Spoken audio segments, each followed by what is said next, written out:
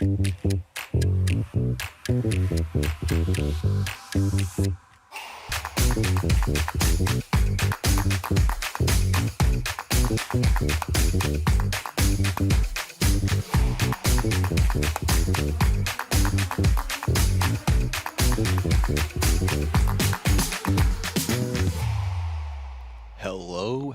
and welcome.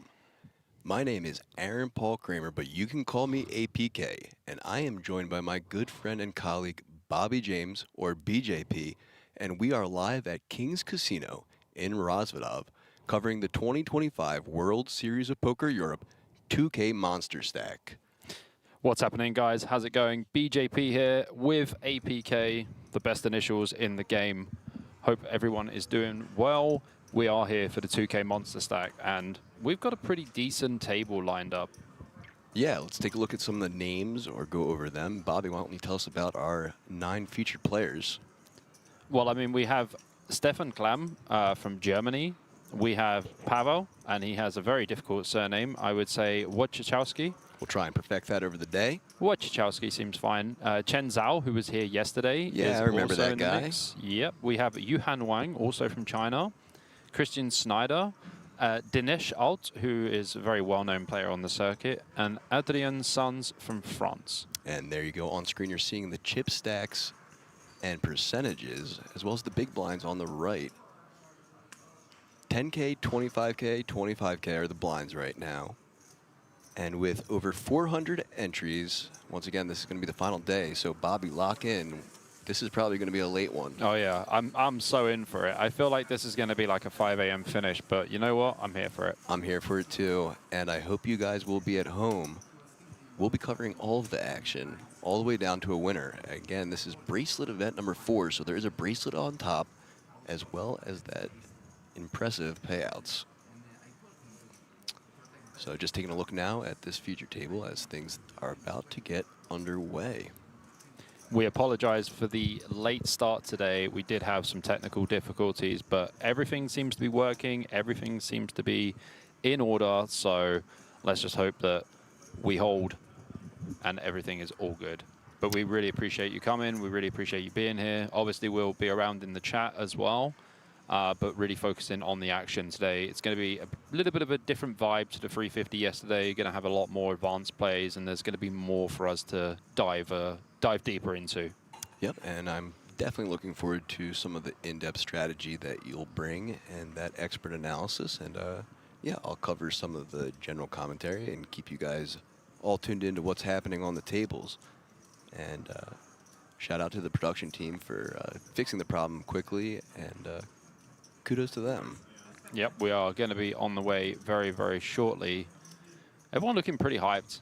I think, you know, the atmosphere when we were just walking around a moment ago is just super nice. Like, you know, it's a very big room here at King's. The poker room is just a lot of tables, a lot of chip shuffling, and a lot of action. And Chang looking especially happy over there. So I'm not sure about the other gentleman at this table, but after his impressive deep run last night and having one forming right now, he's got to be riding that wave. Absolutely, yeah. And he's got the 10,000 euro ticket. Don't forget that he will be playing the main event here, which is going to be an absolutely massive tournament. Very cool. Excited to meet that young man on one of the breaks and talk to him, see how he's doing. Yeah, we got to talk to Jan last night, the second place finisher. Really nice guy as well. Unbelievable. I wish I would have known this during the broadcast, but what he was telling Bobby and I last night was this was actually his first World Series ever. Bought it for 2 bullets to last night's event and ended up coming in second place. So what a way to go in your first event at your first World Series of Poker ever. Yeah, absolutely. I mean, what a fantastic start for him. Young guy, very nice guy. Not experienced a huge amount, but really brought the fire to the game yesterday, and I think he played very well. You know, we were discussing some of the hands as well, and he was very open to... Competent. Yeah, he was very open to, like, listening to, like, you know, my thoughts and stuff, and, you know, the hand especially where he hero called the ace-king on the river. Sure, yeah. We both agreed that if Sarah had gone a larger size and we both nailed the exact same size, then he would have passed, but... You know, actually beating a ton of hands in that spot as well. So, yeah, super interesting, very nice guy, and yeah. Yeah, and I think he was saying too, like, he had bought a plane ticket already to leave Yep. because he wasn't going to play the main, too expensive for him. But now he has the money to, so he was thinking about changing things up. We'll see what happens. But here we go. Hand number 1 of the day has been dealt. Action underway.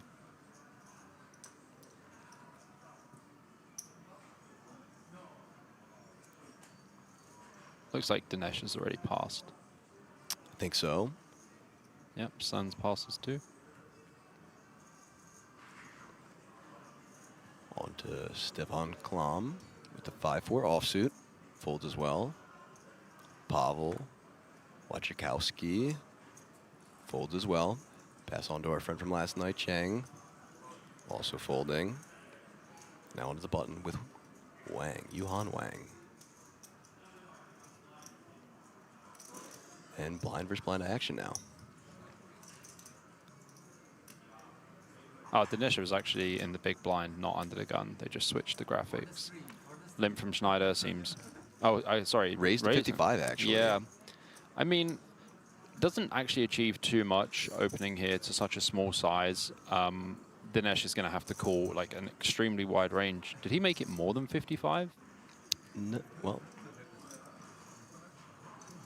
No, I don't think so. Interesting. I'm surprised. But Dinesh folds. He has such a small stack. Dinesh no? down to only 30K now. As you there see, must be a pay jump or something. He's playing just 2 chips. Yeah, there must be a pay jump.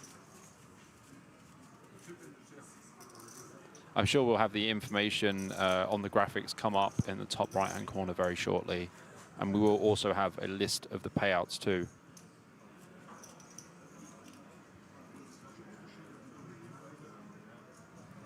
Dinesh has been around for a while. He's a very accomplished pro. I played a lot with him.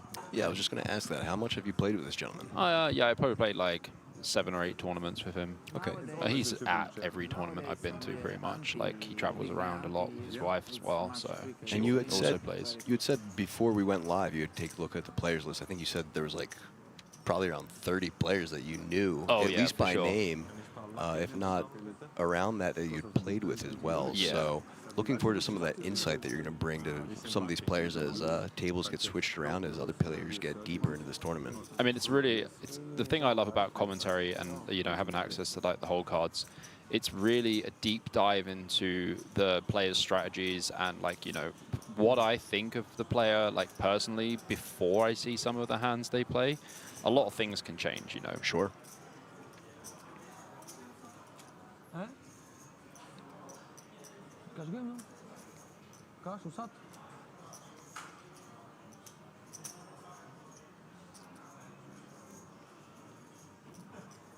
Looks like we're just waiting for the next hand to be dealt here. Must be a pay jump because hand for hand. Yeah, that makes sense. Like, obviously Dinesh would call pretty much anything blind versus blind there, having such a large percentage of his stack already in the pot because he has the big blind ante as well. So, yeah, must be a pay jump. And I'm sure it's a significant pay jump as well in regards to the buy-in.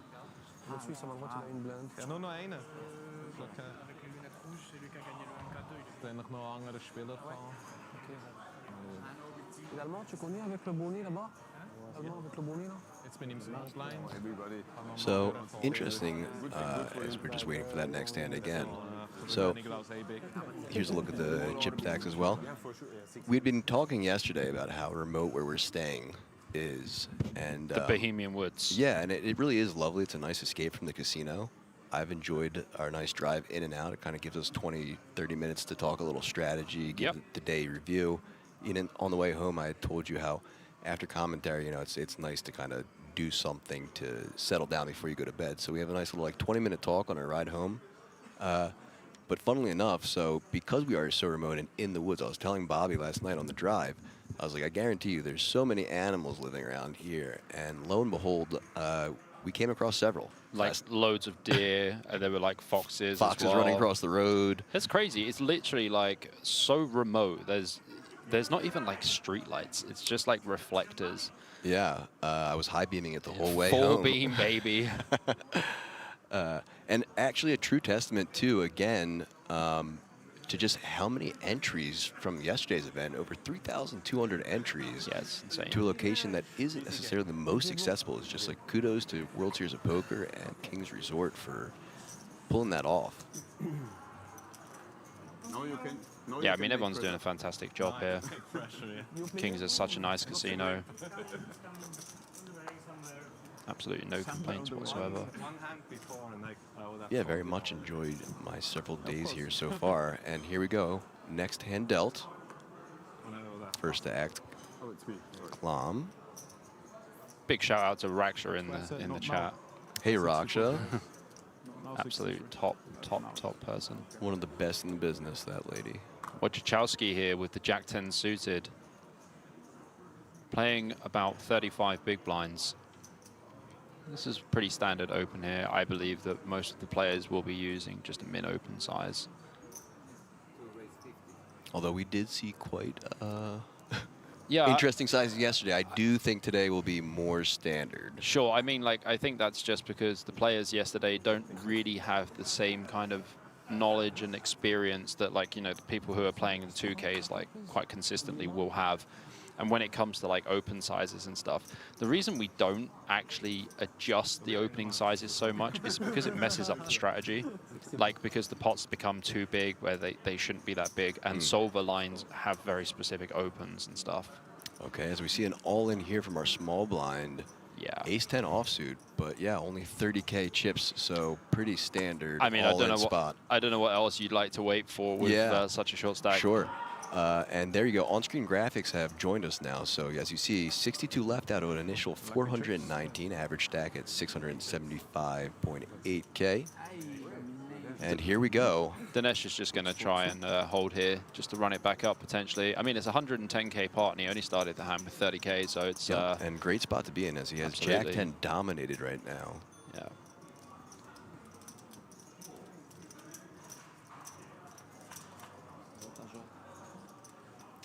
Oh, he just flops a straight flush. he second hand. He just flops a straight flush. You know what's sick is that I saw that first diamond and I was like, oh, there's one. Oh my god, he might make a royal as well. Could you imagine that? He flops a straight flush and then makes a royal. Like, dude, that's so sick. And even Dinesh giving a smile there. Great sportsmanship from him as well. Yeah, I mean, like, what a way to bust, right? Yeah, flop him straight dead. Like, that is just so brutal. I think the on-screen graphics even said eliminated before the river hit, you know? Yeah, Cause like, yeah. It was why just even like bother waiting? Dead. What a way to start, guys. I'm sorry for a lot of you people who are going to trickle in and miss that. Second hand of the day, and we see a straight flush flopped. That's it's very uncommon for sure. Yeah, certainly. But a great way to start this 2K monster stack.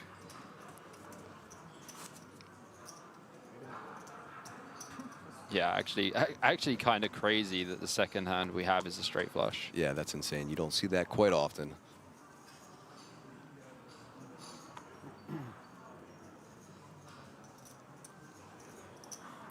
Pavel under the gun, folding with the 8-deuce offsuit.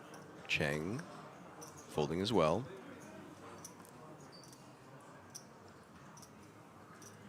Yuhan throwing it in as well.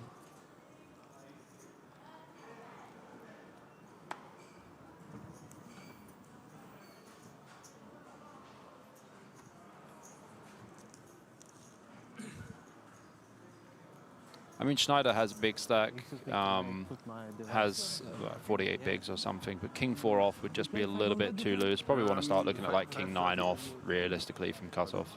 So now back to Sans in the small blind with the 5-deuce of clubs. 5-deuce of clubs, probably just playing as a limp. Don't really think you want to raise this one. I think you just want to limp. You pretty much just play limp fold here with like the small suited gappers. I mean, folding is probably okay as well, but I think limp is going to be the best play. Sitting on 810K. Yeah, he's got like 35 bigs. Actually, I haven't been yet, but I will call and there it is. Just the call. And like Jack 5 off here, you actually have multiple options. I don't mind raising because it's a very bad jack, and when you do, I mean, they fold hands that you're already beating, but there's not really much like dominating. Like it's not like you achieve much when they fold like jack 3, jack 4, whatever. So I think checking is probably just going to be fine. They also like they may not have played with each other so much, so they haven't really got any idea how each other plays. He's just going for the limp 1 big blind. This is pretty standard line. And works. Yeah, it gets the job done. That'll do.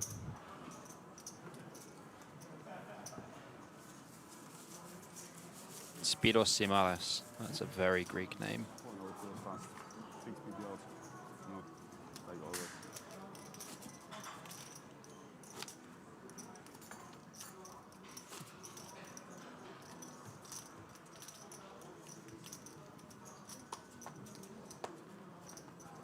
Here we go. Next hand underway. First act, Cheng folding. And back-to-back 6 deuces for Cheng and then Wang, both folding. Schneider in the cutoff with a7 offsuit. I mean, you can open a7 off here from cutoff. He obviously has a big stack, but it really matters about like the other stacks behind as well. a7 off is going to be okay. Probably the bottom that you want to open from your offsuit ace-x. Obviously, like ace-5 off will be okay also, but a7 off is like the bottom of the non-straight cards. So he does open to 50K, folding around to the big blind now. Yeah, Wachowski's just going to pitch it. 8-4 off is definitely no good. Yep, and ace-7 takes it down, so raise and take it for Schneider.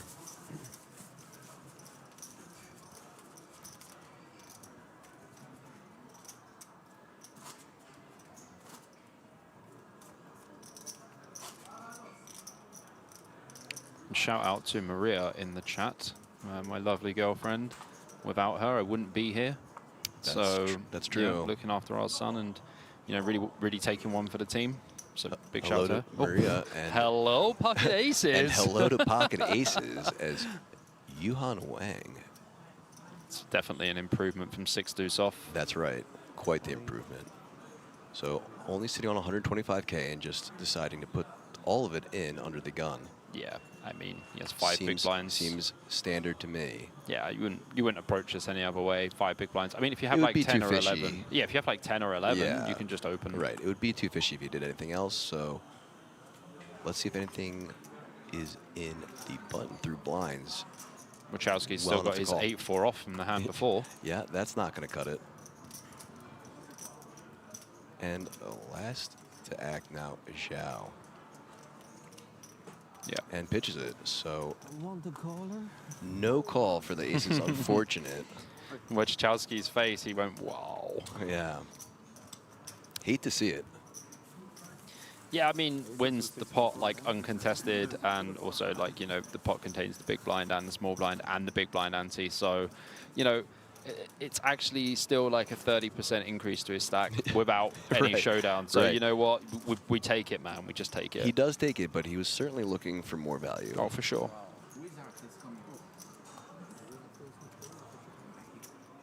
What is that flag? All right, so it looks like a possible new player might be joining us, and he is. So that's seat 9, Jose Guana from Mexico, joining us with 370K.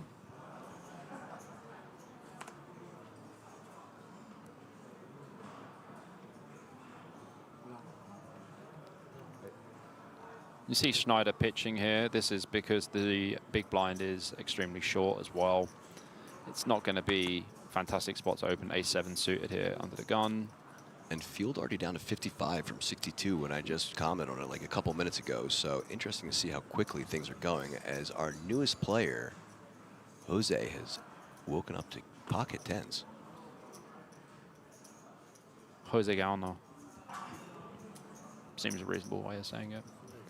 And obviously, you see Jose here doesn't have a tremendously large stack, around 15 big blinds. Just going to open here, as we were saying before.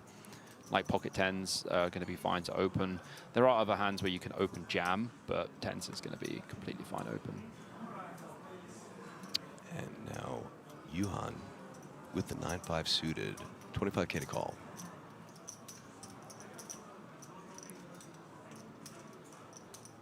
So generally in these spots, like when you're a little bit deeper, you can flat and try a stop and go. But when you have 9-5 suited, I would say specifically, you're just going to be dominated by so many of their hands. So it's just, you know, again, they're laddering as well. So it's just no need. As we see Jose getting mic'd up there, but nice little way to start. Sit down and just raise and take a pot, real easy. I mean, this is also showing like Schneider's experience by just folding the A7 suited under the gun. Like a lot of people, you know, like especially some of the players from yesterday, we saw them opening Suited super. ace. But we saw people opening ace-9 off under the gun and stuff. You know, ace-4 off, ace-5 off. Some people limping ace-5 off, which you're just not going to see at this level. I mean, it looks good, but the position is just terrible. So yeah, that's a spot that some less experienced players might try to take. Absolutely. And good thing you didn't, yeah. And also, like, stack depth's so important. Like, and when everyone's playing, like, you know, 30 big blinds average or even less, you're just going to have to raise forward such a high frequency. And like, most of the free bets, especially the stuff from early position, are just going to be way stronger hands. We do see Zhao here picking up the ladies again. Yesterday, he had the ladies. Twice. And today, he has the ladies Still again. got them. So like I said, still riding that wave with some impressive pocket pairs. Let's see if this is the first time our pocket pairs can get more than just the blinds and ante. Let's see if he opens to a normal size. See, have you go. seen? He's open to a normal size now, whereas yesterday he was opening to like 3.5x and stuff. I wonder if it might, I mean, I'm sure there's two aspects to it. You know, buy-in size, field skill, and maybe someone had told him, hey, man, so potentially, you're a little wild last night. So potentially, it could be the fact that... And here we go, as we're going to see an all-in from Wang with the King-Jack offsuit and a snap call with the queens. We'll get right back to what Bobby was talking about. Let's check this hand out. So King-Jack at risk now. I mean, yeah, nothing Wang can do here apart from put his 5 big blinds in, hope to hit a king. Or now he wants a queen. So now Wang, flopping the gut shot, has stolen the queens from Zhao. Needs a king or a queen. That doesn't help. Same story, king or a queen. Still 5 outs. No good. And that's an elimination for Yuhan Wang out of China. GG, sir. We are down to 52 now, and a nice pickup for Zhao as he's the first pocket pair to get value. Yep, absolutely. Look at this, Jose, repping the Mexican flag proud. Absolutely. Draped over his seat.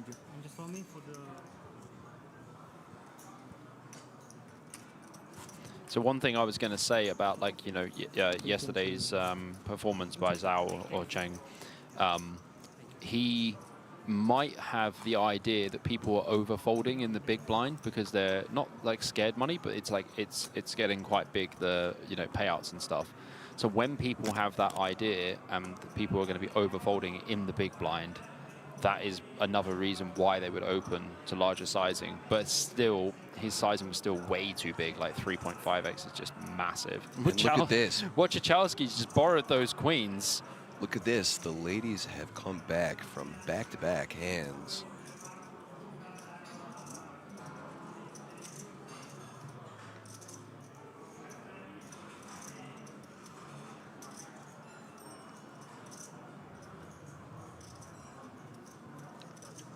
I'll have to talk to Jose because for at least now, of the people I've met so far, I'm by far the person that's traveled the furthest. But if he's coming from some parts of Mexico, then he came further, so I'll have to talk to him. He's got me beat. So you see Wojciechowski here opening, you know, 50K, 55K is very similar, same thing.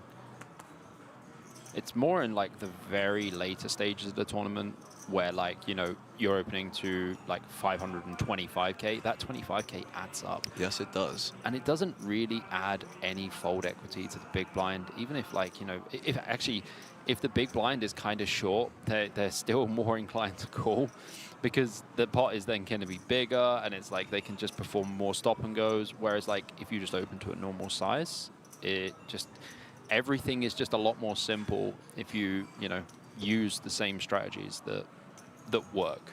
Balanced. Mm-hmm. I mean, this should just be a clear-cut fold in the big blind here for Sands. Like, you really want to have like King 4 suited. I mean, King Deuce suited would be fine to call as well. King 4 off should hit the mark. That is... And a 3-bet from Adrian Sanz to 190K. So now Queens with 135K to call. We clicking it back? So, I mean, you have two options. If you call the 190K here, the pot's going to be like 470, right? And Suns only has 655 behind, so about 1.5x stack to pot ratio. It just means that we're going to be able to get the money in a lot easier on 2 streets instead of 3. Like, we don't need to put it in on 3 streets. So flatten's definitely an option. You could also jam, but a jam is like 40 bigs, and it's a little too much, right? He's just going to jam. But going for it. Yeah. All in for 835K, so that's going to get a fold from the King 4. So, like, hijack versus big blind, there's going to be some wide ranges from hijack, but King 4, like, I mean, it doesn't play great as a defend here, but it definitely doesn't play great as a 3-bet either. I think, like, just passing, like, keeping 40 big blinds in this tournament, you know, you've got, like, a decent structure and stuff. Live tournaments are completely different to online. You have to adjust. You need to learn about your table. Like, you need to learn about how they're playing, like mannerisms. Is there any tells that you can get off them? All of this stuff that you don't actually have online. And because the blinds are way longer live as well, you have plenty of time to do it. And it's nice and slow. You can take your time. You can observe. Whereas, like, free betting King 4 off there is just not really going to be a thing in live, especially. Okay, so maybe a little read on his previous poker experience coming from online, maybe, you're saying? Yeah, potentially. Potentially, so interesting. Oh, yeah. Thank you. Folds around to Schneider on the button with Queen 6 off. No, no. I should not. Oh. Yes, everyone. Everyone getting some Tic Tacs. Move around. Most of the time, nobody. I haven't had Tic Tacs for so long. You know, I can't tell you the last time I have either. But, I think I was probably about 14. My friend, do you want Tic Tac? No, thank you. Did you just shake your Tic Tacs at me? Yes, it's really not. You cannot mix it. Guys, Tic Tac. Yeah, guys over here in the booth. Which one's Thank too you. strong for me? Yeah? I only like the red ones. Only likes the red ones, the cinnamon ones. Oh, they're brutal. They're aniseed. Aniseed Aniseed they are. Aniseed. In the UK, they're aniseed. The red ones are yeah, anise? Yeah. Oh, and back home in America, it's cinnamon. I like cinnamon. Yeah, so just checking the King 4 off spot now, it is almost a pure fold. And you start free betting hands like King 9 off, King 10 off, small frequency. And all of the suited King X from King Deuce all the way to King Queen suited are pure flats. So, yeah, the King 4 off free bet is just a little bit muy picante for this early into being on the table, and just in general, it's just not going to be a great 3-bet. Yeah, and I like what you said about, you know, using the time to your benefit instead of to your disadvantage. You know, you often hear that, oh, live poker is just too slow for me. It's boring. The but best, like, though. You know, like you said, if you use that time wisely to study your opponents and take your time to really analyze what's going on at your table, it doesn't seem as slow. Honestly, like, the reason I enjoy live poker so much is because I get to watch people. Way more information. I learn so much about people, like, you know, the way they touch their chips, like, you know, the way they're looking at the flop, or if they're looking at the player. Like, there's so many different things that you could overanalyze, but I love overanalyzing, just in general. So I just love live poker, and watching live poker and watching, like, how people even, you know, like, play with their chips, whatever, like, how focused they are. If the other players are looking at the other players and stuff when they're in hands. And obviously when you're watching, like, you know, the bigger buy-ins, like the 25Ks and stuff, like, there's just, it's so difficult to get reads off players. Yep. 10-5 suited here, around 12 big blinds for Gauna. You would just limp almost pure, I believe. And we haven't seen much aggression from the big blind from Clam. So I imagine he will just check back with the 7-6 off. And guys and girls in the chat, if you have any questions about any of the hands, feel free to type in chat and just let us know. Okay, so I'm just looking at the payouts here. So next jump is at 39. I imagine Gauner's just going to use pretty standard 25k on this flop, small sizing. You can go bigger, but when your opponent doesn't raise you pre-blind versus blind, the ace-x and some of the queen-x is going to be eliminated. So going super small, 25, 30k is going to be fine. Third pot, quarter pot.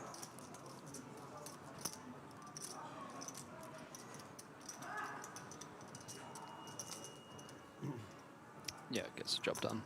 And Jose taking down another pot. Eloy Dominguez Castro says, So- Muy picante, vamos Mexico. Vamos Mexico. So I do want to note, though, that places 1 through 10 again will be getting a World Series of Poker Europe main event I think ticket. that's in every single tournament. Is it every I think single it's in tournament? every single Love- WSOP love that. bracelet event. Love that. I think it's sick. I do too. You kind of get forced to play a big tournament, but you're also getting massively rewarded because you're getting an opportunity that you wouldn't have before. Yeah, some really cool perks to getting to that final 10. And it makes you feel a little bit better about possibly being the 10th bust out and not Sure. making the final table, because at least you get the 10K ticket. So it looks like we have a new player again now, and that would be Amit Buganin from Israel with 205,000. Yeah, so rocking the short stack there for sure. Having 8 big blinds, just going to have a lot of very simple push forward stuff. Sands in the cutoff, very likely to open here with the pocket threes, 25 BB. And not to distract from the hand that's happening, but on screen, I do love that we're seeing a different side of Cheng right now. Yeah. He was Bit not really bit talking. Closed. Yeah, a bit closed yesterday. And look at this. He smiles, talking to his new player to the left. I mean, bro just won a chunk of money and a he's ticket. and he's cashing this. So. Yeah, like, life's good, brother. But it's nice to see him, Yeah. you know, more relaxed. Having a bit more emotion Yeah. and stuff. Good for you, Chang. So raised to 60K from Sans with the pocket threes, and now Wojciechowski in the big blind with ace-6 offsuit.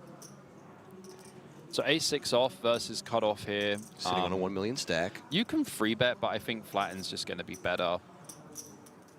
Like, you probably want to free bet. I think, like, free betting it here would start from, like, ace-6 off, ace-7 off, but I think flatting's just going to be way better. So it just finds the call and then flops one of his outs with the 6 king king, 2 hearts. Now Sans behind and in need of a 3.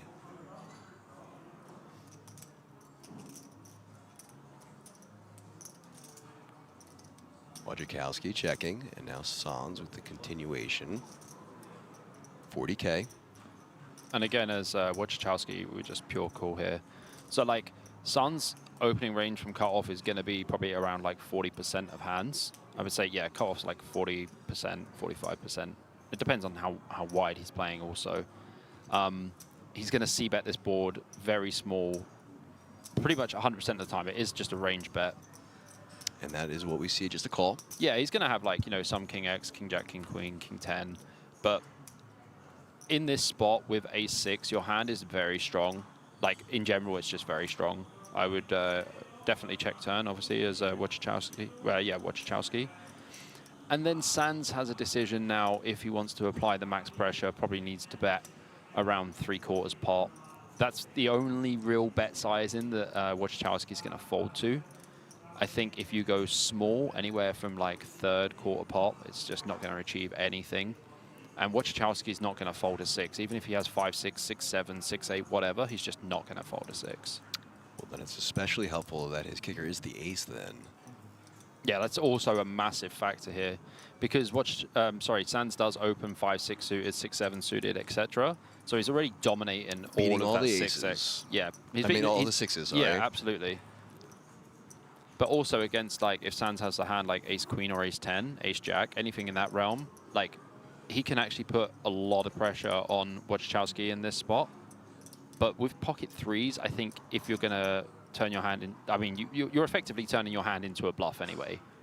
Because Wojciechowski can still have a lot of king X in the big blind. He defends all suited king X. 140 into 385 is a bit too small. I think Wojciechowski's almost always calling here on the turn. I think you would prefer to use a bigger size.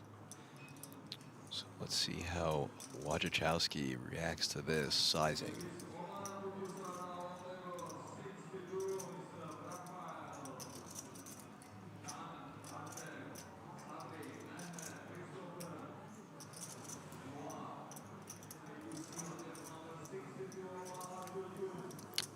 Take a nice look at his chips.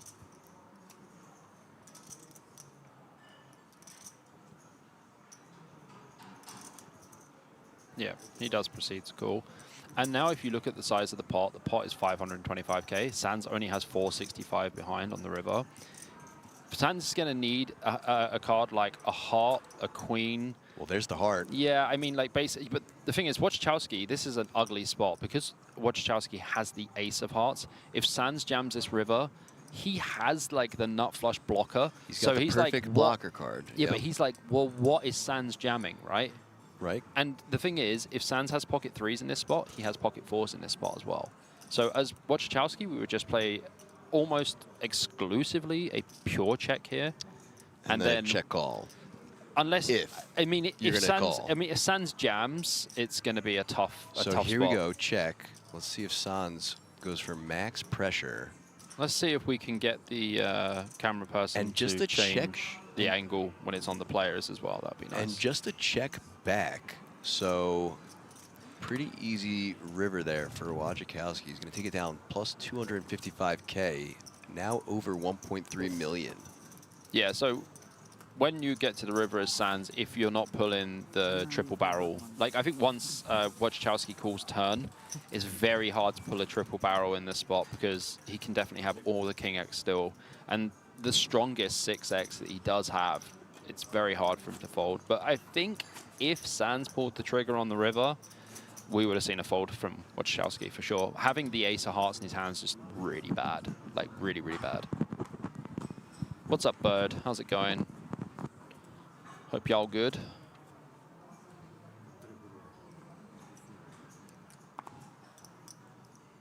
Our new player, under the gun, 8-4 offsuit, folds. I like his bag and his watch. His watch is really cool. It is a cool watch. Schneider +1 with the ace-3 offsuit. Folding as well.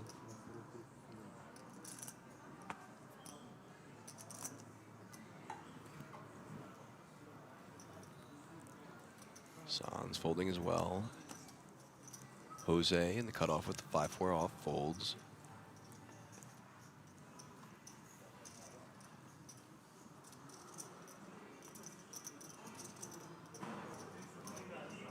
And a fold from Klom. Now to the blinds. Wojciechowski, 7-5 of clubs. Only blue? Yes.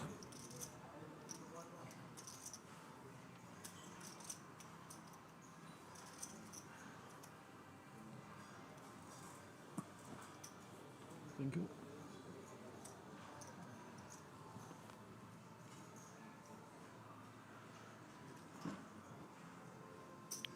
Hello.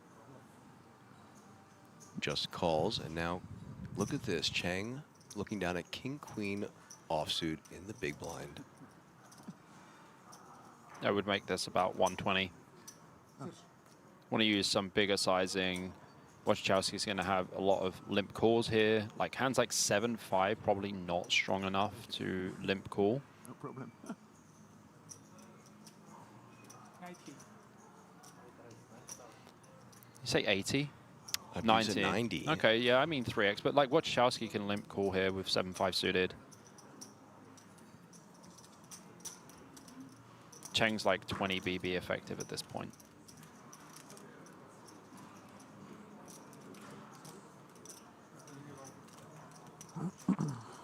Looks like that's what is exactly going to happen. Call from Wojciechowski, so let's see a flop now. 2-6-4. He's flopped the open ender. King Queen still ahead, but marginally now. Yeah, so Wojciechowski can lead on this board for sure. Chooses the check. Yeah, though. we'll likely just play check call because like he expects Zhao Zhang to have really like, you know, ace jack, ace king, king queen, like all of these kind of hands, like a lot of the Broadway hands, even some like ace 5, like ace 5, ace 6, ace 7, ace 8. So there's no real value in him leading on this board because Zhao is going to do the betting for him. And he does 55K.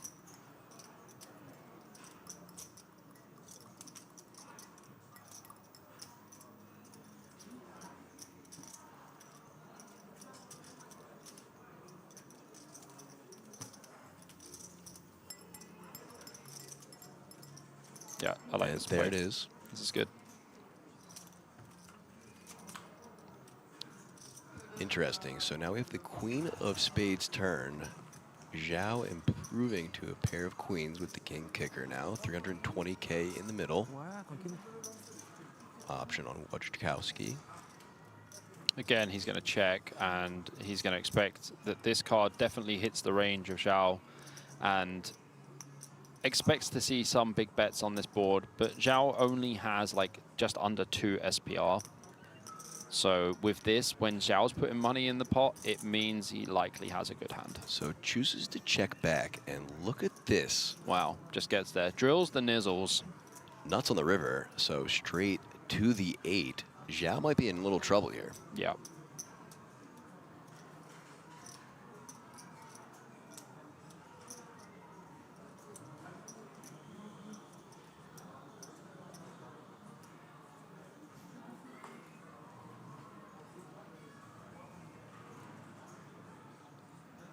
In regards to sizing, I actually think that Wojciechowski could just open jam this river because Zhao is supposed to have a lot of queen X. A lot of the queens. Mm-hmm. It looks like he said, Did he say 280? I heard an 80 at the end. It looks like, yeah, it looks like 280. Or maybe 180? 280 it is, yeah. So now 280 to call. Pretty good sizing. It's half of Zhao's stack. Just under 50% of Cheng's stack there. And in a really tough spot here. And the thing is, like, Wojciechowski does have a lot of the 2 pairs, but mainly Queen 8 suited. Like Queen 8 suited, maybe some Queen 6 suited, some 4-6 suited. But this is very strong from Wojciechowski. He's going to call. Makes the call, Yeah. pays him off. As Wojciechowski reveals the straight. Just the nuts. Unfortunate river for Cheng there, as that is an 880K pot for Wojciechowski. Yeah, and I think he played the hand pretty fantastically. Almost dead near perfect to what your predictions were.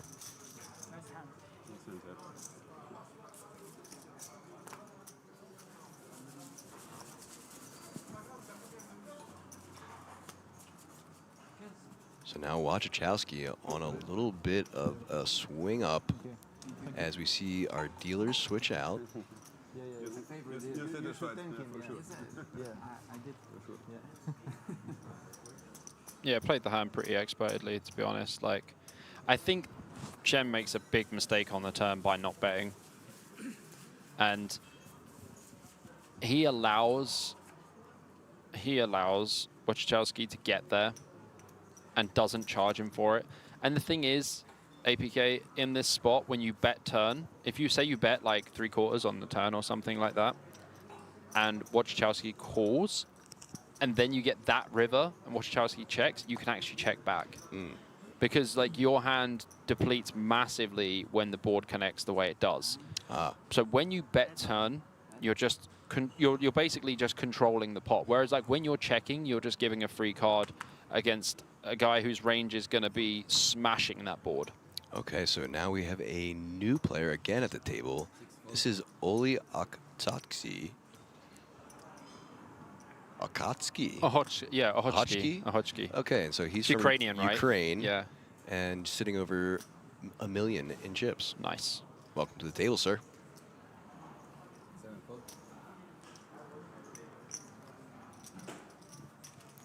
Jose in the hijack with the ace-6 offsuit. 43 players now remain. like I said, I think the next page jumps to 39. Yeah. Probably jamming ace-8 off there, ace-9 off. He has pretty short stack, I believe. And still on the momentum swing, here's Wojciechowski with the ace-jack of diamonds on the button.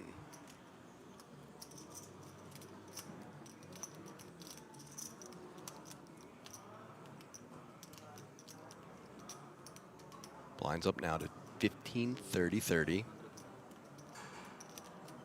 And a raised.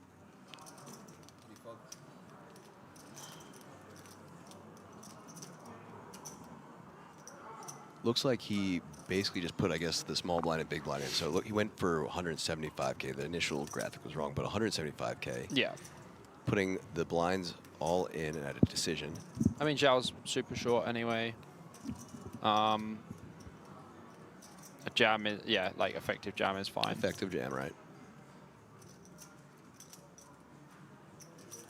I mean, for Buganim here, it's very tough because the thing is you do have a suited queen, but you're probably not doing very well against Wojciechowski's jam. And, you know, you can live to fight another day. You did just lose 60,000 in the pot, like, which is just going to be a massive percentage of your stack. But you still have... But you still got a chip and a chair. Yeah, and a chance at another pay jump because as things stand, players seem to be dropping like flies on the outer tables. Yeah. Exactly. You Just have a couple to keep an people eye. away from that next pay jump. It's not the biggest one, but every dollar or euro It matters. all counts.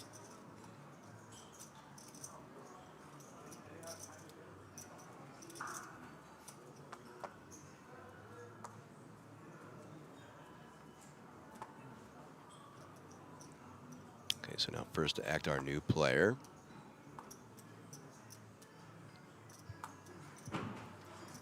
Okochski. I'm just going to go with Ollie. Okay. Just call him okay. I could do that too. That's a good one. Sands +1 with the mystery hand. Folding.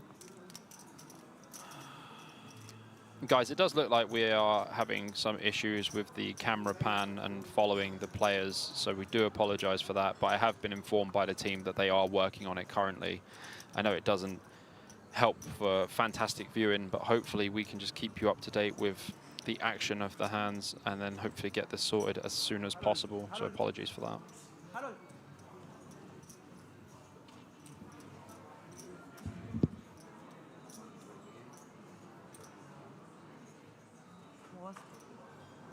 No mames. Tengo 14 gigas, güey. Estoy a falta. 400. So Klom going all in with the ace-jack, offsuit and the hijack for 395K. Schneider in the big blind with the ace-8, 365K to call. Double up y This is actually going to be a pretty easy fold for Schneider. Hijack versus big blind. Ace-8 is going to be performing okay against hands like king-jack, king-queen, etc. But the jam is for 13 big blinds, and that is a massive proportion of Schneider's stack. I expect to see a fold, a disciplined fold. Yep, essentially a third of his stack.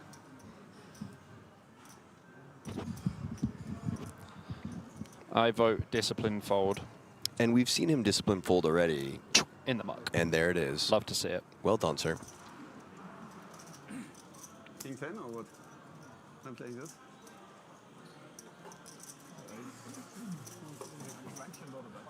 Sorry?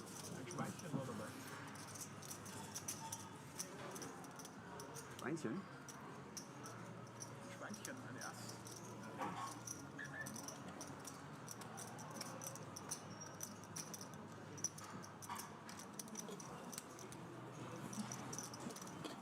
Stand on the picture table.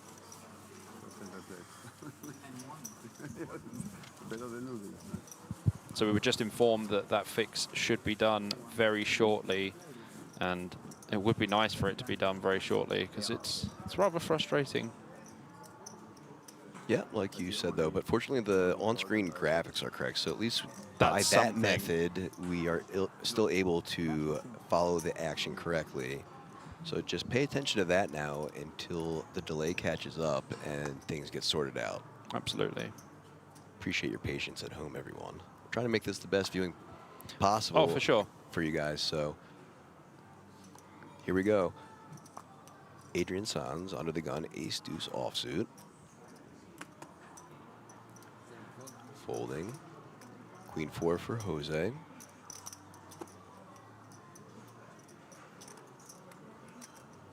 Also in the muck. Clom +2 with the Queen 7 offsuit. Very likely joining them in the muck. I would hope so, and does. And now Wojciechowski with the King Jack offsuit and the hijacked should be opening. This will be 60,000 chips, maybe 65. He likes to add the extra 5K. I think he is the guy that likes to add the extra 5 on the end. He's the 5K guy. Yeah, and we're okay with that right now. Absolutely. See if he sticks to his typical betting pattern. Changes it up to the 60K though, so. I mean, it is default sizing anyway. Default sizing. I think Buggernim's got a very nice spot to jam here. He has a very short stack, and Wojciechowski should be opening fairly wide, for even from the hijack. And it's because he has such a big stack, he can apply max pressure. He won't be folding to the jam from Buggernim, but I can definitely expect to see a jam. Ooh, folds though. Yeah, I think it's okay. I mean, I saw him look up at that clock there, so I think he is just... Yeah, he must just be waiting for the pay jump. Just waiting for the pay jump. For sure. We're 3 players away from that, and the way people have been knocking out, like I said earlier, I can understand it. He needs to find a hand, though, really, before the big blind. He only has 4 big blinds, and obviously with the big blind ante, it's not 4 big blinds. Certainly sticky situations for our friend. So a call from Ole with the Queen 9 offsuit in the big blind. Yeah, pretty standard defend here. 2-way action, so Queen 9 behind still as the flop comes deuce 8-8.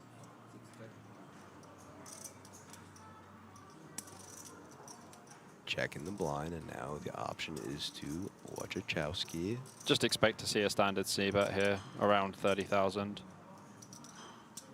Can go 40. It doesn't really make a difference. Like, small bets are just going to win on these boards a lot. But APK, if you remember when we're playing online the other night, and I had the exact same spot with Queen 9, yeah, but it was on 5-5 deuce. And because there's so many more 5s in the big blind, when they c-bet their normal default size, it's actually a fantastic spot to check raise. Yeah, and you check raised them and got it to work. So a nice little raise there. So 55K there on the bet sizing. There was the 5K. Yeah, there's the 5K. From earlier. We found it. But just takes it down and still on the upswing. Anything smaller than 40% is probably fine. And this is another live thing as well. Like, when I see there's an older gentleman in the big blind, and I think about a spot where I c-bet like 100% frequency, I know that they're likely folding in general, so it means you don't actually have to go as big. Now, Bobby, I have to ask you, when you refer to an older gentleman, what age do you start considering them old? 65 plus. 65. Yeah. And didn't even hesitate to answer it. No, I have a strategy. It's called the OMC C-bet. The OMC hijack versus BB C-bet. Well, thank God I got 30 more years until you consider me old. Bro, I'm coming for you. Don't worry about it. But I'll be one too, so it's fine. I'm older than you, I think. All right, so folded around to Buganam in the cutoff with the 10-8 of spades. Goes all in for his 130K remaining. Schneider with a 5-4 offsuit on the button, should be folding, and does. Ole folds as well, and now on Adrian Sanz in the big blind with King 3 off. 100K to call, 4th of his stack. Yeah, but the problem is he has the big blind ante in as well. So, I mean, I think he's going to call. Like, his hand's terrible, but I think he's still likely to call. He's like, I have a king, you jam Jack 10, you jam Jack 9 suited, Jack 8 suited. Look at that. You see him looking over like, man, yeah, I mean, I think this is callable, and does make the call. Yeah, this is pretty standard. So here we go. He's in the lead for now. 57 to 43 are percentages pre-flop. Buganim at risk of being eliminated in 42nd place here at the 2K Monsterstack at the World Series of Poker Europe. Here we go. Jack 5-9. Pretty decent Two flop diamonds. for bugging him, I would say. Yeah. Just goes to a pure flip now. So percentages even out. King on the turns. Not so good now. Not the best. So 6 outs for Buganim. Queen or 7 with 2 sevens dead. Ooh. Spikes one of them. Makes the straight. Knocks the table. Visible fist pumps and a double up. Yeah, and don't forget, because the pot's actually so big with the blinds and the big blind ante, that a double up is basically tripled up. Massive pot for this gentleman. Again, so down to 41, only 2 off the pay jump now. I mean, he started the hand with like 120, 130K and wins a 300K pot. It's pretty amazing. Ahusive. Yeah, we take. We take.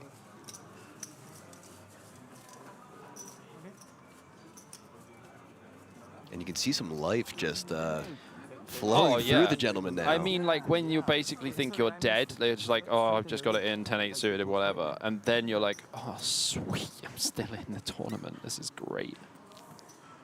Wojciechowski adding into the excitement.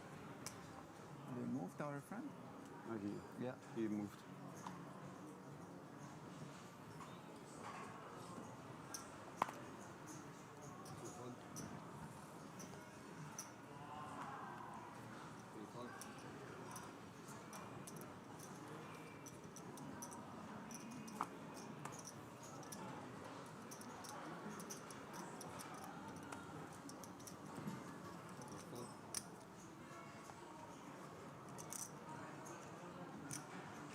And now Schneider looking down at pocket sevens in the cutoff.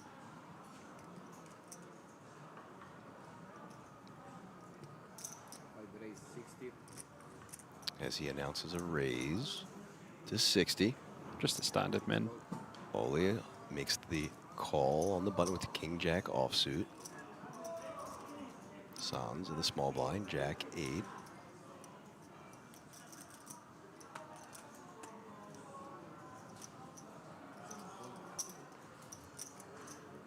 Yeah, Clam very likely to defend the big here as well.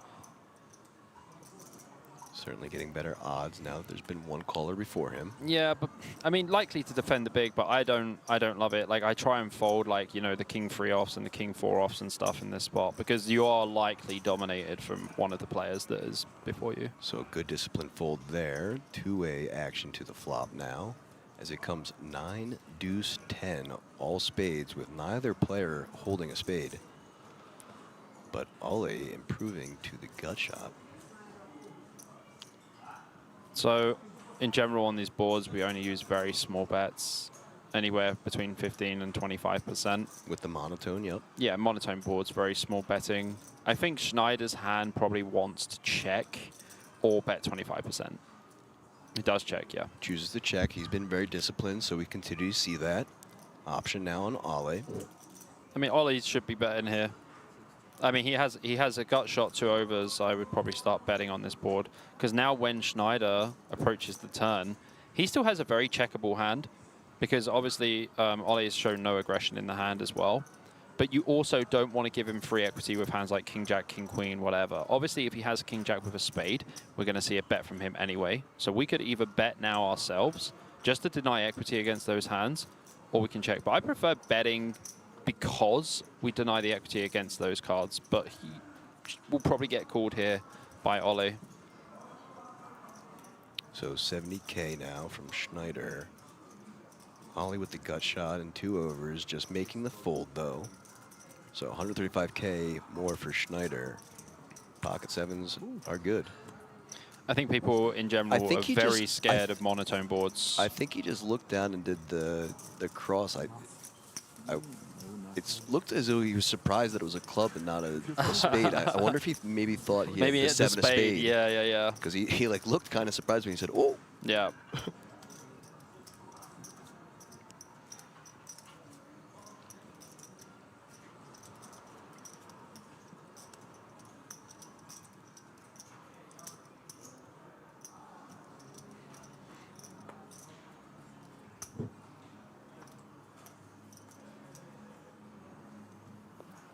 Chang first to act, jack 8.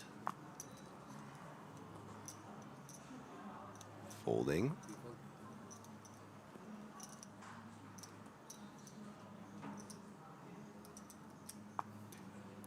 from Bugenham as well.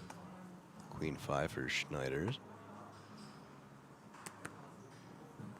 Also folds. Quick fold from Ale, and now onto our button, Adrian Sanz.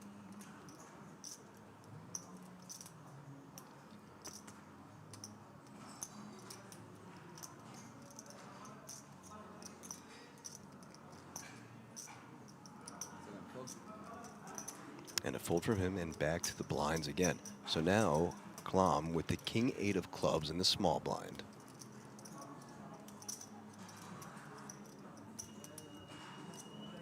I would just limp this spot. We have like 13 big blinds. I think we can jam as well, but we also get no value from hands like King 5, like Queen 5, etc.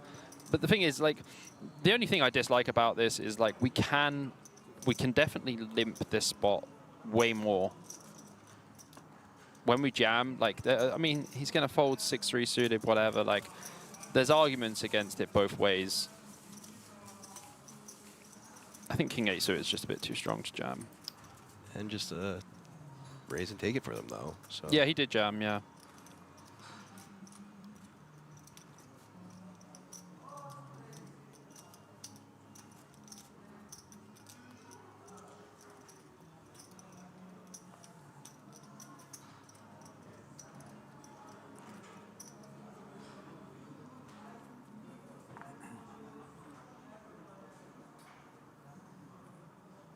Bugenham first act now. Queen 6 offsuit. I mean, Bugenham absolutely loving life. Having even just having 10 bigs, he's buzzing. Yep. Because a moment ago he did not have 10 bigs and was not buzzing. Folding to the hijack, who folds as well. 6 deuce offsuit for Sanz. Should be a relatively easy fold.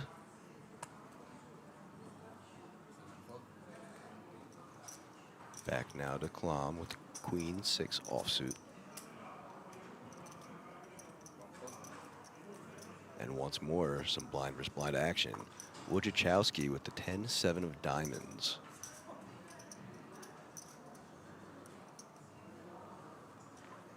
He's just going to put Cheng in for sure. And that is exactly what he does. So an all-into call for Zhao with the 9-7 of clubs.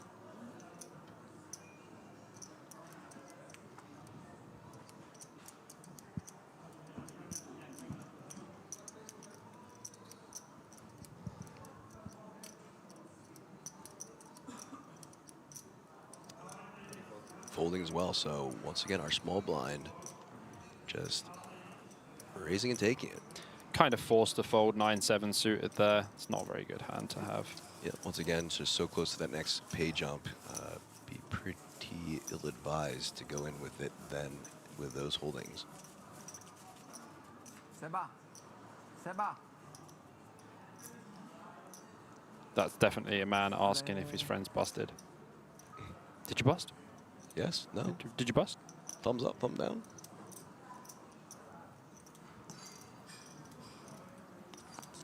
Hand number 20 being dealt.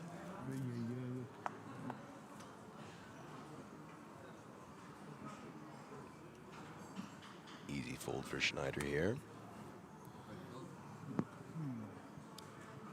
Also for Ole. And does. And Sands. Don't think you really want to be jamming 10 bigs here with 7-6 suited. Hand just doesn't perform well. I think we just put it in the bin and just move on. And our player has auto-mucked as he's away from the table. I think he would have mucked anyway. King 3 suited, opening from cut-off. I think so too. And into Zhao, who's got a small stack, and, you know, Bugenham, who's got a small stack. You just don't really want to do anything like that. And for a third hand in a row, we're back to blind versus blind action.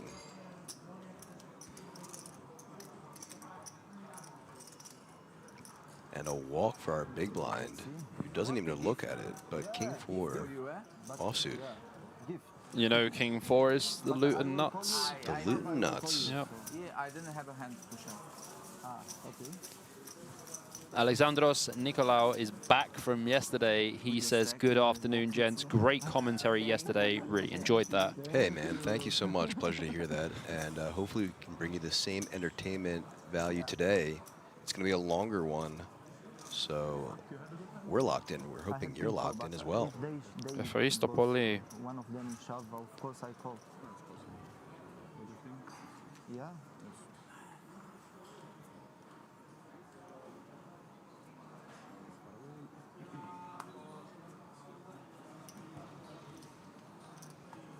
Ollie folding under the gun. Sans now with the pocket sixes in the +1 position. 290K stack. This is just going to be an open jam for sure. And this is the same thing I was talking to you about yesterday, APK, with the certain hands like 5, 6s, 7s, 10 big blinds, early position. We just have to put the money in. One off that pay jump though. I'm still putting the money in. Still putting it in, yeah. Yeah, because we're +1 and we're going to be in the big blinds soon anyway. Pocket sixes is just a rip and chip, man. But understandably so, taking his time with the decision here. Oh, for sure, absolutely.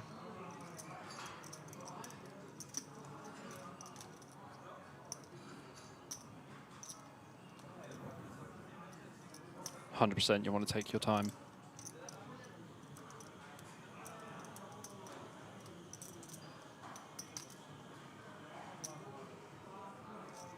All in. Wager everything. All of it. Taking a look once more, making sure they're both sixes. Yeah, I'd be very surprised to see him not jam here. He has just under 10 big blinds. He's going to pick up like 2.5 bigs. This is just a no-brainer. I think the pay jump just happened as well. 40 players remaining. So it'll be 39. Yeah, 39. Okay, yeah, pay jump is at 39 then. Yeah. And no time banks here today, by the way. Yeah, I noticed that as well. Yeah, some tournaments have a time bank. And I mean like a 350 euro tournament, definitely. Here it is, the effective all-in from Sans. That's the difference with the 350 is because there's so many players that they can't have any stalling. So raised to 275, leaving just 15K behind, 3 5K chips, and folding around to the small blind, Huganim with Jack 5 offsuit. That's not going to cut it.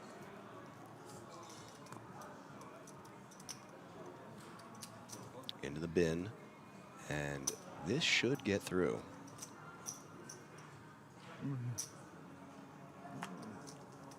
There you have it. So 75K for Sans, and a more important moment as we have now reached our pay jump. Yeah, I mean, it's a pretty standard spot. Like the pay jump's just very inconsequential for, you know, how much there is up top in the tournament. Yep, so it looks like, so now every player has locked up 4,625 euro. Our next pay jump will be at 31.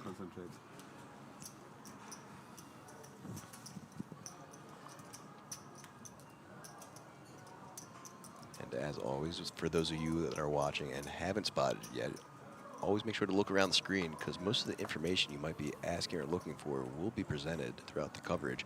Top right, field size and average. Bottom right, what hand we're on, blinds, and the total pot.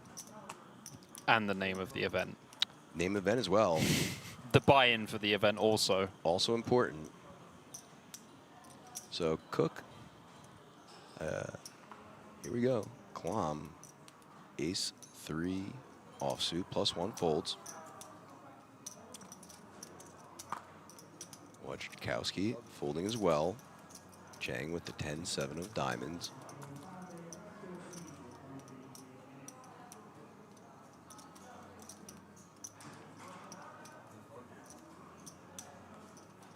Making the fold.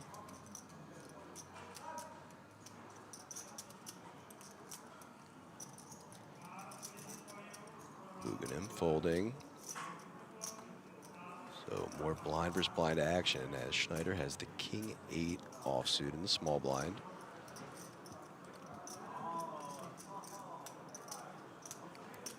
So it looks like there are about 25 big blinds effective, just looking at the stack of Ole. I mean, I can't actually tell what his stack is, but I'm going to say he's got like 8, 860, something like this. 865. It's very hard to see. There's also a... Well, we do have a gentleman's head in the way. There is definitely a bald head in the way. Yeah, that can obstruct things. So a raise to 120 from Schneider, and now Ale with the 9 deuce offsuit. So close. This at 850. 10K off. It's okay. Quick fold, and takes it down. So yet another small blind taking it down. Yep, 3x blind versus blind here with Schneider's hands. Very nice. Like King 8 this could be a very good hand to do it with.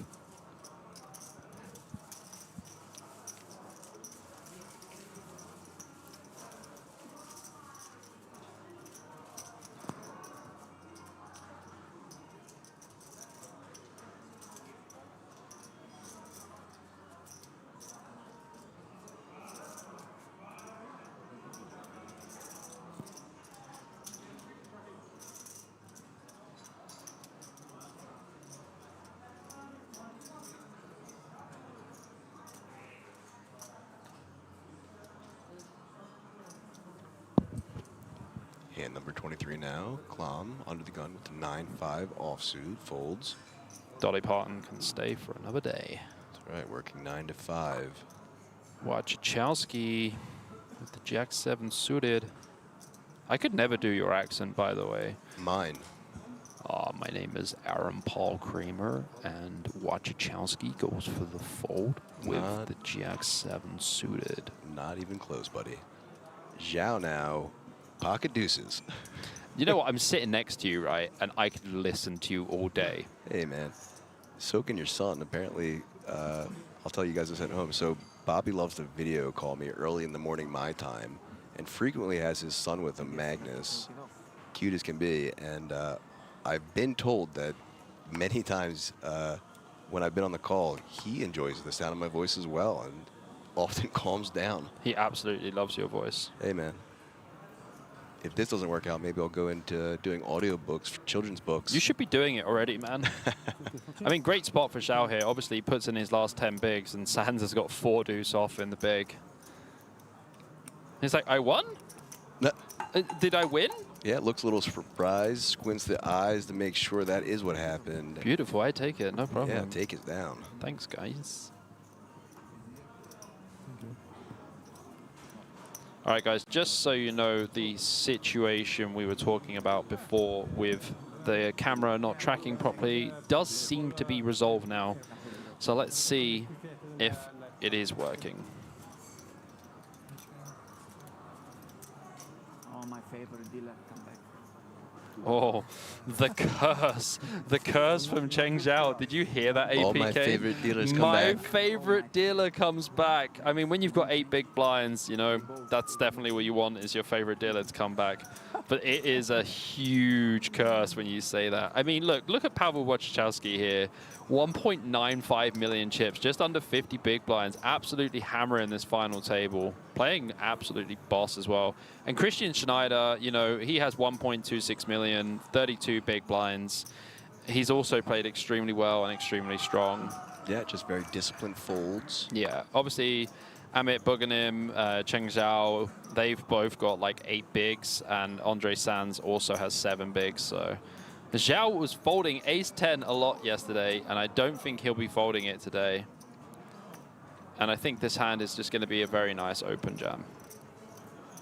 As the blinds are up as well now, so he has less than 10 big blinds again. Looks like that's what he's considering now, and announces all in. Please wager everything.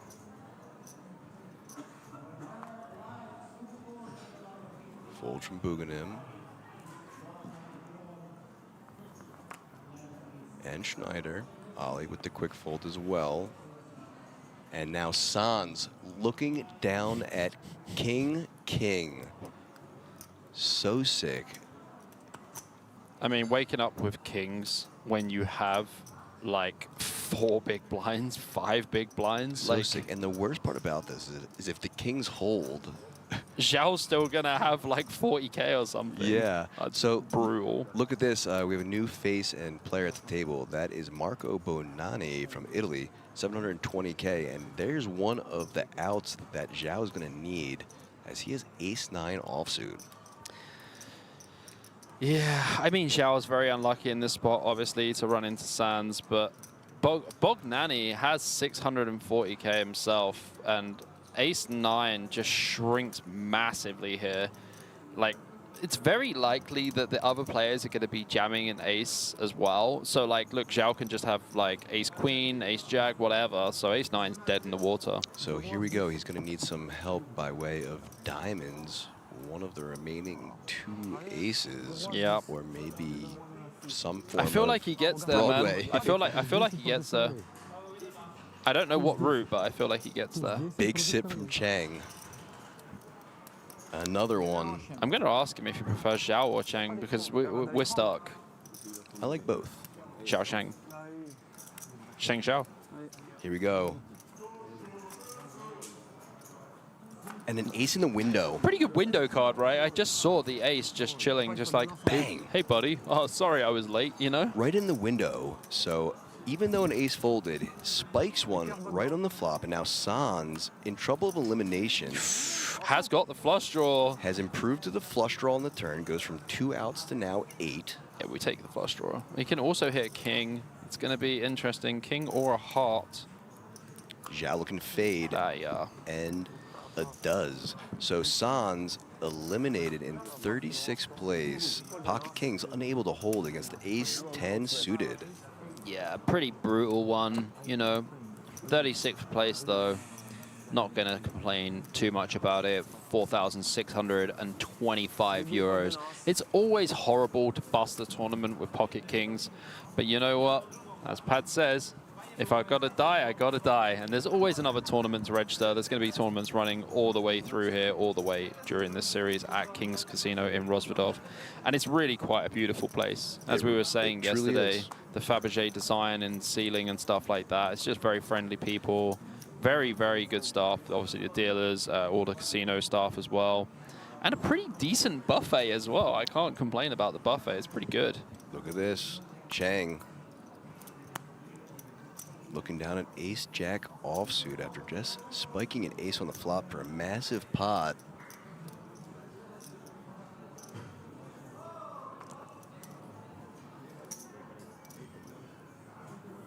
Raises to 80K. And now Schneider pipping Zhao with the ace-queen offsuit.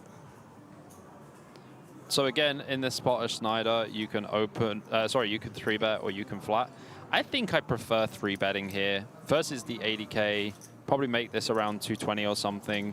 And the reason I prefer to 3-bet here with the ace-queen is we want to get heads up against Zhang. We don't want to let other people in the pot. We just want to be heads up. So I'd just make this like 220 or something.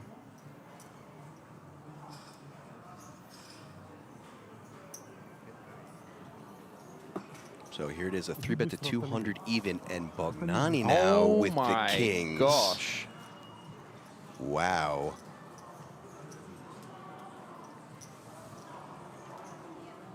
Back-to-back kings now.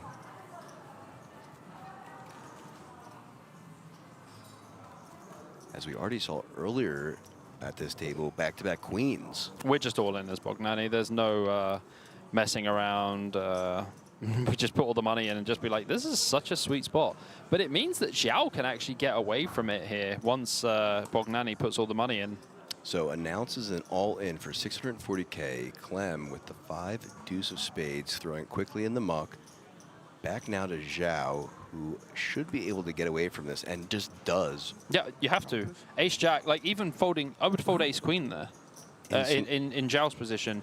But here... Yeah, I was going to ask you. So basically, you need to think about what your opponent's range looks like. And when it goes open from, like, I think it was low jack, and then hijack 3-bets, and small blind jams, it's like small blind's jamming range is probably going to be something like jacks plus for the pairs. Ace-queen suited, maybe? Like, yeah, ace-queen suited and ace-king off as well.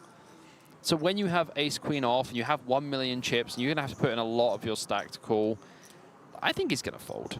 The thing is, you can't look at it in big blinds, because the problem is it's quite shallow, right? He's already put 200K in, and he only has to put 10 big blinds more, well, 11 big blinds more. But when you break down the range of the player, it's like they just don't have any bluffs. Sure. How is Ace-Queen performing against this jam? Pretty badly. And I think Schneider is a good enough player to make this discipline fold. Yeah, we've seen it already several times out of him. Yeah. Была раздача?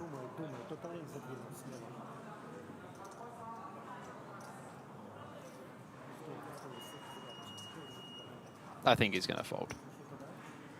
А? Takes one more look at them. Бутылочку водички мне.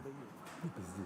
Я же не And like I фреш said, it is only 11 big blinds, but 11 big blinds is a lot of his stacks still. Как они там по-русски говорят? Oh, he calls. Makes the call. He's not going to be happy about it. He's going to see it and be Not like, going to be happy at all. And unbeknownst to him, an ace has been folded just like last time. So drawing to 2 outs as of now. doesn't matter. Cheng did it, so there's no reason why Schneider can't, right? Let's see if back-to-back flops contain one of those aces. That would be 2 eliminations for kings in 2 hands. Gross. Not this time. Flop is 9-9 deuce with 2 clubs. Not this time. He's got a backdoor flush draw, my friend. Yep, that's right. So Schneider with the ace of clubs. Oof. Not a great turn, though. So now only 2 outs.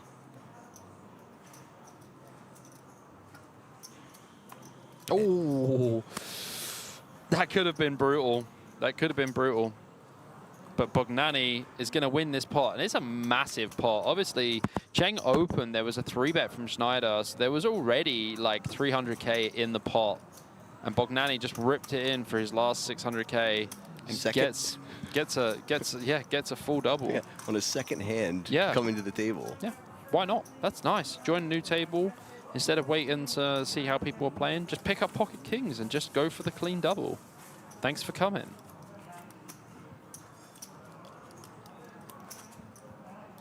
So, very interesting how the second hand has brought a lot of action in several ways. That second hand of the overall start of the day being a flop straight flush. And so second hand now, a huge important double up for Bognani just joining the table. And you know it's going to be action when there's a straight flush second hand of the day.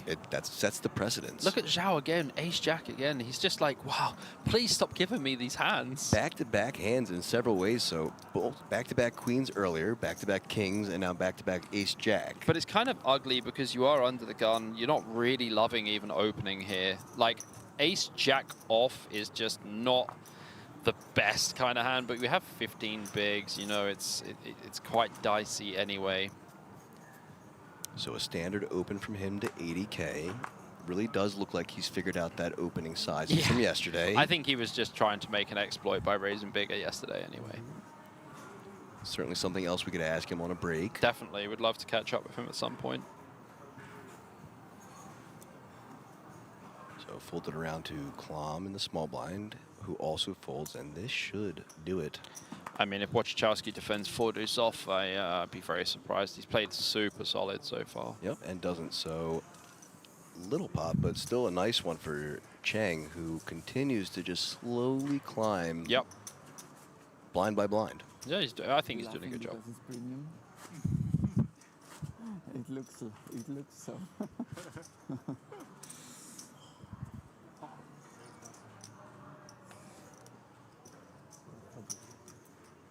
I guess aces. Good for it.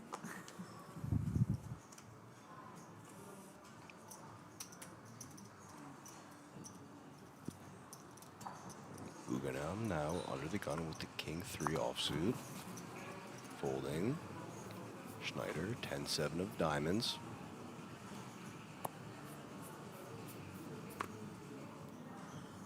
Making the fold. And a third time now, ace-jack being dealt. It's getting a bit silly, isn't it, this ace-jack business? Yeah, this time for Ali, though. As he opens the action to 80K. Nani, fresh off a double up in the cutoff, 8-3 offsuit. Easy fold. Claw making the fold as well.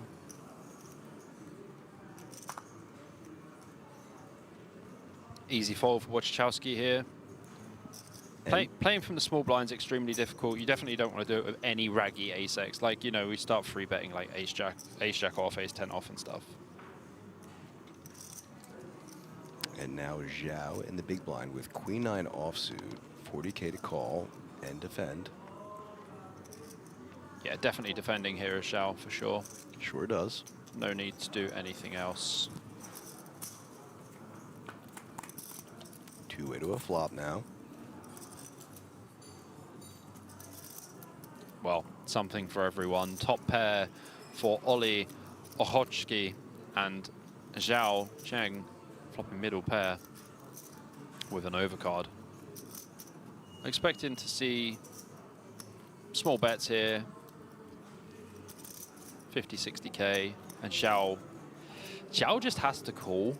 He will probably have to continue this Yeah. one, depending on sizing. So Ollie puts in 90 though. It's quite a big bet. Like, the thing is, you want a 9 to continue, but at the same time, you want a 4 to continue. So when we bet this size as Ollie, we are basically putting 4s in tougher spots, and 9s are still in tougher spots also.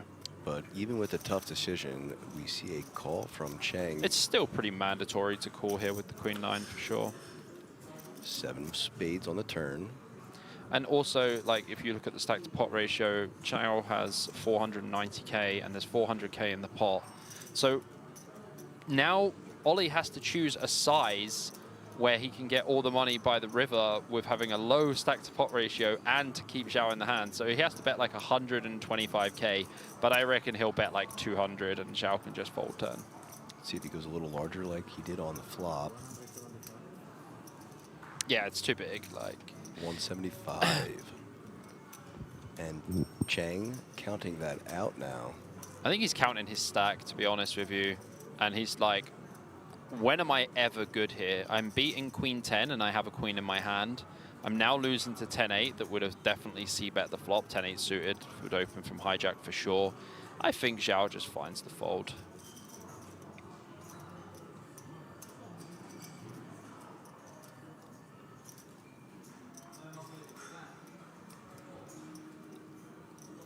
Honestly, I think Ochotski has basically given Zhao a bad enough price that he can fold. But if Ochotski had bet a normal size, like a small size on the flop, and then could use slightly bigger size on the turn in relation to the pot, then he would have probably ended up getting to the river and being able to put the money in and gaining a bit more from the pot. But the off-key sizing, the big sizing on the flop is definitely too much. Like, you want to target 9x and 4x. The person, you know, Zhao was calling from the big blinds, they're going to have those in their range a lot. When you bet a bigger size, you're just desensitivizing them from calling. So got paid off the 1 street, even though it was a little chunky, but not off second. Yeah, sure. Like, you can't flop middle pair in like a hijack versus big blind spot and be like, oh, I'm just going to fold middle pair right now. That does not happen. But Bognani will be folding this in the hijack. Sure will. So will Clam. You called him Cook earlier, right? I accidentally called him Cook. Bro, honestly, it was so funny because you called him Cook and I was like, Clam is cooking some clams. Like, Yeah. that's the first thing I thought about. I'm not even sure where that part of my brain Bro, you just said the word fired. cook and I was like, And I caught myself. I stopped right after and I was like, Clam. I was like, what are you cooking, APK? I don't know. Bro, you make me hungry now. I'm sorry. I've got an apple in my bag. I'm good. Watch Chowski with the effective jam here, putting in both the small blind and the big blind. Max pressure. Yeah, just over 12 big blind jam effective. But Buganim in the big blind has found an absolute dusty queen 4 offsuit. And he saw the first queen and was like, please, please, please, please, please, please, please. And then he Not just so sees the lucky. 4. Oh, man. One good, one bad. Yeah. He is not going to be calling off here. This will be folded for sure.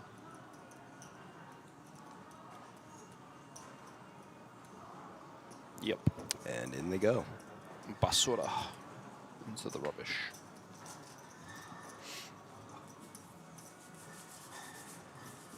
bevor ich wirklich scharf fand das Wojciechowski taking it down again.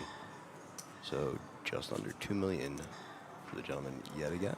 Big shout out to the 550 of you that are watching on YouTube and Twitch.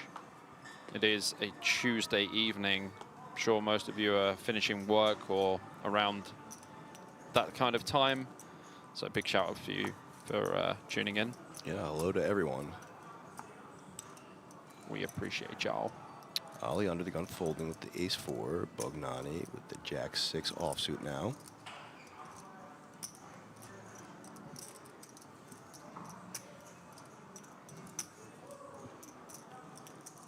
Klom with the 10-9 of clubs.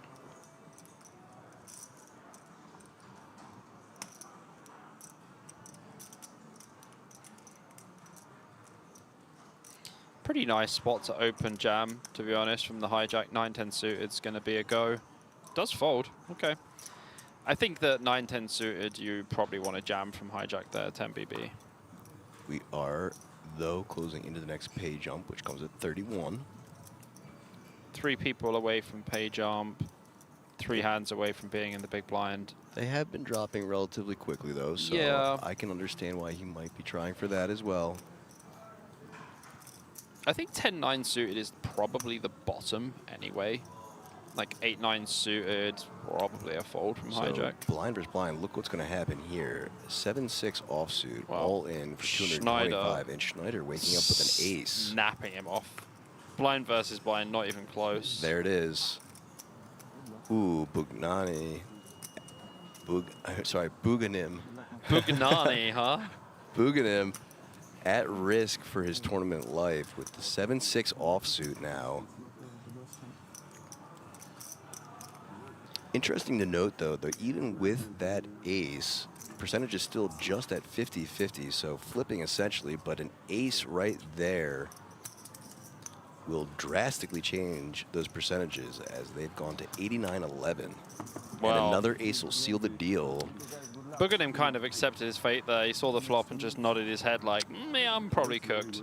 So GG to Buganim. 370. And a little recovery there for Schneider. Yeah. I mean, small pots, they add up for sure, and in blind versus blind spot, pretty easy call. So just looking back at the hand that we just saw, Schneider really can be jamming even 8-9 suited there. I think I would take 8-9 suited. 10-9 suited I would take 100%, but even 10-8 suited would be likely put him. I think 10-9 suited is just a very, very clear jam from hijack specifically. How do you feel about jamming these spots, APK? I think I probably would have taken the spot with the 10-9 offsuit. I mean, 10-9 suited as well. And, you know, hindsight is 20/20, but we saw the rest of the holdings. It probably would have gotten through. Yeah. Don't think he's going to be calling there, but Klom now. Well, he's found a better spot, right? Yeah, Klom now waking up to a way better spot. And only 1 off that pay jump now. Yeah, it's a pretty nice spot, I would say.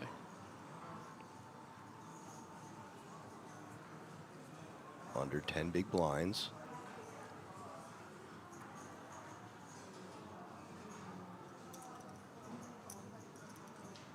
Removing the chip protector, which looks like a Smurf. I think it is. Yeah. So all in for Klom. Ace-King offsuit. So let's see if anyone has a callable hand. So far, so good. Into the blinds we go. Schneider not able to call as well, and a quick fold from Ollie. So 100K for Klom. I mean, it's better than busting. That's true.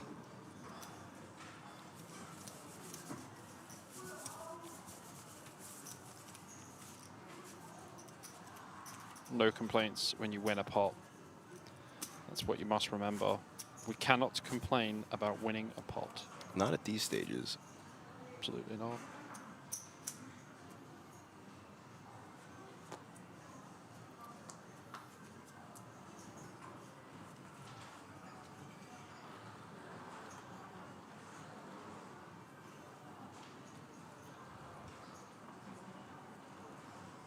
Next hand now, under the gun and Klom folding. Wojciechowski in the hijack. Queen 4 suited. Makes the fold as well. Chang. Looks like the camera issue's been sorted now. We're actually getting all of the players directly switched to. Yeah, I was gonna say if I literally just said that and then it stopped Yeah, I was working, about to I'd say be like that. Bob the Bok, man. So Schneider looking down at the King 10 of spades on the button now. Expect to see the open into a standard size. Does.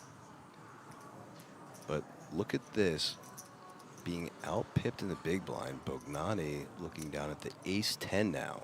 Okay, so how I would approach this as Bognani is it's 20 big blinds effective. Ace 10 off is just very likely just going to be a 3-bet. You can 3-bet jam, but I think 3-bet is going to be fine in this spot instead of actually jamming. You can just make it like 250. I think it does the same thing. You risk less chips as well.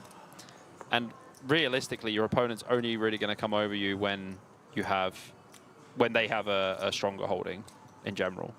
But jamming would also be fine. Yeah, So it here does is. choose to jam.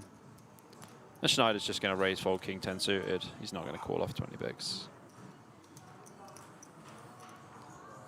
Emotion says, is this live or not? Yeah, absolutely. So commentary live, and the action that you see on screen that we're commentating on is 30 minutes ago. So 30-minute delay for the action, live commentary. Absolutely.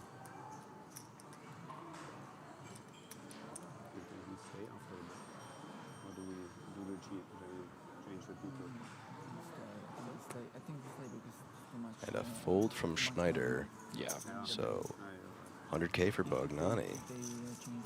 Yeah, I wouldn't expect him to do anything else there apart from fold. So they have time to move. Yeah. That was the question. If they change during the dinner break. So, let's see.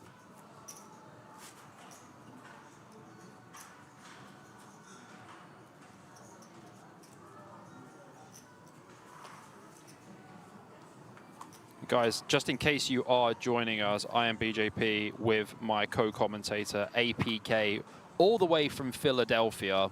That's right. Come all the way here just to be commentating for you guys. This is the €2,000 Monsterstack final day bracelet event number 4, live from the King's Casino Resort in Rozvadov. 2 flights and a 3-hour car ride in. It was 1.5 hours for me. It took longer for me to get to the airport than it did to fly. And it was super early in the morning. I was out like a light. Must be nice. So now Ale Hatsky on the button. Ace Queen offsuit, raising things up to 80K. Okochki. Okotchki. Okochki. We're just going to keep trying. Looking like we're going to get 2 folds. Yep, does.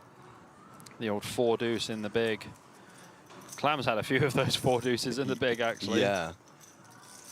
He's like, oh, it's my big blind. I wonder if I have. And he's like, nope, you have 4 deuce again. You're like, God dang it.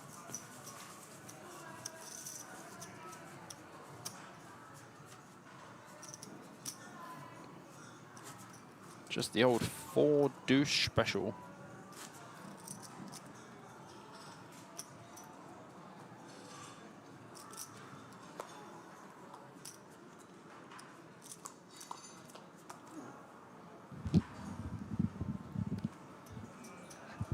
Alexandros says, have you two managed to play a bit of live cash in between commentary duties? My man, we finished last night. We ate food. We went back to the hotel. We died. I woke up in the morning. I had to make a YouTube video for my channel, and I started at 8 a.m. I text APK to see if he was around for breakfast. He was snoring away. There was no breakfast for APK at 8 a.m. So no, we haven't really had that much time to do anything else, but I believe we have a day off tomorrow. That's right. And so they have a €300 tournament, and I think I will be firing. there you go. There you have it. How did you spend your time off in Rozvadov? I played poker.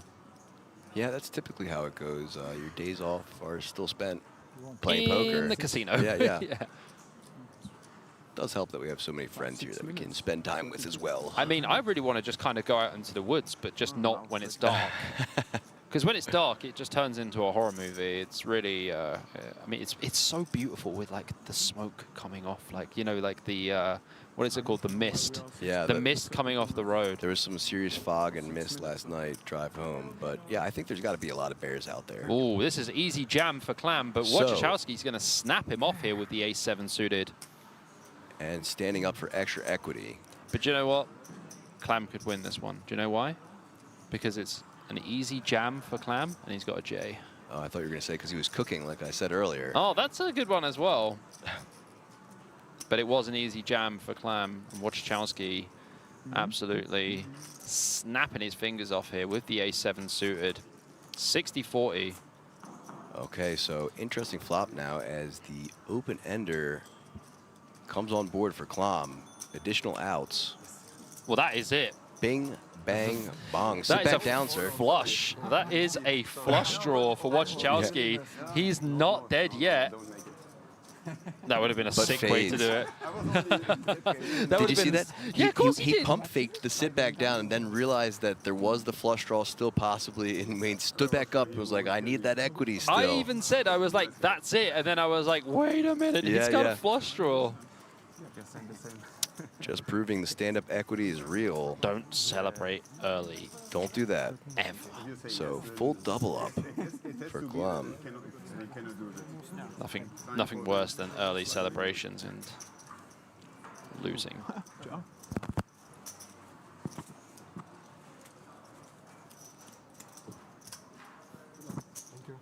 New dealer coming in now. You win the... No, it's not. As we look at our table stacks We and do a have- new player. We do have a new player. That is Zoltan No. Branchik. You don't recognize. I like that. I think Franchik. Franchik? Yeah, I think Franchik's good, man. I think you absolutely nailed that. Franchik. Like, I was looking and I was like, go on, APK, you give it a go. And it's Franchik. Out of Hungary, my native land. I'm actually Hungarian by You blood. don't let me, Wow. right? Yeah. Can you All- speak any Hungarian? Very minimal amounts, but yeah, all four of my grandparents out of the Budapest area. Can you say thank you in Hungarian? No, but I can say yes and no. Thank you is Kozanem. Kosanem. Yeah, actually, I did know that. That's all right, mate. Don't worry. I'll just teach you your own language. No problem, brother. Yeah, well, my parents did a great job of not teaching it to me as a child, so. Maria, if you have a look in the top right-hand corner, you will see how many entrants this has. That's right. There were 419 entrants, and there are 32 players remaining in the field. And a second new player as well, and that is Yohanatan Behor Yeah. out of Israel, coming in with 910K. So Clam, fresh off the double up, ace-9 offsuit on the button. Perfect story. We shall be opening. That was a pretty funny one, to be fair. Clam turns and nuts, and he's like, yes! And then he was like, He pumped faked the sit down. So open here. Yep, 20 big blinds, opening ace-9 off on the button. Wojciechowski's found his trusty 8-4 offsuit that he's had quite often. I think he's had 8-4 offsuit more times than I've had breakfast. Well, This yeah, week, especially. Yes, yeah. And Chang not going to be able to defend this either. Yeah, 9-7 off is not great. You prefer to have 10-9 off for defending here, especially from like 10 big blind stack. And I think, you know what? Cheng Xiao has really actually defended very, very, very correctly. And I think that he's playing really well. Navigating that short stack now. He did that yesterday, navigated the short stack pretty well. Yep. So Clam showing the ace and getting a little smirk from Chang. Yo, Edwin Snip. Back from yesterday. Welcome back to the stream, my friend. Hope everything is good, and we're glad to have you back. Welcome back, Edwin.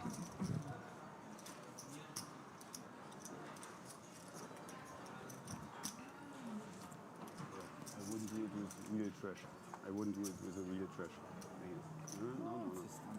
The hand before it was 8 suited. You can see in the TV later. It was Schneider making the fold onto the gun. Foley with the Queen-8 offsuit. Also folding. Our new player, Mr. Behor with the King-5 offsuit, also folding. And now Bognani looking down at Big Slick in the hijack.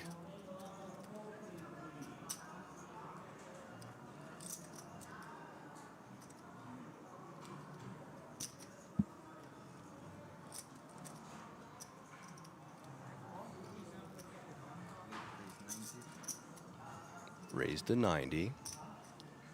Klom with the King-Jack offsuit in the cutoff. I mean, Klum's played a very disciplined game so far. Does get a little bit awkward flatting here with King-Jack. You can also 3-bet, but I think he's just going to call. It's just a little tough. Oh, he does fold. That's disciplined. I like it. Because the thing is, like, you know, a lot of players are going to flat there anyway. Even some players are going to 3-bet fold as well, so good folds, sir. Hijack versus cutoff is like, you know, very, very high open 3-bet frequencies. And as I've been saying, only one off the next pay jump too, so probably just doesn't want to get into any murky waters. Absolutely. And he's also just come fresh off a double, so you just don't really need to, like, you know, play any of the hands that are just, you know, maybes. If there's any maybe spots, just take the latter and just fold. Like, it's honestly... Tournament poker is all about survival and navigation, and we've seen him make some disciplined folds already, and I think folding there is very good. And takes it down, so no struggle there. As 100K goes his way. So we see in the chat here, El Capo says, will DNegs come to WSOPE? We have no clue. No clue. Last I checked, he's been streaming some online stuff. Yeah. And we also have 2 lots of chats to look at, so we apologize for not answering, but we're also extremely focused on commentating the event. Mario Ungersbock? Yeah, I think that's good. Mario Ungersbock says, shout out to the commentators. Very nice, smooth job. Thanks for the amazing work. No pleasure. My pleasure, I mean. Yeah, El Capo, you just have to wait a sec. Like, you know, we're not always going to be able to answer everything in the chat, but we're going to do our best. Here we go. Here's a playable hand for our new gentleman, Mr. Behor, with the Ace Jack of Diamonds, +1. 3 more plays, I think.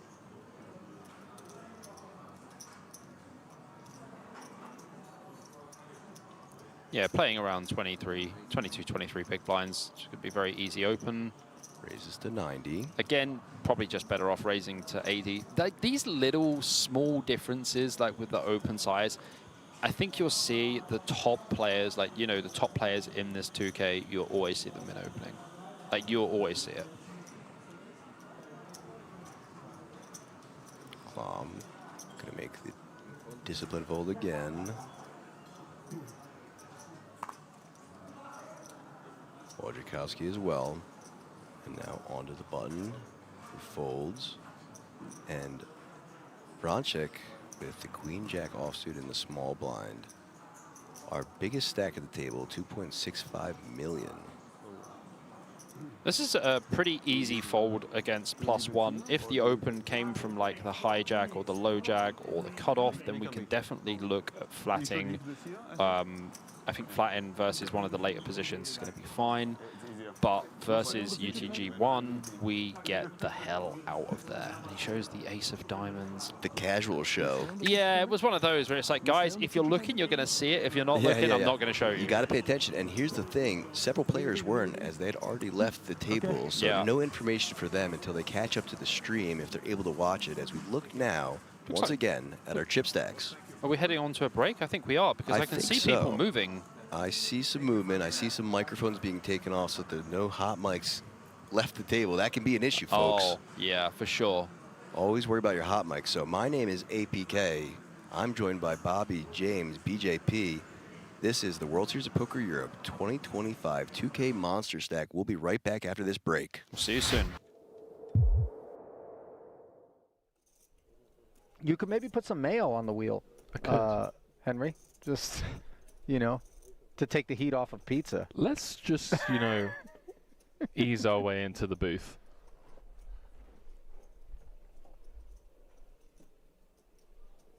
Pocket sixes. Let's see how the German eases his way into this one.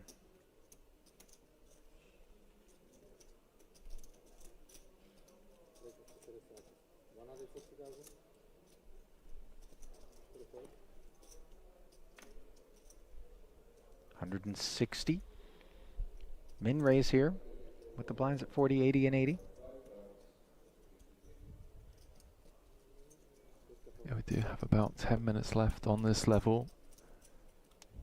So we worked our way down the final two tables. Vela, Italian, currently 14th in chips. Just going to proceed with caution by the looks of things.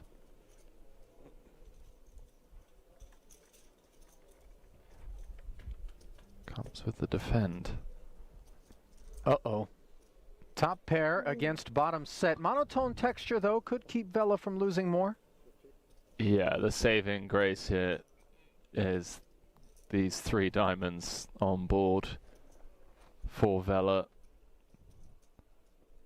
Could have been absolute showers, because it does mean that Poodle's going to continue for a smaller sizing rather than a larger one. Say it was like a Queen Jack 6 two-tone.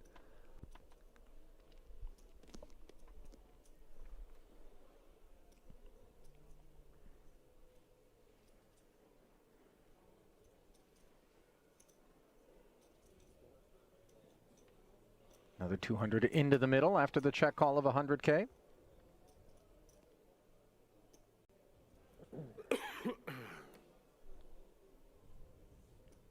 Very dry turn card now. The type that rates to keep ace-queen very involved.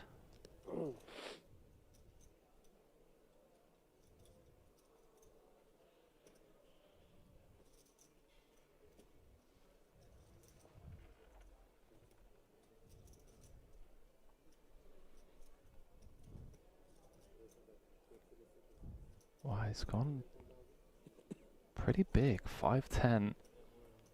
Trying to get all of the money in on the river.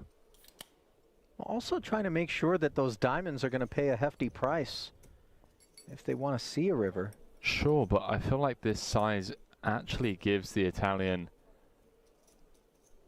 an option to escape this setup when we bomb 5-10.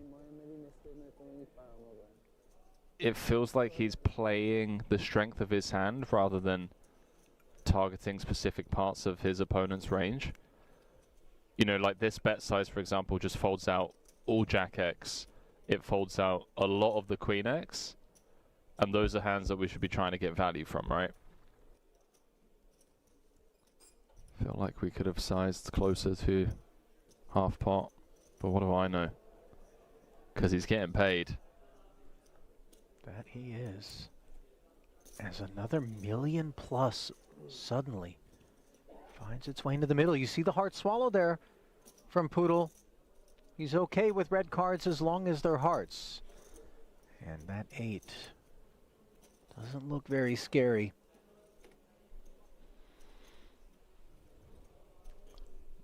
But maybe it's like, okay, now I want to target one pair hands.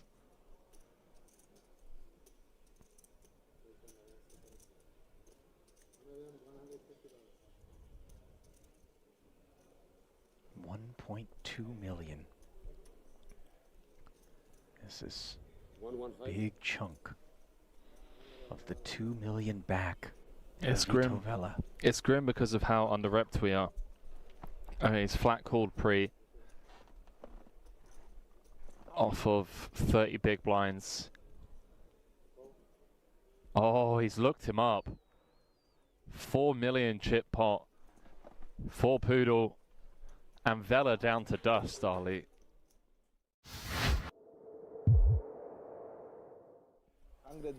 Daniel Dvoris comes to mind as someone that's just always involved in dogfights. Even for the smaller pots, you know, the single raise pots, button v big blind. Let's see someone really earn this 1.5 million. I've been bouncing in and out.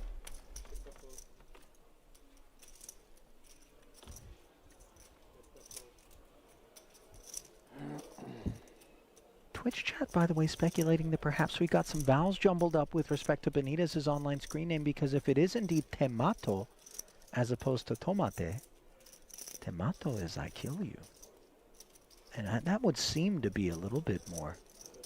Yeah, I don't think it's... If it Temato. isn't, you know, but I could see Temato, you know what I mean? If you're a boss out there, kind of an aggressive warning to those brave souls that would seek to take him on. As Shilko showing bravery, this time with King 10 offsuit in the cutoff. Getting 3-bet How much is this? 60? 60. by Volkov. Up to 165, now the Ducklings losing flight feathers.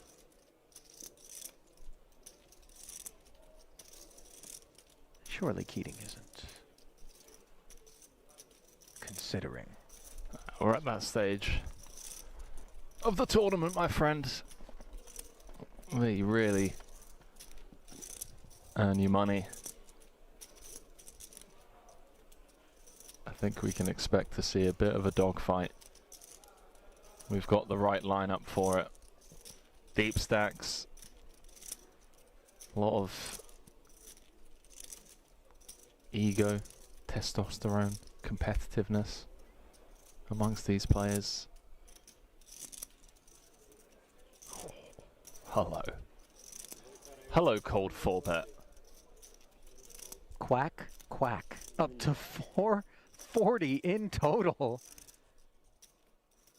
Ladies and gentlemen, we give you Alex Keating. Пиздец. Старт не очень. Ну такое, 150 будет. This is like when you pay a visit to the salsa bar at your local Mexican restaurant and What? What have we walked into? I thought Najat? that the ghost chilies were going to be delivered by Keating, and yet all of a sudden Volkov flexes with a 5-bet up to 1 million. This is a Carolina Reaper here with Ace Jack. I was somewhat joking when I mentioned egos and testosterone with this lineup, but these guys really flexing on each other, taking it to the streets. A 5-bet pot in 2023, and Keating hasn't mucked yet.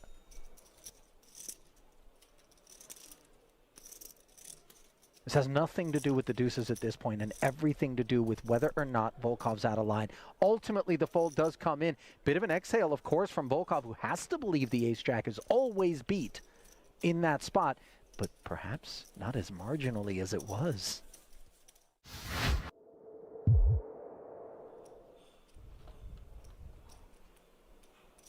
Two chains. Not playing Yo's game site. Mucking the 8-3. Yo Viral's game, that is. Yeah, you guys covered 4 days of those cash game streams from right here in Rozvadov. Massive pots were exchanged, by the way, right here on this channel. 400,000 euro pot going Santosh Savanant's way. Remember that one.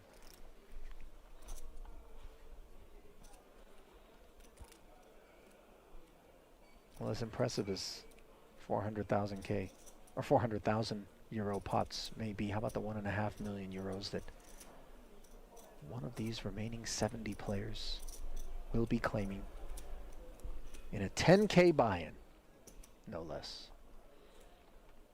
Ladder secured. Everyone guaranteed 22,000 for their efforts. Speaking of efforts, Clezzy's trying to get this through here. I don't think it's going to work.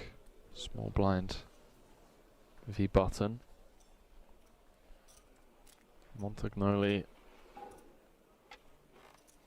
with an interesting decision. Yeah, I think flat is just the play. We get to keep in hands that we have dominated.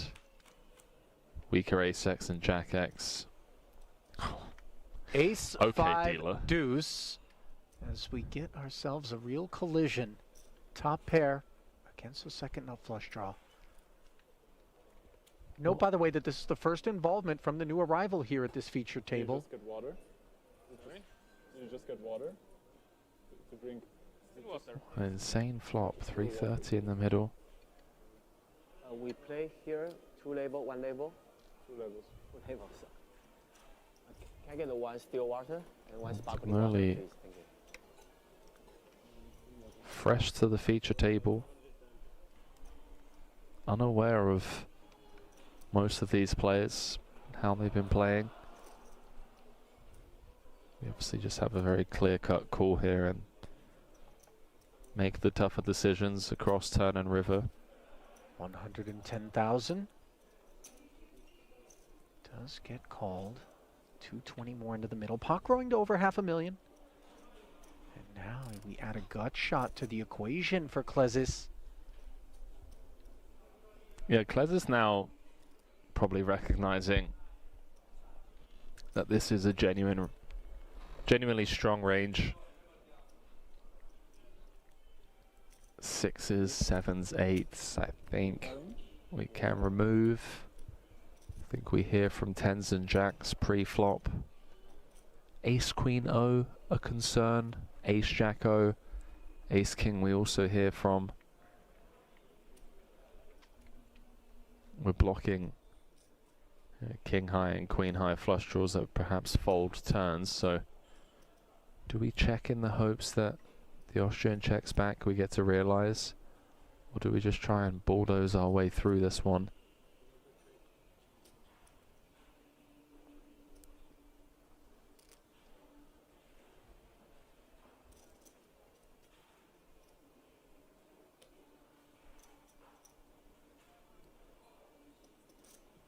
You see Montagnoli mulling it over here.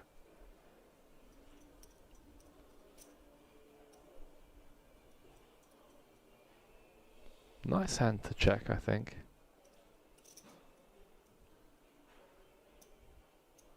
Looks like he's reaching for a small bet. Yeah, 1/3 pot. Just kind of setting the price for himself to just always be able to check behind. I wonder if this small bet actually induces Klezis to jam the King Queen. All options on the table. If he thinks the Austrian has fold equity.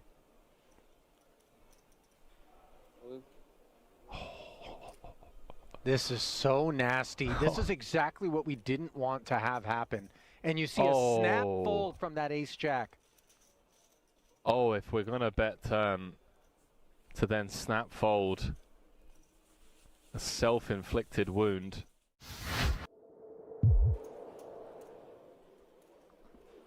So what you're saying, Henry, if the board is King, Queen, Jack 10, that a 9 makes a straight as well, not just the ace. Yeah, that would have been Okay. a King Alright. High straight. All right, I'm with you. I'm We'll feeling get it. there. I feel like you should do another giveaway, mate. Okay. Get the blood flowing. Okay, king. Okay, ace, ace. Okay. Let's do some basic no limit hold'em trivia. Basic hand rankings. Yeah. All right, I've got one for you.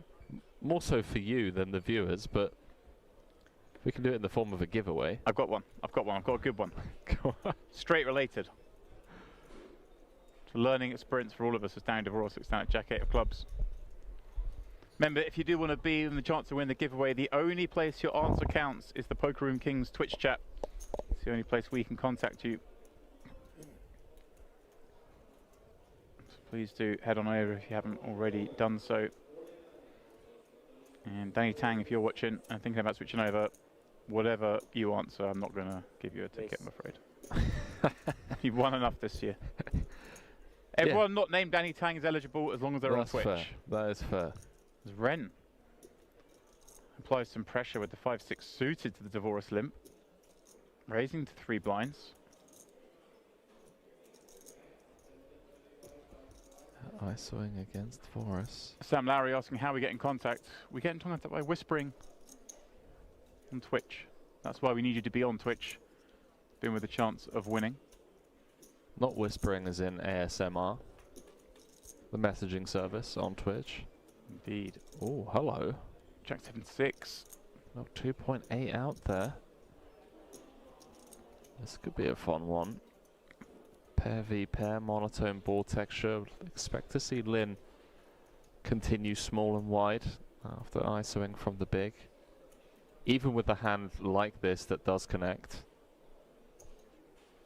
in weak fashion. Looks like 25%. Tag me in, coach. I'm ready for the 100k. Yeah, DeForest says there's a seat open. You're welcome anytime in his game, he says. He'll even give you position. Pick your seat, Henry. Here, mate. We'll call him a Seuss over as well. This does come with check call. This is one of the biggest pots three-handed that we've seen so far. 4.2 out there. Ooh. Card that gives both a little something extra. DeForest, open ender. Lin, a gutter. That's where that hand's heading. Bottom pair. 3-spade board. He's happy to check it back. And finds trip sixes on the end. Disaster for DeForest. Shocking river card for the double D fans. 4.2 out there. Could see DeForest come with something like 1.7, like around 30% pot. 2.8 million. He's going bigger. 2.8 into 4.2. 2.8.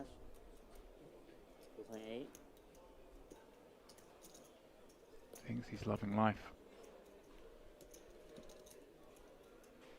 Actual fact, disaster is waiting him. Very hard though for Henry, surely against that size for Lin to try and get more. You think that he does a raise with trips? That's what I'm asking you. Oh, I mean, I feel like the way the hand's played out, if he's got a flush, he's got a flush, so be it. We've got a very disguised hand. We're about as strong as we can be after we check turn, right? Unless we just mix in some trappy checks with nut flushes on a straight completing turn. All the time cards go in. Yeah. He's going to need a moment here. So, 2.8 on request, 3.3 back.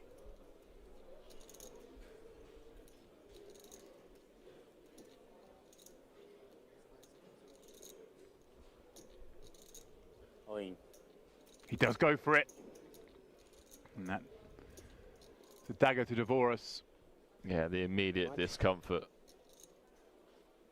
You can just see how pained and perplexing this spot is for Dan. It just doesn't make sense. Like, it's continued 25% on the flop. Forrest call, turn goes check, check. Forrest then bets 2.8 into 4.2, 2/3 pot.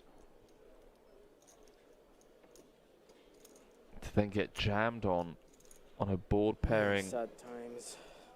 non-spade river.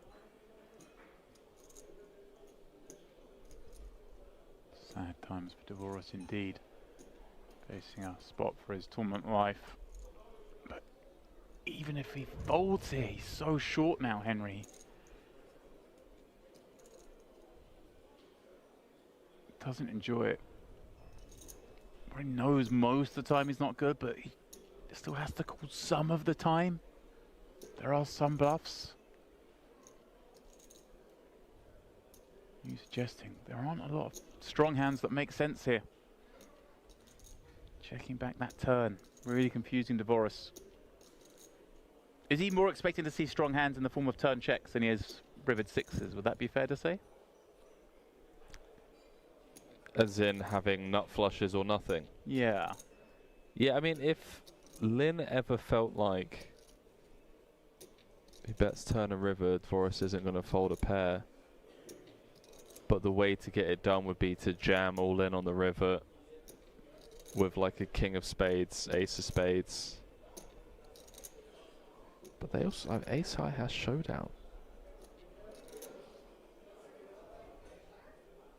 Pretty gangster to expect Forrest to bet half of his stack and then fold with just a lone spade blocker. Forrest's turn to go deep into this tank, staring his man down. Ren Lin very animated.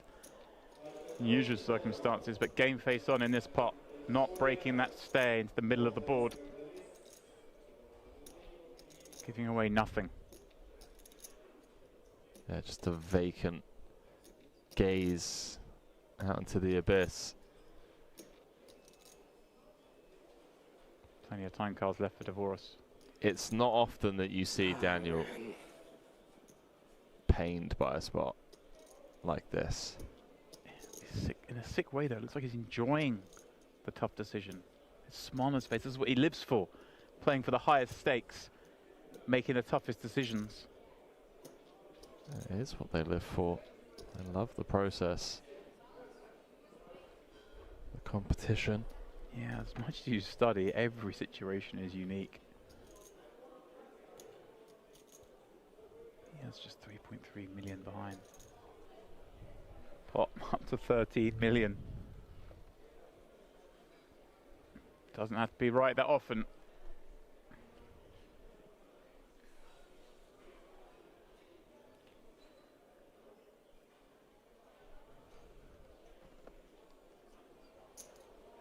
He makes the call. Oh, he's looked him up. 6. Nice hand. Wow, nice hand. Henry, he makes the call. Daniel Dvoros, the 25k GG Millions Live bracelet winner just a few days ago. Going to finish third here in the 50k diamond high roller. No, you cover Good for me, another cover me. 266,000 euros he can throw on the pile You when he went gets on home. for 7.5, right? Just Yeah, going to that's get 2.8. confirmation, but Lynn then does this have him is covered. 2.05, right? Couldn't get away from it, James. Yeah, he covers me.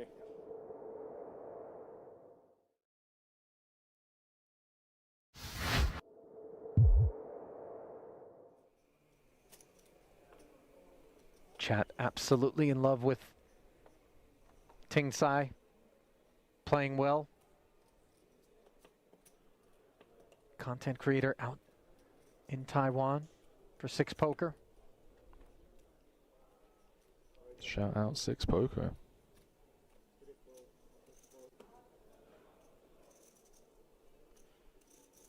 Poodle, by the way, has been V-pipping a little harder than the remainder of the field.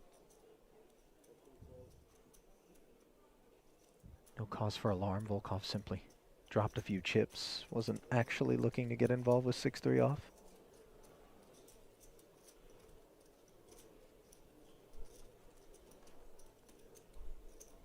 Sammartino. Diamonds are smothered. Has really his morale. Yeah, it's been a rough level. Very rough level. Started with around 55 bigs, dropped down to 29. Potentially going to pick some up here. But yeah, losing 20 blinds in any level is rough, especially with a clock like this and a structure like this.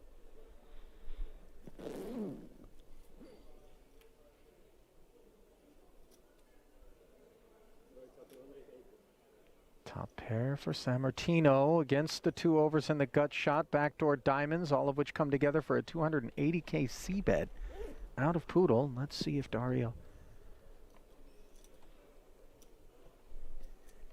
wants to make noise.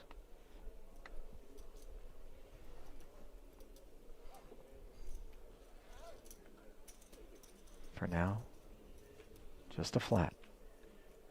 10s and 7s, though, on the turn as it goes from gut shot to double gut shot for Poodle and from 1 pair to 2 for Dario Sammartino. That's a very spicy turn card. The fact that Poodle still has 8 outs here. It's pretty wild. 1.1 million out there. Potential lead card for Dario would be unorthodox, but honestly don't mind it. I mean, if it's a turn card that you think your opponent's going to check back a decent amount of the time, yeah, reaching for chips.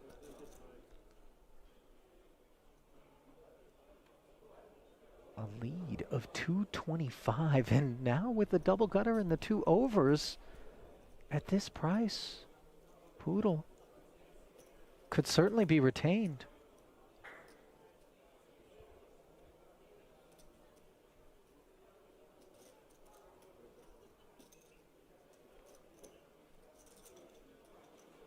So another 450 sliding in, and the Queen of Hearts, the Devastator for Sammartino. Backdoor hearts on the board. Yeah, really, the only saving grace is that it does complete the flush. Had a non-heart queen rolled off. Really could have been showers. Still expect Sammartino to lose a lot of chips here. Yeah. He's only got 2.4 back.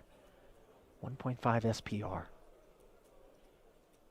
Note that he's found the check. Which is incredible, by the way. Yeah, and will he be able to find a fold in the face of sizing from Poodle, which we expect to be meaningful? I'm not sure. I think Poodle's going to have some very natural bluffs here. Some ace-jack type holdings. I don't think queen-jack, jack-10 or jacks ever turn themselves into a bluff. That doesn't really make much sense. It has so much showdown. But there certainly are bluffs in there.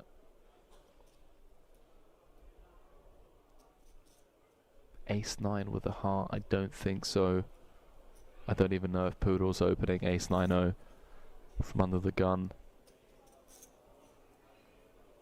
He could potentially value own himself with a hand like kings with a heart, aces with a heart. It's 1.3 into 1.6, more than half of Dario's stack. And we were just talking about the chance for him to head into break and just shake things off, come back with 30 bigs. It's looking likely to be sub 15.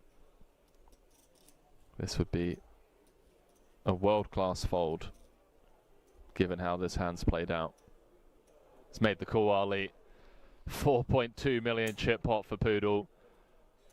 And you just see it go from bad to worse for the Italian. Yeah. We've all been there.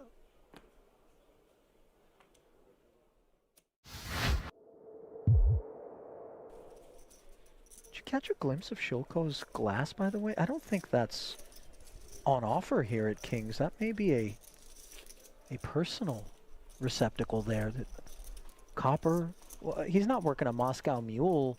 No. Venti. Is he, or a mint julep? It's the entire fit. He's got the Rolex Yacht Club polo shirt on.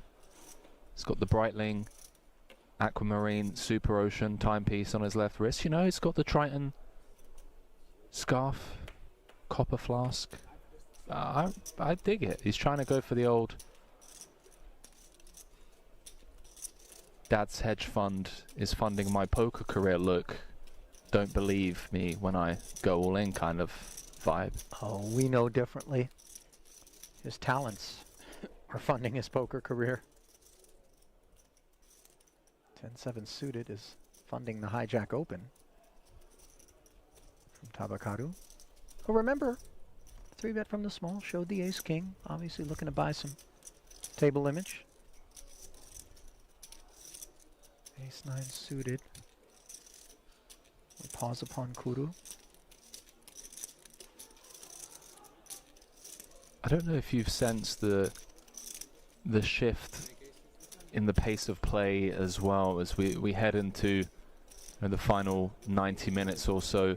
We've been at 46 for a while. They were dropping like flies when we came back in as Shilko in the small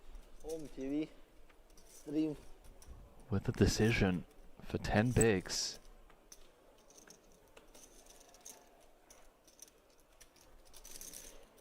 Oh, here we go. Is this it? Checking the itinerary. 245 already delivered, so this will be a spin. There's no world in which Kuru's going to release. But Shilko trying to put him on a range here. Hijack open, button 3-bet.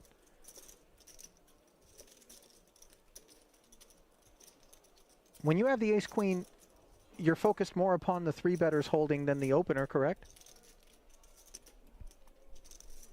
Yes and no. I mean, the 3-better is on the button, playing around the same stack as the opener. Going to just be leaning into the perceived lighter open from the hijack. I think it's evenly split in terms of how worried we are about both players. Not an easy spot. Not an easy spot. I mean, he knows he has no fold equity, so he's always going to be spinning the wheel. It's whether he wants to go for it or not. Everybody playing so slow. Who just said that? I didn't catch it. Maybe Benitez? Oh, there we go. I know, but Comes to the right decision. Yeah, Benitez a bit uncalled for in my opinion. It's a 3-bet spot 46 left, main event. with action behind, like, Минимум дамы. Минимум дамы. Не годится. I know. Никогда. Просто ты don't know about that. Здорово.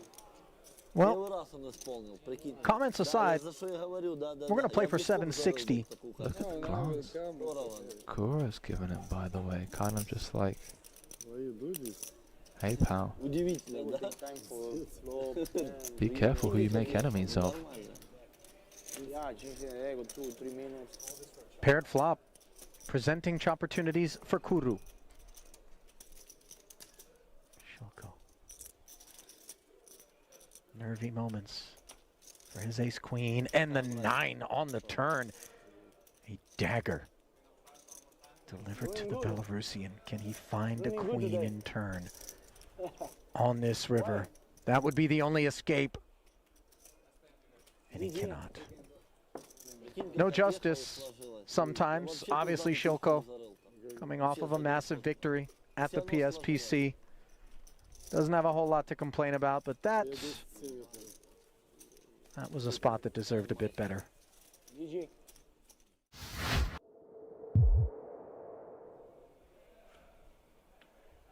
Of Keating, he's used to playing the role of table captain. I did say, you know, there's only enough room at this table for one B-knock. Looks like we're going to have a blind v blind confrontation between the two. And Volkov, he can open with far less than 2 9s, and yet that is what has been delivered. And let's see Keating's reaction.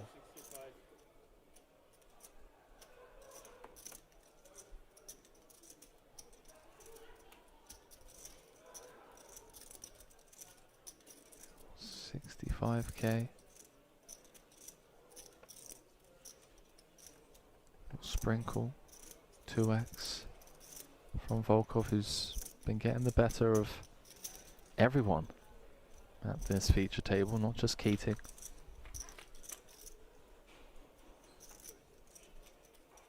Good shot, straight draw on a 7-7-6 board. Volkov playing it as a check, and Keating wasting no time barreling. Strap yourselves in, ladies and gentlemen. Yeah, the flat from Volkov. And now 7's full, Keating drawing dead.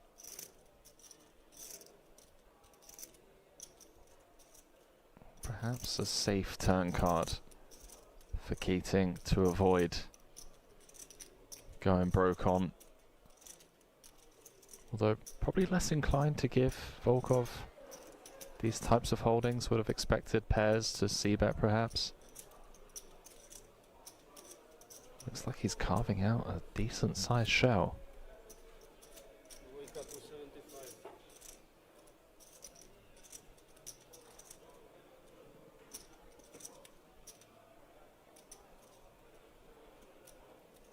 And look at the way Ruslan is playing this one, Henry. Now a full house on board. 2 check calls. Do we come out and bet with the 9s now, with the sense that Keating won't be able to get away from playing the board? Obviously, Volkov decides no.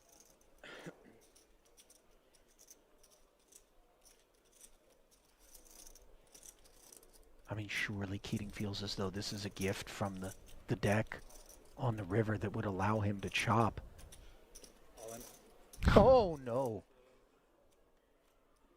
You know, only a 7 that Volkov, I think, is truly worried about as played. I mean, we were teasing that this was an entanglement waiting to happen. Yeah.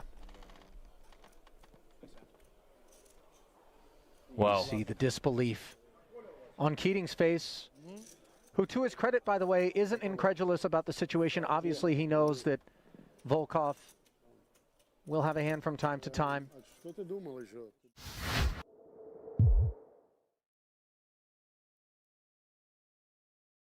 Hello, and welcome back. APK, Aaron Paul Kramer, back at it again. We are here at King's Resort in Rozvadov, the 2025 World Series of Poker Europe 2K Monsterstack. This is the final day. I am joined by my good friend and co-host, Bobby James, or BJP. What's happening, APK? How are we doing? Doing great. Had a nice little break there. Caught up on some things. Stretched the legs. Yep. And here we are. Look at the chip stacks at our feature table, being led by Zoltan Vrančić from Hungary with 53 big blinds or 2.65 million in chips. All the way down to Cheng Zhao from yesterday, our friend from yesterday. 4% of the chips, 7 big blinds, 370K. Yeah, absolutely. And we've got Marco Bognani as well. He has 32 big blinds. He came into the table semi-short, didn't have super short stack, had about 15 big blinds, and run it all the way up. Paweł Wojciechowski as well in there with 30 big blinds. Ole Ochocki in 4th place with 21 big blinds. Yehotan Bechor with 20 bigs, Stefan Klam with 18 BB, and Christian Snyder with 13 big blinds. Yehonatan. L'chaim. All right. So we left things off at 32 players. Yep. Pay jump after the next bust out. All players will then lock up 5,200, I believe. And that is correct. Followed by our next pay jump then at 23. We've got Mr. Bunny Kebab in the chat who just says APK the GOAT with some hearts. Mr. Khabibi, pleasure to have you here. I love you, Kevo.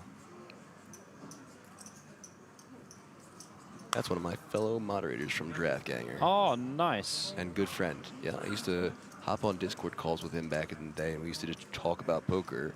And actually, shout out to him, because I said back then to him, I said, you know, I proposed the idea to him. I said, hey, how about you, because he was playing. And I was like, how about we hop on some calls, and after hands we talk about things. I really want to give this commentary thing a go, and I think talking back and forth is the best way to practice it. For sure. And so, yeah, we did a couple serious sessions, and I like it, man. he gave me some honest feedback. He gave me a lot of information. Good player, that guy. Lebanese. Yeah? Yeah. Definitely some good Lebanese players out there, for sure.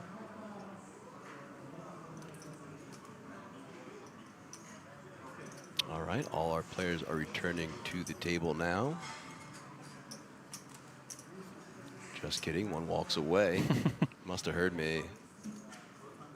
No, but action should be underway in just a moment. Bobby, do you think we're gonna start slowing down with the Eliminations, downs. absolutely. At what point is your prediction? Like, 'cause we've When been it gets to like relatively 20, quick. yeah, when it gets to like 20 to 25 players, it will slow right down. Okay. That's when the pay jumps start becoming a bit more important for the players, and it's also where you need to be like hyper focused, because even now you're supposed to be very focused.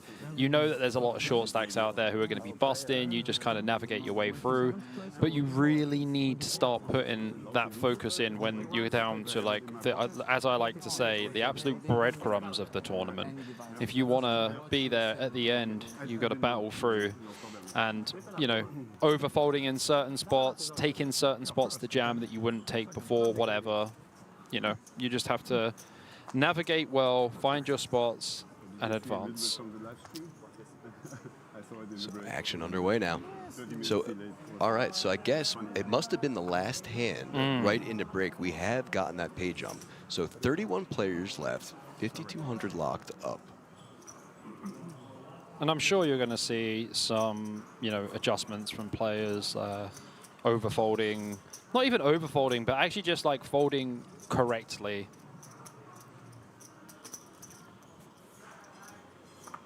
Clam, 6-4 offsuit plus 2 folds. Wojciechowski, ace-5 of clubs in the hijack. Definitely going to be an open here for Wojciechowski. Ace-5 suited doing very well. Pretty standard open from the hijack here. And does to 100,000.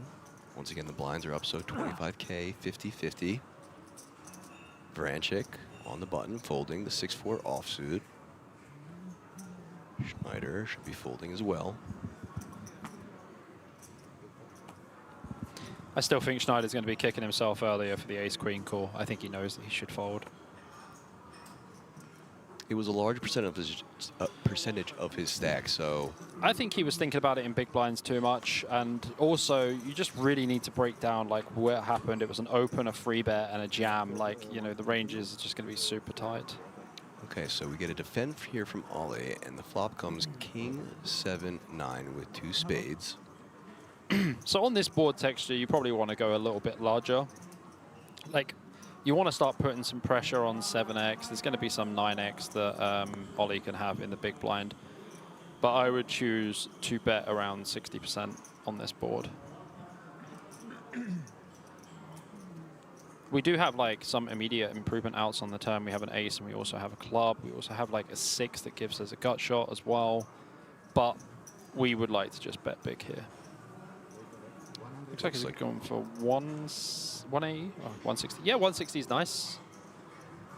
But just thinking about this, like, you know, what are you trying to achieve from the bet? Well, you want all the air to fold, so you just take the pot down, and you want to put pressure on a 7x, and if he does call with a 7x, you can then go big on turns. Because the board is favoring your range. You have all of the king 9, the pocket 9s, the pocket 7s. Even king 7 suited could open from the hijack from Wojciechowski's stack in particular. So as played, it does go that route with a fold and a takedown for Wojciechowski. Yeah, pretty standard spot. Good to understand. Like, you know, like I said, the players in the 2K, they're going to be pretty knowledgeable for sure, and they're going to use like the sizings that they've been studying, I would say.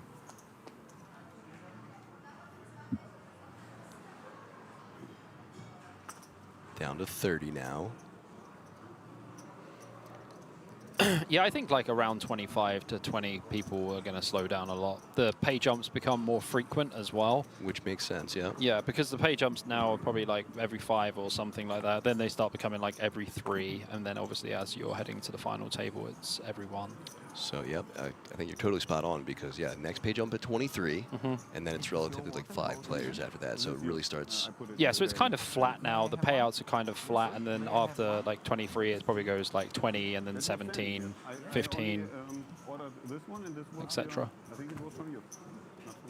Schneider here going to pass 5-3 suited on the button.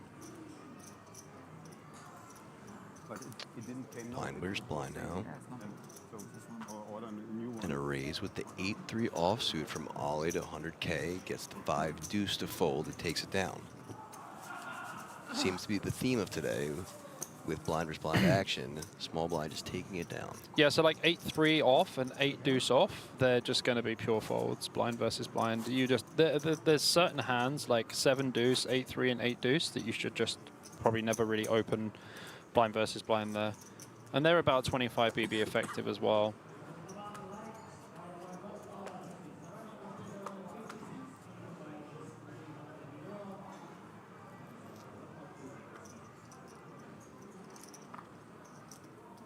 Klom folding under the gun. Over to Wojciechowski. 1 pip worse than Klom, folding as well. Chang with the 7-6. Also folds. Hijack. Presumably going to be folding as well. And now onto our cutoff. Mr. Schneider with the King 10 offsuit. I think they said they might make a redraw when we are 24, right? Okay, that's it.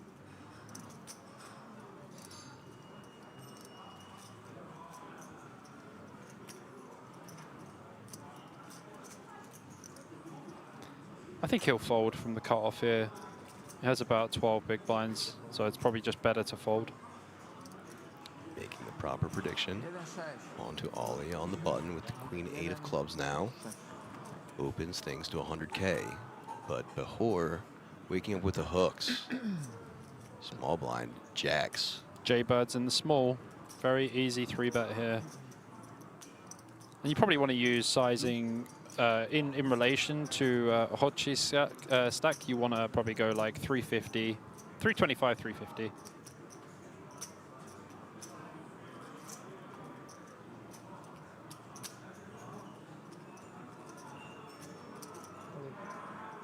Decides to go all in though. Okay. So with jacks, I would prefer to see it in juice. If you had something like pocket 8s, I don't mind seeing a jam. But I think 8s and 7s would be nice jams, and jacks you could actually 3-bet and juice. Yeah, well, you lose a bit of value. I call that Jack PTSD. That is PTSD. Where they failed you so many times. Yeah. And you're just like, hey, I'd rather end this now. For sure. It's real for me. They've let me down so many times. Yeah, me too. Me and jacks don't really have a good relationship. Love hate. Mainly hate. Yeah.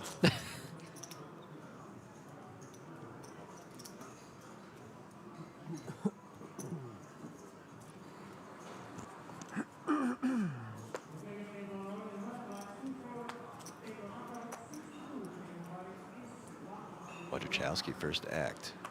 Yeah, Ace 8 off. This one definitely going to go in the bin. Mucks.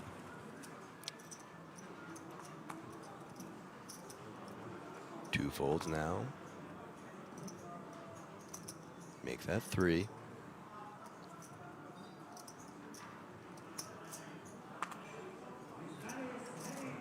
Yeah, Schneider's going to fold this 6-9 suited. Just can't do anything from 12 bigs.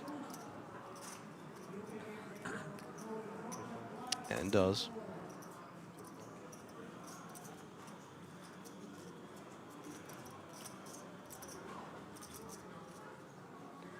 On to Mr. Behor with the 7-5 off now on the button. Behor will definitely be out the door also. Behor out the door. Be very surprised to see him open. He is opening 7-5 off on the button. Fancy stuff. Let's see if he gets punished by something better behind, though. Bognani with the second 6-9 suited we've seen. Yep.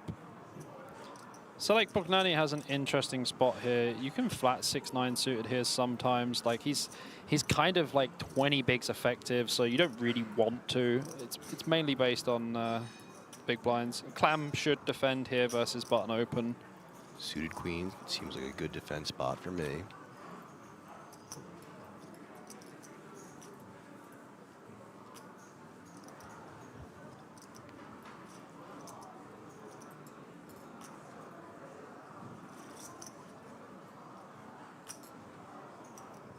But chooses to fold. No defend there. Yeah, Behor's giving him a pretty big stare down as well, so maybe that played into it a little bit. It would be a pretty standard defend from Queen 4 suited versus button, though. And an intimidating stare down at that. Yeah, it was quite scary. I looked at the man and was like, what did I do? Looks serious, all about business.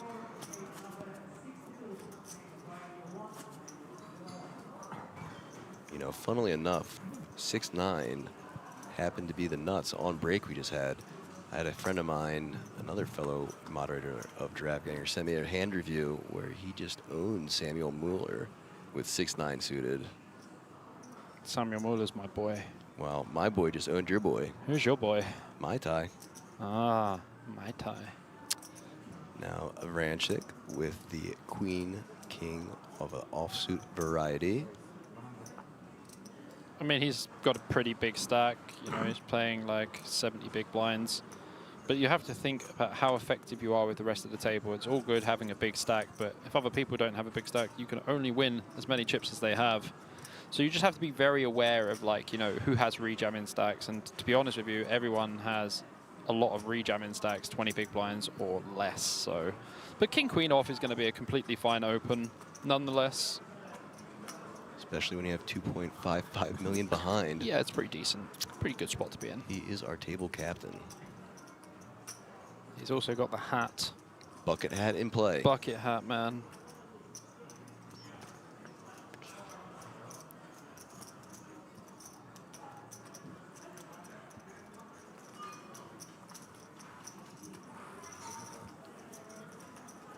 Klom getting out of the way. And last decision on Wojciechowski with the 4-3 offsuit in the big blind. So the difference is when Wojciechowski's this deep with Vrancic, he could defend, but he'd probably want to defend hands like, you know, even 5-6, 6-7, 7-8. 4-3 off is just not going to be doing well enough because Vrancic does open ace-4 suited and ace-3 suited. And is one of the only, or is the only player that hasn't covered. Yes, but that means they can play deeper. So there's a bit more, you know, there's a bit more meta game to it because they are deeper than everyone else and they can battle a little bit. If you look at the stacks now, you can see that 56 bigs versus 32 bigs, everyone else, you know, apart from Marco Bognani, who does have 30 big blinds, everyone else is sub 25 bigs. All the way down to Cheng Zhao, still holding on to those 7 bigs. Doing his thing, man. He's just a navigator, this guy. Let's see if he can navigate deep again like yesterday. He played great yesterday.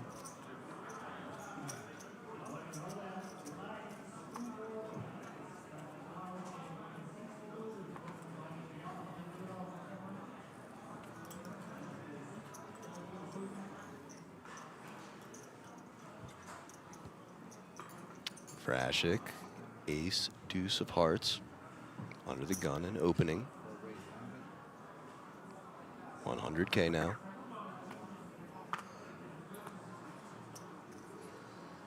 Schneider with his usual posturing and a fold. Quick fold from Ollie.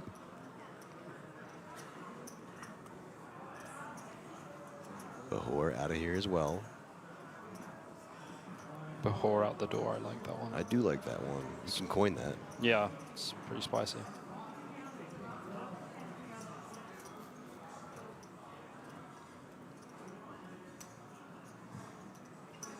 Two more folds, and now we're into the blinds.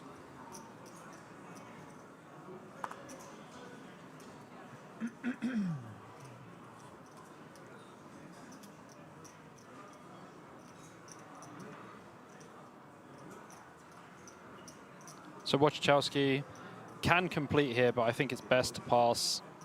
Jack 8 suited, again, he's playing against the big stack. Don't really want to get involved versus a UTG open with Jack 8 suited. Queen Jack suited, Jack 10 suited, Queen 10 suited. Probably okay to flat those, but that is about it. Jack 9 suited also would be a fold.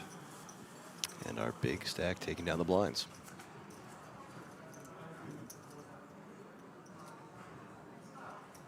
That's right, Felipe. Cheng again. Back-to-back cashes for this young man. Yeah, I mean, he's having a pretty good start to the series, I would say. Above average.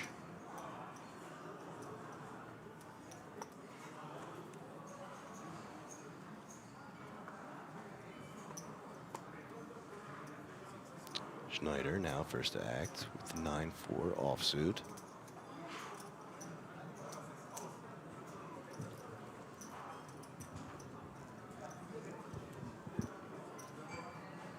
Don't think he knows it's his turn.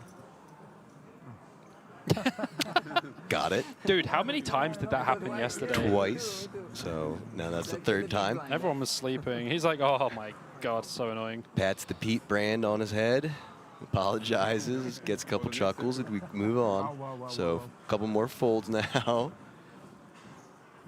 Not in the mood, huh? Bagnani out of the way.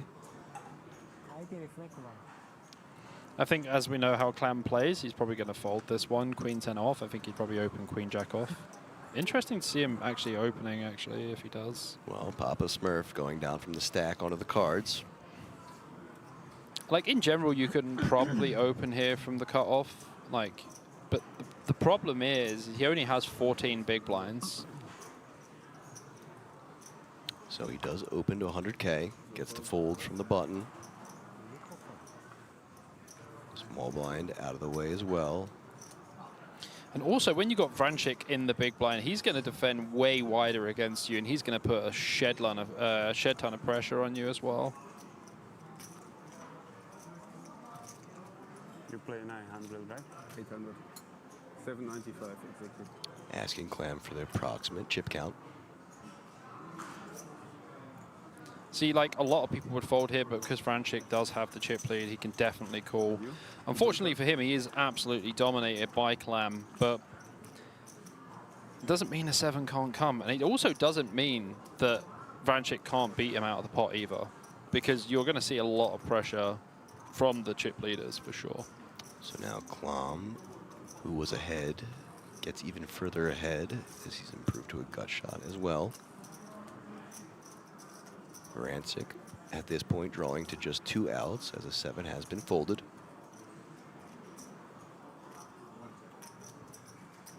Action goes check, check as the ace of hearts comes in on the turn. So Vrancic can actually have a lot of ace-X in the big blind. He could just flat here with like ace-5 suited, like ace, even like ace-7 off, ace-8 off. He would flat all of these. So Clam has to be very aware of that. But obviously Clam has opened from the cutoff, so he's going to have some ace-X in his range as well. And he now improves to a double gut shot. With chop options appearing above as well. But gets the fold from Vrancic and takes it down. So Clam, who's been relatively patient, just finding nice little spots to extract a little bit of value and keep his stack hovering right around where you can make a deep run with. Yeah, I think like once you turn the double gut shot, you just want to bet for sure just to deny any equity from your opponent. And your opponent could have a hand that is beating you. It could just have like one of the smaller pairs on the board. So yeah, betting them off in that spot's pretty nice. And I do like the sizing as well from Clam. Seems to be a good hand. And like I said, in general, like Queen 10 off, we're happy to open from the cutoff. But with the ICM and like, you know, with the big blind being Vrancic, it's not the most ideal situation. So it's that player-dependent exploit thing we were talking about yesterday as well. Ollie first to act now. Gets out of the way. Behor with the 10-4 should fold as well. Behor with the 10-4 out the door. There you go, the triple rhyme.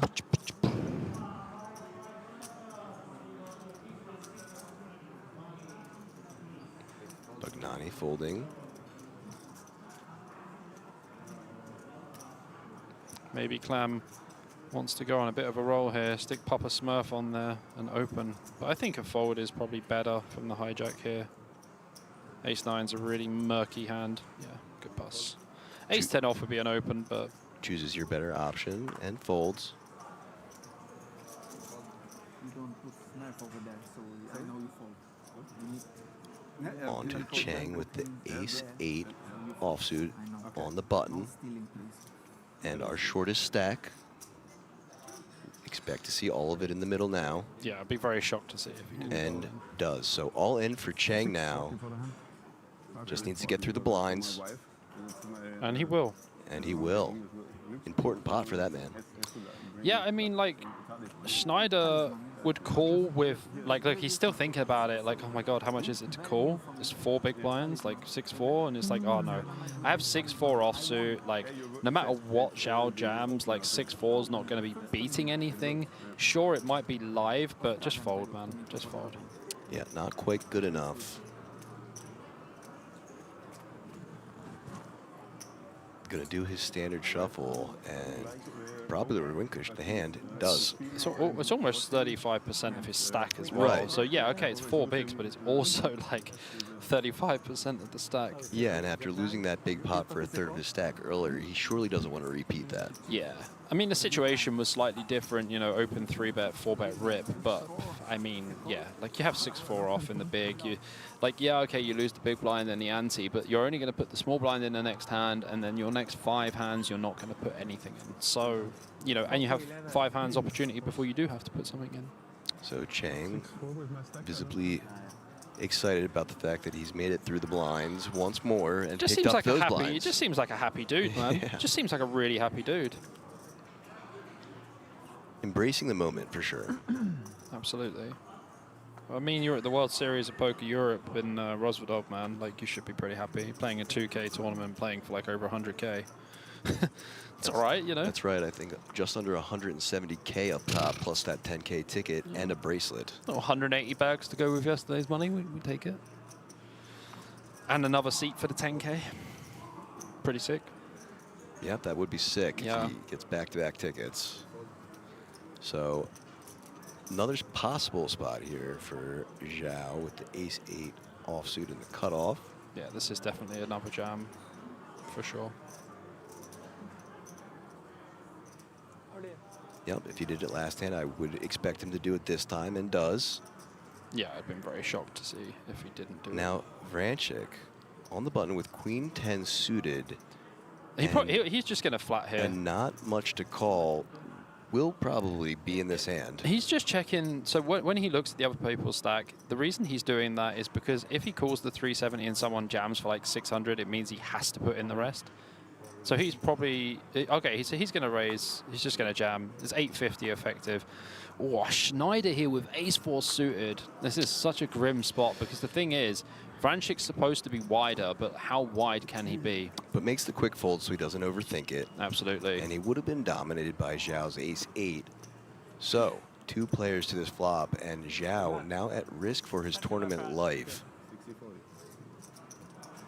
against Vranchik, who is our chip leader at this table. And this is a flip as well. Ace-8 against Queen 10 suited. This is a flip. Here we go. 10 in the window. That was like... We couldn't have rehearsed that That better. literally was just like the best. And now Zhao, who needs an ace, only 2 left as we saw one folded. 1 card to come, 2 outs. Can he spike it? Nope. And doesn't. So GG's to Cheng Zhao out in 29th place for $5,200 or euros, sorry. And 2 cashes now for the man. Yeah, pretty good start to the series, and you know, can't really complain. Got a 10K ticket yesterday, and you know, had a cash today. So yeah, no complaints. He must have jumped straight in, by the way, because would the think 2K, so. yeah, the 2K day 2 was the final day was today, and the last day 1 was yesterday. So he must have jumped straight in. I mean, Good on him. yeah, what a guy. That's the way to do it, you know. When you bust a tournament, don't sit there and be like down about anything. Just get your ass back in there and just keep grinding, man. Especially when, you know, you're playing well. You just hit a deep run. So For you're feeling very confident in your game. Yeah. You just keep it going. So it carries that momentum from yesterday all the way through today, cashing again. Strike the iron whilst it's hot. That's what they say. But I think it is a very good thing. Obviously, like, if you feel like, you know, a little bit like mentally depleted, tired and stuff, then yeah, sure, skipping's completely fine.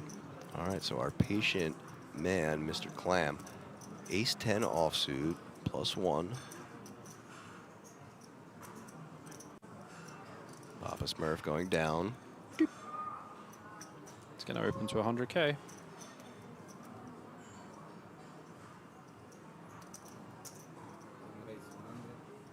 And does. Wozachowski out of the way. Go to Vranchik. The 6-5 offsuit in the cutoff, folding. Schneider. Easy pass for Schneider now as well. Folding as well. Into our Behor with the jacks Twice? again. Just twice. So last time we saw Behor jam, and that was against cutoff last time, right? Cutoff against small blind. Yep. So you're going to see a completely different hand here. He's always going to 3-bet with pocket jacks, and I think Clam can definitely find a fold. The 3-bet range from small blind or big blind, especially big blind, the 3-bet range from big blind versus early position range is so tight because you call so much in the big. When you 3-bet from the big blind versus early position, it's always, always a good hand. I think if Clam even calls, this will be a huge mistake, and if he goes all in, it will be a rather large blunder. I think he's going to fold anyway, man. You probably need to have a hand like ace-queen suited plus here, I would say. So Papa Smurf back on top of the stack. And I would think that means these cards are probably going to be folded. Yeah, I think ace-10 is just, if you're going to open it from +1, it's going to be a raise fold versus a late position 3-bet. There it goes. In the middle. 2 pickups for pocket jacks for Behor. Not too bad.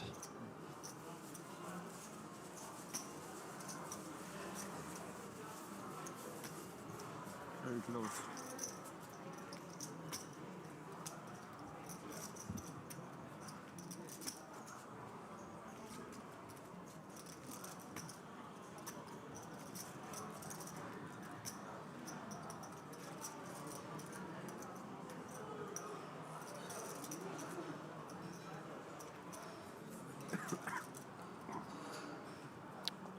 Next hand underway now. And Clam to start.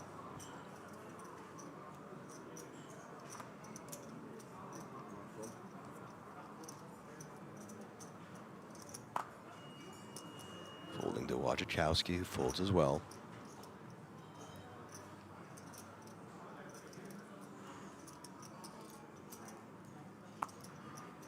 Looks like it's going to be an open from the hijack with the queen 8 suited. 100K now. Schneider.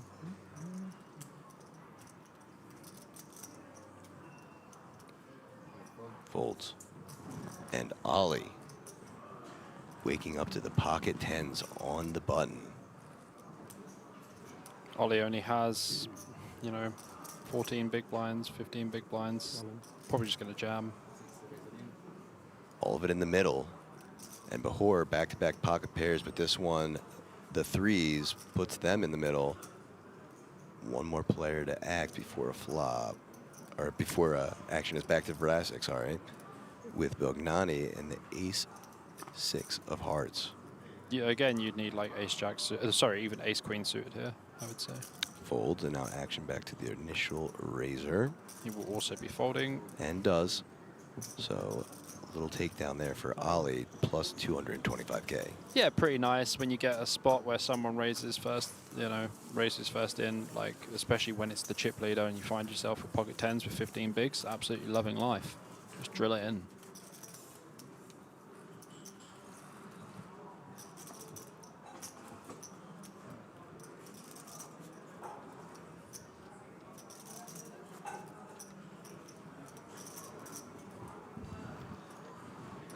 So once again, we are here at the World Series of Poker Europe in King's Casino, Rosvadov.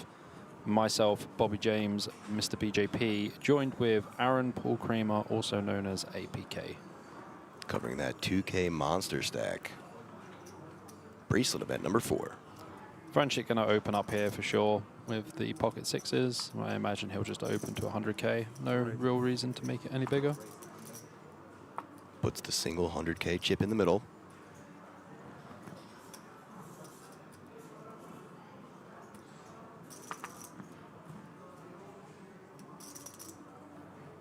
Schneider doing a lot of folding and continues.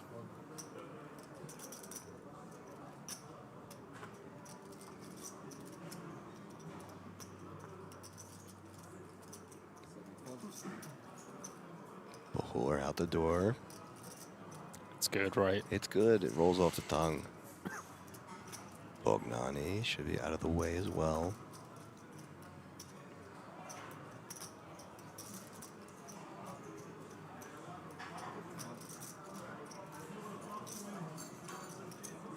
And last act, Klom with the Jack 5 offsuit.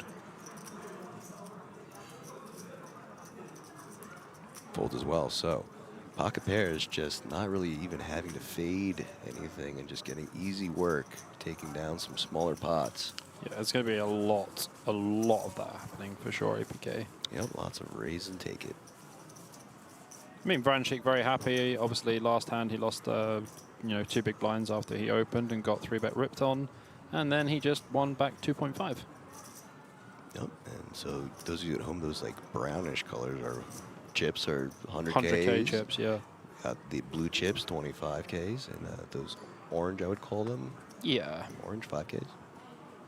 I would actually say they look more like burnt sienna. Oh, well, okay. Oh, look at this. I mean, those are 2 black queens, we can tell you that. That is a better pocket pair than his last one. It is. It is an improvement, a drastic improvement there for Vrancic. So standard open to 100K with all the players left to act. Folding around to the cutoff now, who folds as well. Bognani could flat the button here. Queen 10 suit is actually a very nice hand to flat, but again, against the chip leader, it doesn't leave you in the greatest spot. Wouldn't choose to 3-bet the chip leader. We know the chip leader is opening quite wide, but not that wide from under the gun. I think you might see a flat or a fold. I don't think you'll see a 3-bet. It would be a bit wide. I think the fold's very good, by the way. Great fold. Very disciplined. Yeah, this is going to be another raise and take it down because there's no way that Wojciechowski is going to put a single chip more in this pot. So our chip leader at the table just taking some blinds and putting the pressure on the rest of the table now. Easy pickings. Easy game.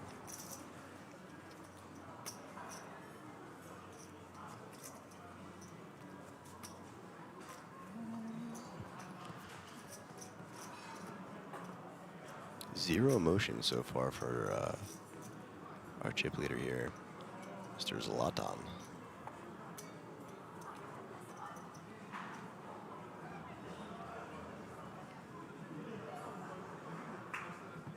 Schneider UCG here with 10 big blinds. Should be folding the ace-3 off. It's just not strong enough. Probably hasn't seen a good hand for a while, so ace-3 off starts to look a bit more like pocket 9s. But it is not.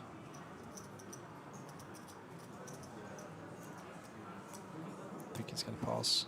Yeah, he's been so patient, so for sure. I wouldn't expect him to change. Yeah, you that don't. Now. You're not going to change gears now, yeah. No. Just 5 off the next page up.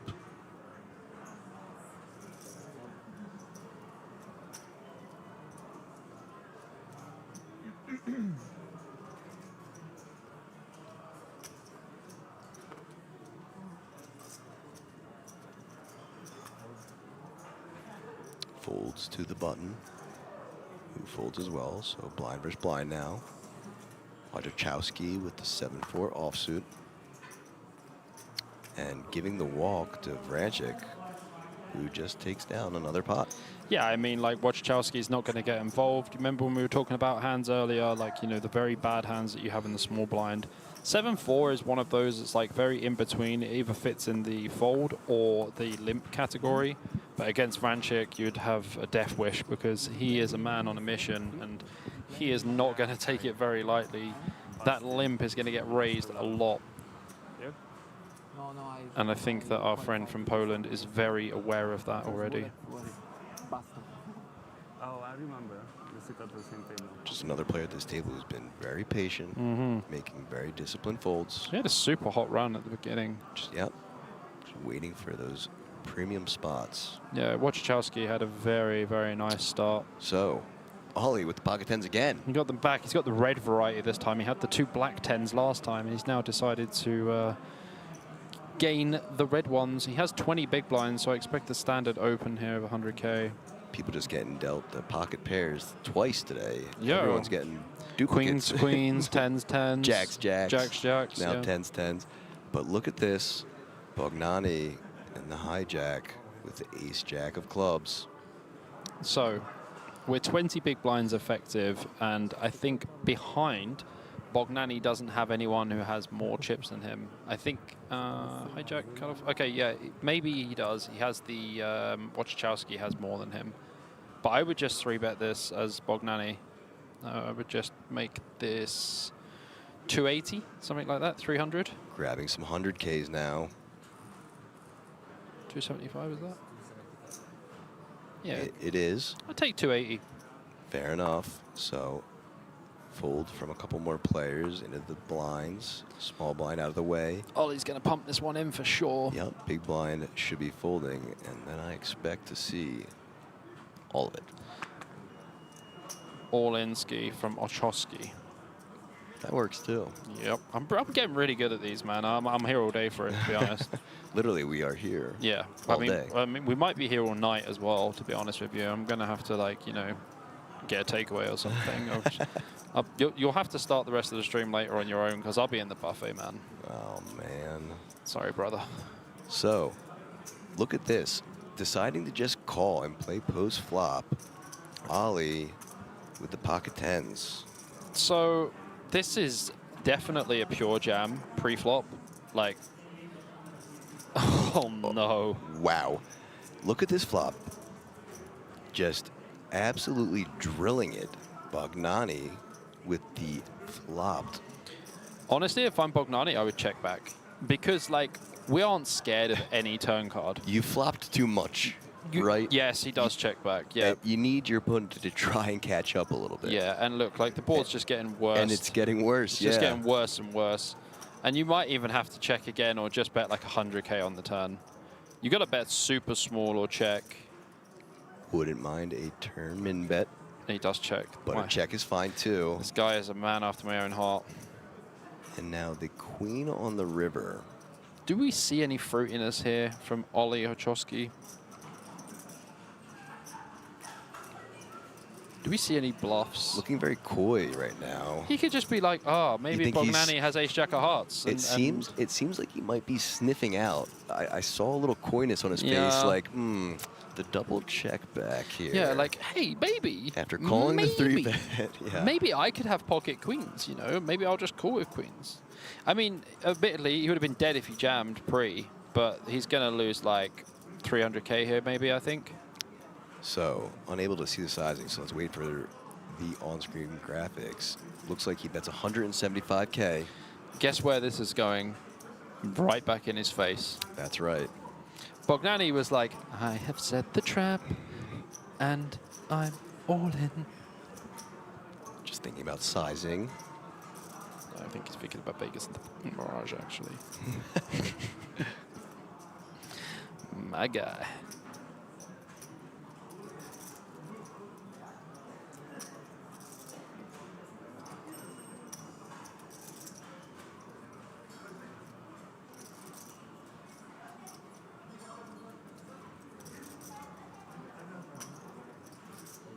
And all of it.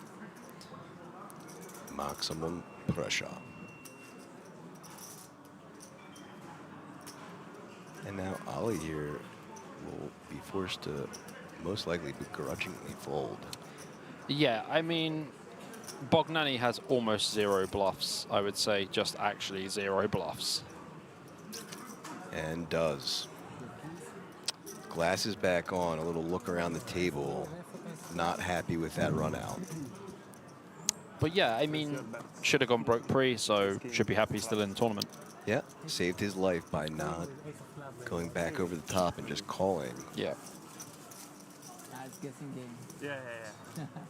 Side bet. Yeah. Side bet, okay? They And work some 30 friendly minutes. table banter. Always good. Big old smile from Bognani. I would be smiling if I got that flop too, my friend.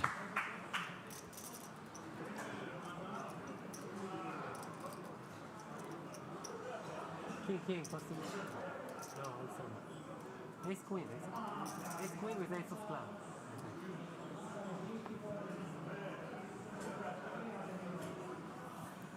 Or first to act, 9-6 offsuit. In the bin. Bognani's cards should be there as well.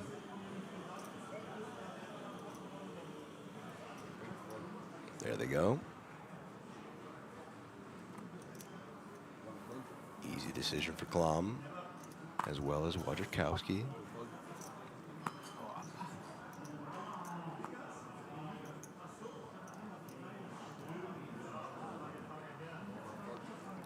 Fold from the button. So blind versus blind once more. Schneider with Jack 3 and chuckling because that's one of the combinations that you kind of just don't want to play either. You can do shit with it. And so a walk for Ali, who I'm sure is happy given that he had a 7-4 there, but still probably a bit perturbed by the last hand. Absolutely.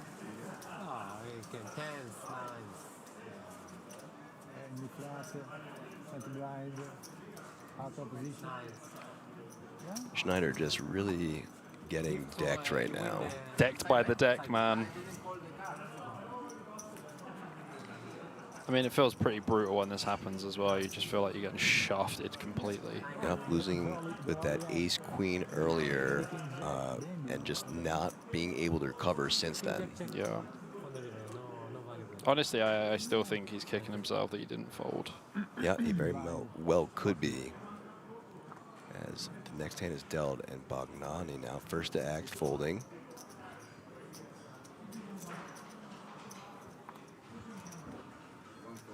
Mr. Smurf's going nowhere this time. Oh, I like that one. Franchik's going to open this from the cutoff, I'm sure. With this stack as well.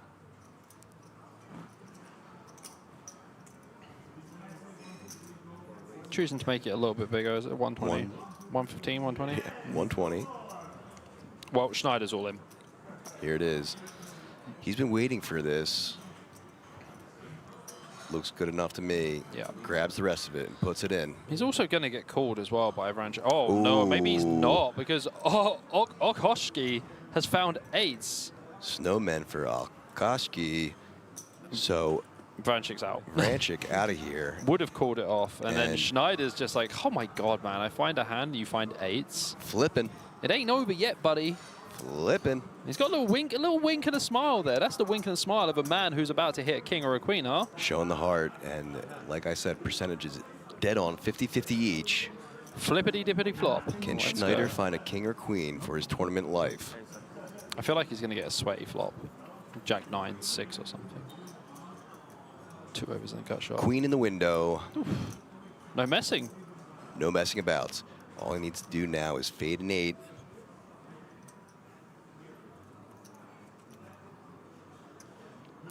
Fades the first.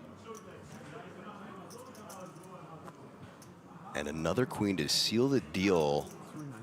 That is a nice pickup for Schneider. He will sail away on that boat, my friend. Yep, was just saying he was unable to recover, but now does a little bit of that. It's going to boost his confidence a little bit. He's had some absolute raggy hands. He's had some interesting spots where he could have put the money in. He's been very patient. Fair play to the man. Patience paying off, as it often does in poker. Yep. Well, I mean, look at Stepan Budac yesterday. He went down to 1 big blind. 1.5 big blinds, actually. I think he had 800K. And it was 500K big blind, right? Yeah, yep. So he had 1.5 big blinds.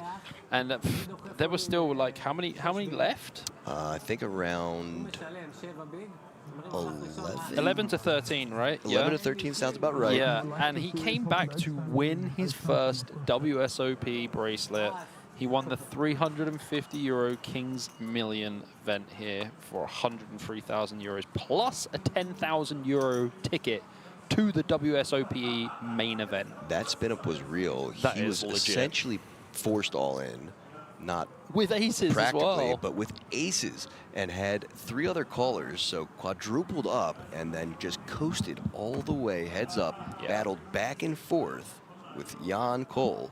Yeah, and it was sick. It was sick though, because he lost 9s against Ace Jack, and the guy went running straight. It was Young Cole who went running straight as well. That's so insane. Wojciechowski here with the ace-queen, +1. He's going to open this. 120,000 to go. Oh, he's at the 5K extra. There it is. He's got the 5K extra. He just knew I was going to say 120. It was like, actually, Bob, 125. All right, Schneider looks like he's going to be back to being patient here.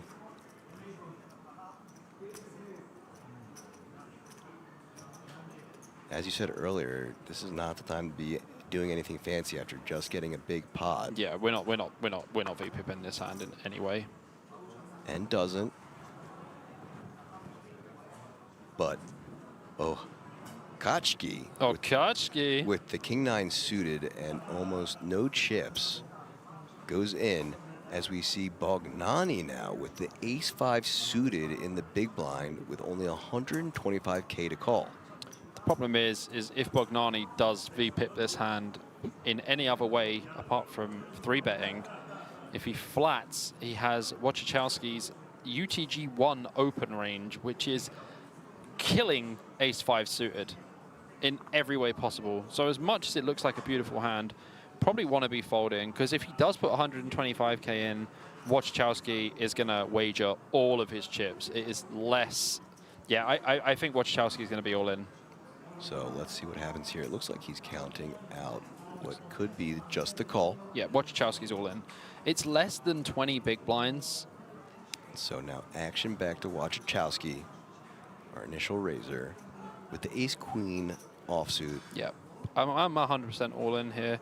20 big blinds, effective. Like, when we flat, we allow hands like Bognani's hands to play post-flop, even though he'd be playing post-flop out of position. Wojciechowski is all in for sure. Just to be sure, yeah. I cannot raise. Yeah? So raise. Did he say I cannot raise or I can raise? What I just heard him say is, I just want to make sure, can I not raise? So, may I raise? No. That's why I would just want to ask. He had 65 more, and now it's 60 more. Yeah. I think he cannot. Cannot. He, 125 and You 185. raise more than half. I understand. But he just, that's why he said just yes. Yeah. So, call the floor. I think If you have 10,000 left, you this is can. the 5. I know. Oh, I think the chip count is wrong. I think Wojciechowski's chip count isn't 185. Let's listen in real quick as they figure out what's going on. But I think you might be right. Yeah, because he should be able to raise. So I think they're just getting clarification from the floor now. Perfectly understandable. No one wants to make a misstep now. You check that for sure. yeah, 185. Is it? Good. Well, it needs to be 190. So only able to call 120 is what it sounds like. I think. So Bognani getting kind of saved here and able to see a flop now. I'm a lucky guy always. Because for sure he wanted to come over top and clarified with the floor. Unfortunately, both gentlemen being outflopped by Ali, who was behind it, has hit a king on the flop.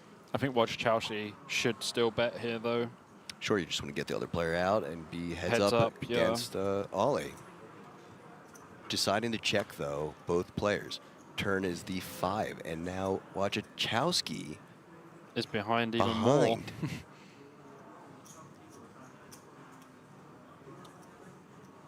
Interesting to see what unfolds now.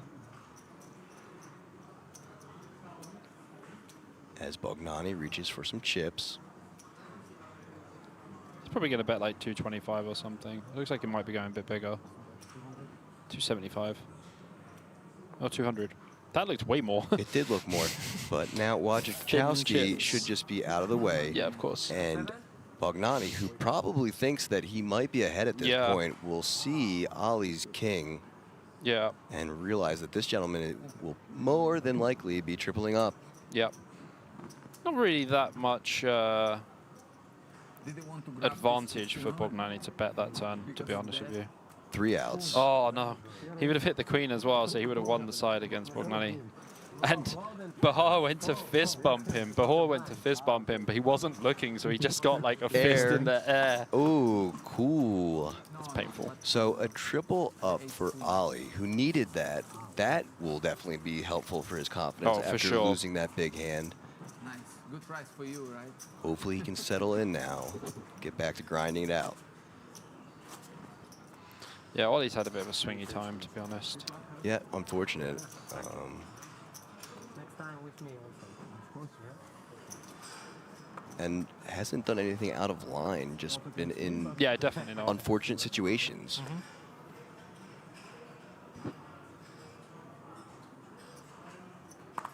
26 players left now, so 3 off a pay jump. Wojciechowski under the gun with pocket 7s. Pocket 7's in this spot. Kind of a mix. You have 20 bigs, like you can open. I think folding's going to be fine as well. I think you can fold this too, yeah. Yeah, like you've got quite like aggressive players behind. Like There's you've just got the too much chip leader. action. Yeah. Yeah. I mean, kind of fortunate that like the chip leader is, in an early position as well, because it's going to be way less 3-betting. So chooses to raise it up to 120K though. Gets the chip leader to fold. Action now on Schneider with the queen 10 offsuit in the hijack.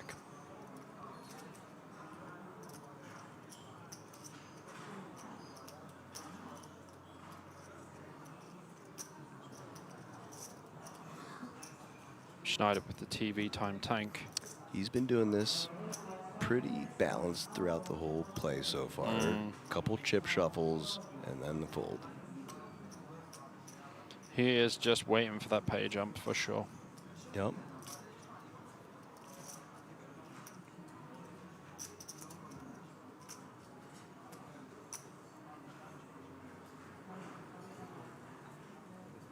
Yeah, and he does fold.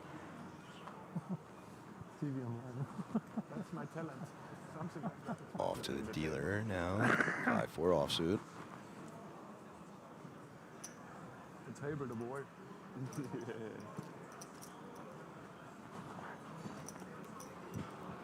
90K to call for the small blind. Bognani 9-7 offsuit folds. And now Klom. Wow. Klom, Mr. Patient. And this is what I was talking about. Look, Wojciechowski is he's gonna have to call off because it's 10 big blinds. Here comes Papa Smurf. Oh yeah, put that Smurf on there because these 2 red aces are gonna go in the middle.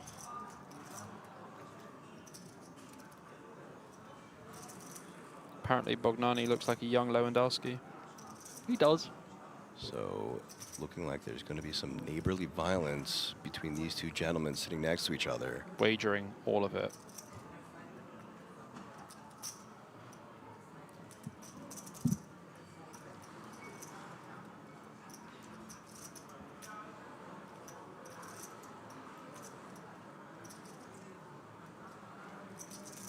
This might be the longest all-in. All of it. How much is it? He's going to be like 700. He's like, yep, cool. So only 565K to call. Yeah, I don't imagine that he's... Grabbing the stack to insta-call. Yeah, and he does. Sees the awful news. And now drawing to a 7. I mean, they do say it's always coming 7. Some people say that. I think some people say that. I have a feeling these aces are going to hold. I think. Klom's been so patient. He needs to be rewarded here. You want to try and win your 88%er? There it is. So a relatively clean flop so far. Just needs to fade the 1 out. 1-7's folded. Fades it first time. And fades it the second. Aces for the double up for Klom. An insanely important hand for that man. And what did we say about Wojciechowski here with pocket 7s under the gun? We said, you can just fold. Yeah, and that is exactly what we were saying, because there's just so much action behind you, and 7s just get you into a jam or a pickle like they just did. And also now Wojciechowski has gone from having quite a decent stack to only having around 10 big blinds. Yep, he's one of the shorter stacks, if not... he could be the shortest. I'm not sure now, but again, just a huge double up for Klom, who has been so patient. Yeah, he has been very good, very patient.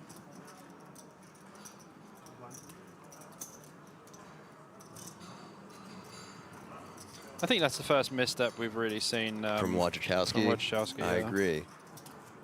And now Papa Smurf's going to have an even taller tower to sit atop. He will literally sit upon the throne. Throne of blue chips. Absolutely. They're Smurf color chips. That's why. right. They match. It truly is The appropriate. law of attraction. Yeah, yeah. All right. So our table chip leader now under the gun, ace-6 of hearts. He's going to open. Should for see sure. an open, yeah. Wants to keep the pressure on. Absolutely. Especially now that we're only 2 off that pay jump. Oh, Schneider has finally found something to work with. And our other Mr. Patient, Schneider, ace-queen suited. So will ace-queen give him some justice?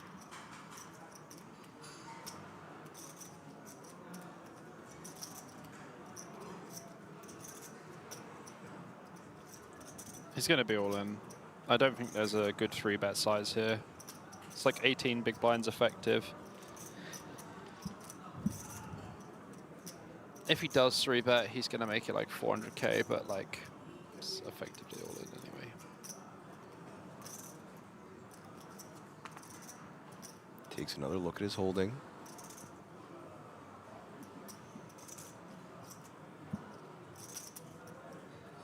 Takes a third look at his holding. They still haven't changed. I mean, I'd be quite happy. There we go. He is all in. And there it is. Triangle sent his way. Holy shit. Is all in, but Wojciechowski's got kings. Ollie directly behind him wakes up the kings with the snap call. So can the ace-queen give a little bit of justice back to Schneider, even though we are about to see one of those aces get folded? That is crazy, man. Honestly, like Schneider run into kings twice, man. So unfortunate for him. Ace-queen both times. Just running into it.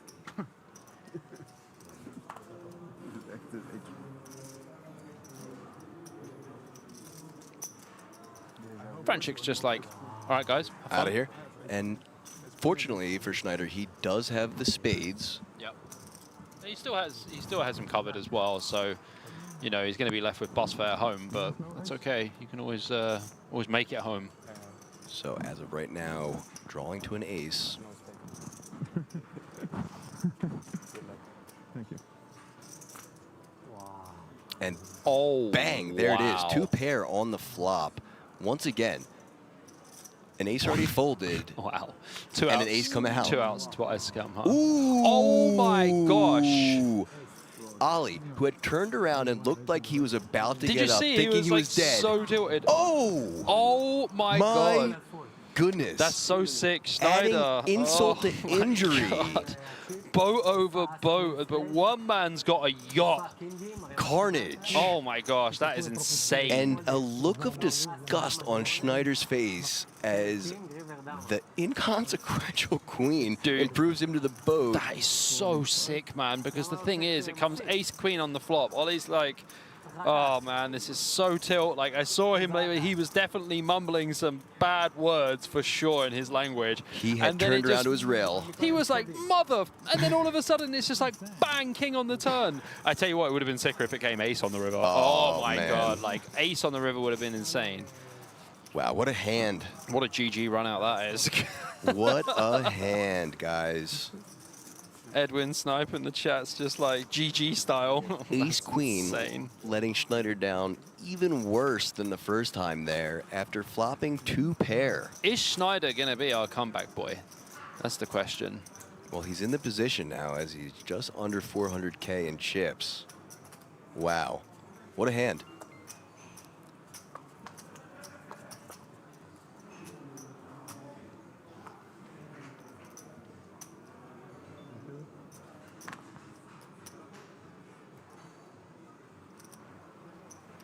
All right, Schneider making the fold, and Ollie still grinning from the previous hand as Schneider has to walk away and cool down, and I don't blame him. Oh yeah, Schneider's steaming, man.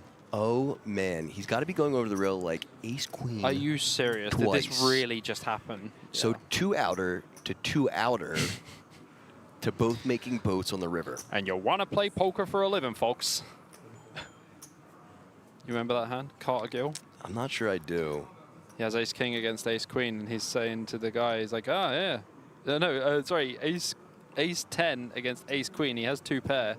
And he goes, you just need a queen. It comes queen, and he just like falls, like crumbles. It's like Carter Gill. All right.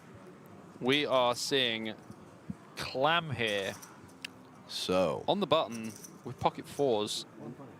Ollie opened from +1 with ace 7 off. This is not the kind of open I would expect. He's got happy chips because he's throwing them everywhere.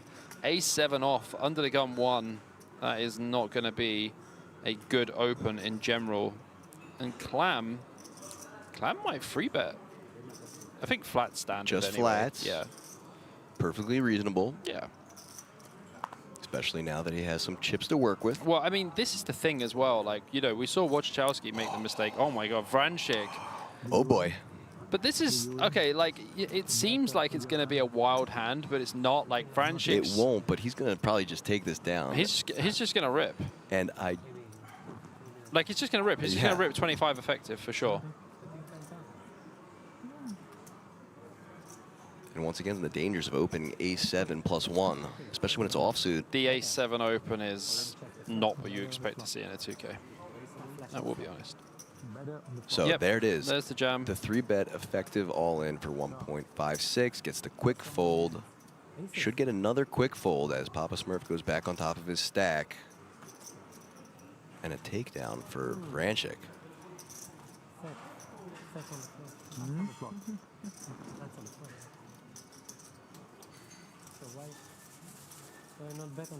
think I never play ace queen again. All right, guys. I think I'll never play ace queen again. I feel your buddy, man. Fair enough. I feel you. Understandably so. We were talking about Jack PTSD, so you just saw some ace queen PTSD That's in real real-time ace-queen. life. So, guys, just a quick note. This is going to be hand 58. We're going to do a redraw and take a 20-minute break, and then we'll be back with the rest of this 2K here in Razvadov This at 2K King's Casino. Monsterstack. Absolute sick tournament as well.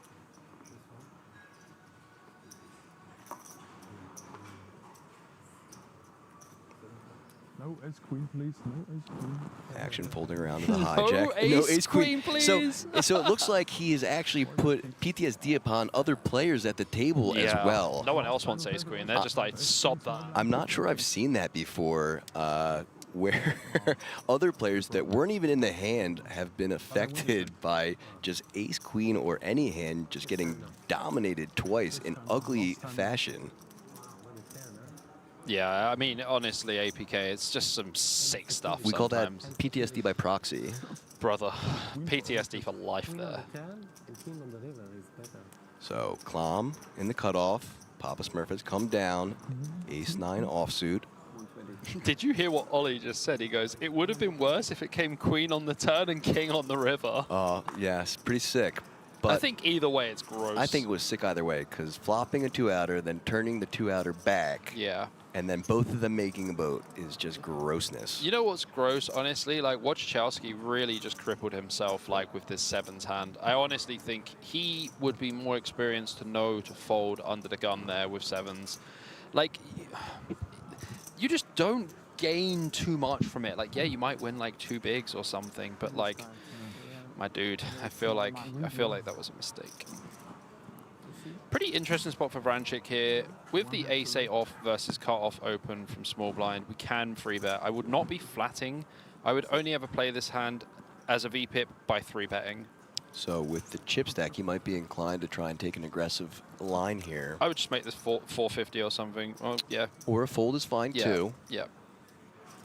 Maybe realizing that this is the last hand before a break and not wanting to get into anything sticky. Also, Clam is an older gentleman who has played very solid poker so far, and he hasn't shown down any raggy hands, so he has to be very aware of that. The time we have seen his hands have been like aces and ace-king. Yeah, he had the queen 10 against queen 7. That was about it.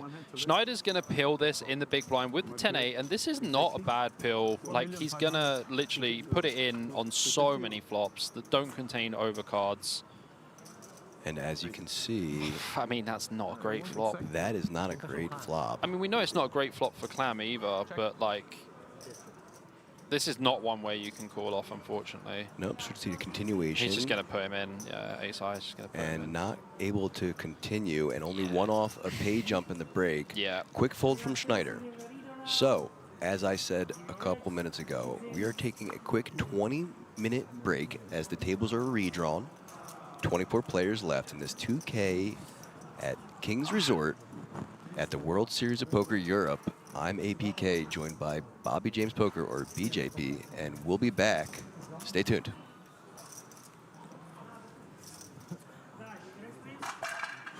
I think I have big blind the next time. Next time. Yeah. How is that? It's redraw. Ah, Good luck, everybody. okay, redraw. Good luck. Good luck, everyone. I hope not. That's for the singer. Maybe.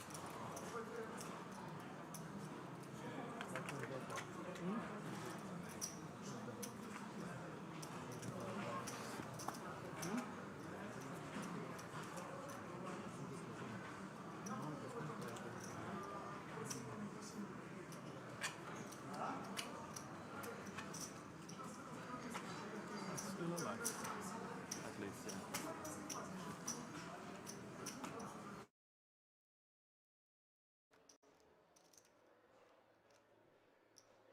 No.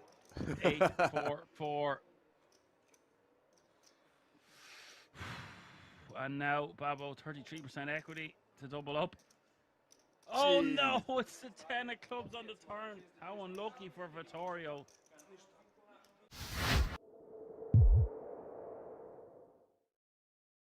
Way. Too passive. Check back all the way.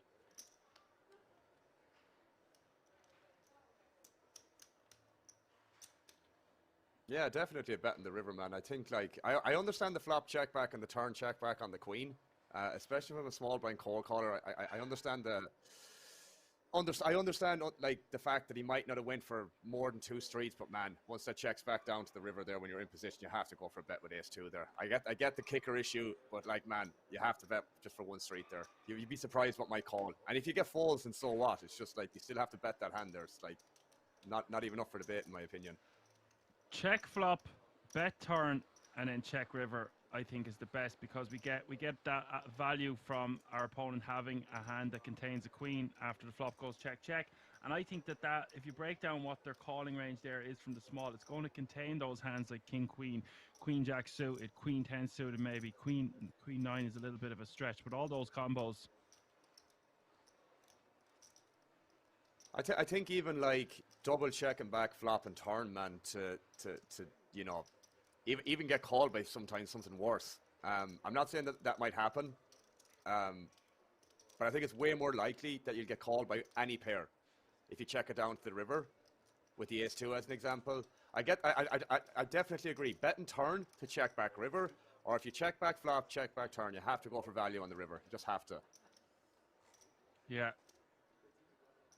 We've got action. Gianfranco finds himself with 10 big blinds, forced to shove the king queen of diamonds from the hijack standard stuff. And this is going to be a super standard rejam here from Dennis on the button. Gianfranco very unlucky to run into the top of Dennis's range here.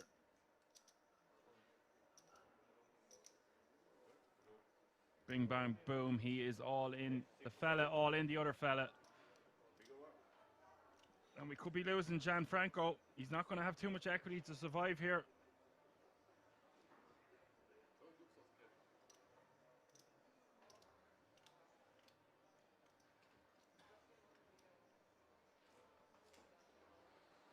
Ross, GTO, 3TO is the commentator.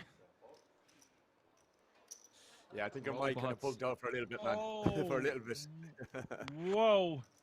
Whoa, indeed. Oh, dear. Now, right, here's my thoughts on this. With 2 all-ins in front of us, you make an argument for folding. Because the club was for 10 big, lead jam for about 15. We're about half a stack here, but Jack's going to play very well against these all in and the rejam range. The only thing is, with the icing considerations, it could be what appear to be a very tight fold. But because we have over 5 million here, it might be better to just let this one go. I would Yeah, definitely be folding 8s, 9s, and 10s. But again, the jacks plus thing, Alan. Do we just want to go for it here? I mean, I don't know how many times this spot is ever going to come up, bro, where folding jacks is going to be a good play. I don't think I would get away from this, man. I think if you do have the 8s, 9s, and 10s, it's kind of the cusp of like one or the other. But I don't think we can fold jacks. No, I don't think so. Neutral says you call with jack. I think jacks plus here. Now, if it was for any more, I think I'm just letting jacks go. I would like that made. Mate, this is a huge pot. Made This is a known. This is massive pot. massive. 7 million and change in this pot. Vittorio. And the other thing is, this is so nice for Vittorio because he's getting a fake flip here in a way because they're blocking each other's hands. So he's still getting a fake flip, not the right terminology there, but you get me. There's extra outs gone. So it's 41% equity. Oh, what a spot this is for Vittorio and his Jeffries. Gianfranco with 15% equity to stay in the tournament. Dennis with 25% to stay in this tournament. This could be a double elimination, the first hand back, or second hand back. Oh, it's a king of kings. Oh, dear. Nasty.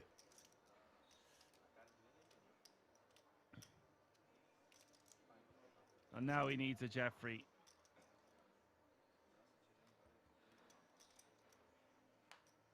And it doesn't arrive. Negative. That's very sad. It looked like Vittorio was going to get through. Oh, what a painful situation. We lose Gianfranco in 7th place, and it has to be said he's going to be very disappointed with that finish, considering how well he was playing yesterday. A bit reckless at times, but some spicy, entertaining action from him nonetheless, and that's what we love on this channel. So kudos to him. Put his balls out on the table yesterday in a few spots, and I love it. Great to see him get such a nice result, and yes, he will be very disappointed, but maybe with a score of nearly 40k, including a 10k ticket, we'll be very happy. I think it was like blind v blind. Vittorio limped the queen 9, and I forget who was in the big blind, but they had ace king suited either way, bro. On the isolate, Vittorio calls, flop came like jack 8, sorry, jack 9 4, something like that. Flop went check check, 8 of diamonds on the turn, which gave Christian obviously the 2 overs on the flush draw. But I really liked Vittorio's bet on the turn, man. He went for a block sizing on the turn with the queen 9. And obviously ace king has to call with the flush draw, the 2 overs, etc. But I think the river was a brick again, man. And I really liked Vittorio's bet size. And he bet like, I don't know, 500k into maybe 3 million or something like that. And we do have a call here. Other than that, yeah, Christian decided to fold the river. But I really like the 2 sizes by Vittorio, both turn and river in that hand exactly. He's impressed us about 4 or 5 times now, Alan. And he's set to eliminate Babo here 62% of the time. 4 in the window, but an 8 also. Babo now 4-1 favorite to double up, back up to almost 10 big blinds. Until the turn. No. Well, it's good for you. He's your boy. Oh my God, No. he hits the river. Brilliant hand. Wow. Yeah, that seems like Vittorio is...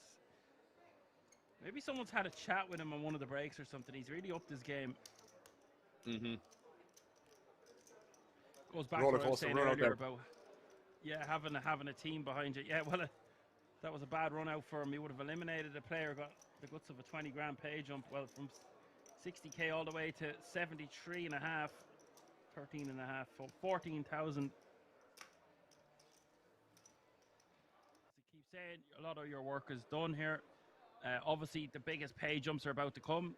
But I mean, in terms of your ICM, if you're one of the shortest stacks, you don't want to be busting before the other fella, but it might be a great opportunity to just raise call with a hand as strong as ace jack there. Yeah, I can see the merit to it.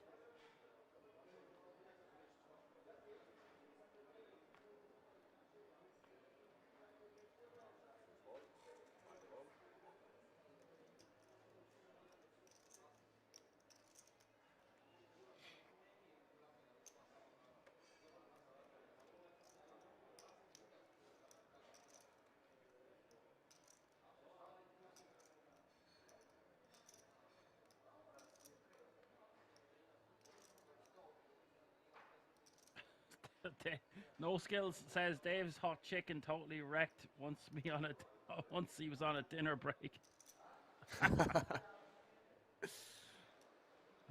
Being wrecked by more carby meals at these hotels and places, and buffets, whatever, takeaways, Domino's late at night. They all add up. Sitting at the table and you can't even think straight, let alone sit straight. Vittorio raising the minimum here with the kings, and Babbo. Oh my God, he's picked ill timing. Missed timing. Big time. Missed Big timing step. here from Babbo. Good timing here for your man Vittorio. 7 million in this pot. This is a huge pot for this tournament. Vittorio looking cool as a cucumber. His work is done. There's nothing he can do. He is the one standing up and away when it's Babbo, the one at risk.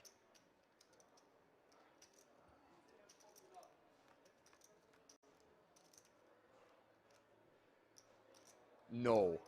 8, 4, 4. And now Babbo 33% equity to double up. Oh no, it's the 10 of clubs on the turn. How unlucky for Vittorio. He stands up and stretches. Brilliant. There's nothing he can do. Can't get lucky on the river, and Babbo fist bumping now. I really feel for Vittorio there. Well, that puts a dent in my odds.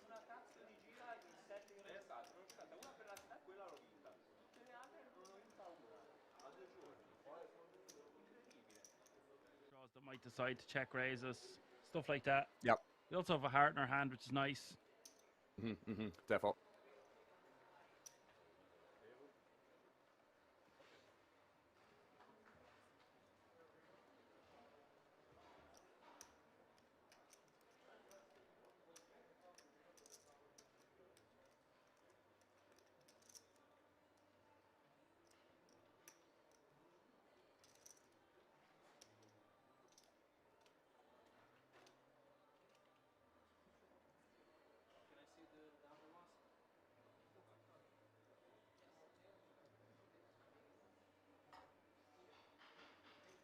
Christian with ace king suited. What a hand to pick up here, four-handed.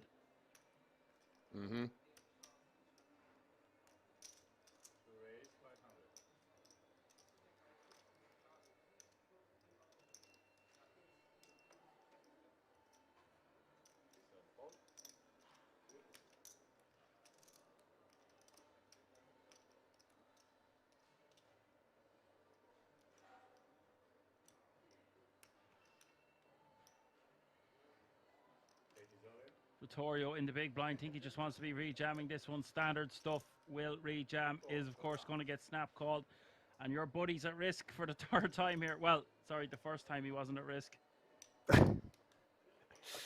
At risk now, though. Definitely.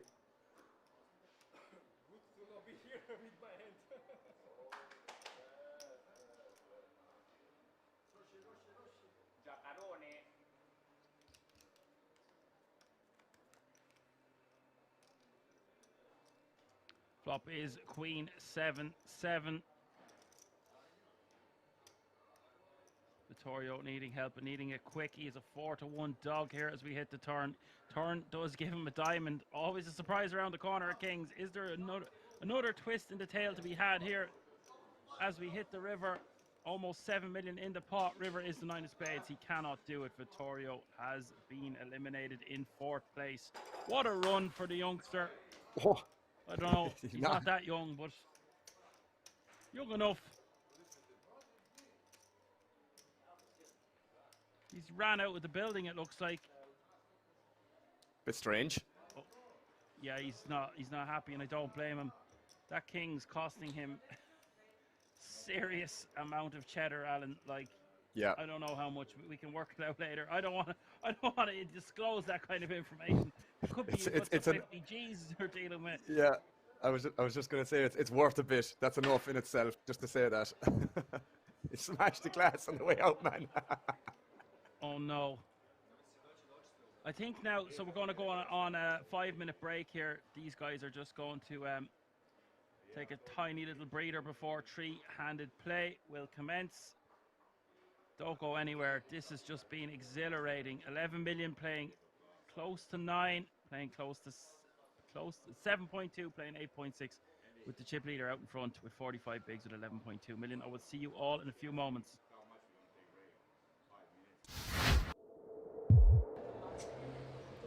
Yeah, first of all, I'm really sorry for what I've done.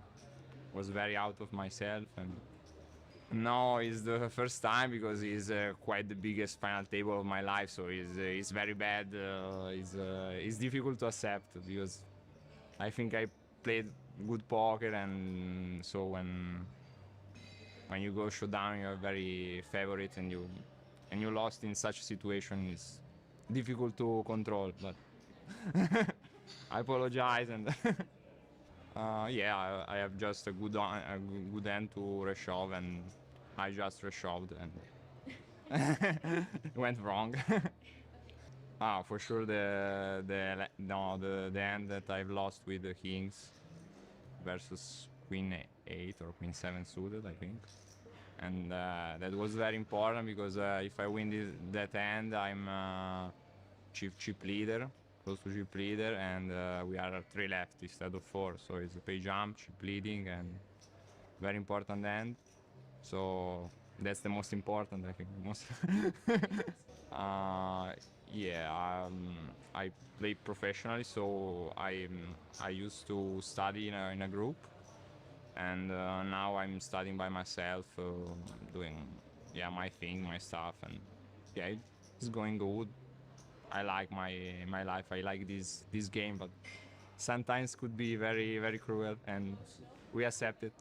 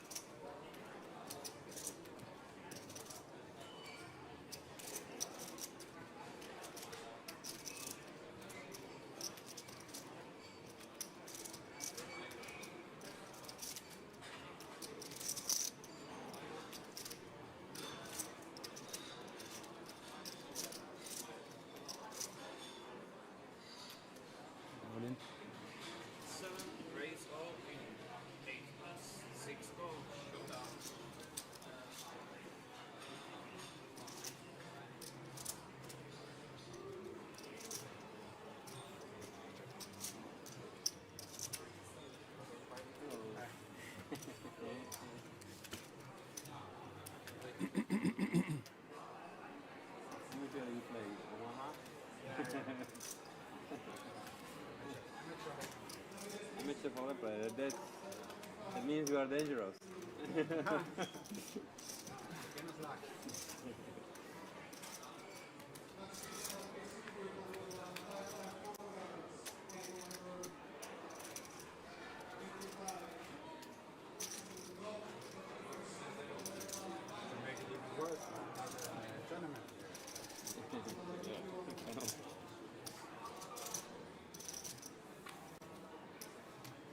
You are doing very well in tournament yellow. Yeah? Could be better, eh? Could be better.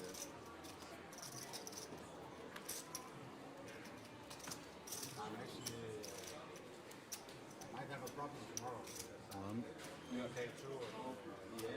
Oh. So I might have to move the You are too table. good. You're too good. You have. So I don't know. If I'm here, it's fine.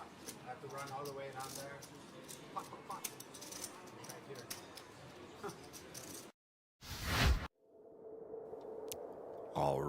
All right. Welcome back. This is APK, Aaron Paul Kramer, coming live from the King's Casino Resort in Rosvedov, covering the 2025 World Series of Poker Europe 2K Monsterstack final day. I'm joined by Bobby James Poker, or BJP, and we are coming right back to the action as the tables have been redrawn and we are featuring some new players. Bobby, why don't you tell us about them? What's happening, guys? BJP here. Hope you're all doing well and enjoying the stream. So we have a couple of new players on the table. We have Antonios Onofriou, the Cypriot, I would say Greek Cypriot player, and another Greek player, Yanis Chorianopoulos. Close enough. Yeah, I think it's okay. And then we also have Stanislav Koleno, who is a new player, and Zednek Zazika. Sure. I would have went with, I think my pronunciation is going to go like this. Jednek Chichka. Yeah. Yeah. So, do you know the word Chednik actually means freedom? Well, there you go.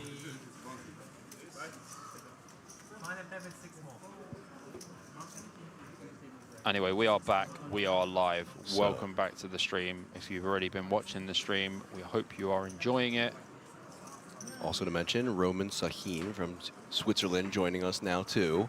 So some new faces that we'll have to get familiar with.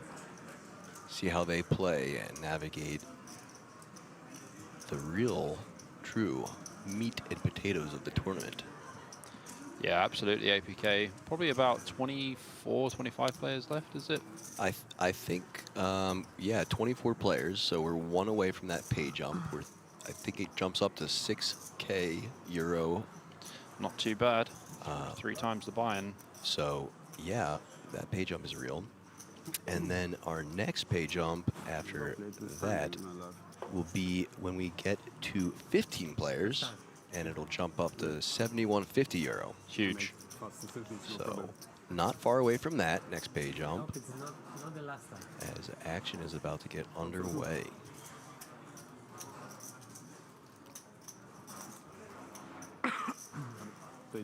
Is it because of WSOP? Because Once again, top prize being 169.85K plus a 10K ticket for the top 10 players. And of course, that #1 spot getting the bracelet as well. And all of the big money. Good luck, everybody.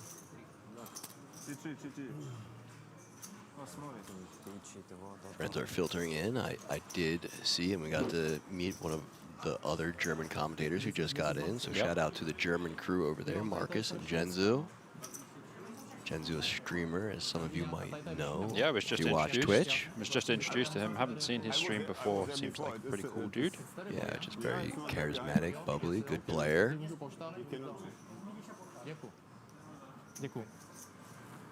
Keeping all you German viewers totally entertained. He was saying how he just managed to squeak into the booth in time to see that Carnage hand on Sue. That was his first hand getting into the building. Oh, the ace-queen against kings. Yeah, and I was like, well, dude, you missed the second hand of the day being a flopped straight flush. So. Yeah, that was wild, man. Yeah, there's been some excitement to start our day, and it's excitement to start his day as well. And as things stand, we'll be covering this event down to an eventual winner.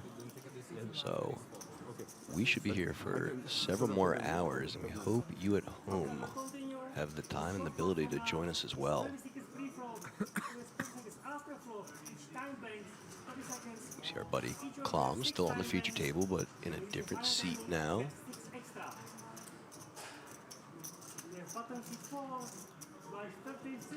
Jonathan Behor also still at the table. Oh, we played yesterday. We played yesterday. We played yesterday.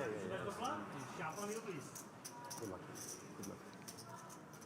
All right, as we hear a good luck from the floor, and cards will be dealt.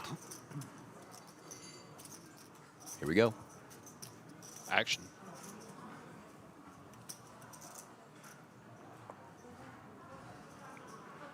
Yeah, Behor's shifted seats as well. Has ace-9 off under the gun. It's going to be a pass. Galeno passing as well. Now on to Klom.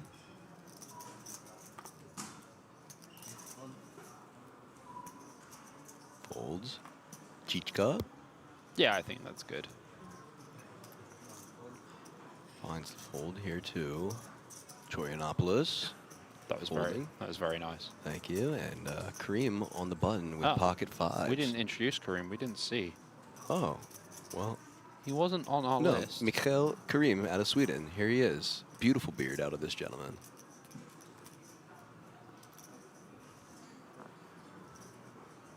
That's a pretty monster stack. 3.39 million for that gentleman. Yep.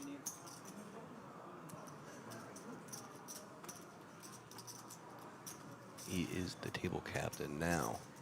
So opening to 5s as Sahin, who is unaware of what Ace Queen has provided so far at this table, finds the 3-bet in the small blind to 330K. Yeah, pretty good free bet here from Kareem. Sorry, from Sahin. And Kareem has 2 options here. It's like 25 big blinds, something like this. So I would expect to see an all-in. Yeah. There it is. And I would assume... Yeah, button versus small blind. He's just going to put the money in. Sahin's going to flick the chip in. Yeah, he's very likely to call here. So let's see if Ace Queen can now find some way to win here. Yeah, it's 2 of the loosest spots, like button against small blind. Small blind frequency is going to be high, and yeah, this is a very good jam as well from the pocket 5s. So interesting to see is, so Sahin picked up the chip as if he was going to flick in the one as a call, hesitated, and Took then a second, yeah. threw in a time bank as well now.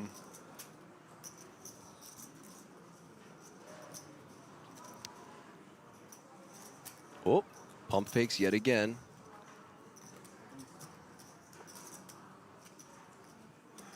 Very interesting. And passes. Not sure if you saw that, but he literally went like this with the chip and pulled it back without releasing it. Slight angle. I didn't want to say it. No, I will. I don't care. I didn't want to say it, but he was staring at Kareem's face as he did that. Yeah, I didn't like it. Trying to get a reaction, it's not pretty. Yeah, almost to see if he could maybe get Kareem to show his hand as if he had made the call. But yeah, a little angly. Something to watch. Not a fan of that, to be honest. Just some of the things that you can kind of pick up and get on extra information with live poker. Yeah. That's why you got to be paying attention to every single thing happening around you. So one of our new players, Galeno, under the gun now, 5 deuce offsuit.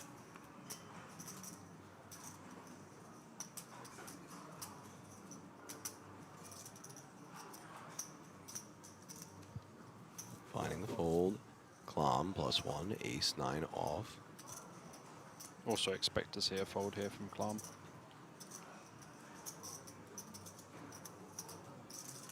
That's the way he's been playing, and he's going to stick to it. And now Chichka with the pocket jacks.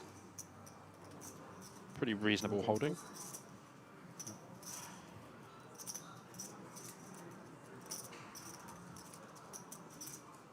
Thanks.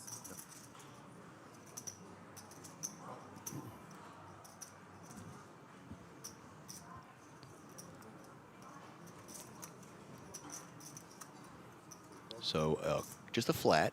Just goes for a limp. I guess there's some shorter stacks behind. Maybe Or a limp, trying to sorry, induce.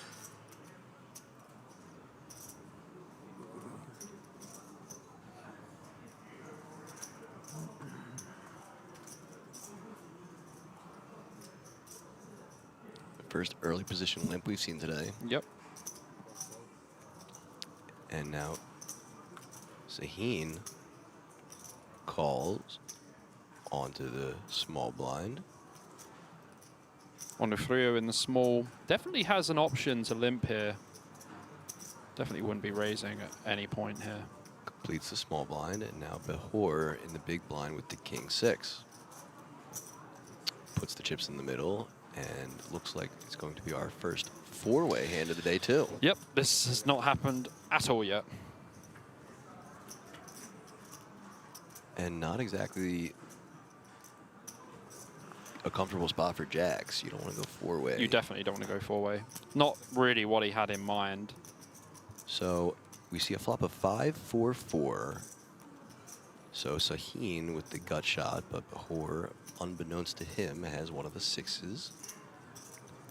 Probably just see a bet here of around 100K. Chichka's going to be enjoying this flop. All low cards, relatively safe for his jacks. So he does put out a bet of 130K. Seems pretty reasonable. Sahin counts out the call.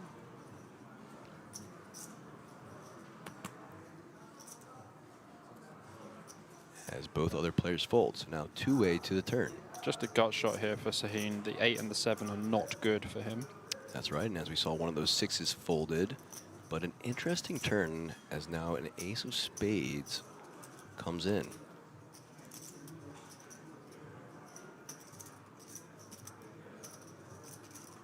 Chichka now thinking about what aces might consider continuing on the flop and now have improved to the top pair.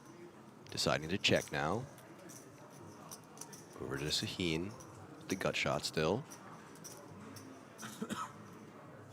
Checks back. And a 7 on the river, interesting. So now Sahin has improved to second pair against the over pair by means of jacks. I mean, Sahin now actually has showdown value, so if it's checked, he will check back. But Chichka probably wants to bet here to get value from the 5x and from the 7x directly. Repping the goat on his sleeve, too. Yeah, probably like 150. So here is that bet. And 130, so just a little under what you called for. He's going to snap. And, yep, counts out the snap, begrudgingly sees the jacks and pushes his 2 cards into the middle. Well, everyone's going to see that he limp jacks now as well, so they're going to be very aware of his limps moving forward.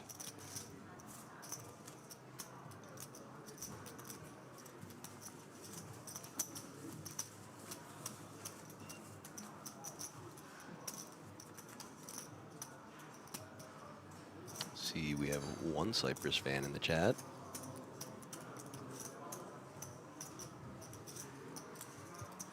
Yeah, that looks like a Northern Cyprus fan. Hasan Güçlü.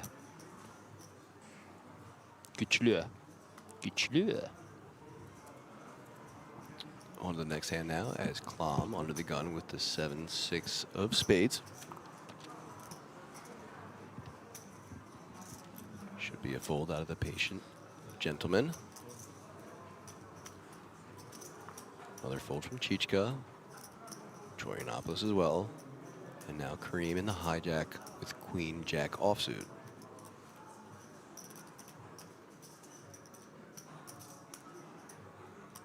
Still the largest stack at the table, and opening action now.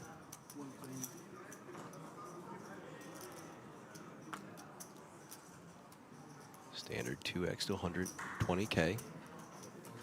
Fold from Sahin. And the button, and now off to Behor with the King 10 offsuit, who folds as well.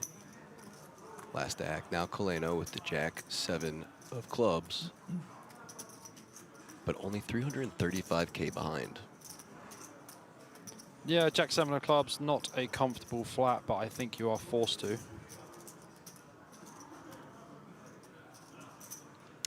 So he takes back and defends.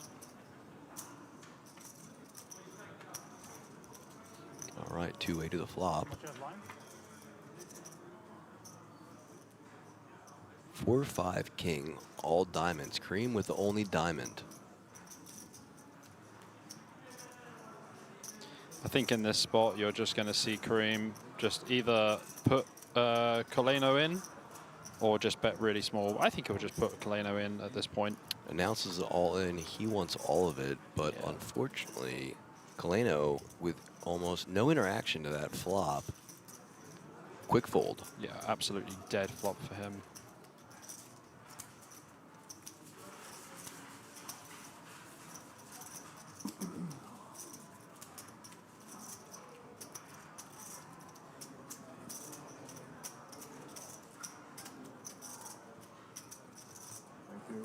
Thank you.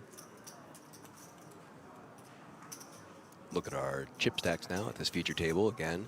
Mikhail Kareem, 33% of the chips, 4 million plus, 68 big blinds.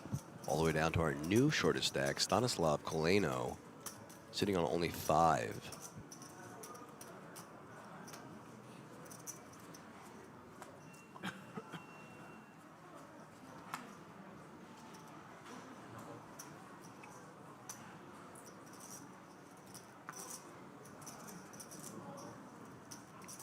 Two quick folds, and now Kareem with pocket 7s. I think +2, Kareem is definitely going to open this for sure. Has the big stack, has the advantage, and raising from earlier position generally means you're going to have stronger hands too. So raised to 120K, quick fold from the gentleman next to him. Two quick folds, and now Behor looking down at a monster. Ace-King offsuit on the button. Pretty easy jam here for Behor. Has less than 20 big blinds. He's just going to put the money in.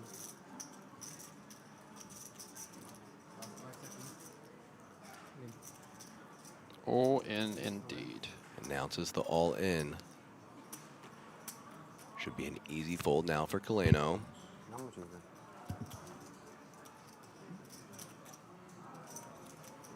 They have reached the pay jump, though, it should be noted. You'll like this. Did you hear what he just said? How much is it? Yeah, and obviously Coleno covers, Behor covers him, right? Both stacks cover him. So when people say how much is it when you're covered, it makes me laugh so much because it's so irrelevant. But the only relevance that this hand has is what hand is good enough for Behor to jam versus an open from UTG2. That is the information. So, unfortunately, Coleno choosing to put the rest of his stack in, even though he was the shortest stack. Yes, this is not ideal situation. Fold from Clam, and now Kareem, who's getting slightly better odds to call with his 7s, only 915K more. Yeah, I think that Kareem has to call here. But now the thing is, as well, when Coleno calls, it doesn't mean that Kareem's going to be behind. It just means that more of the cards, that it's more likely that their cards are going to be clashing, like Ace-King, King-Queen, Ace-10, Ace-Jack, etc. So Kareem actually probably wants to call more. But the only thing is, as well, is now he knows he will see the showdown from Behor. So he gets free information and he sees the Ace-King. He's going to look at the Ace-5 and be like, really? So he elects to fold as now Coleno, who is all in and way behind. Way behind.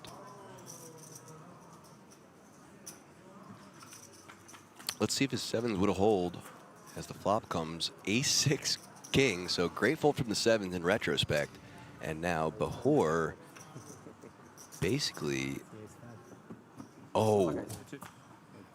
Yeah. Oh, my. Yeah, and if Well, you just put the money in, it would have still come 7. So I was just joking when I said it was a great fold in retrospect. It was a terrible fold in retrospect. Yeah. Could have busted 2 players. I know, and I would have had a lot more chips as well. What was he thinking? He just told him, look, he said, I just folded 7s. And he's Yeah, like, as Behor wipes the imaginary wipes the sweat off his head. brow. Absolutely. What was he thinking? Terrible fold. It's always coming 7, like you said earlier. 7! So So a really nice pickup for Bahor there as we see one of our players exit. That was our shortest stack, Stanislav Koleno from Slovakia. Yeah, he only Down to wanted 22 have now. more time, I think. But yes, a lot of time Should makes, be. makes no sense. There's 4 big blinds.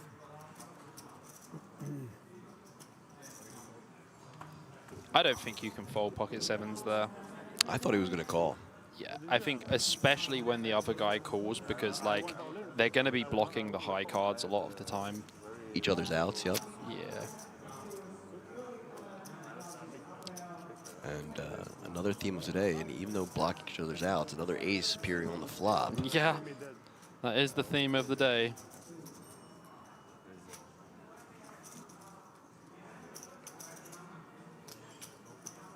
Action folded around to the small blind. Smurf coming down, ascending from his throne as Klom decides what he wants to do with his Queen 10 offsuit. Yeah, small blind versus big blind. Probably going to go for a limp here with the Queen 10. I'm not sure I want to raise. Queen 10 is just a pretty nice hand to just limp. So he does raise to 140K as Chichka looks down at 10-6 of diamonds. And I can promise you something. The Czech guy, Chicha, is not folding 10-6 suited blind versus blind. And surely doesn't, makes the call. So 10-6 dominated right now by Queen 10 as the flop comes 8, Queen 8. Klom now with top pair. Chicha does have backdoor straight draw, backdoor flush draw. May continue versus a small size, but I think he will pass. As the graphic on screen has updated, like I said, down to 22 players. Yep, 22 indeed.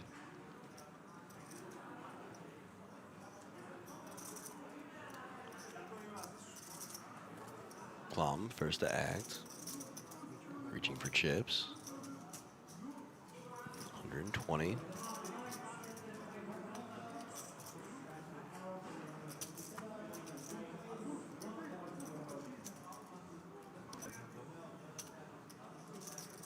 And Chichka finds the full, the call, sorry. Yeah, he bets small on the flop. You know, you do have backdoor flush draw, backdoor straight draw. Not an impossible call, but now we are screwed. So the king, no help to the 10-6 of diamonds, and the check mark for Klom. I mean, it might actually slow Klom down on the turn. Kind of unnecessary to bet again. I think you can just check, and you also allow the opponent to bluff the river. So does check. Let's see if Chichka goes for a play. Chicha should check turn as well.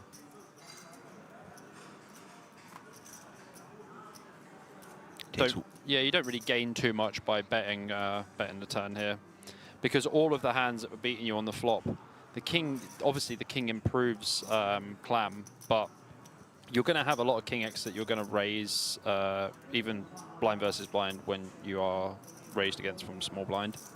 So Chichka now betting 340K and action back on Klom now, who has a decision to make. Yeah, half pot size bet, quite a chunky bet, but Klom, if Klom's good on the flop, he's good on the turn, really. Like, Chicha's gonna have some jack tens and stuff as well.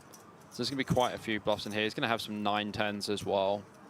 9-10 of diamonds, jack 10. He does pass. Ooh, Chichka. Chicha gets away with one. Spicy.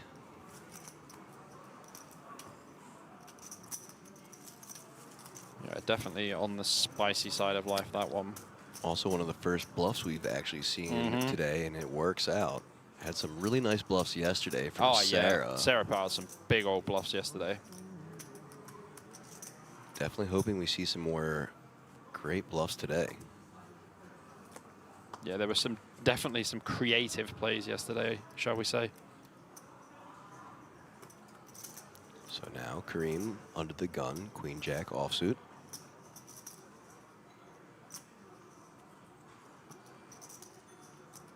Just under 4 million now. Yeah, as chip leader, he's going to open here, but no one else would be able to open. Queen Jack off would just be a fold under the gun. And in general, Queen Jack off is a fold under a gun. It's kind of like Karim's just using this chip advantage that he has and just kind of the bullion tactic. He is raising from under the gun. He does have two pretty relevant blockers with the Queen and the Jack, but in general, Queen Jack off is a fold under the gun, for sure. So getting a lot of folds all the way through to the blinds, to the big blind. Now Troyanopoulos with the Queen 7 of diamonds. Doesn't want any part of it. Yeah, he was absolutely dominated as well. And chip leader taking down a pot.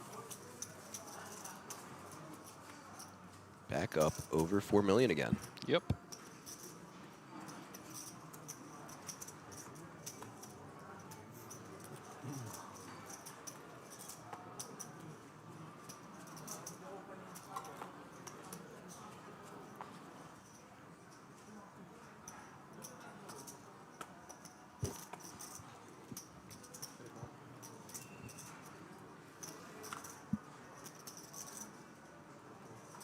See, not really gun folding. +1 now for an Onofrio. Folding as well. Bahor in the hijack with the A6 folds. Glom now in the cutoff. King 3 offsuit. Folding as well. Button 10-7 suited for Chichka. I expect to see an open here from Chichka. Or he's just going to go for a limp again. Or is that an open? That is a limp. So just calling. Okay, so Chicha obviously has some kind of limp strategy that he's using. Like he's used it with jacks, and now he's using it with the suited gappers. Interesting. Troyanopoulos having less than 10 big blinds might just find a jam from the small blind versus the limp on the button. He does all in. It's a good jam, just under 10 bigs, and Chicha's just going to have a lot of limp folds as well. I mean, clearly, because if he's limping 10-7 suited on the button, he's going to have a lot of limp folds. He's not just going to have jacks every time. So a timely all in from Troyanopoulos, getting a little more than the minimum value there.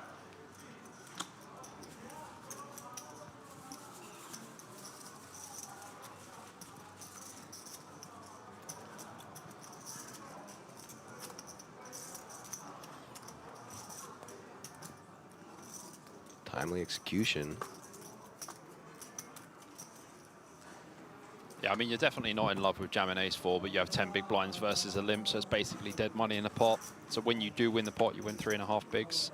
And when you have 10 big blinds, that is 35% of your stack increased without showdown. So a couple quick folds again. Man like Clam.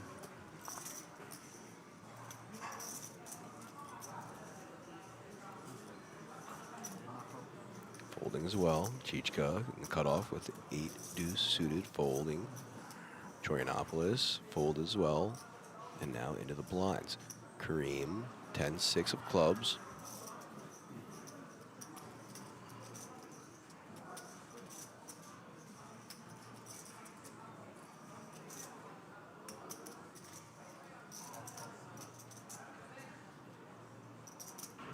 I'll go all in blind. And just deciding to pass. So a walk for Sahin in the big blind. If you raise me, I go all in instant without watching my card. Next time. Yeah. You hear Sahin there say, if you raise me, I go all in. Yeah, I don't think that is a true statement. I don't either with the 6-3 offsuit. Not at all. I feel it. It's good. It's good. Trying to play some mind games now. Yeah. I mean, 10-6 suited can definitely limp blind versus blind. I'm very shocked to see him actually just fold blind versus blind. So now that's twice now that we've seen Sahin try to play some psychological warfare. Yeah, this guy's in the head, huh?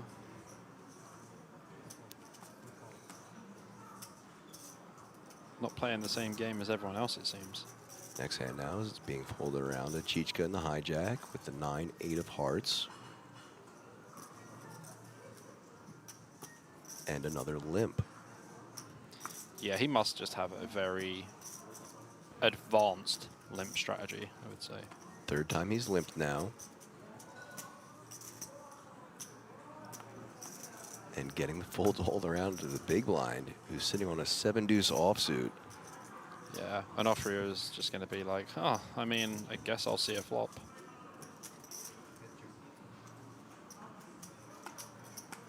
So two-way to a flop.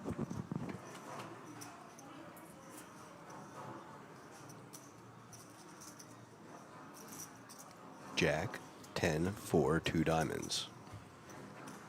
Chichka improving to the open-ender. But Onofrio, swing and a miss. Christos Haidemenos in the chat says, Pame. It means let's go. There you go. We got some Greek fans. Action goes check, check. King of hearts on the turn.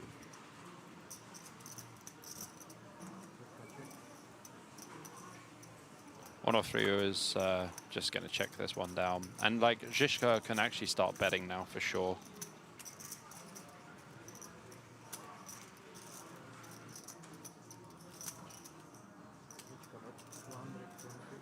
And does. Yeah, going to take this one down for sure. Quick takedown. Plus 200K for that man. Very interesting limp strategy that he's playing. Not sure I'm with it, but... Well, we'll see how that continues. As I said, that's been the third time we've seen it. Yep. And only one of them with a premium holding. Yeah, really balancing that limp strategy.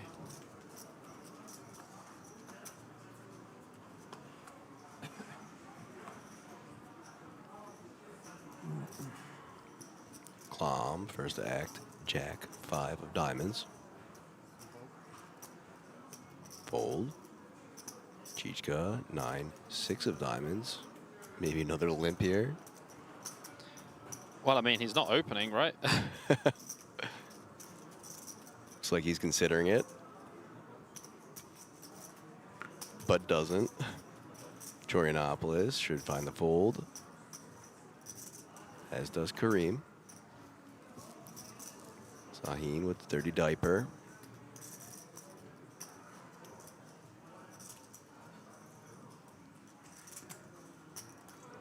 And folds, and so now blind versus blind again. Onofrio in the small blind, 8-6 offsuit.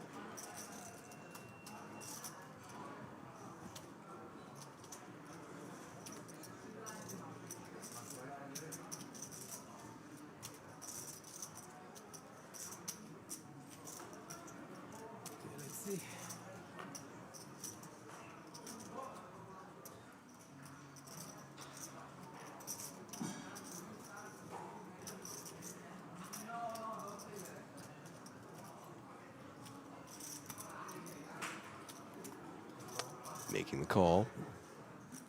And Bahor with 7-4 offsuit in the big blind, his option now.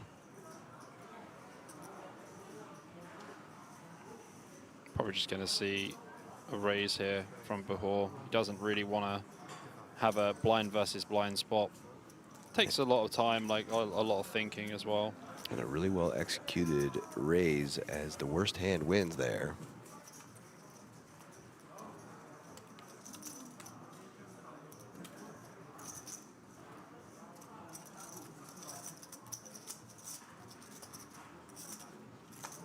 Looks like we have a mini Eiffel Tower on the field as well. We do indeed. So now a Smurf and a tower in play. Sorry for the Greeks. We have planned to be there at 26th of September. Good luck to all people. No problem. No problem, man. The Greek is fine. I can understand it a little bit. Καταλαβα λίγο. All right, so next hand in action's been folded around to Sahin in the cutoff with the Jack 9 of diamonds and raising to 200K. Onofrio with the pocket deuces. Yeah, it's a pretty obnoxiously large size from Cyan here. Just make it 160. You're just putting too many chips in. You only have like 13 big blinds.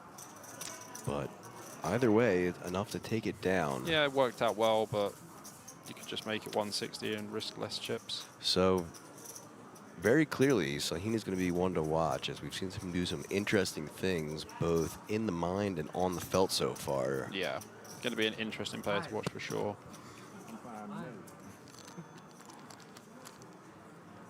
21 players now. Next page up at 15, like I said. I like to double up. Torianopoulos under the gun, ace-5 offsuit, folds. Kareem, 10-9 offsuit folding as well. Sahine in the bin.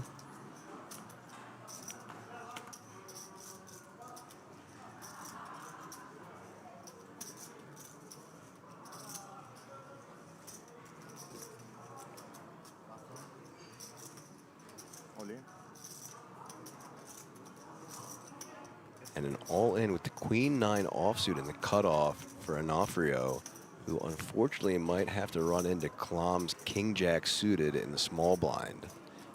Now, it is a large amount of Klom's stock. So he does fold. Yeah, Chicha's going to fold, of course. As will Chicha and Onofrio. 8 bigs is kind of a little light, I guess, with, you know, with like the stack distribution on the table, how much chips are worth. Like in general, 8 bigs, like you would re-ISO the King Jack suited for sure. But then obviously Klom only has 10 bigs himself, so. And he's been really patient all day, so I guess I'm not terribly surprised by that fold there. Yeah. He's been doing the tight is right the right way. Yep, tight is right, for sure. So now Kareem again with pocket 7s, this time under the gun.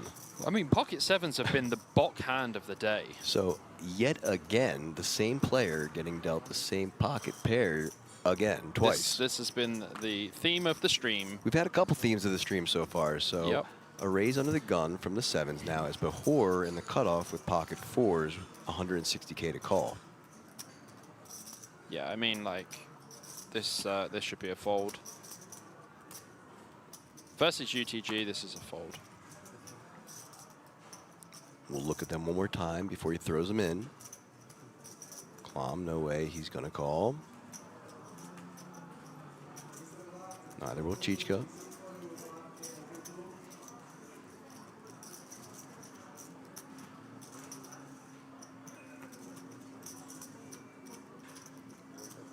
And Torianopoulos folding as well. So raise and take it for the table leader with the pocket 7s.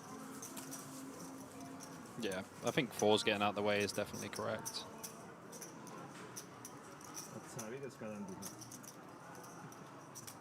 Immigrant Teresa. Greek? Yeah, it's Greek. Where are you from? Has someone on the table asking Greek? He said, yeah. Yeah, you caught me, I am.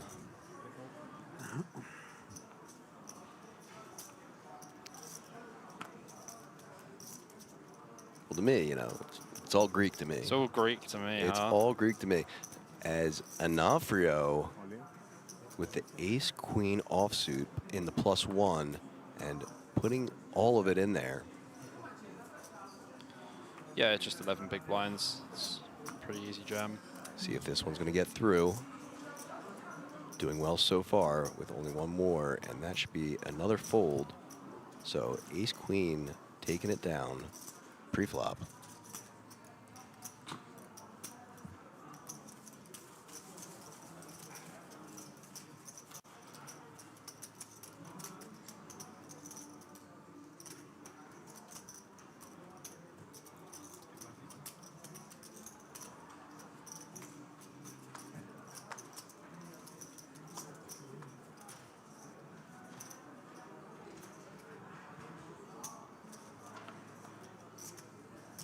Onofrio first to act now. On to Behor. Jack 10 offsuit, +1.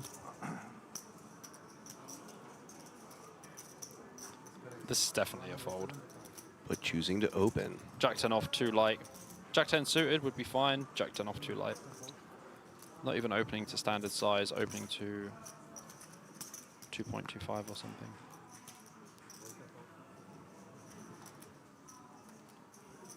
Torianopoulos folds. Kareem's going to fold in the small.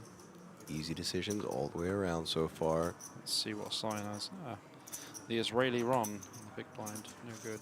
No good. And Jack 10 taking it down.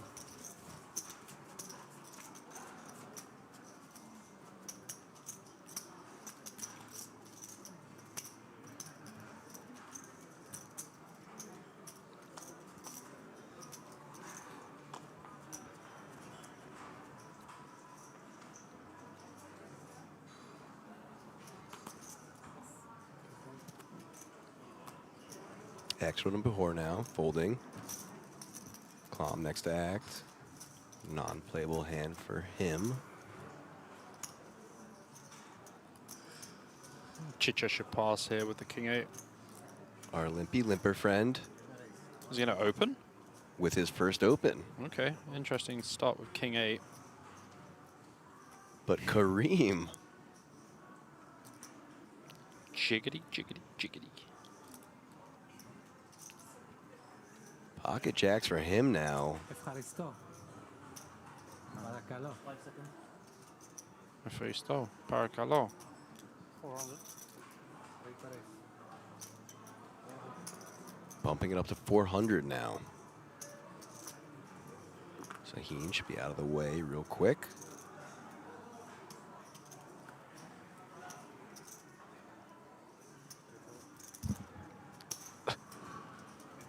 Okay, took a little bit longer, but got there. And now back to Chichka, the initial raiser.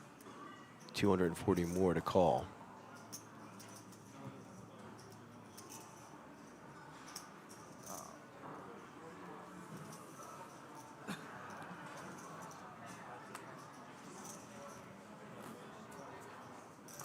Looks at his cards once more and folds. Yeah, so the King 8 off is just a bit of a wide open, kind of unnecessary. Pretty much opening King 10 off, King Jack off there from the hijack. King 10 off is even very close, to be honest with you. So King 8 off as his only open so far is very strange. Very weird. Yep, so 3 limps and an open from a hand that we didn't expect to be opened.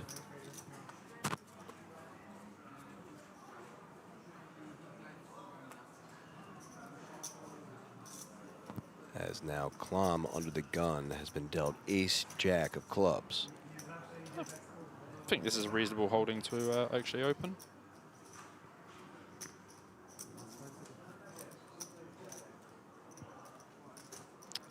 Smurf comes down.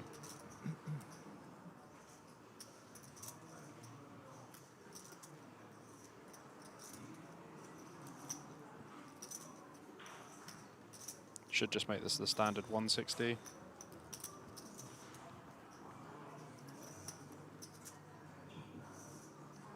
Electing to go for all of it, so. Oh wow, interesting. All in, 940K. Everyone getting out of the way so far.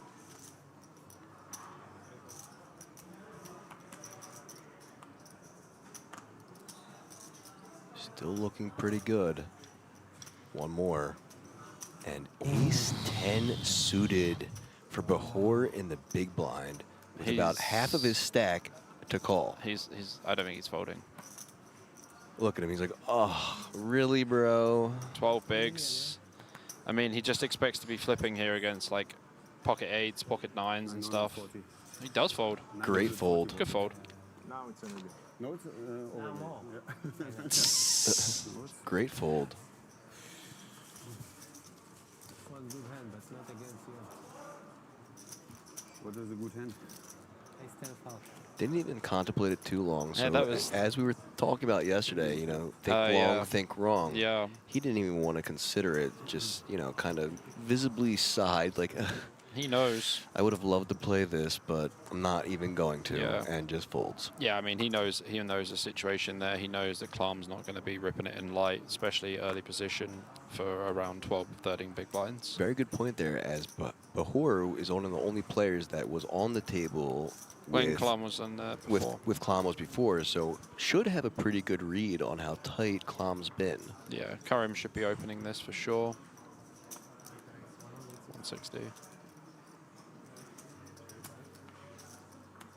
Kareem been relatively sound so far, besides the possible sevens that he might have wanted to call in hindsight, but otherwise playing technically sound. Did jam it in with the 5s as well as the 4-bet jam. Button versus small blind. Really like that. It's very strong. I expect to see a defend here from Klam.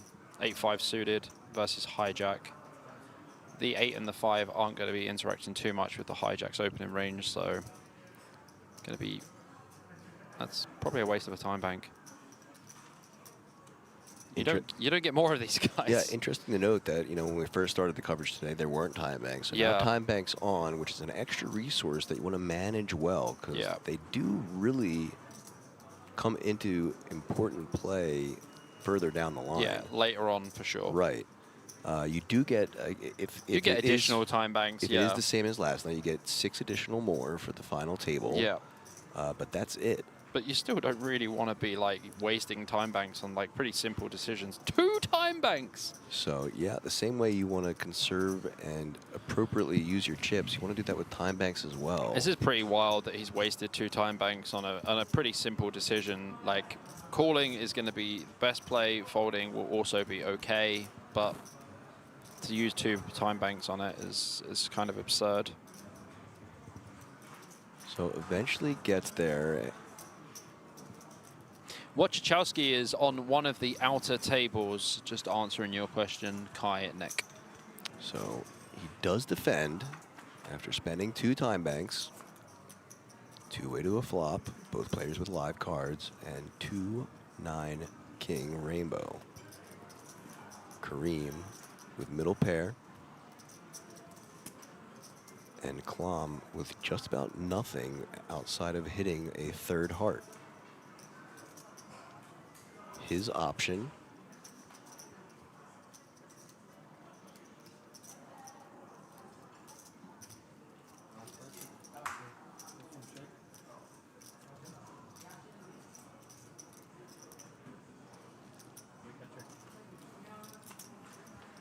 And checks. Kareem checking back. Now look at this. 8 on the turn, and now Klam has improved to a pair, but only has 2 outs as the other 8s and 5s have been folded. Expect to still see a check from Klam here. I think a bet is a mistake because we're not really gaining any advantage by betting here. Kareem's still going to call with his 9s. Kareem's still going to have some King X as well, because obviously he opened hijacks. He's going to have more King X than Klam is. And hands like Queen 9 are just not folding. Yeah, especially not for 135K. For sure. We should just have our showdown value here, hope that we can improve on the river. That would be the best strategy. As we see a double blink from Klam, who I would say that isn't a great thing. So 7 on the river now, seals it up for Kareem. Let's see if Klam tries to rep again and go for the lead. Look at this, he's counting out his stacks. Yeah, I don't like this. Hasn't made a decision yet, just wants to make sure he has the count right in his head.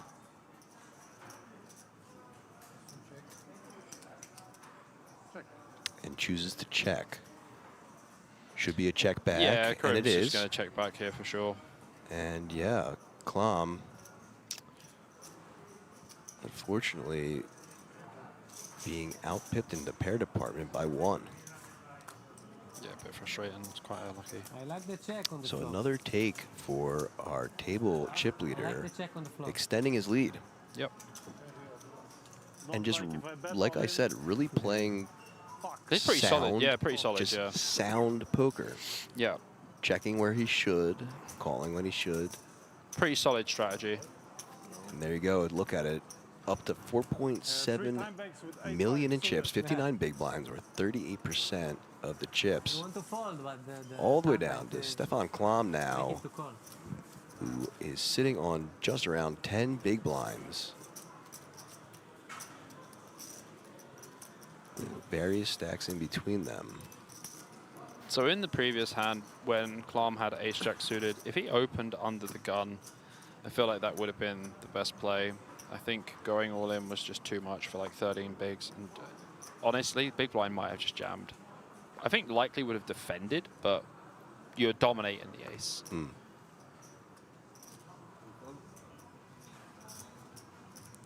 Julio Douglas says, where can I see what's going on in the other tables? I would just check the Poker News website. Either Poker News or the King's. Yep, the King's Resort Casino website as well. Yep, either of them should have pretty updated and accurate chip stacks and player lists, as well as the King's Resort website holding the time clocks. So if you want to see the active time clocks, please, though, keep in mind we are on a 30-minute delay. So if you do take a look at those and that information, no spoilers. Don't put it in chat. We do not like spoilers, and if we see one, you're getting banned. So Bahor opening the door here with the ace-6 suited, and Chicha in the big blind with jack-9 suited will defend. If we see diamonds, we're going to see disaster. So shout out to my mom real quick, who just decided to text me in the middle of this hand and say, I hear you. Yay, you sound great, even though you don't have a charming British accent. Bro, I can't even promise that I wouldn't hit on your mom. So. Hey, mom in the chat, sending the love. So Chicha here does have the 9. This is a paired board. Obviously, Bahor way behind right now. 9% equity in this hand. Will need an ace or just an ace. Yeah, because the 8. Yeah, because the 8 will give Chicha a bigger That's trade. right. So 3 outs for him here. Yeah, I feel like he will relinquish his hand pretty quickly.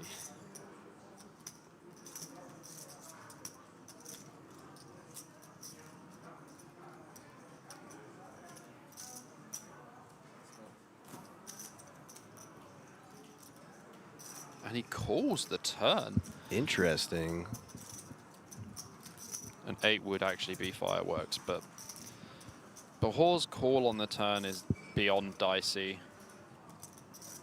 It is a 4 on the river, so it is a brick, but Chicha could even value bet here, very small, but honestly, if I'm Chicha, I'm going to check, and I'm probably going to check call. Let's see what Mr. Limpy does.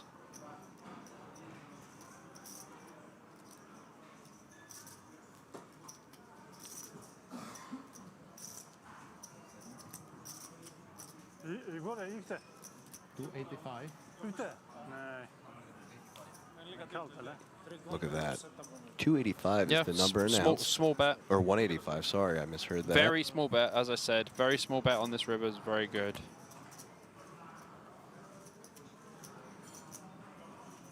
Giuliano Bendolini, do we know if he's still alive in the tournament? You'll have to check out the King's website or check out Poker News. They will have all the information there.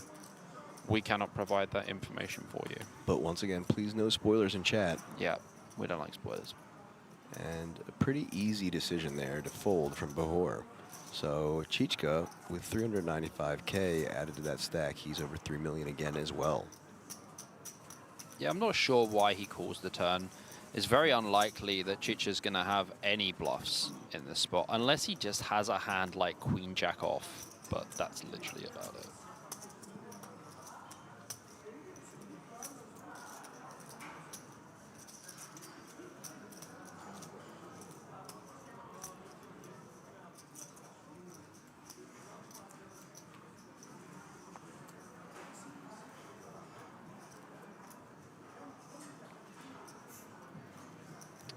Here we go, Kareem under the gun next hand with pocket deuces. Folding. Sihine folding as well. Onofrio now. Ace-4 offsuit in the hijack.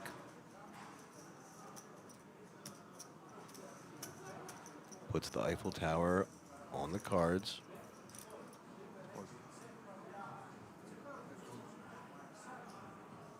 But decides to fold. Cut off with King-7 offsuit.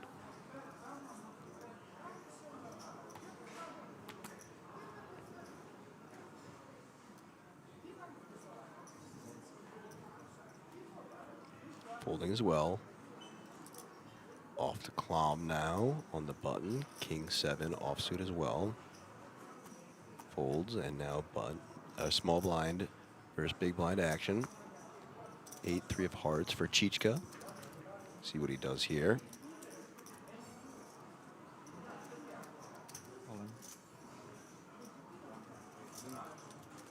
And goes for all of it. Max pressure on Troyanopoulos with the ace-6 Should offsuit get absolutely and snapped snaps. off. Yeah, this is So an untimely aggression from Chichka. And this, now... yeah, this is very disastrous. And now Troyanopoulos ahead for now, but only by 10%. It's pretty ugly to see 8-3 suited against ace-6 and ace-6 only being 55%. It's certainly not the way you want to go out the door, but Well, spikes the ace still got on the flop. 25%, can hit runner flush, and does have a gut shot. Clean turn. Very clean turn. Just a single 5, 4 of them left. And Not fades to it. be. Great spot for Troyanopoulos. Yeah, this is pretty a horrendous mistake, I think, from Chicha, because the thing is, like, yeah, the guy only had like 8 bigs or something, but that's the exact size stack that you don't want to do this to, because they're at the point where they're gonna make snap calls with ace-6. I understand that they can fold a lot blind versus blind, but you know, it's so a nice pickup for Troyanopoulos.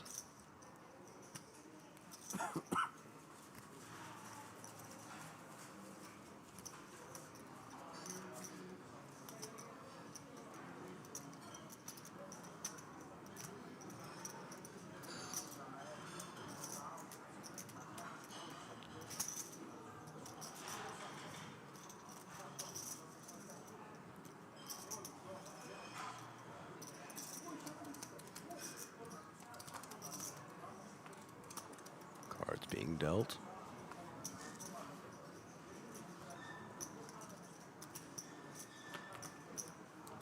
yeah, and Sahin should pass this under the gun.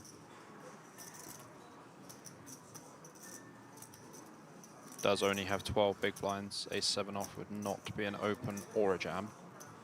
Minimum jam hand under the gun here would probably be ace-jack off. Throws in one time bank as he looks around at everyone else's stack. Or does he throw it in? Does he just angle shoot the dealer? I'm going to put the time bank in. No, I'm not. That would be a new one. I've never seen anyone angle shoot a dealer. That would be special. Oh, look at this, Bobby. Is he going for it? He is. This is wild. Like, wild to say the least. Going for it with ace-7 offsuit, getting folds around to Chichka with the ace-4 who folds as well. Will it get through? 2 more. Yeah, it's going to get through, but this is definitely not a winning jam. And Kareem with queen-10 offsuit can't play as well. I'm going to quickly check Octopi and just see if I can be bang on with the ace-X that you should jam. So the appropriate ace-X jam range under the gun with his effective stack. What do you reckon? Tune in to find out. 12 big blinds, yeah? Ace-10 suited? Oh, ace-10 suited for sure. Yeah.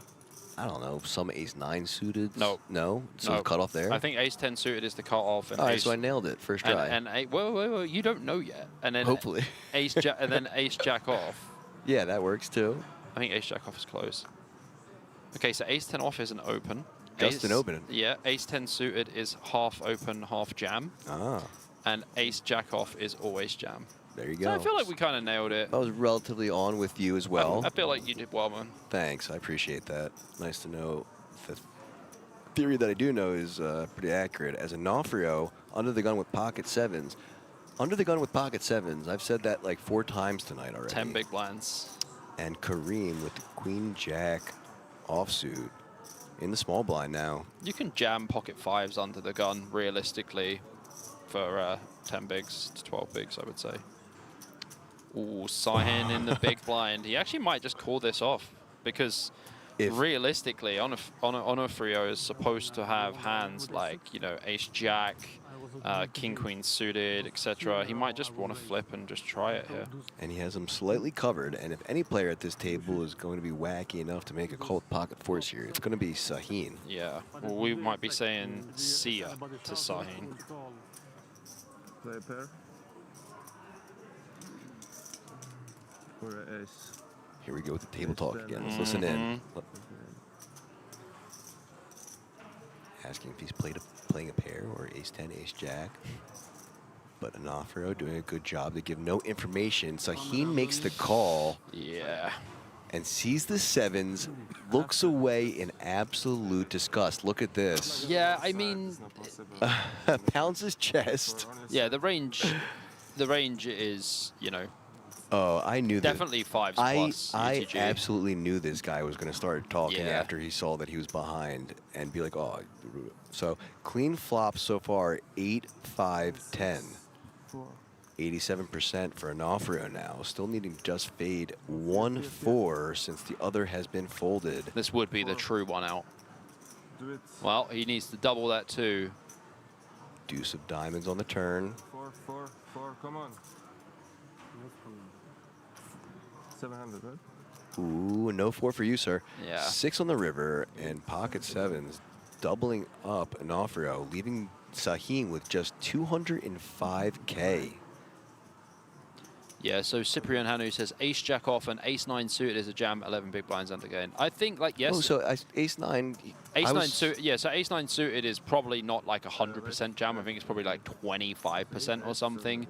But realistically, that is just in Chippy V. That is not thinking about ICM. Hey, There's whoa. 20 whoa, players. Whoa, you didn't specify that in your question. There's 20 players remaining in the tournament, and I don't think anyone's going to be putting it in pre with ace 9 suited under the gun for 11 to 12 You big listen blinds. here, Bobbert. You should have specified in your question. You didn't bring the ICM in, and I'm going to take the justification from our buddy Cyprian in chat, saying that my ace 9, which I kind of waved my hand at, like, is right around there too. Either way, we were both dead on the money. Brother, I tell you something. Tell me something. I'll tell you something right now. ICM is so important It is. that even if you look at ICM, ace 9 suited will be a 0% jam, and 5s would be the line for jamming 10 to 12 big blinds. So. No, you're absolutely right, and I'm just joking with you. That's okay. We can play. Oh, thanks. I appreciate the go ahead from you. Yeah. I like to play. So +1 now for Klam with the King Queen offsuit, sitting on just 725K, going for all of it as he's under 10 big blinds.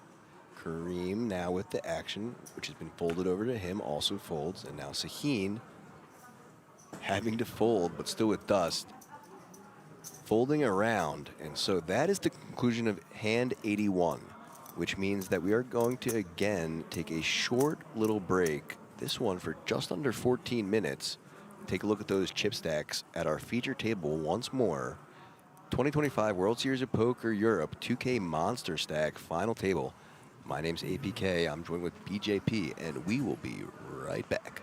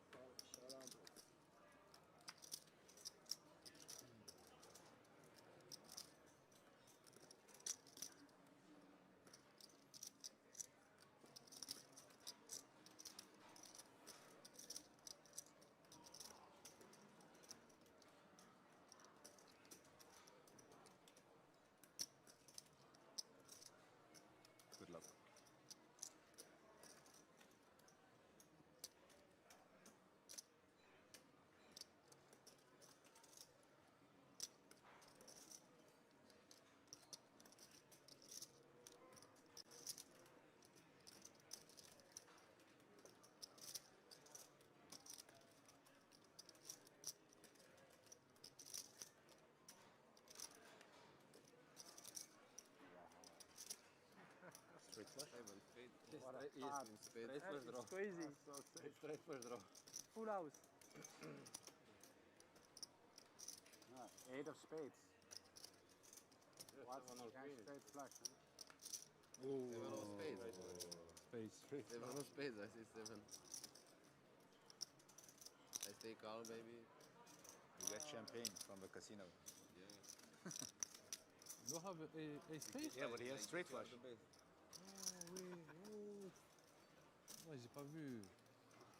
T'as pas vu la 4 flush? Non. Fait mal la 4 flush. Never easy. Et je te jure, je me dis, ouais, il joue pas le 7 de pique. Il joue tout, lui. Il joue des foules, il joue des couleurs. Attendez. Wow. See, I don't want to fly. I stay to see that this comes straight, I hope.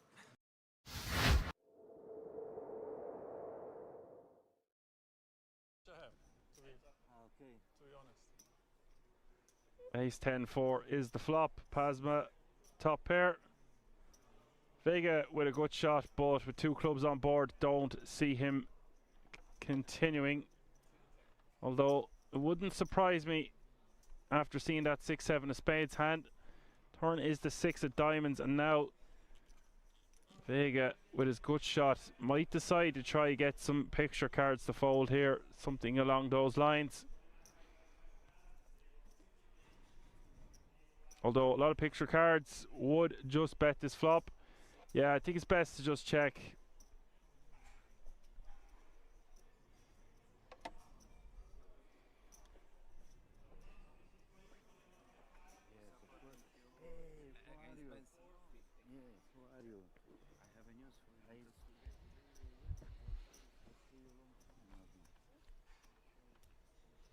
Pasma is going to bet 450k here.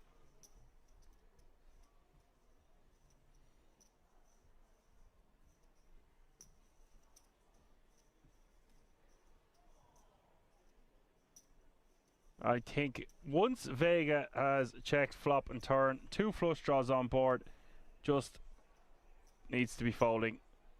Yeah, strongly agree, bro. Strongly agree. It wouldn't have surprised me to see him lead there, Alan, considering what he done there on the King 8-8 earlier. Just a few hands ago, really. Exactly, yeah. That is true.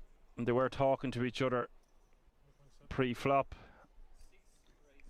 Oh, he's I told you I wouldn't. Okay, I didn't say raise, but I thought I said it wouldn't surprise me if he does some form of a continue. I wasn't expecting to see a raise to 1.7 million. Talk about putting the pressure on Pasma here. This is a horrible spot to be in for Pasma. You can see it on his face. The only thing I'd say about this, mate, is because there's a lot of draws out there, which you obviously unblock every single one of them, clubs and diamonds. You know, there's a lot of 4 or 5 of clubs, 4 or 5 of diamonds, 7, 8 of diamonds, 8, 9 of diamonds, clubs, etc. There's a lot going on here. King, queen of diamonds, etc., etc. So, you know, having position here. The thing is with this 4 or 5 of spades, man, on a non-flush completing river, this is one of the best combos to always bluff on blocking the folds. It's very, very important. Now, the thing is, you can improve here, but I don't think 5x has that much showdown value here unless you decide to check call here against missed draws, which is also a thing as well, which would be unbelievably sick if he finds it. It's important to note that the flop went check. Yeah, I'm aware. There's no worries. So either way, it's still a really nice spot to shove in Vega Meister's shoes. Well, the thing is, as I said, man, you know, you improved on the river technically, but 4-3 got there as well if you have that from the big blind, and he does check. This is okay, just checks back. I mean, I don't mind that. The thing is, it's one of those things where if you do face a bet in the river here, it's going to be quite a polarizing spot in terms of what Pasma is going to be value betting in the river, because if he's checking back all these ace-x, especially the weaker kickers, then what he's going to be betting on the river there is going to be, you know, strong ace-x, 2 pairs, and just some missed draws, man.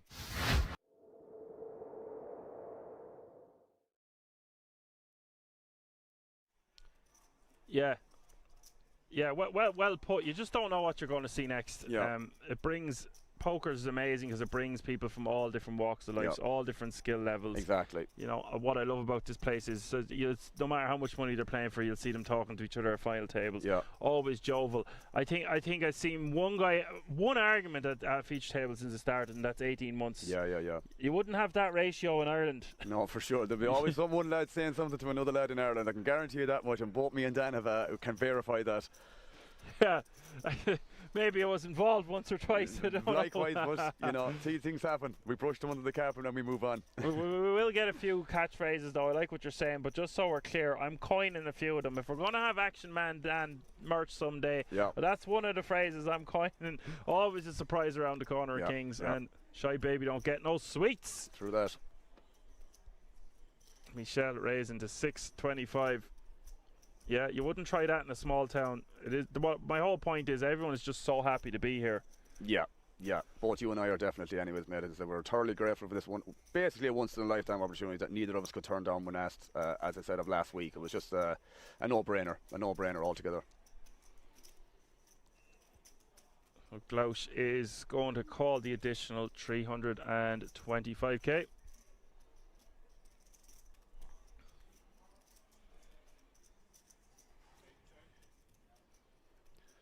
D. Michelle's cards are unknown, Dan. This could get interesting if we see some aggression from the man himself. Ghost Malone here playing in the dark.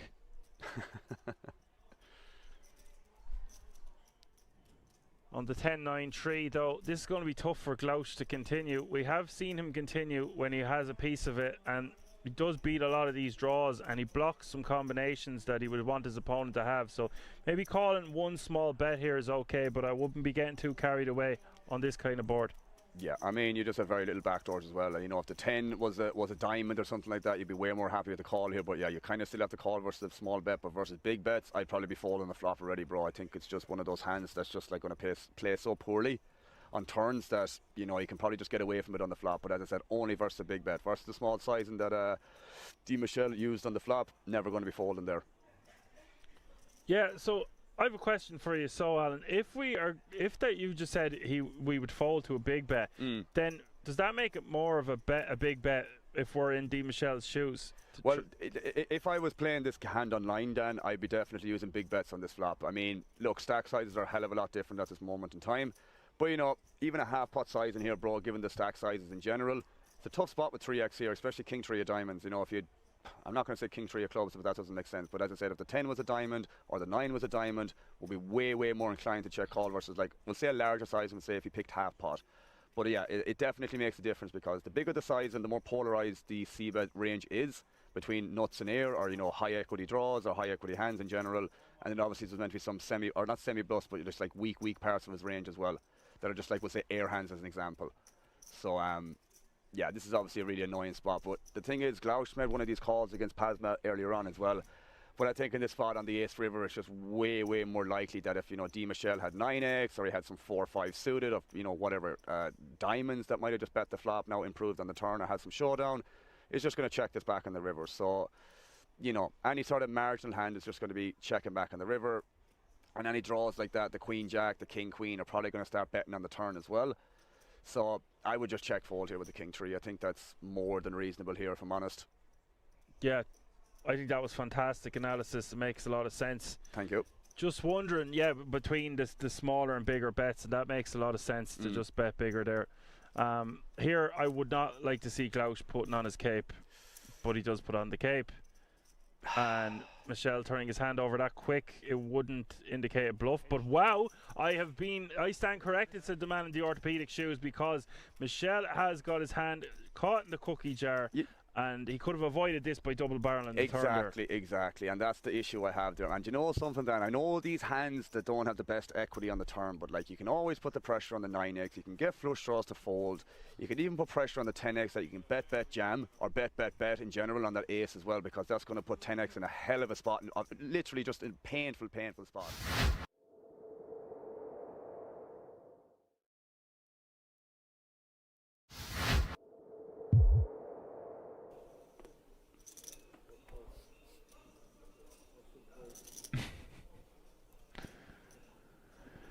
Ooh. Here we go. Blind on blind against the action man. what, 13, 14 blinds and a monster. This is a monster off of this stack of 13 blinds. I guess we could raise it up. I like a raise, but not all in, you know, say make it like 3 blinds or so. You want to charge the big blind to see free flops. He's actually pretty unlucky from Tochi's point of view that no one's open before him, because this would be a lovely spot to get a jam in. Over and open, but as it is, he plays the hand he's dealt. Oh, and he's gone for the... There is a chance that Rajanovsky says, well, I've got an ace, it's blind versus blind, let me just rip it in. He has gone all in.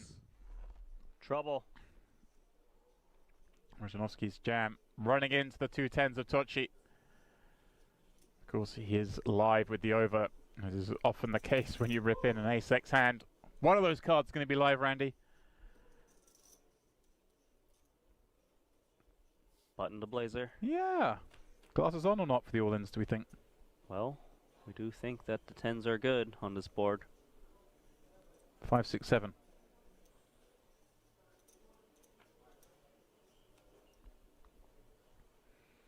A heart, a very bad card for him to see, reducing his outs to just the black aces.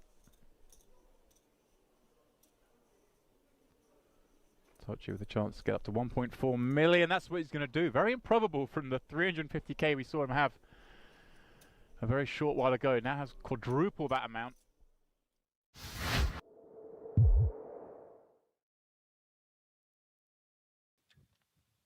Welcome back, welcome back. Aaron Paul Kramer, APK here, once again at the King's Resort in Rosvadov, featuring the 2025 World Series of Poker Europe 2K Monsterstack. This is the final day, and I'm joined once again by my friend and co-host, Bobby James Poker, or BJP. What's happening, guys? BJP here, back with APK, commentating on this 2K Monsterstack at the 2025 World Series Poker Europe. So taking a look again at our feature table, chip count, Mikhail Karim with over 4.5 million chips, 45 big blinds. All the way down again to Roman Sahin, who we just saw lose a massive pot and is left with 165k or 2 big blinds. Stephen Klom still in the mix, just under a million, 9 big blinds for him. His action is about to get underway once more. Blinds at 50, 100, 100 as hands are being dealt. Klom, first hand back from break, 20 players left, under the gun, pocket eights. Yeah, not a bad start. Come back from break, pocket eights, UTG. Got about 9 big blinds. This will be a jam. And announces all of it in there. Chichka, 9-6, so to be noted that a folded. Sahin, who's left with the dust, with the clean diaper, as I say. Yeah, it's still a clean fold, even with the dust.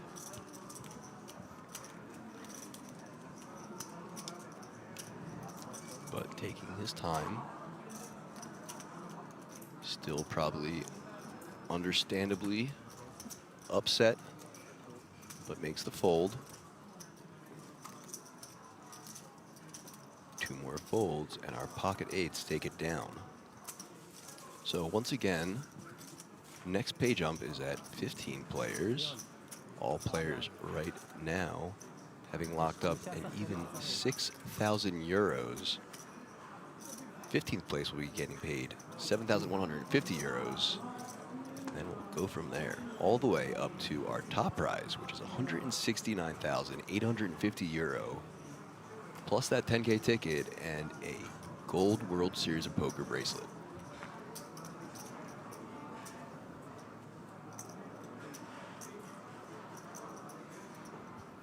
Action being folded around, and now Kareem in the hijack with the King 7 offsuit folds as well.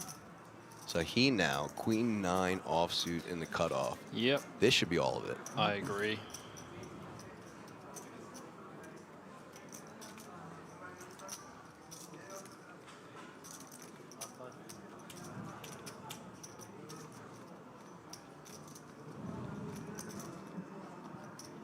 One time bank used now. No, this is an appropriate time to use your time banks, I would say.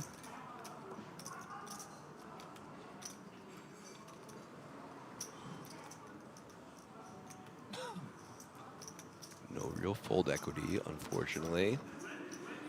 Yeah, Queen 9 is just going to be doing way too well. As we've had a bust out at one of the outer tables, down to 19.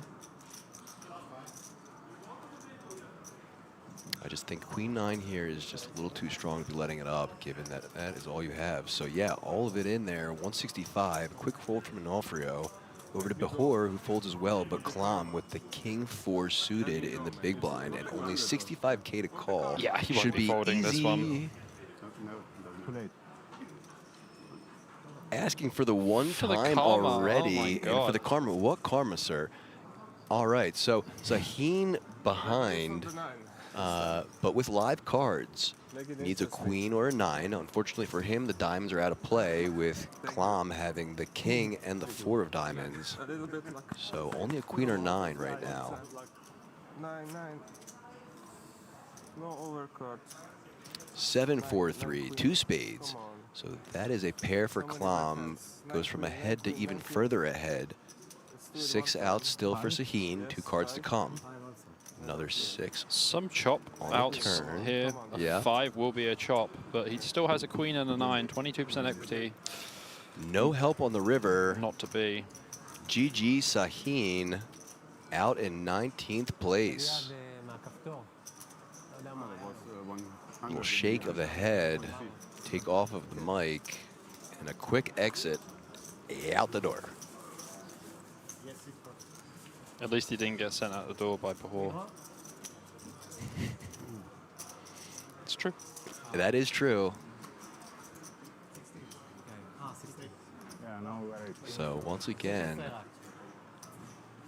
you see the Smurf climb atop a little tower. Smurf has been climbing and climbing. He's getting his steps in. For sure.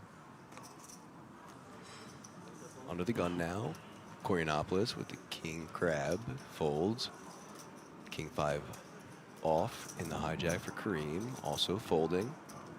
Onofrio, 5-3 offsuit, lots of 5s so far. There are a lot lots of of 3s, all being folded. Off to the button now, 7-6 is folds as well. Another 5, 8-5 in the small blind. I think they're all out there. I don't think there's any more 5s in the deck, APK. I think that is all the 5s gone. Yeah, or I'm gonna need to have to talk to the floor if there is. But 50K to call for Klam now.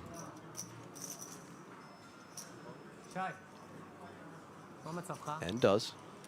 Chichka with the 4-3 offsuit in the big blind, his option. As we've gone down to 18 already as well, so another bust out on one of the outer tables. Yeah, absolutely flying down. Now it's going to really slow down. Yep, again, 15 is the next pay jump, and as we get closer to that final table, I also want you to keep in mind that the top 10 players do qualify for that 10K main event ticket. So, a raise to 235K from the 4-3 offsuit of Chichka, just really applying pressure to the limp from Klam, who's having been forced to fold. Nicely done.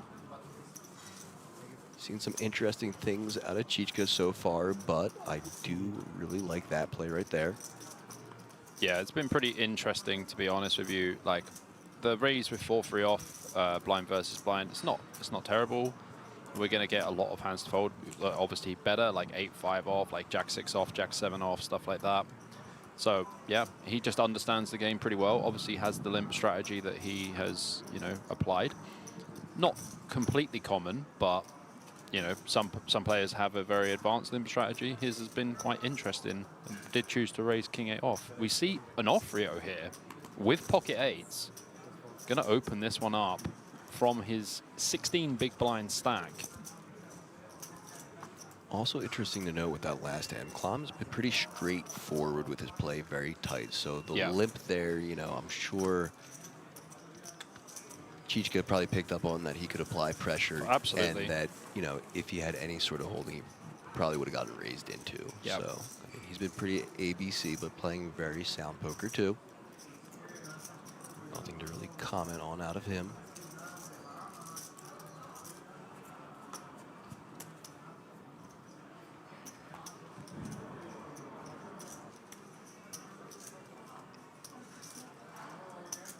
Onofrio under the gun now. Queen 10 offsuit.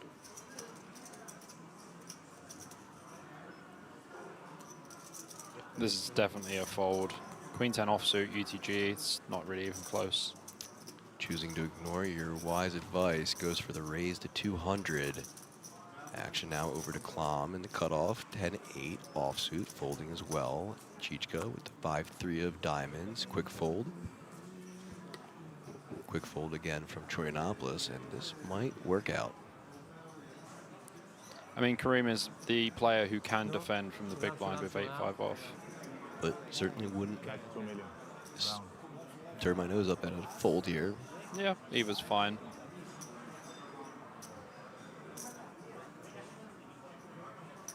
Yeah, I'm not surprised to see him call. He has the stack to do it.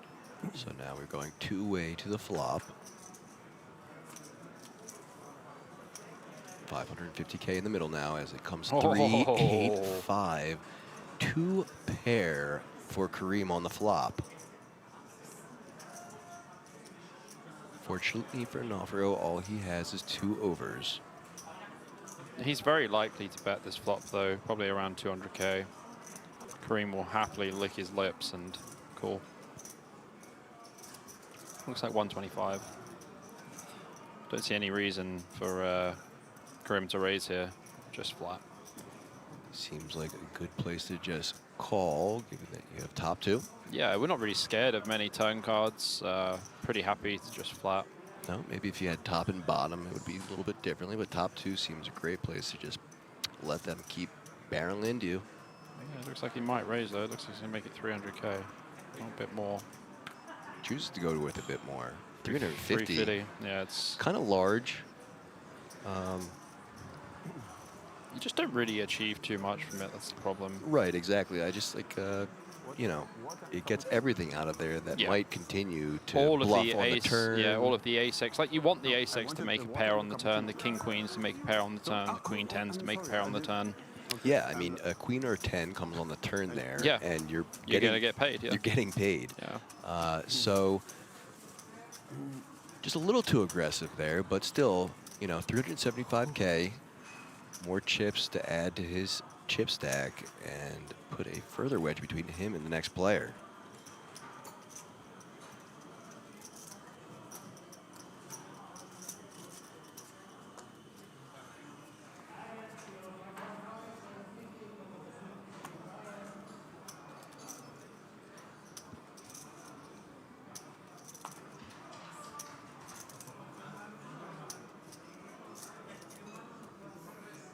Under the gun.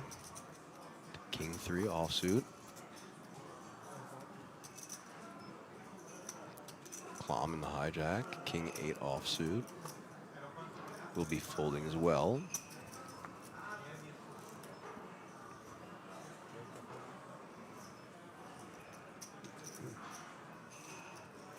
Folding over to button. Troyanopoulos folds. Very disciplined fold. Yeah. Very disciplined as well, as the blinds are going to go at it once more. Kareem to start with the Jack 8 of hearts. Depends what the stack is of the big blind. Just calling? Yep, calling's very good.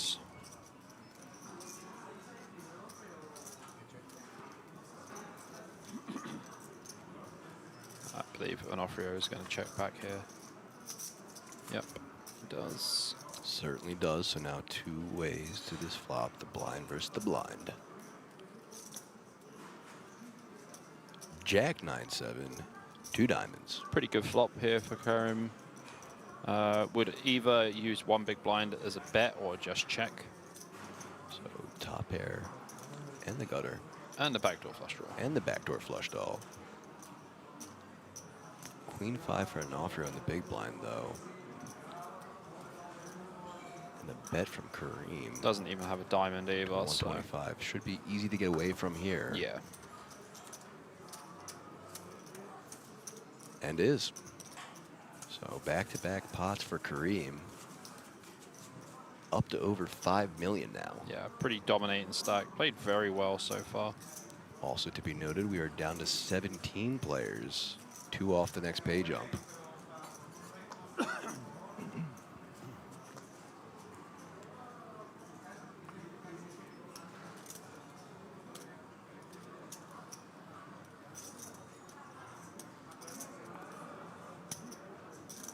Clom under the gun, king 9 offsuit.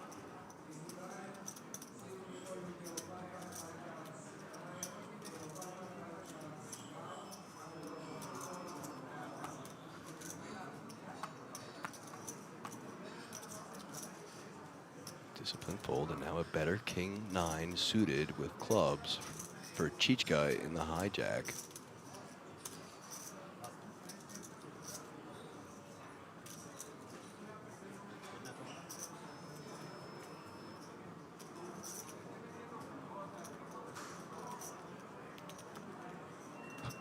There it is. The limp. Our fourth limp from Chichka.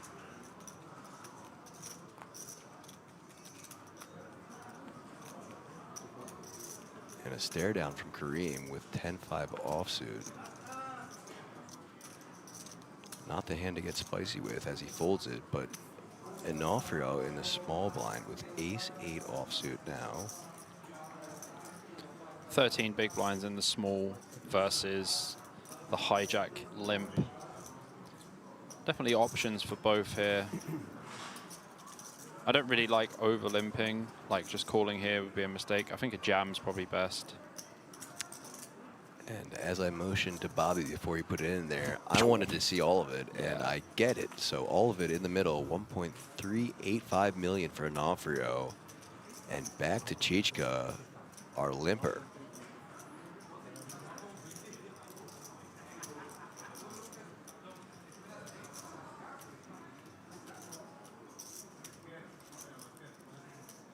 As for the count.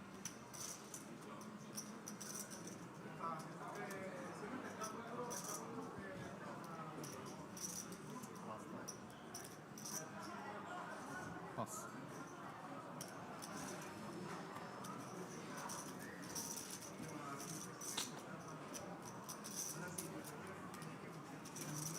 Does pass. Wouldn't expect him to limp call off there, king 9 suited. Nice takedown from Onofrio. Just punishing the limp. So that is only once that we've seen his limp strategy be effective. The other 3 times it's kind of blown up in his face. Yep. So as advanced as he might think it is, and you've been saying, I don't think I'm a fan of it myself so far. Yeah, like, I mean, it's actually very good to have limp strategies, but I think, like, maybe if you're playing, like, 5 or 10Ks, where, like, you know, people understand limp strategies and, you know, they can really use them and to their advantage. Whereas Chichka is not really doing that too well. Just seems a little bleedy to me. Like he's just slowly bleeding out and off of his own doing. Yeah. So some self-inflicted wounds. He's dropped a couple big blinds by doing so. As action has folded to the hijack, Chorionopolis with the Queen-Jack offsuit racing up to 200K. Getting the fold from Kareem onto the button, who folds as well, but Bahor with the Ace-10 offsuit in the small blind. Sitting on just 735. I believe he will be wagering all of his chips here. I would think so, as that's kind of the plays we've seen from him. He seems pretty situationally aware.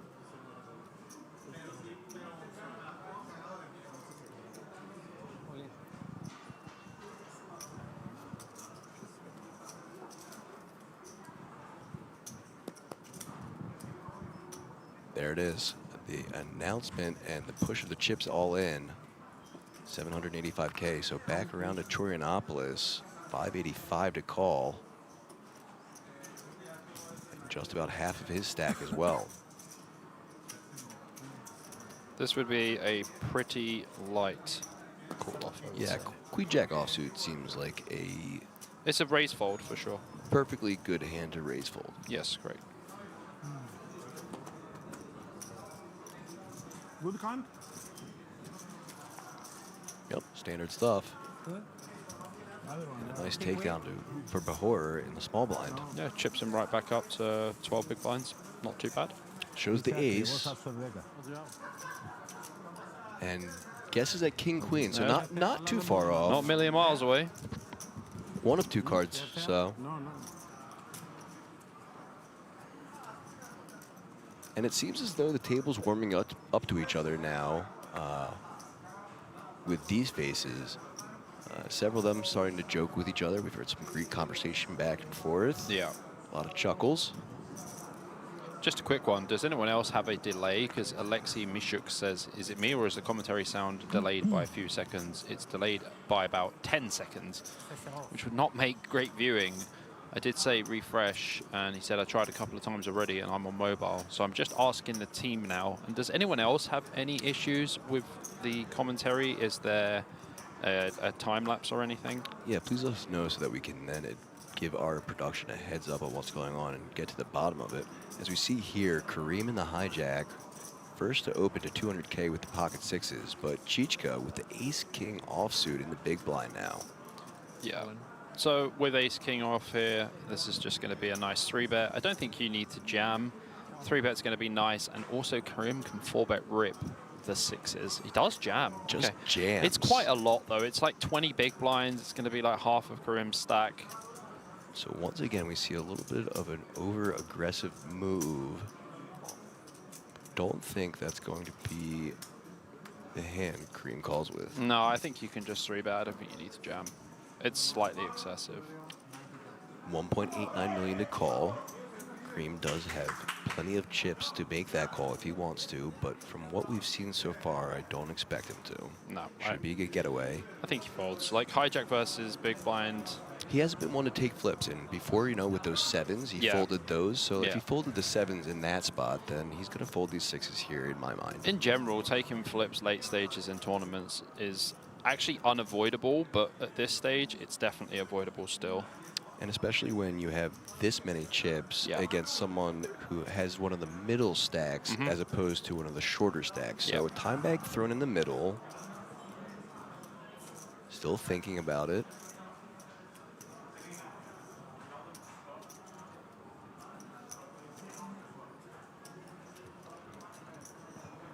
Okay, so someone in chat saying, no, it's good. So I guess it's on some of your guys' end.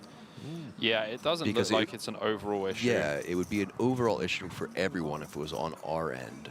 Otherwise, it's got to be on your end. So look at this. He makes the call. Oh, he does call. Very unexpected from Kareem from what we've seen so far, but he is slightly ahead and a favorite. 52 to 48 in a central flip. And now Chichka, his tournament life on the line, looking for an ace or a king. Chicha looks very surprised to see that call. I think it is surprising to see the call. Ace in the on window. The ace on the flop. We did see the set hit on the turn, and the last time there was an all-in. Will we see it again? Kareem looking for the 2-outer. Well, it's going to need double the 3. Oh, okay. 2 outs once now.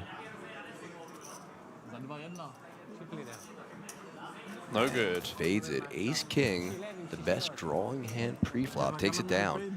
And a massive double up for Chichka. 4.33 million now for Chicha. That changes things drastically, especially considering this is the gentleman that has the advanced limp strategy. limping strategy. So now that he has all these extra chips to play with, is he going to be limping more? Is he going to be raising more? This is just going to change the dynamic completely. That is the question. Look again at these chip stacks here at the 2K Monsterstack final day, 2025 World Series of Poker Europe here in Rosvadov at the King's Resort Casino. Chichka with the double up and now the chip lead. Kareem in no real danger, though, still on 30 big blinds. It's still a lot of chips. Comfy cozy, plenty of room to get right back. It is a lot. It is a lot of chips. And Stefan Klam still down at the bottom of her pack, but on 10 big blinds now. Looks like what you're seeing right now is we probably had that other bust out somewhere, meaning we are down to 16 players and hand 90, which means we're going to have a redraw. Guess that means another short break, about 20 minutes after we cut off, so we'll be back then. It's getting nitty and gritty as we get closer to the next pay jump. It's gone quite quickly, honestly. Quicker than you thought. Yeah, I thought to myself it would be like 2 a.m. before we get close to the final table, and then the final table is going to take like 4 hours or something. So like we're actually not doing too bad. Heading towards 11 p.m. here. in Rozvadov. I don't know. This could be a 4 or 5 a.m. finish still, but who knows? I still think so, and I'm not going to the only wood here because now that you said we're going fast, Murphy's Law means we're going to get screwed. That's right. So once again, APK, Aaron Paul Kramer, joined with Bobby James Poker, BJP. We are your commentators, and it's looking like we're going to be right back after this next hand, maybe. Yeah, I think we're playing one more hand. Going about it very subtly as well, isn't he? There's no like... Guess not. That was the 9th hand. That was the last hand. We will be back in just about 20 minutes. See you guys then. Sort of situation, no? Yeah. That's it. It's a skill in itself to use this psychology to your advantage. Relax. I'm all in. Wow. All in. Wow. Everything. I'm relaxed. Now I'm relaxed. All in. Everything. All in. He said Can't fold relax, this, I bro. say all in. This is crazy. If you can see, if we not saw that Ace bad. Queen folded previously, I severely doubt it's going to be folded in this exact situation again. Well, they're in the money now, and we're 5-handed, and there's been several more whiskies dropped over to the table since. Lots of apple juice. You have another one time left. So, Nothing left. what did they say about ICM and it being a load of BS for the rich? ICM for the poor only? Yeah. How bad do you want it? This, for my money, is just going to be too good of a hand against Leon in this exact scenario to fold. Put it into a calculator all you want. A differenza, guarda. E vai allora. Does call. Apre la porta. Bravo, sei bravo. Perché non potevi dare? Io c'ho poco c'ho. Bello. Sono contento per te. There was 2 shorter stacks. I wouldn't be surprised if you put that into a calculator and it said the ace queen suited was a fold. Dopo sarò attento, perché questo qua non But that's potrà against fare il quarto posto. a certain range. You don't know what Leon is capable of. I was thinking. Ma cosa hai pensato? On this occasion, Piccielli is dominating. Either have big hand or nothing, or queen high is good sometimes. 5, 6, 8, 7, 4. 6, 5. 6 and 5. 6 and 5. I wouldn't be feeling too confident here against Leon. Yeah. Gotta be now. Just has to avoid a king of kings. The kings of Leon. It is the tree of hearts. Bravo, sei un grande. Doppia. Si chiama questo. Doppia. Dolci di fila, certo.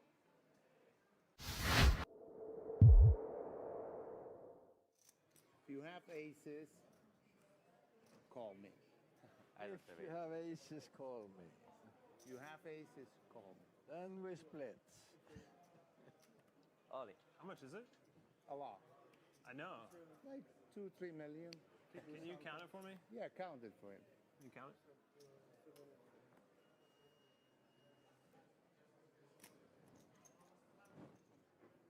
Maybe I'm not the bubble boy. What the hell? Of course not. Of course not. Leon just going to straight up slam a jam. Of course not. You have to Nearly sit on 50 your big stack blinds. until the third Over or second or 45 fourth bigs place. here with Queen 10 You cannot win suited this tournament, but you can. into Foxen. This guy, the And only Foxen one has an who will absolute double me, it doesn't powerhouse matter of a how. hand here Interesting. with ace queen of diamonds. I But told him I at don't the know if he beginning, wants to double call me this up. amount of chips. It's now or never.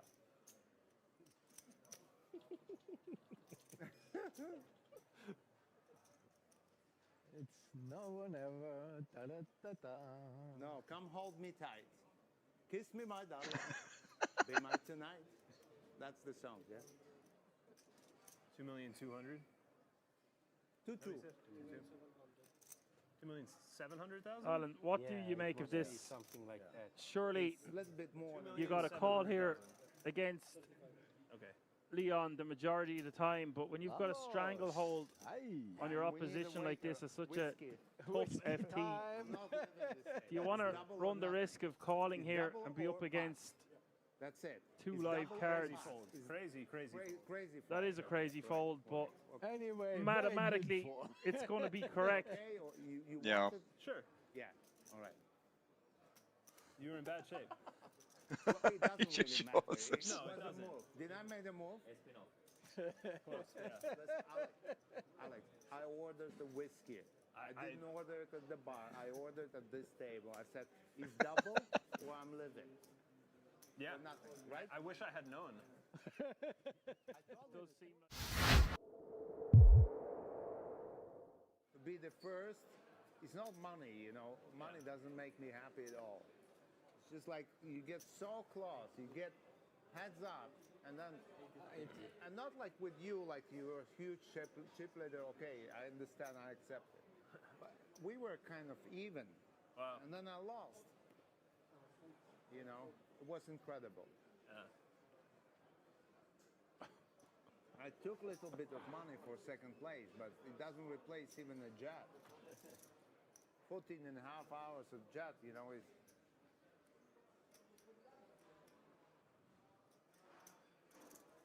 Uh-oh. Attack on the button here. With the aces. Zhu with the ace-king. Foxton, the original opener with pocket fives in the hijack. We've got action. This is I'm a so very happy not to be in big, this cooler hand. situation here for Zhu. Ui. Cazzo, questo è bruttissimo, mano. Tutti dentro, sai? Vedi, quello lì, quello là, incredibile. Pass. So Zhu all in, Foxton out of the way. The trap was set to precision. Although nothing Zhu can do, of course. All attack has to do is click call. And we might have this bubble be burst unless Zhu gets lucky with his ace-king offsuit against the aces. Se ce l'hai qualche cosa, con paura lo metti due jack. Con cosa lo metti? Con Jack pure non è facile. Jack è... E che fai? Insomma, Che fai? fold. In qua quasi. Ora no. Jack 3 deuce is the flop. It's not looking good. Turn is a deuce. Good game, man. And that is all she wrote. Zhu has been eliminated in 7th place. Thank you. Thank you. Thank you. Bye-bye. That means all 6 remaining Thank you for players the money. guaranteed at least €65,000. You in the money. Yeah.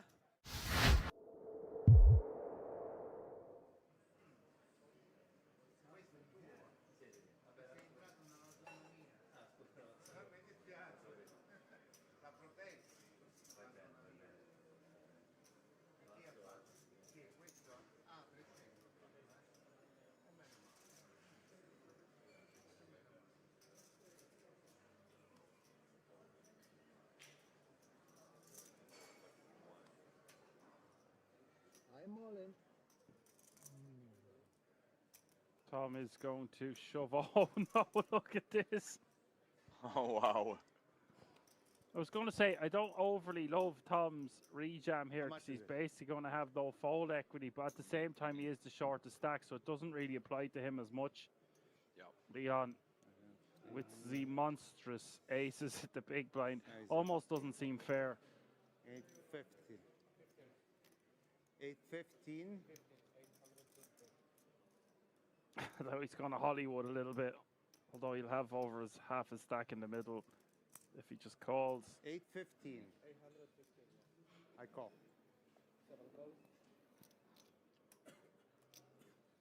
I actually What's wouldn't attack do hate here? Tom to fold because Bedell only has 5 big What blinds happened to extra this because big man? attack has made it 3x on the button. What's lost?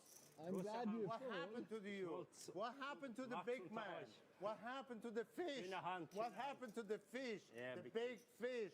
Nice. The big fish. He made the fall. Unbelievable. How can you make this fall? Yeah. What happened to the big man? I looked at my eyes. He goes all in. He's 300. I say, hey, come on, just erase me all in. You know, I call. I didn't even go all in. I just go out. I said 4th place is also, or 5th place is also a good place. I can give you. All right, listen, give him 3 sixes, please. 6, 6, 6. 6. So this ace is against ace 6. No, 6. 9, Oh, 5, nine, 5 eight. is the Okay, flop. Pick, pick, pick, pick, pick, pick. Vabbè. Okay, pick, pick. Chicas, Pick, vamos! pick, pick, pick. Turn is 6 for everything. One will be nice. Okay. Turn is a spade. Respeto. Oh, Lord. Okay, respeto. One more Okay, you spade have would like, do it. 18% Leon or seems to be something. wanting to double up, Tom. 18%. Perhaps he's being a little bit sarcastic. It is the Three of Hearts. Signore, thank you so much. Thank you. You're wonderful. Thank you. Nice Fourth place is a answer. good place. Fourth place is also fifth place. Fifth place. It's fair game for poker, you know, 3 options. Sometimes just 3 options. Some games you can do like more option, raise, re-raise, something. Blom Fourth option. with 2 black ladies under the gun here, min raising. Like Sweden here, called country. Victor, don't look at me. Come on. Too strong, too strong. Oh dear, we've got action. Oh dear. Piccieri. 2 black bad boys in the cutoff. The Pocket Rockets.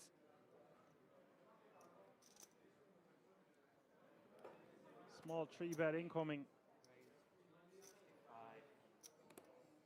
Uh-oh. 265. Uh-oh.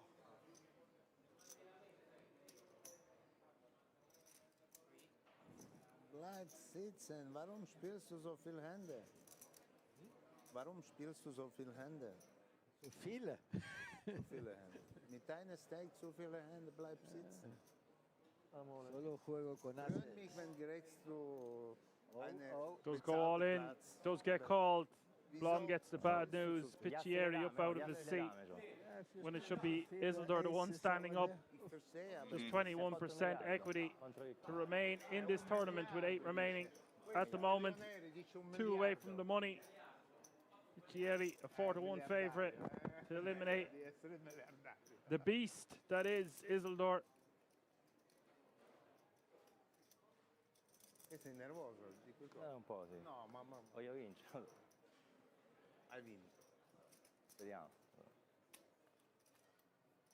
Hai vinto e basta. Non c'è da 10, 10, parlare. 5 is Hai the vinto flop. e basta. Dico, non c'è da parlare, hai vinto e basta. Ma che sei nervoso? Con 2 assi. Quello nervoso con 2 assi.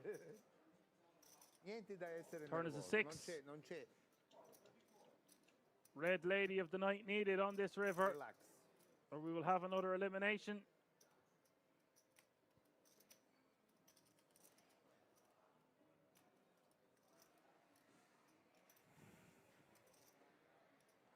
Jetzt ist Bubble Boy. Was machst du Aktion? River is a king. Close but no cigar in between the queen and the ace. Cover you? Ho detto niente da essere nervoso.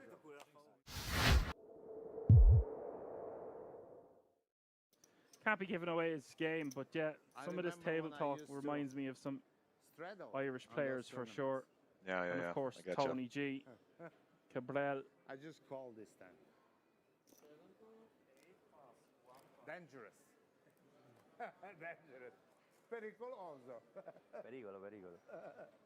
In Harry Potter, yeah, periculum is incantesimo, un incantesimo. Periculum. Io sono pericoloso.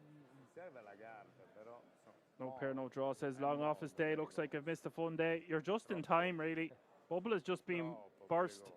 A lot of fun table talk. Come on in, the water's lovely. There's a few shacks in the water, mate, but a lot of splashy pots taking place nonetheless. Mainly because of one man and one man only. Leon.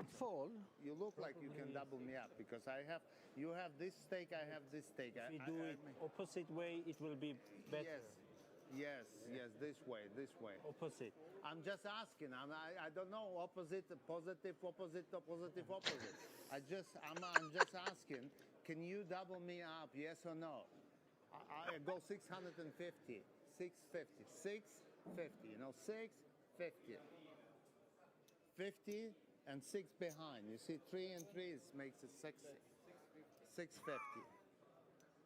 This is brilliant. This is a huge bet. And 650. Isu wants to stack off with just a flush draw. Everything. Alice. Everything. What do you have? 6, 7.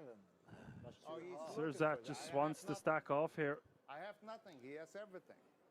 Okay, give me a 5 of hearts. 60-40 for 5 of Leon. hearts. I need a 5 of hearts. Pretty big stack off here, Al. 5 of hearts, please. 5 of hearts. 1.9 million in this pot. 5 di cuore mi serve. 5 di cuore per farlo male, sai? Perché questo va al colore. Con niente se n'è andato dentro. Io ho 2 coppie. Che devo fare io? Una. No, 5 of hearts. Turn is an 8. An amazing card for Hisu. 9 of hearts. No, 5 di cuore. No. Hisu with 14 outs as we hit the river. 5. Oh wow, it is the 5 of hearts. Gives Leon the full house. Mamma mia, 5 di cuore. Mamma mia, hai visto? L'ho chiamato Oh io. wow. Bravo, man. I called it. I Absolute said 5 scenes. of hearts, 5 di cuore. I said 5 of hearts, please, for me. And it came. Okay. You see that? Leon has eliminated a very tough opponent in Sir Zat Hisu. We are now playing 5-handed. Mamma mia. E mi è arrivato, scusa, oh, straniero. Just you 3. Yeah. Sounds juicy indeed. So I wonder if his chicken is as juicy as this cash game. Indeed. This one is a little bit low. Shame of losing the fucking pain. What happens It's to bigger me? than- What happens in Amsterdam always is that heads up, guy gets stacked 2 times, 3 times, and still has to pay for his new stack for the for the stand up. Yeah, that's tilting. That is tilting. Fold.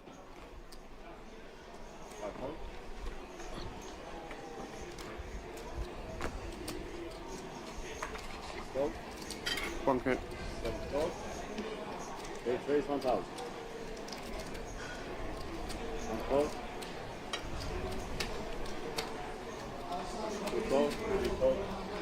I haven't seen much from Philip then, as of late. He's been relatively quiet from my perspective.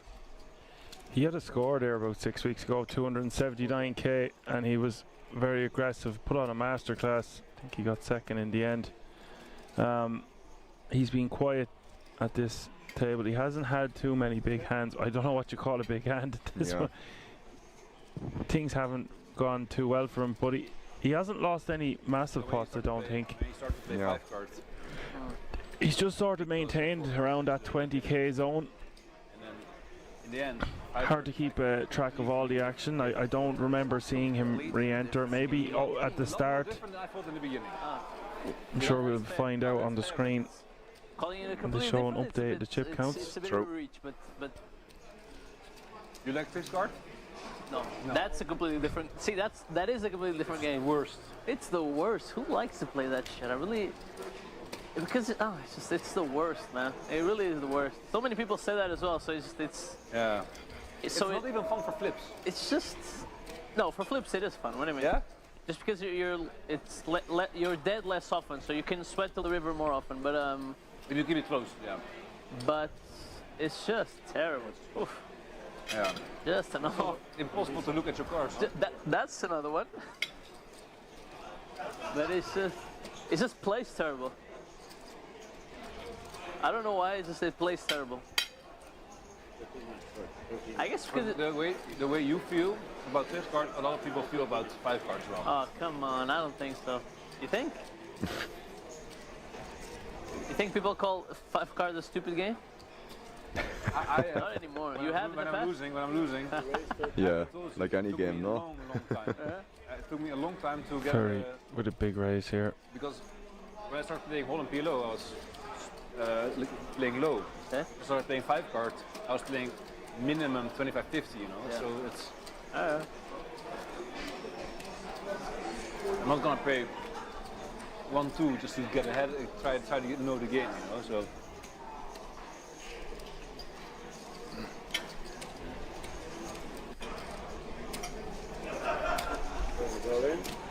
I had kings. Twice? What is going on here? Look, I had kings. You had kings? I had kings. Like, what the fuck? Three-way all in. How do you fold pre-flop? Huh? Kings? I had kings. I'm like, I had race all in. Really shit With 46.8k in this pot. Really kings? I like my hand a lot. Max with 58% equity. Very flopping a set and is still Oh, now it makes sense. Kings, king, jack, and jack. just 33% to win this hand. Who has the ace queen? So twice, right? Yeah, twice. You got to grab the deck? Yeah, it's done.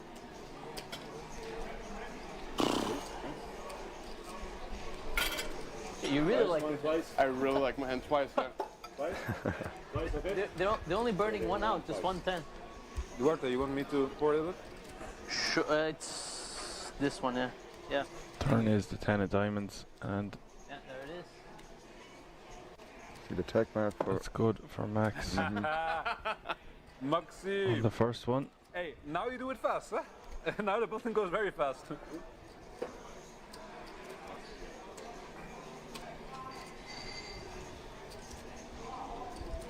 There's the second run out. It's the 8 of spades. No spades, no good. This you? 7? Yeah, that's me. 50-50 between Ferry and Max as we hit the river. River is the 9 of hearts. Max wins both of them. Wow. Oops. So I'm out.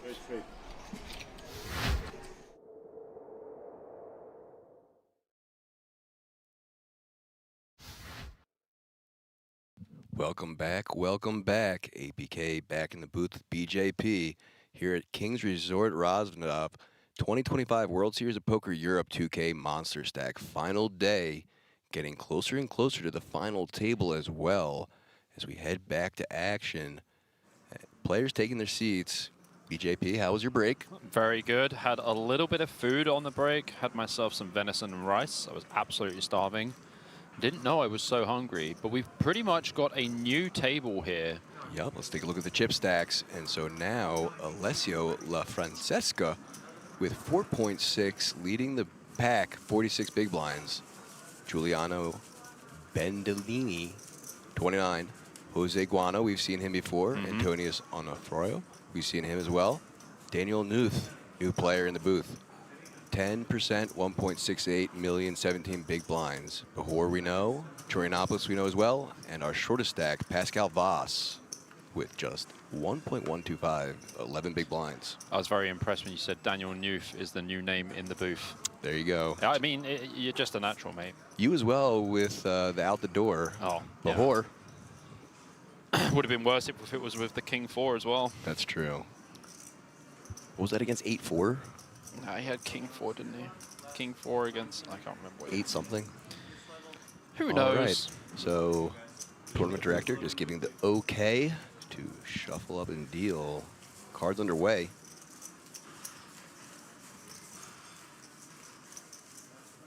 Yeah, pretty happy to get a little bite to eat on the break there. Yeah, sustenance is always good. Yeah, absolutely hammered it. Feed the body and the mind.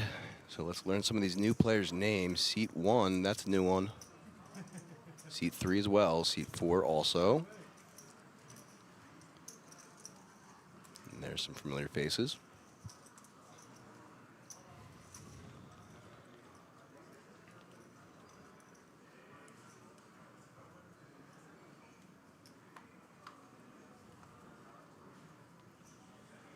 Here we go, action underway.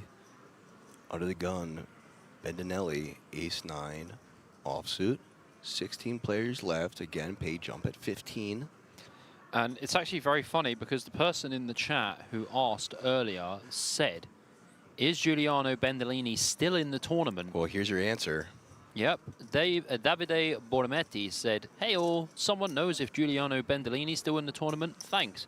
Well, Davide, for your eyes, you can see Giuliano Bendolini is very much still in the tournament.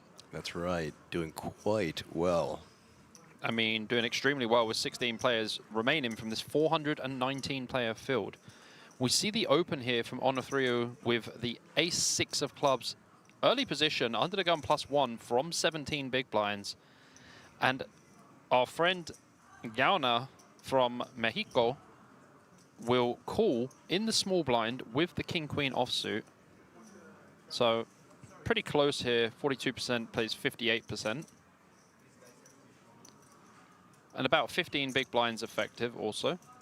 We see Jose switching to the flag flying behind him instead of draped over his seat. 8-6-3 rainbow on the flop. Almost always going to see a check here from Gauna. And Onofrio with his hand will probably use a small bet size around 200k. Does have the backdoor nut flush draw and middle pair. But Gauna will not be folding for a small size. 160k, I can imagine that Gauna's going to be calling here.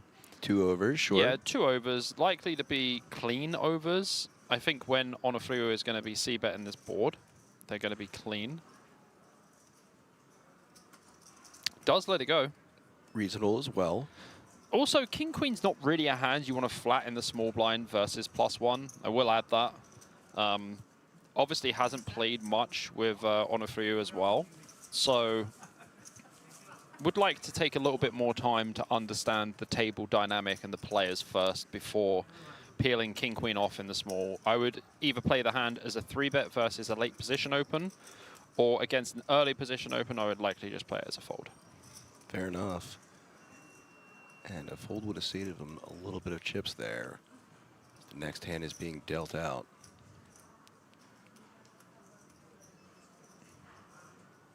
Onofrio folding under the gun. Next, what? It was like 20 bigs effective, right? No, yeah, 17. 17. Yeah. So Chorianopoulos now with pocket 6s in a +2 position. This probably just be an open jam for 11 big blinds, I imagine. Up just over 11 big blinds there, as blinds are 50k, 100k, 100k.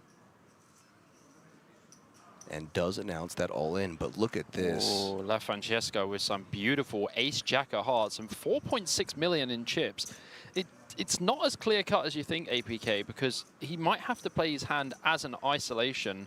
And once you're isolating here, you can definitely still run into it behind. Like, if you just jam here for 40 bigs and someone has pocket queens behind, they're going to call. Certainly things to consider with that many players behind you. Let's see how he plays it. Just goes for the call. Yeah, I think calling is the best strategy here. Seems totally fair to me. Off to Jose, now with the 7-deuce offsuit. Easy fold there. Voss with the queen-4, also relatively easy. And the big blind should have an easy decision here as well. So it looks like... Just going to be heads up here. Heads up.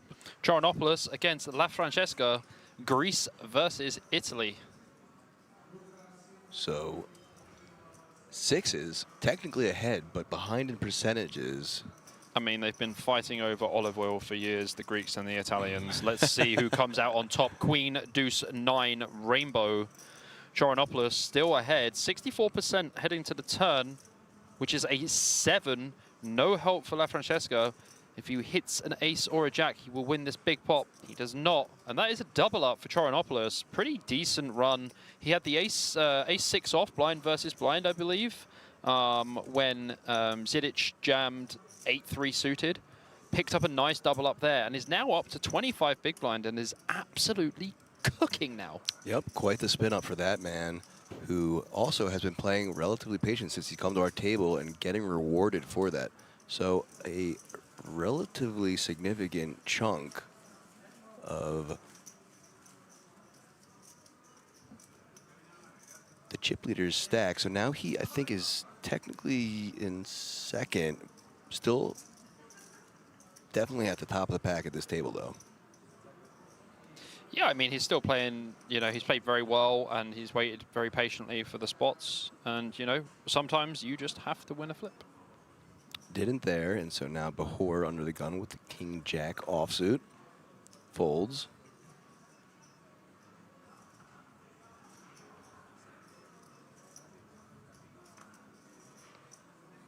Alessio folds as well, over to Nuth. Queen 2 folding. Action now on Jose. King 8 of hearts. Yeah, cut off open here from 20 big blinds would not be a mistake. I think it would be okay. Some people like to tighten up here and just open King 9 suited plus, even King 10 suited plus. But from cut off, it would be a completely fine open. Choosing the latter of those two options. Voss also with the fold, and now we go to the blinds. Bendinelli, ace 5 of diamonds. Playing 2.6 million, so just 26 big blinds. I think Onofrio has like 12 bigs, something like this, or 15 bigs. I can't Goes remember. all in, and Onofrio. Okay, 18 big blinds, 18 19. bigs. Yeah, 19 bigs effective. Still, Onofrio has to fold. Yeah, Queen 9 unplayable there for his tournament life. So Bendinelli taking down the blinds as once again, small blind. Yep. Taking it over from the big blind. Yeah, I mean, Bendinelli's hand is probably very close to just open jam. There will definitely be some limping as well. There will also be some raising. I think raising is not my favorite because if you raise and get jammed on, you have to fold. If you jam and they fold, it's good. And if you limp and they raise, you can limp back raise jam, 20 effective. And there's going to be a lot of folds, as you've seen, you know, Onofrio have like 3-4 off and raise versus, you know, blind versus blind. So, you know, all options were available there. I am very okay with the jam, though. I think jam is probably the most positive EV play. So here we go. First playable hand for one of our new players, Nuth, as he's looking down at 2 8s. Dos ochos. Standard raise to 200K. Jose folding. Voss in the cutoff with the 10-5 will be folding as well, and does. Bendinelli with a worse 10. And in the bin. Into the blinds, and Onofrio with the 9 deuce of spades. Folds as well, and so one player left with Bahor holding the 9-5 of hearts. Only 100K to call, but just tight is right and folds. Yeah, I mean, I think because of like how shallow the stacks are, defending has been way more difficult. Even with like these suited 3 and 4 gappers, there's been a lot more folding, and I think that everyone's playing pretty correctly. And yeah, it's pretty good. Yep, I mean, like you were saying earlier, ICM is very much a real thing right now. Oh yeah, for sure. There's just so much up top, and especially once we get closer to the 10-player point. Yep, absolutely. 10 players, the top 10 players, locking up a $10,000 main event ticket on top of their regular winnings. So yeah, pretty decent. A huge factor as we draw near that 10 mark. Yeah, only 6 players off that, and that is another reason why this will slow down. The 10K added jump is just worth so much, and also by that point you're closing in on the final table, just 1 player away from a 9-handed final table at that point. So every single decision matters, and every chip is important. And always, I mean, no point of the tournament is a good time to make a mistake, but especially so now. These are the spots where you don't want to make any mistakes at all. This is the business end, and to be honest with you, like when you're playing these big field tournaments, you need to make sure that you are very stellar the whole way through, and you don't make allowances like, oh, you know, it's fine, I just got 12 bigs, like I can just jam whenever or whatever. And it's like, nah, actually, let's think about every single decision. Like, look, Choronopoulos here, right? Peeling with 5-3 suited in the big blind. I'm not saying it's a bad peel. He's 24, 25 big blinds effective. But at the end of the day, cut-off range is going to have some 5x in it, right? So this is what you have to think about. Obviously, we're seeing ace-5 off here. This is a little light, but, you know, Bendinelli seems to be like a very competent player. He's going to know that this is definitely a board that he c-bets. And I would say that he probably goes for about 150 sizing here. I don't think you want to go big on this board in particular. Villain isn't going to fold like a queen. You are pretty much just attacking the deuce and, you know, their jack-9s and stuff like that. Even all their 8-6 suited, 5-3 suited and stuff like that. And you see the sizing as well, spot on with the sizing. It's because I play a lot. That's true, you do. I mean, before I had a baby, you know, like, I played a lot, and I've spent infinite hours studying. So when PioSolver came out, the original PioSolver, I logged over 10,000 hours in PioSolver. And I tell you what, it wasn't like GTO Wizard or Octopi where you can just plug it in. No, mate. You had to do everything absolutely manually. You had to put the stack size, everything. And I tell you what, it was so much effort. And I feel like I learned so much, and I feel so rewarded for the hard work that I put in. Yep, sure. That's like a handwriting math when you're solving it. You know, you're going to certainly remember it more when you're writing it down by hand or doing the manual input. 100%. That's why I always feel like, you know, I can still adjust to solvers these days, and I mainly play exploit. Even though I spent a long time learning in the solver, I use it accordingly to how I feel about the players and to how I feel about, like, you know, what does the money mean to them? You know, who's playing scared money at the table? Right, and just a note on that, yeah, I mean, I haven't had a lot of people ask me about how to learn poker or go about it, but I do always tell them when they bring up solvers that you need to know this going into it, is that just because you study solvers and you might know it inside and out, which no one does, oh yeah, the for sure. biggest key is being able to adjust 100%. what you've learned in those solvers to real life application. Absolutely. And that's where a lot of people fall short. They just go and study the solvers so much that they don't know how to adjust on the fly. Yeah, absolutely. It's definitely like one of the big leaks, for sure. People just go, oh, solver says that I can just bet this. But really, is the person going to fold a middle pair? Like, especially live. Live is definitely a completely different animal. Certainly going to see a lot different things, more street poker. So as much they more say. street poker. A lot of these players will have never touched a solver before and only be going off, like, you know, first-hand experience with the game. Absolutely. Or, you know, even throwing it back to books. So let's see this hand developing here. So Troyanopoulos and LaFrancesco. LaFrancesco ahead as he has the pair of sevens.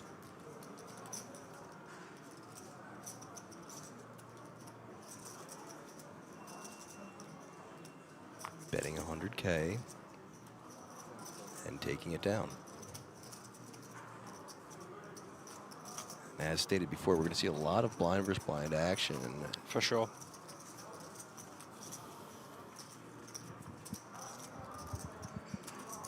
Guys, if you do have any questions, drop them in the chat. We will look at the chat accordingly. Obviously, we are concentrating on the final table. Sorry, not the final table. The final day of the 2K Monsterstack at the 2025 World Series of Poker Europe, which Alessio LaFrancesca is leading this table with 36 big blinds. Giuliano Bendinelli is closely behind with 32 blinds. Jose Gaona, 22 big blinds also. Yanis Choronopoulos with 22 big blinds. Dead even. Daniel Knuth with 19 bigs. Antonios Onofrio with 18 bigs. Yehonatan Behor with 9 bigs. And Pascal Voss with 9 bigs. I haven't even seen Pascal even do anything on this table. Like, every time it's just like pass, pass, pass, pass, pass. Just hasn't had any spots. Card dead so far. And as stated before, so that big hand lost, but like I said, still relatively at the top. Those stacks are more close than they were before, but still with plenty of chips to play. Yeah. For Mr. LaFrancesca. Good pass there from Gaona under the gun. Some people would open that for sure. Voss going to have to pass again. Yep. Ooh, Bendinelli. Hello, ladies. Hi there. Two of the best looking women in the game. The other two aren't so bad either. Just the 2X open. Well, this could get tricky, but Behor just snap folding there. As we've seen him do. Yeah. He's a master of that. Here's a quick folder. Spots where you normally see a lot of people tank and think about it or whatever. Yeah. He's just like, I don't even want to take a second look at them. Yeah. I mean, to be fair, like, Bendinelli open +2, so he's going to have, like, pretty strong hands, like, pretty strong range. And, like, 7 big blinds with like ace-8 versus an open is going to be like, nope. But if it was an open from like the hijack or something, later in position, yeah, he's ramming that for sure. You just have to like pray you don't run into it. It's pretty much like, you know, how those spots go. Again, all players right now having locked up 6,000 euros and 1 away from earning 1,150 euros more. Yeah, I mean, the pay jumps will start to get more significant very soon. And as we head towards that final table, with the big pay jump of 10,000 euro ticket added, it's going to be a very tight situation. And the ICM factor will be a real thing. I mean, it already is, but it will be even more of a thing then. That's right. So Chorianopoulos now in the cutoff with a really lovely holding, that ace-10 of hearts, opening thing up to 200K, getting folds around into the blinds. And looky here, an even prettier ace-king of diamonds for Jose Guana in the big blind. So, like, as Chorianopoulos here, we are 20 big blinds effective. 7. Did he say 700? That is the sizing. This is tough. Chorianopoulos hasn't been 3-bet by Guana before, and he has 3-bet from the big blind versus cutoff. He is going to 3-bet wider, but not that wide. Ace-10 suited is in a bit of a tough spot. When you jam, they're going to snap a lot. They either snap call or snap fold. So stacks near identical for these two gentlemen. They basically have the exact same stack. Like it's like has like 100K more or something. Chorianopoulos having to think about this. He does pass. That's a fantastic fold. Great fold there. Really good fold. Didn't seem too happy about it, but you know what? When you get, I always say the same thing. When you get 3-bet by the big blind, they're generally quite strong. So all else said there, hopefully he'll be able to look back on the stream and give himself a pat on the back for making a really great fold. Yeah, like you can't call. If you call, there's 1.4 million in the pot, and then you've got like 1.3 million behind. And if you hit an ace, you're just cooked. You know, if you hit a 10 and it comes like king 10-4, you're going to be in a difficult spot. So really, you know, the only advantage you have there is if you know the guy in the big blind is 3-betting way too much, but he doesn't know that because he hasn't played much with him at all. Yeah, so yeah, it's truly a great fold.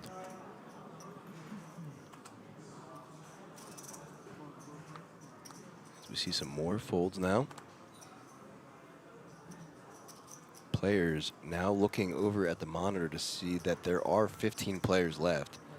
That means pay jump ladders. All players now having locked up 7,150 euros and only 5 away from that 10K main event ticket.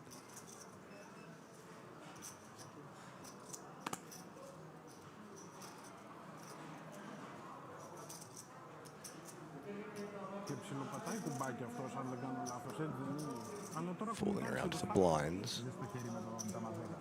And a walk for the big blind now. Voss winning his first pot. And Voss actually finally picks up some chips here. It was as if he hasn't been at the table for the whole time. And he didn't have to do anything to gain them, so lucky him. Those are the best chips to gain. Yeah, he still hasn't really had a hand that is notable, but he'll take it.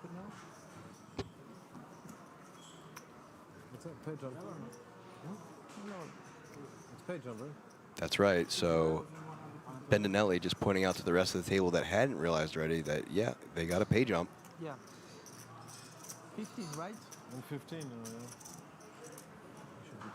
busted. It was close. You want, please? No, we were just looking to bust it.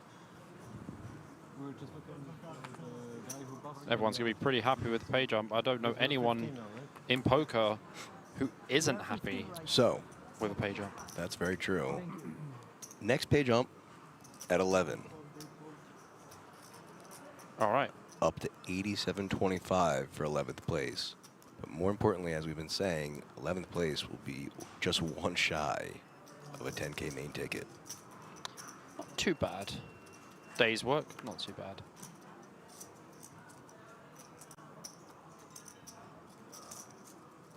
Action pulled around to Jose Guana on the button with 10-8 of clubs.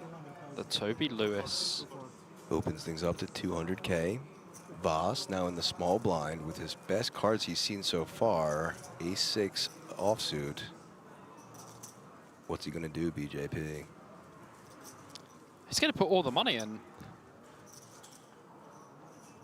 He has around 6 big blinds. All the money is going in the middle. Versus button range, would not be surprised to see him rip and chip this one into the middle.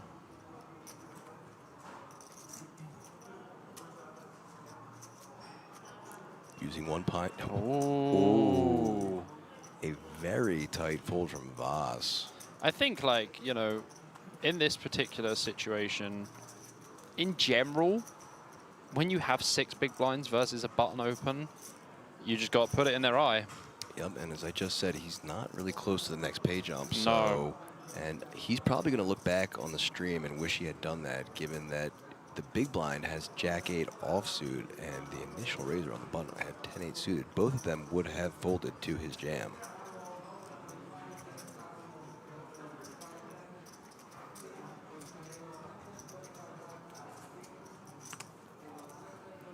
Bendinelli, 120K to call. And does. 5, king, deuce. 2 hearts on board now.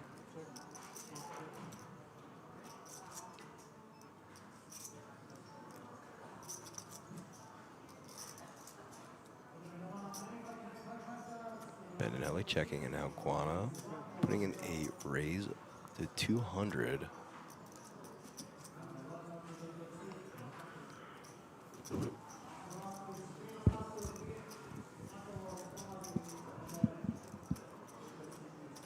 Yeah, pretty standard continuation bet here from Guana.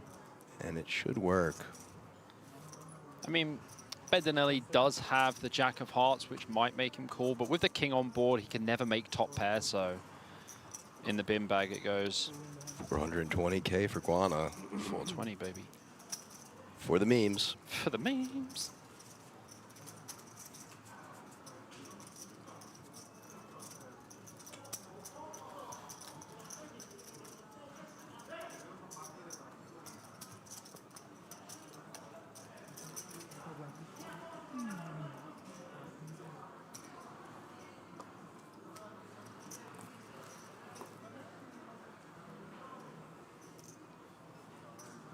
Hands being dealt, and we are at 101 hands for the day. We're over 100. Oh, there's going to be way more APK. That's right. How many hands do you reckon this will be? I reckon this is going to be at least 220. 226. Oh, this could be a fun prop bet. So let's look at this hand, and then I'll give you my guess as Nuth in the hijack looks at the GTO hand. Ace-5 suited and raising up to 250K. Yep. Seems fine. Yep, because blinds are now at 60K, 120, 120. So just a little over 2x. Getting some folds now. Bendinelli in the small blind. Also a foldable hand.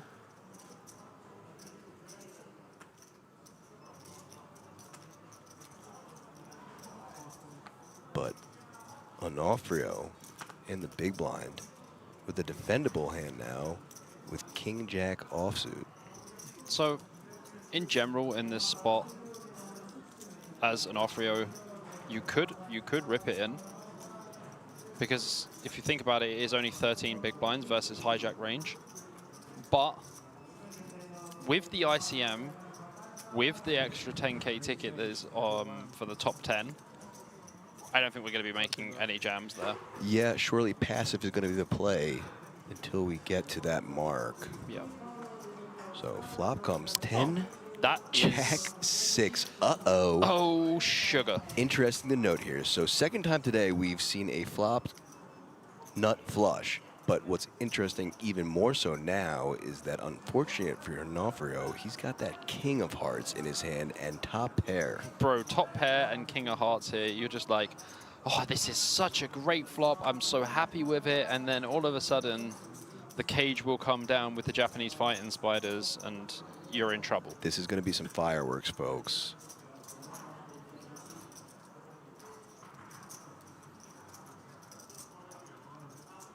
Literally could not be a better flop for when you flop so much of it in Nuth Solding. Yeah. So we see a bet and raise. Nuth went really small, right? He did. Yeah, and that's correct. And so now 325, 200K to call. I do not think Nuth is going to be raising here. I would only ever play pure flats. He's going to want to extract all the value on those next 2 streets. This is not like a 2-street hand. This is a 3-street hand. That's right. Fireworks, baby. Like, stack to pot ratio is less than 1 at this point. There's There's one word I have for Onofrio right now. The word is Kalinikta, and it means good night. Good night. Signomi and Kalinikta, it means sorry and good night. So top pair for Onofrio, improving to the king high flush. But to his dismay, Nuth sitting across the table with another butter flush. Both players going check, check, thinking they're trapping each other. Oh my God, this and is a filthy. 4 of spades on the river, inconsequential for either of players' holdings. This is going to be interesting. So I think Onofrio is going to bet like 250K, pretty small. Nuth is going to jam, and Onofrio is just going to be like... Have to call it. Yeah. So. Oh. Are we there? 250K. Are we there, Step guys? 1. Part 1 initiated. Part 2 loading. Initiate sequence. Nuth thinking about exactly how he wants to play this. Oh, he's using a time bank. He's giving it one of them. Love to see it. That's an appropriate use of time bank. I don't mind that. Really making it want to think like he has a decision here, even though his is clear as day. I'm sleepy, bro. And I can't see. Doing a great job to give off some acting. He looks discomfortable. Yeah, he doesn't look very comfortable, and it's definitely like, obviously we know it's a reverse tell, but he did a lot of looking with his eyes. Here he is. He's all in. And it will be the rest of it. Nuts against second nuts. Massive cooler here with 14 players remaining in the 2K monster stack. And if Onofrio finds a fold here... If he finds the fold here, then, you know, kudos to him. But I don't think he's going to be able to get away from this. So Nuth is really staring him down, up and down, up and down. The eyes are moving around. He's very much focusing on Onofrio and thinking, am I going to get caught? Does this guy just have the King of Hearts? Because he's really targeting like the Queen and the King of Hearts only in this spot.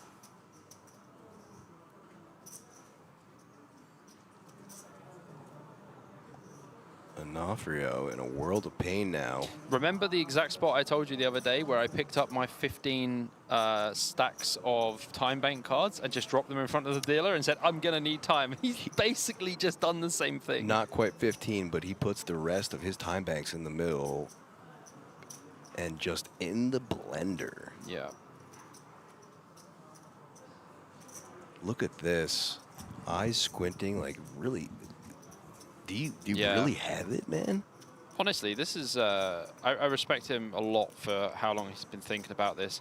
And I think in his mind, maybe he had the thought process of, I bet small, and if he jams, I just fold.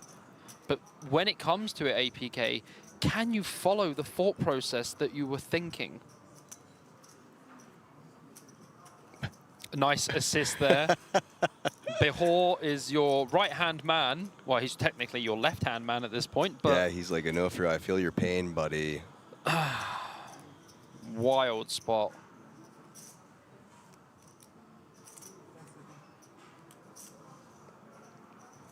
Will the Cypriot find the G-fold? Okay, so two things you have to think about here as Onofrio. Last time bank now. He's going to see it back on stream later to see if he was bluffing, if he folds, right?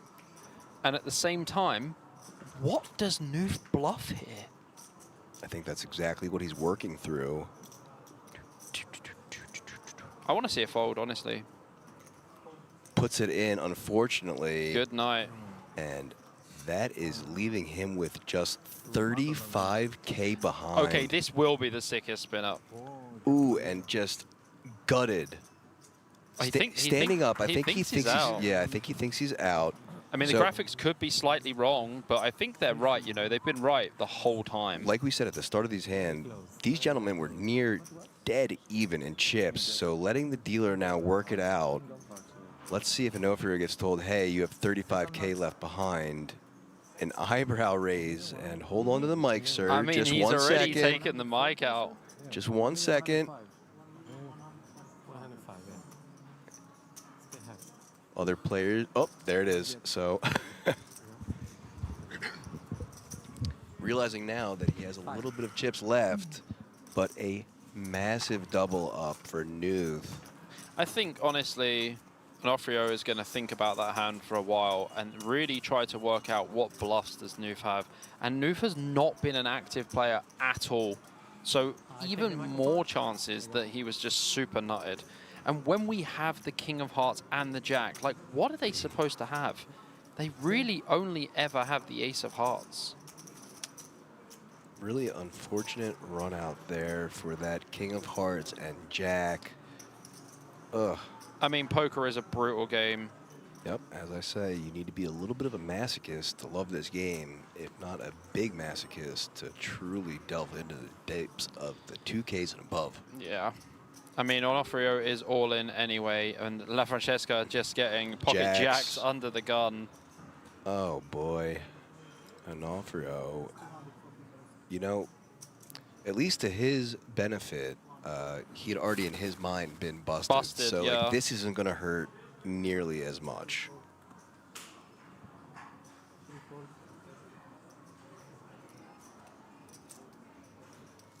So a raise to 240 from La Francesca with the jacks. Bendinelli out of the way. One more player. Trinopoulos with the queen deuce offsuit. Folds as well. And now Onofrio with his tournament life on the line. As La Francesca turns over the jacks.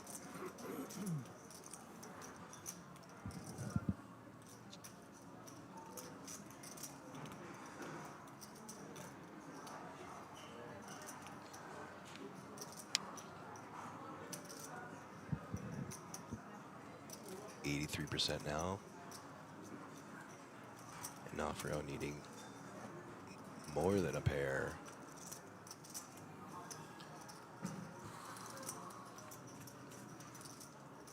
Here comes the flop. Oh, wow. This would be the sickest chip and chair. As I just said, needed more than a pair and flops 2 of them. Jack's now behind. Oh my God, he turns a boat. Turns the boat, so... Just a jack. One jack left. I can't even imagine what is going through his head right now. How do I get this run out with this holding? It's crazy. But that run out with that of course. So from 35K to 225K, just like that. Crazy stuff, honestly. A little chuckle from the rest of the table. Yeah, like, how do you even find that? And look, that is exactly what's going through his head. Is he's like, poker gods, please, why? So 35 or 45? 35, 70, 105. Yeah, he won all the ante. 225. The big is eligible for the full ante. Yeah. If it's 120 ante. 35, 70, 105. Check. Button was here. 35, 70, 105 plus 120, 225. You should have a 225, right? 100%. Yeah, that's right. Yeah. You should have a 225. 35. Yeah. Mistake from the big one. Yeah, I don't know. 35 from the big.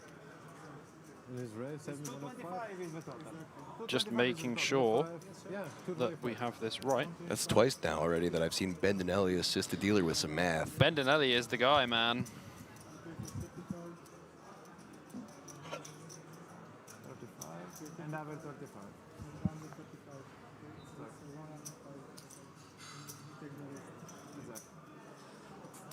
Thank you. Thank you. Yeah.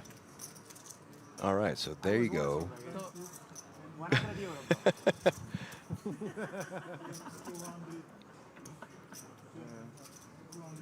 Bendinelli just joking that he was working. Good work there, buddy. Keen eyes to spot and correct. He's a policeman in Italy, you know? There you go. He's the smartest man in Italy. I was paying attention. But just stating that he does pay attention to everything. And good on him, because that separates players. Next hand underway. Boss still card dead. And Bendinelli rewarded for his good karma and assisting the dealer with some mental math in the cutoff with ace and an ace. That's the best starting hand.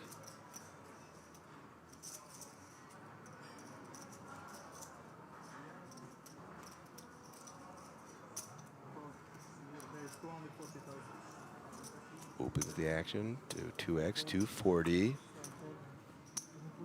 Troyanopoulos out of the way, and La Francesca, 120K to call with the 7-6 offsuit. Two biggest stacks as well.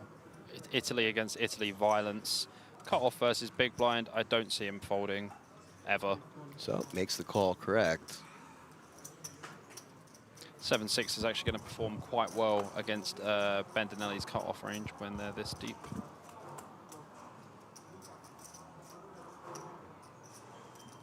King, king, jack. I mean, this is just going to go bet one big blind fold. Yep, no. Bendinelli could even check as well, because La Francesca is supposed to have like king jack, king 10, king 9, all of the king deuce through suited as well. But he will probably just bet 120K or 150, something like that. La Francesca's just literally waiting, like, just bet, bro, for goodness sake. I'm just going to snap fold. You could see the smile look, developing on his face. Look, yes. Look, he checks back as well. Look, look, La Francesca's like, don't give me a 6 or something, because I don't want any of this board. Look, just take the pot.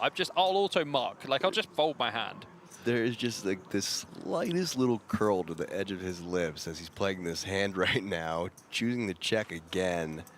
So now, let's see if Bendinelli is going to put some chips into the pot or check back. Yeah, I mean, at this point, you have to start trying to build a pot, but there's more chance of me moving to Norway next week than I think him getting a chip. That's right. So a bet of 225 and a snap fold. Look, he's kind of grinning. He was just like, come on, mate. Like, we know United. Like, yeah. This is your board, not mine. He was patiently waiting to fold. Couldn't have done it quicker. So 420 for the memes again. Is that pot size for Bendinelli?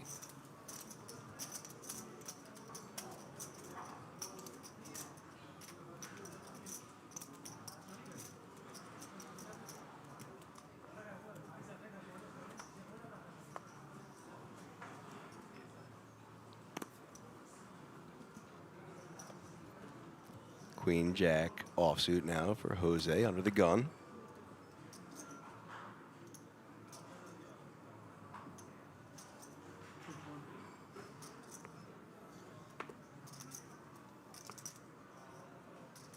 It's a strategy. And now Voss with the second nicest hand he's seen since getting here. Ace-7 offsuit in the +1 position.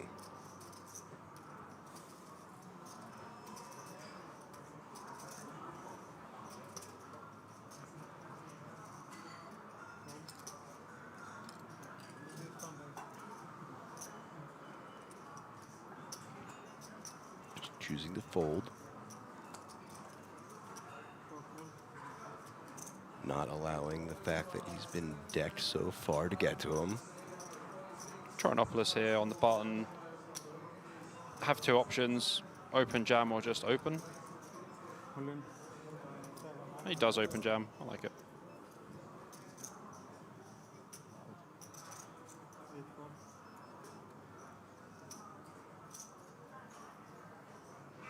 Not again. Both smiles. And a takedown for Chorianopoulos. I see a familiar face in chat. Hello to Mai Tai. Throwing up some Jurassic chat. That's my buddy who took down your buddy with the 6'9". Done my boy, huh? Done my boy Samuel Mueller like that. Jason, you weren't here earlier, but I recalled after coming off break how you told me about your schooling of Samuel Mueller with the 6'9". I had to tell Bobby. Bobby's apparently friends with Samuel Mueller, so I said my friend just owned your friend. Welcome to the chat, buddy. Voss still getting the blunt end of the deck, folding. Surely he's going to be rewarded for his patience, right? That's what we've seen so far. There is zero justice in poker. like, listen, I'm not going to be the guy who's going to say, yeah, man, you should definitely get justice. There is less than zero justice in poker. I'll take your word for it. You know better than I do. Yeah. Will there be justice for Onofrio, who's gone all in with the ace-9 suited? I mean, I imagine Noof is going to just call here anyway. So a chance at spinning it back up yet again as he has the 10-9 suited dominated. Yeah, he's just going to call. Look, there's one of his 10s he's going to need. Should be 240. But he's all in. Yeah, but he's all in. No, the blind is 120. 225. Bendinelli assisting with some math yet again. Bendinelli, the part-time dealer. So here we go, heads up to the flop, and Onofrio, tournament life on the line, 13 players left. One of Nooth's 10s has been folded already, so needing of hearts for the other two 10s.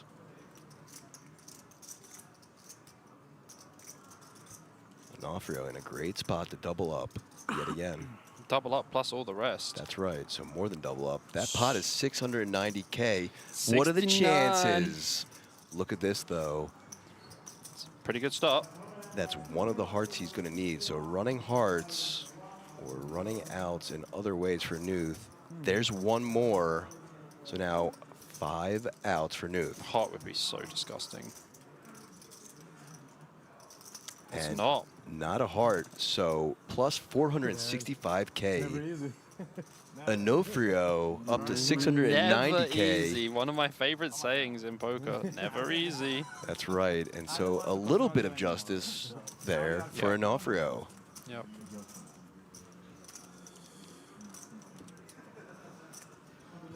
Thank you. Switching dealers now, and a look at our active chip count. Giuliano, part-time poker dealer and assistant. Bendinelli with 29 big blinds. Alessio La Francesca with 26 big blinds. Daniel Noof happily up to 26 big blinds. Jose Juana with 21 big blinds. Yanis Chorianopoulos with 16 big blinds. Pascal Voss with 7 big blinds. And the short stack who had 35,000 chips, Antonios Onifru. 6 big blinds. 690K. So Giuliano Bendinelli, best mathematician in all of Italy, leading the pack now. So proving that math is an important skill to have here in poker. I do apologize. The surname is Onofrio, and I did absolutely butcher it. Oh, interesting. It looked like the graphics changed there. I don't think he's in the tournament anymore. He's not in the chair. He isn't. So Onofrio all in 690K with the Queen 9 suited. Going to be super nice if Onofrio can actually just get this one through. Be back up to 1 million chips. What a comeback this will be. Hopefully the big blind doesn't wake up with anything too spectacular. Uh-oh. Oh, Voss wakes up with ace-5. Uh-oh. This is the best hand Voss has seen for at least 4 months. Outside of the ace-7 where he had awful position. Yeah, that was brutal as well. So I think you have to call, to be honest with you. And he's been so card dead and patient. It's like 5 bigs. Less. But folding. Oh, wow. Wow. And Onofrio just like, you know, kind of like, oh, Okay. Bro, Onofrio Okay. literally has 30x'd his stack. From 35K He is to just under a 30 million. He is 30x'd his stack, in bro. like 5 hands. Wild stuff. 30x'd his stack. Look at that. Insane. A little smile from him now, even. Just moments ago, standing up to exit, even pulling the mic off his shirt. Bro, he was literally dead, yeah? Like, he was dead. And, like, he only had 1.7 million to start that hand before. He's not even that far away. And not only that, but starting his comeback by cracking jacks with a 10-6 10-6 off. Yeah, wild. First place is about 170k. Look at this. Look at this. Onofrio going for round 17 here. 9 lives, this guy. 9 lives. This guy is freaking like Ultra Cat. Eiffel Tower back on the cards, and as well as all the chips in the middle. Charinopoulos easy fold with the Queen 10 suited. 7-4 suited in the Basura also. Noof with 9-8 off in the cutoff. Oh, seriously? Guana just wakes up and he's like, for Mexico, I will go all in. Oh ho ho. My initials, Ace King, Big Slick for Jose Guano on the button. The reverse commentator jinx. Dude, we don't want anyone to bust, but, you know, like, there's 13 players left. Someone has to lose, unfortunately. That is poker. We do see Gauna rejam all-in. Oh my god, Voss has to call. He literally has like 3 bigs. This is Voss's best hand all night from what we've seen. Voss is going to be so pissed. He's going to be like, how do I wake up with ace queen? This is wild. And if Onofrio, hold on a second. If Onofrio hits a 9, bro, he's going to have 2.8 million or something. If Onofrio somehow finds a way to win this pot, this is going to be absolutely wild. We'll do the math. I can do the math for you already. Yeah, 35K It's to over 2.8. Give it to me. It's like 85x in your stack. In under 10 hands, folks. 88 actually, but whatever. No one's counting. Look at this. He's even smiling because he realizes that like he shouldn't even be here right now. Bro, he could just flop a flush and be done with it. Jack in the window. Oh, that's so bad. King in the window. Followed by a king. And now Onofrio to under 1%. Voss is going to need a 10. Voss if he hits the drawing 10, to a he's 10. going to stick around. But only 2 left as 2 have been folded. Yeah. We saw a sick 10 on the river last night. Can There's we been, see a lot one? of, there's been a lot of dirty 10s, man. Yeah, let's see if we can see one once more. That is a clean turn for the ace-king, up to 94%. Onofrio drawing dead. And Onofrio should just leave. Out of the tournament now. Yeah. I wouldn't stand there. I would just leave. Thanks, guys. And a running 6. 2 players eliminated and a vamos from Guana. Mexico with the double kill shot. Viva la Mexico. Huge pot for Guana, up to 4.325 million. And even more so, we are down to 11 players. 11 players remaining. I apologize for the double kill shot of Mexico, but I've been to football games in Mexico, and it's dangerous stuff, man. I feel like Jose Guana is going to be a lot safer here. This is the real sick double elimination. You see, Voss does not make a hand the whole time he's here. Could have called off with the ace-5, and it would have been a different story. Didn't call off. Gets ace-queen the next hand. He's patted himself on the back thinking, man, I'm so good for folding the ace-5. And then he just runs instantly into the ace-king. And, oh, man. I mean, Jose Guana, like, you know, perfect spot for him. That's the absolute dream. But big smiles. Big smile and big stack now. Yep, and as you said, no justice in poker. None so his whatsoever. patience unrewarded. Completely. Out the door. So now, all players locking up 8,725 euros. Nearly 9 bags in the hole. And Lovely. most importantly, 1 elimination away from their chance at a 10K main event ticket. Broski. I'm jealous that I'm commentating this entire event, by the way. I spoke to so many people when we were on break, and they're like, oh, hey, Bobby, how's it going?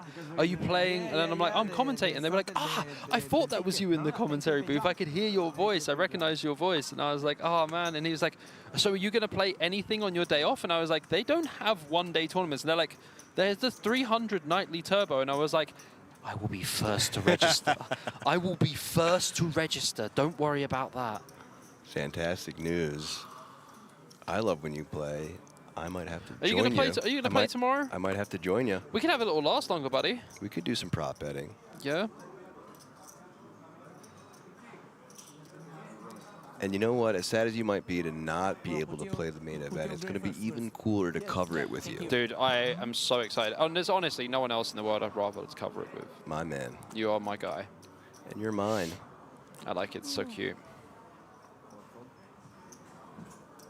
So, raise from the man with a lot of chips now, Jose Juano, in the cutoff with ace-3 offsuit.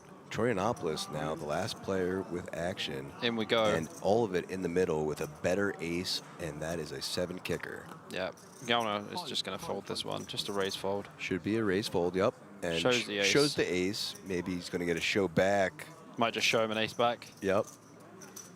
Doesn't, though. Perfectly fine. So we've got a couple of lookalikes, apparently. I've seen in the chat that that Galna looks like Drake and Josh combined. And also... Okay, I said this in the booth. Troyanopoulos looks like... Jimmy Fallon. He does look like Jimmy Fallon. I see it in the face, for sure. In the face. And the hair. Bro, that's so funny, honestly. That is a very funny one. Drake and Josh combined.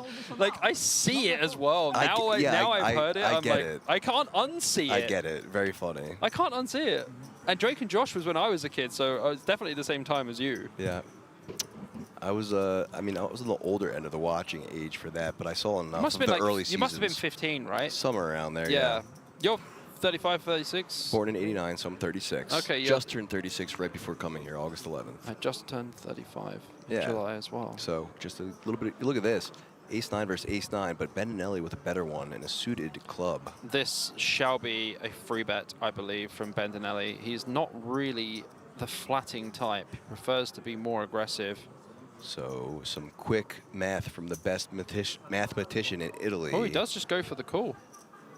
And just calls. By the way, for what it's worth, I think it is a call.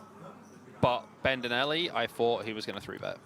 It seems like, you know, again, very competent with his math skills. Yeah. I kind of did think that he would be a more aggressive player in spots like this where he has position and a suited But then it's ace. also fine to be passive as well, because the thing is, like, Gauner's going to be opening some ace-8 suited as well. So, like, we're dominating the ace-X. And even, like, the ace-5 suited that Gauner opens, even if he's opening, like, pocket 6s, pocket 7s, like, all of these hands. And the thing is, quick math, he was able to really figure out that he was the shorter stack, and so one off that huge pay jump just doesn't want to do anything too sticky. But look at this. He's flopped 2 more clubs and has 4 to the flush. Yeah, I expect to see very small bets here from Gauner. Another 69 popping. Probably 200k, and then as Bendinelli, I would just call. So, because Gauner has a ton of Queen X as well. Prediction in. Prediction's in. I'm locking it. Let's see what happens. I'm going to say 250k. Oh, 275. Why do you do it to me? Now 275 to call, obviously, since we see these holdings. Bendinelli going nowhere. And just for the Spanish listeners out there, 275,000. 275,000. Bet you didn't know I could do that, APK. I didn't, but you do impress me with your language skills. I am a polyglot. You are. Bendinelli with the call, as expected. Well played. Let's see what turn comes and we can work it out. King on the turn. Now, this is quite an interesting card. Bendinelli going to have a ton of King X as well on the button. Like, if he's flattened his stronger King X as well, which he definitely is. Gauner's hand, I would say he now wants to start checking.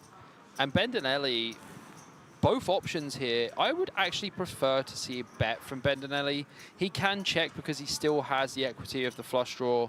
But Gauner can still have something like a queen. He can still have a king. If I'm Bendinelli, I'm probably going to bet about 800 to 1 million here.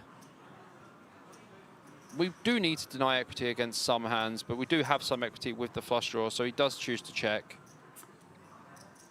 7 on the river, absolute Brachiosaurus Rex. Gauner here has to decide, am I going to turn my hand into a bluff, or do I just win at showdown with ace-x?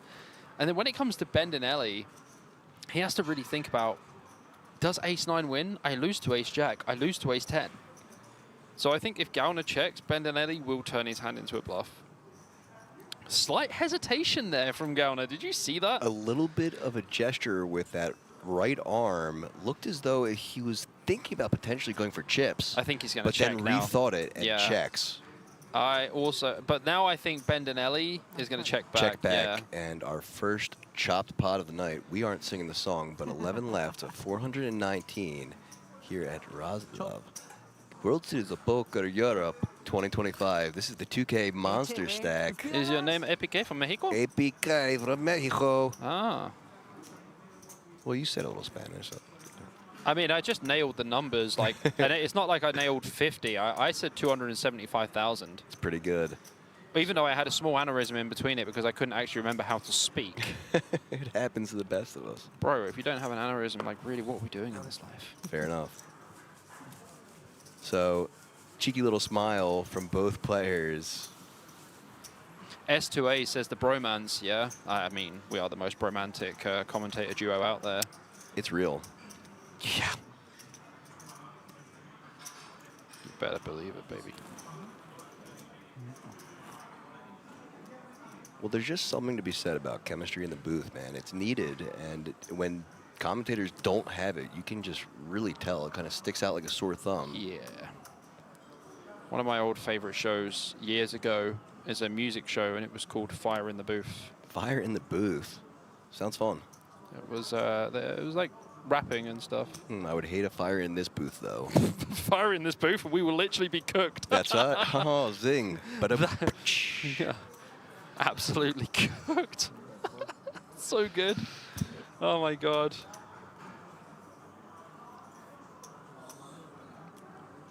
Commentators real or AI? Do you think AI can do this? Come no on. way. So, you know, at some point I probably will get sick of this, but unfortunately for you, sir, you are not the first person to ask if my voice is AI or accuse me of it. So, I've been asked, I've been accused. Bro, they're going to have lawsuits against you soon.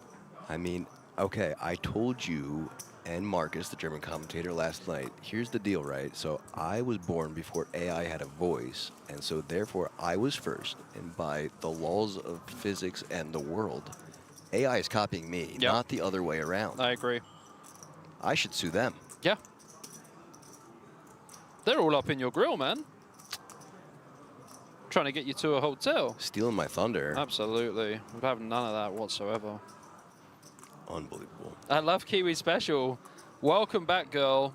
Kiwi Special back here saying real. Very, very much real. All the way from the newest of Zealands. The newest of Zealands. Not the oldest, the newest. The brand newest. We are so real right now.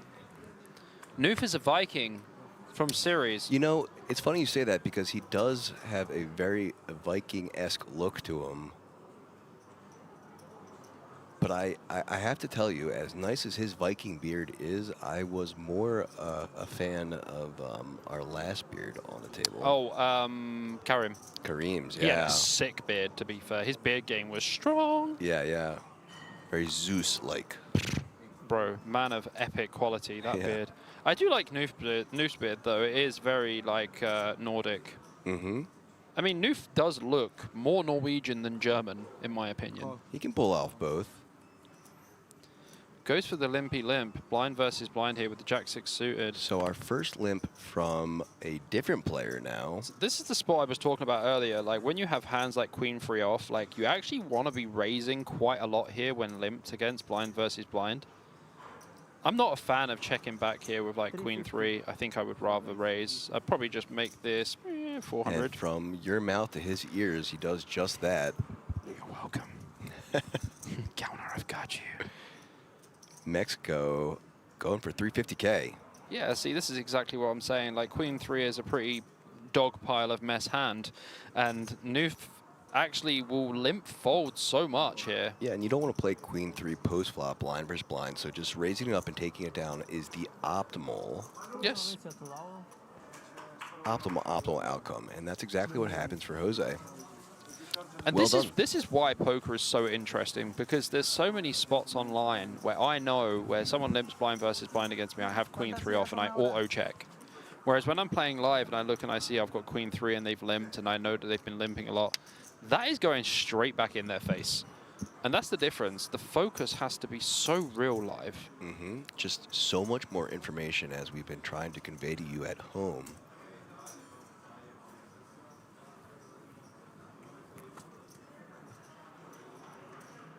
All right. Nice little holding here under the gun for Troy Anopoulos. The ace jack of clubs sitting on 2.2 million.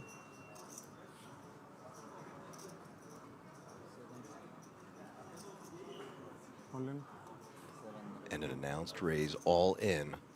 That's the appropriate play. Yeah, Charanopoulos here. Bit of a big jam, to be honest with you. You can actually just open ace-jack suited here.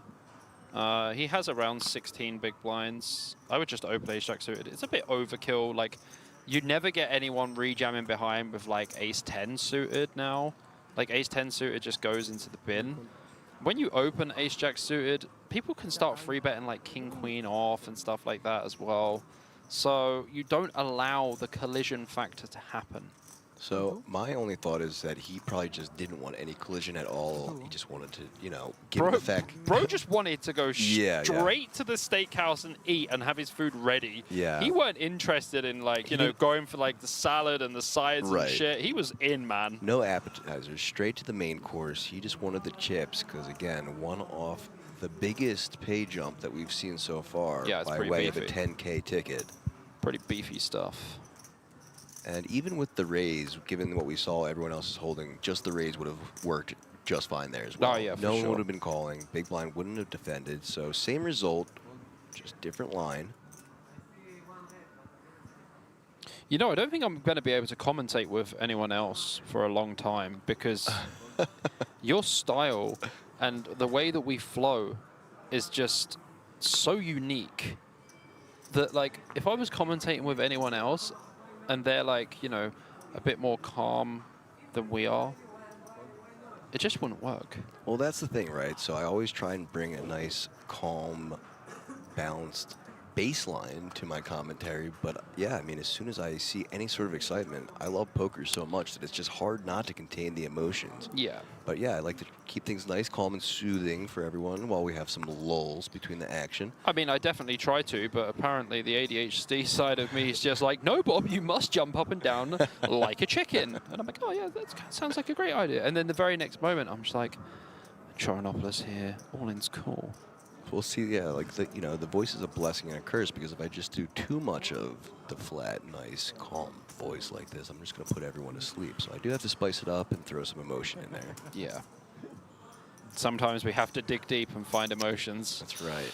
Oh, it's tough sometimes. Really don't need to dig deep for myself, though, because, yeah, I mean, I just love this game, and even not playing it, just watching it and talking with it. That's why I'm quite happy that, like, I am commentating. But I mean, I would love to be playing, obviously. Understandably so. Like, I'll play the 300 tomorrow or something, and then I'll just be like, APK, you have to commentate on your own. Why is that? Well, I just have to play the tournament. So I think that is what I would consider the commentator's crux. And I've talked about this with you before and other people as well. And it's only a theory that I've had of my own. But the issue is that finding a good commentator who knows and is capable of talking about hands in poker is hard because oftentimes that person wants to play, and watching this much poker makes them want to play even more. So finding someone that's just able to watch poker, enjoy it, talk this much about it, and know it, and not have the urge to play. Yeah. It's, you know, yeah, there's just not many people like that. Yeah, I mean, I was obviously, you know, I was born in the dark.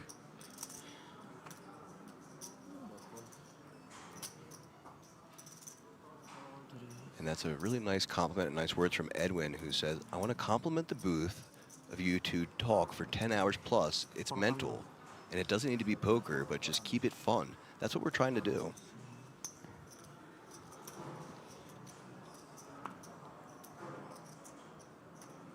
Question for you there in the chat, Bobby. Yes, I do play under my real alias, Robert James. I have a real name account on GG Poker. I do not have a username that is not my name. Neither do I. All my usernames across everything is just my full name, including middle. Yeah, I don't really have a choice. They made me so look at have this. a real name account. Real quick, we had an open, a 3-bet from LaFrancesco with the ace-9 offsuit in the big blind, and now Chorianopoulos with the decision to fold. Easy fold. So blind versus blind action yet again. No, ¿cuánto es en ciegas? ¿Cuánto es en ciegas?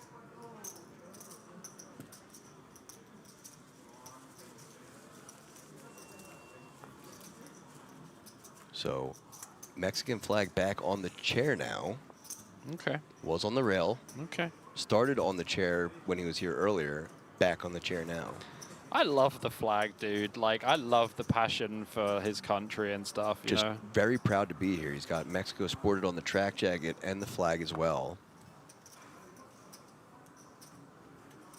And he should be proud, and he should be really proud of himself. 100%. Because, down to the final 11 of a 419 2K Monsterstack at the World Series of Poker Europe. Yeah, not just a 2K. This is the WSOP, man. This is the real shiz, you know? This is the World Series of Poker Europe. Yeah, this isn't like, you know, this isn't a warm-up. This is the 2K. This is the Monsterstack.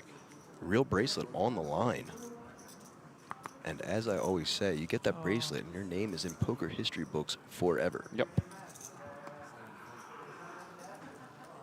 Our chemistry equals Bendinelli's math skill. Fire in the booth with Charlie. Didn't he do the one with Big Shaq? Oh my God, you know about Fire in the Booth? Dude, I loved Fire in the Booth.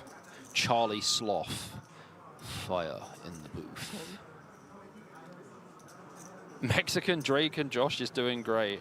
That's so funny, man. Well, we're proud of him here in the booth as Nuth looking at 2 6s in another blind versus blind spot. LaFrancesca just calling. 2.8, 2.3. Nuth asking how much he has behind. Nuth is not in the booth. And checks.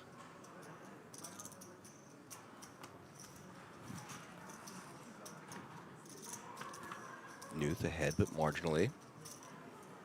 As a 9 in the window, followed by a 6, is going to cause some interesting action to unfold.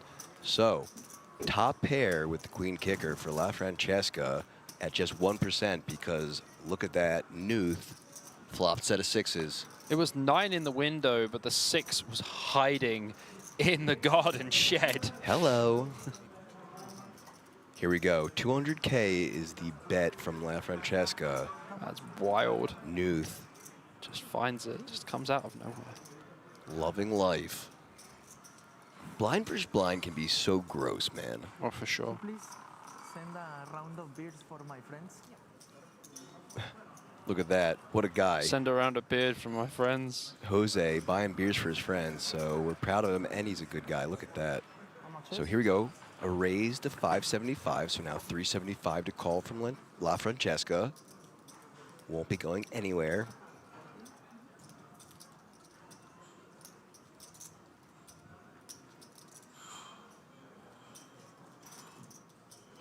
There's the call. The thing is, though, as LaFrancesca, like, what good turn cards do you expect here? Like a queen. Or a 9. Oh, a 9 would be sick. Yeah. A queen would be sick, too. Yeah. Even a brick is really quite sick as well. Brick also is something to consider because the top pair with queen kicker must think that they're pretty okay most of the time here. Okay, so let's think about size in here. 1.6 million in the pot, and he has 2.1 million behind. We're not really scared of too much with a set here. We want to keep a 9 in, probably going about 600K. I don't think you want to go much bigger. Maximum. I think he's going just around that.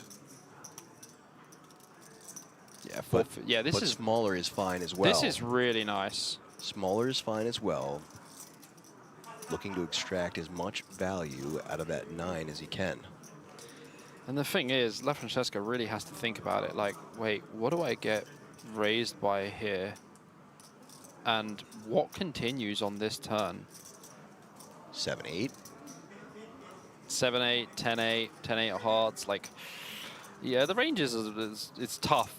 There is obviously a lot of bluffs in there as well, but Is this the man to be bluffing?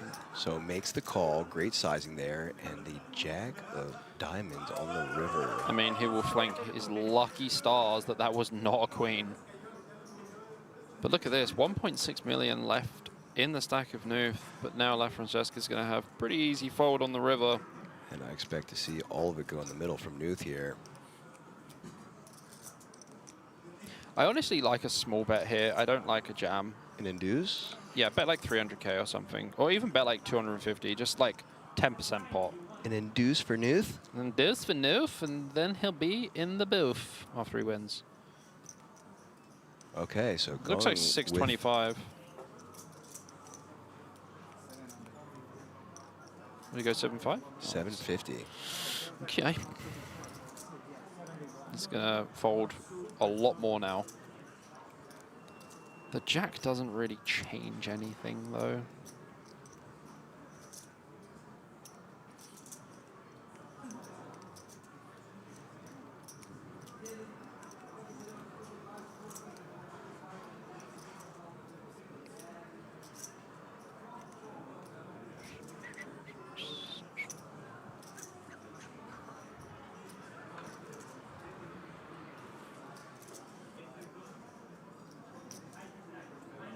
This just looks like very thin value.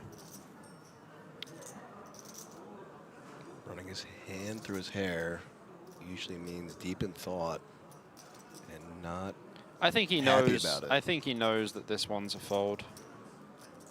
Well, can he get there? He's probably not happy about it, but doesn't look happy about it. No.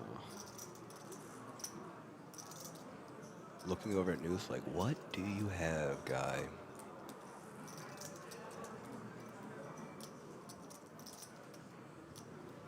And Nuth just giving away no information at all. Staring straight down at the chips he's shuffling like we've seen him do before. Yeah. You aren't getting Nuth from him. Nuthing. Nothing whatsoever.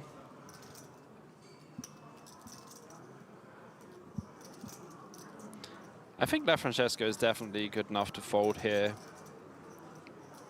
750 is a pretty sexy size on the river. I gotta give him that. It's the third pot. Asking how much behind.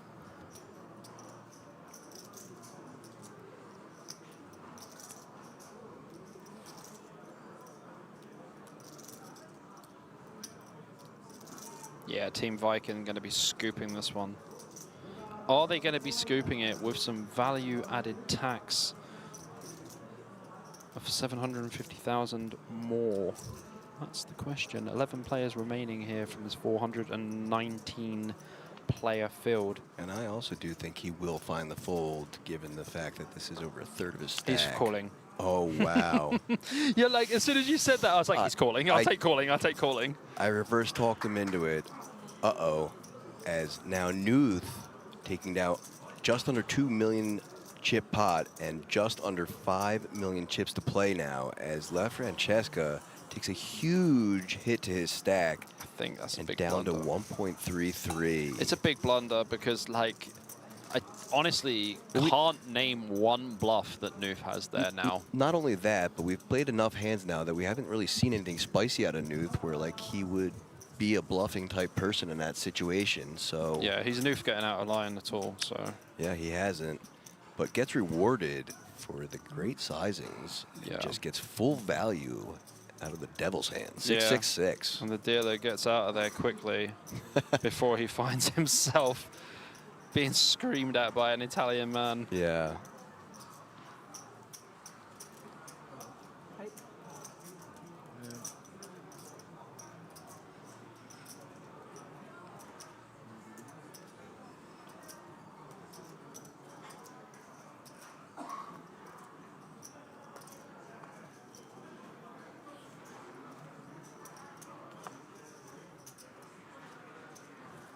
Bendinelli, first to act now. Jack 8 of spades.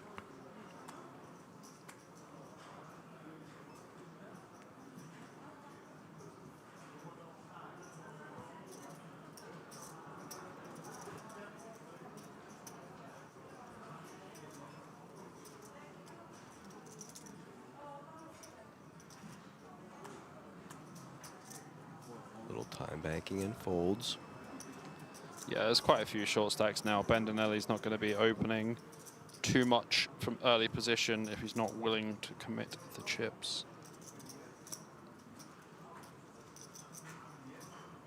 Key to note that even though we are one away from that bubble of the 10K main ticket, it is not hand for hand, so players time banking for obvious reasons. Yeah.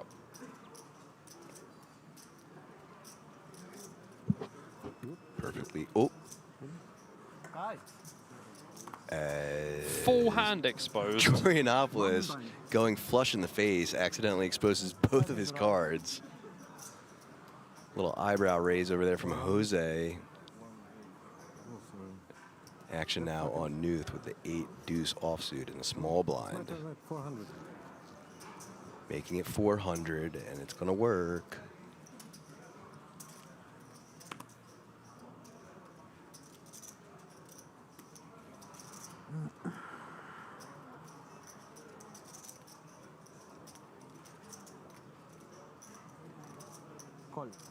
Ooh, look at this.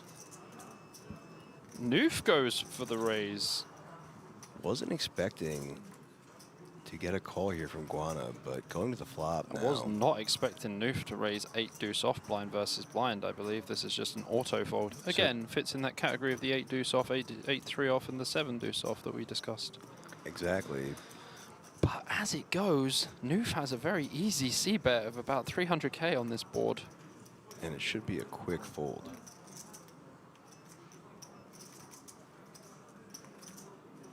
I mean, they're both pretty deep.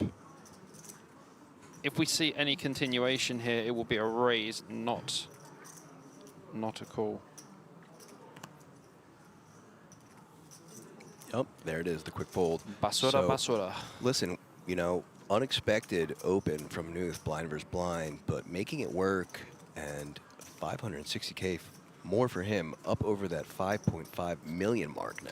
The man is on an absolute crush. I don't think he could do it without the beard. Nuth just seems like a highly chantable last name too, like Nuth, Nuth, Nuth, Nuth. Oh yeah, you know, I could see a big German rail for him, just like chanting. Nuth, Nuth, Nuth, Nuth. Yeah, yeah. It sounds like they're saying 9, but in Nine, French. Nine. Nuth, Nuth. Yeah, it does.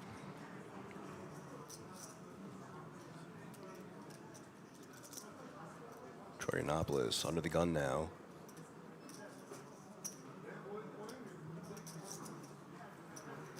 Gonna fold and hopefully not expose this time. Well done. But La Francesca with the ace-king offsuit in the cutoff now. Under 10 big blinds, sitting on 1.33 million after losing that big pot. Yeah, has a pretty easy, effective all-in here.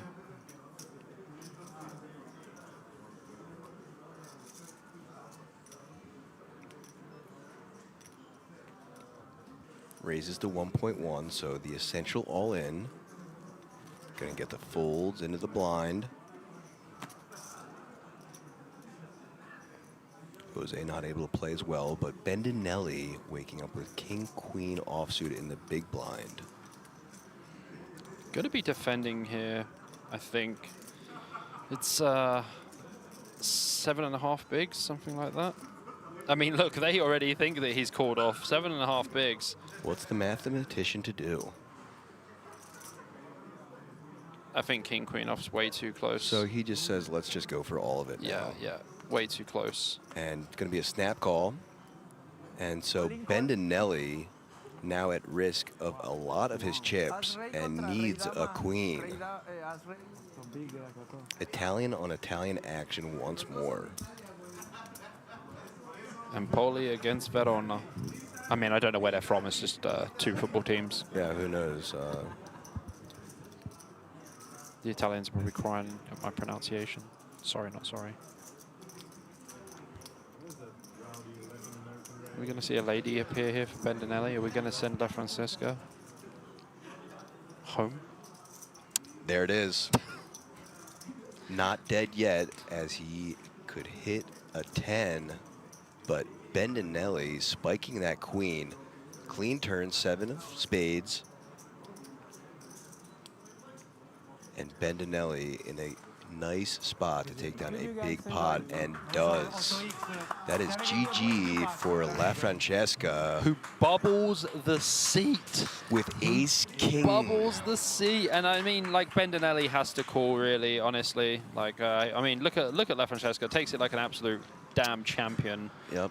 He knows he just bricked the 10K seat. Look, he just shook his head like, yep, nope, yep, I didn't get it, yep, okay. No justice in poker, as you had said. So great pot for Bendinelli, and that officially means that all of these players will have a ticket to the 10K main event. Amazing stuff. We're probably going to have another player come and join us very soon, just to fill that gap. I would think it would go down to 5 and 5. I believe so. Final 2 tables, and now all players also locking up just over 19K euro. 19,075 euro. Wow.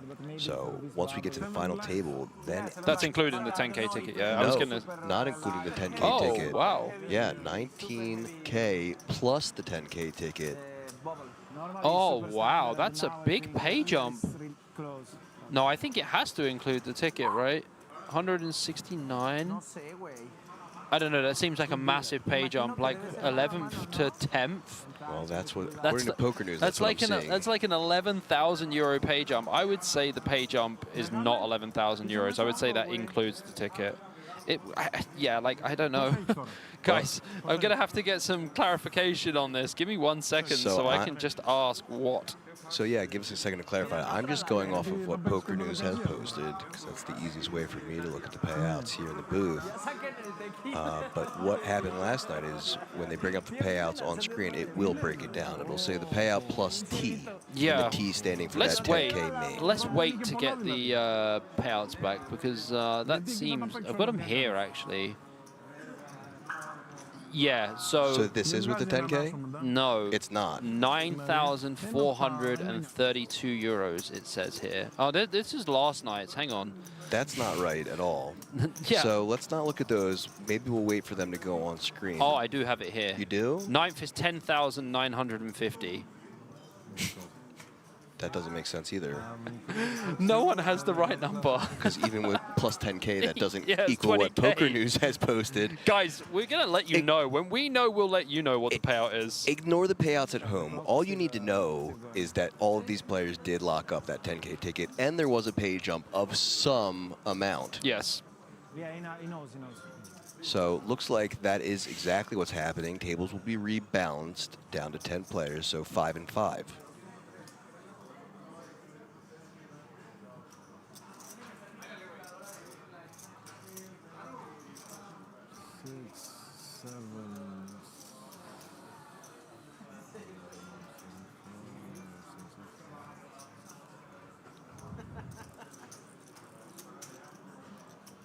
Big smile from Jose. Nothing to not smile about. Man's got chips. 9 players away from poker history and a bracelet. New player on the table here. You are big.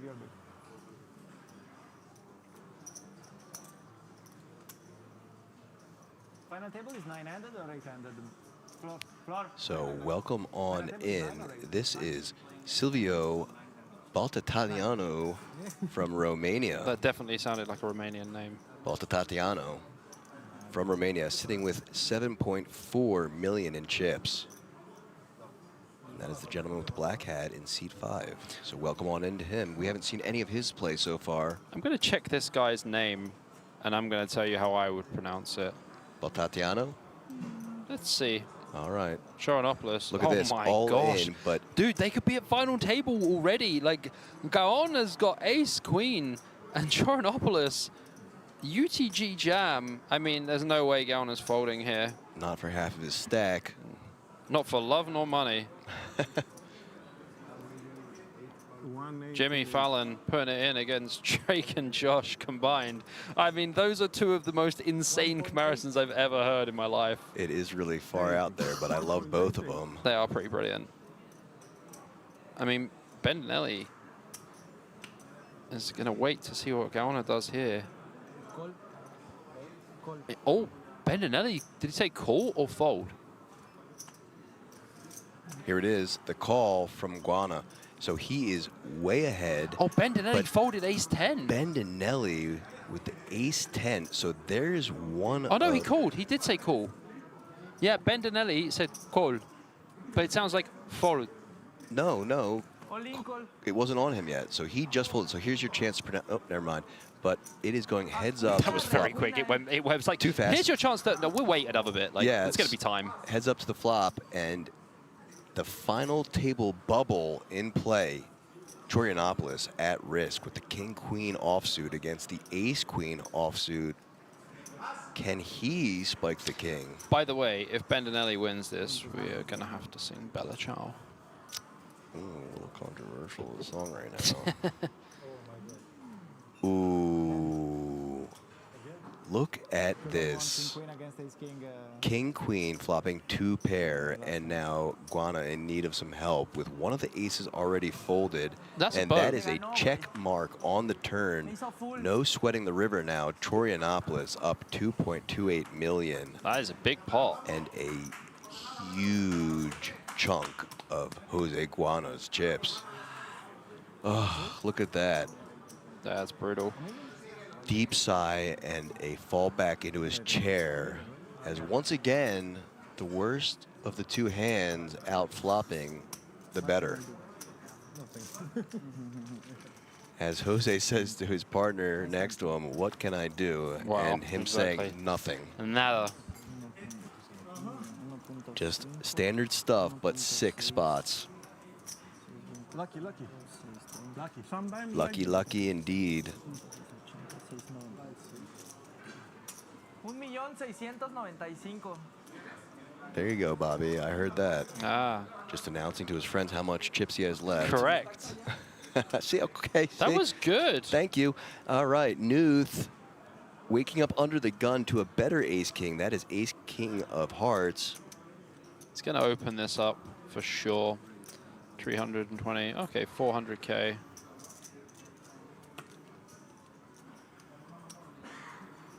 Gauna obviously going to pass here with the Jack-10 on the final table bubble.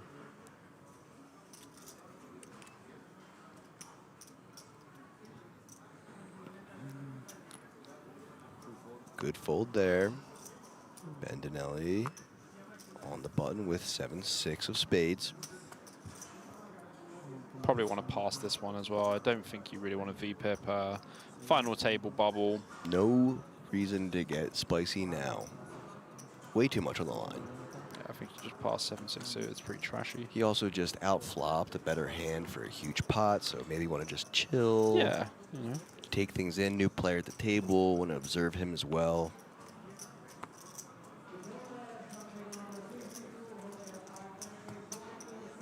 Welcome back, Kiwi. From way down under.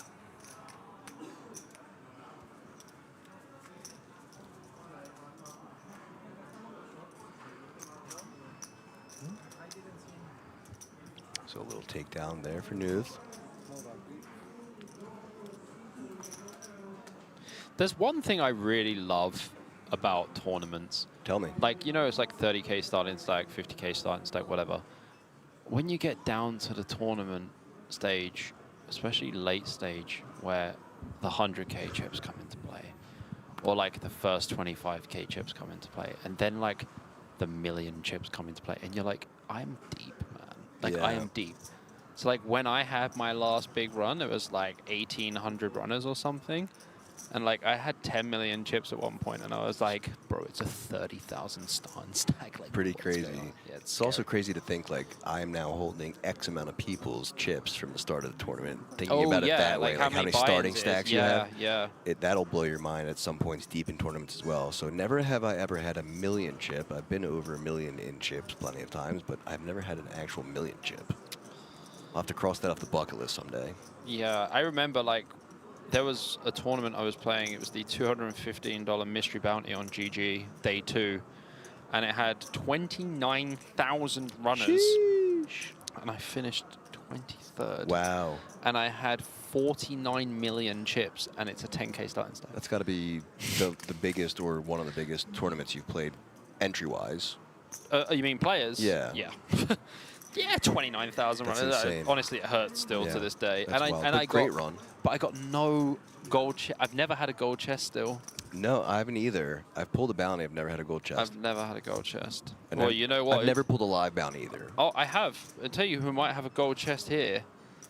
Our friend Noof, who flops the gut shot and the flush draw. Choronopoulos does also have the gut shot. But here's your chance to pronounce our new player's friend, because he has top pair. Baltatanu. Baltatanu. How do you like that, baby? You could be right. Romanians in the chat. Is it Baltatanu? You could be or right. what do you think it is? Baltatianu. Let us know, guys. Any Romanians in the chat, let us know who's closest. Don't just pick APK for his absolutely beautiful voice. Or you could. So, 500K is the bet size from the gentleman who will have to get his pronunciation down pat. And Nuth, of course, going nowhere. Call announced. Just calls. Flat tire against the King 10 suited. No help there on the turn.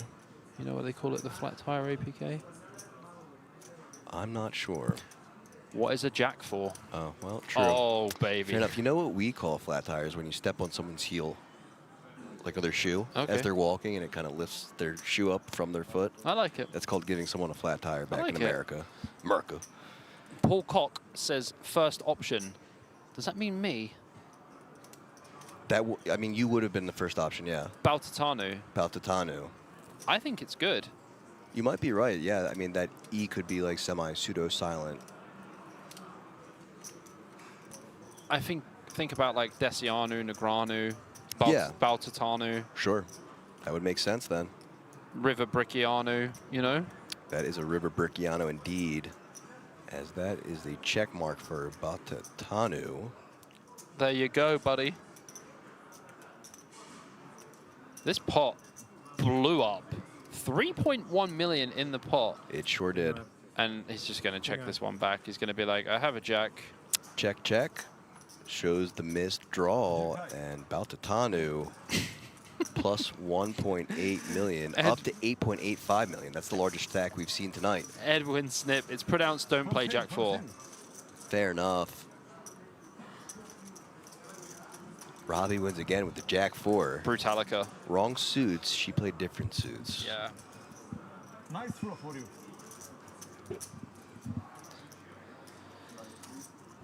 One of poker's most controversial moments. I think it might be the most controversial It's moment. up there. One of the best controversial moments in poker is the Jeff Lissandro classic moment with Prahlad Freeman over the missing ante. That was wild. I remember watching that. That's a highlight worth seeing if you haven't at home. Yeah, definitely check out the top 100 WSOP moments on YouTube. You will not be disappointed. And the sickest thing is, this is how much of a poker fan and freak I am. As soon as the hand starts, I know who's in the hand, what hand they have, and what the board comes out. Fair enough. And what they say. So, yeah, I mean, that's how I studied primarily growing up. Aside from the few books that my cousin, who's a professional, kind of threw my way, was just kind of staying up late past my bedtime and watching some of the late-night poker casts. I used to record it on VHS. My parents' VHS, I used to use all of their VHS tapes and record it. Yeah, and I think my mom is still listening, as well as my sister, so now they're getting clued into how naughty I just was as a little kid. Big shout out to APK's family out there. Big love for tuning into the stream, and big love to my family out there as well. I'm sure my mum will drop into the stream at some point. She is literally the funniest railbird in the world. She writes everything in block capitals and puts kisses after everything, like a typical British mother. Love that. Shout out to the lovely lady of my life out there as well, Maria, looking after our son Magnus on her own. Pretty hard grind. Big love for you, and thanks for looking after him. It takes a very special kind of person to be in a relationship with a poker person or player. Silvio Baltatano. I often say that just as much patience as poker players have, their spouses or significant others have as well, because it's not easy to carry on a relationship and do this life. Sundays get fiery in my house. I can't could lie. Like, you know, imagine. Greek women as well, you know, like the Mediterranean women are muy picante. Yeah. We see a Mediterranean man here. Speaking of Mediterranean. Sharonopoulos opens the King 10 suited, and I tell you what, this guy chipped right up. Speaking of Mediterranean, so a raise to 320K from the King 10 suited in the cutoff. Small blind with another king, but way worse.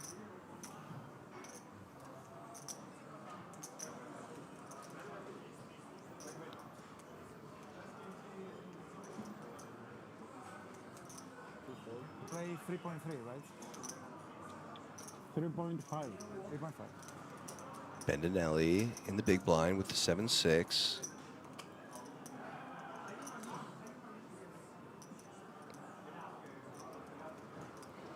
Okay, Bobby, if you know all the poker hand, what was the first hand that Sami Farhad doubled up against whose famous brother he was playing?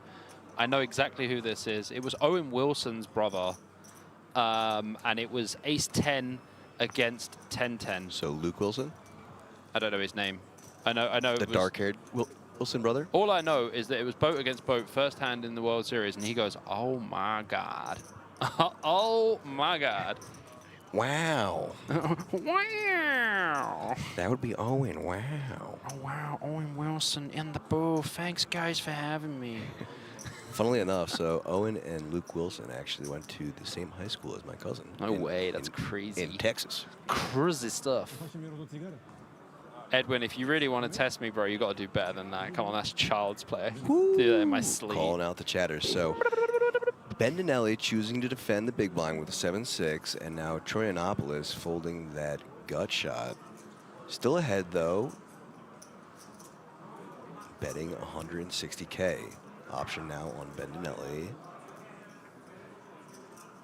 Will more than likely just fold here.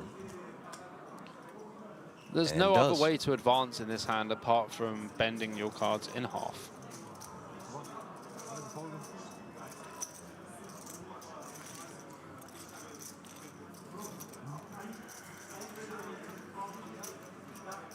And Sharonopoulos has had some swings, man. He had like 8 bigs, 6 bigs at one point.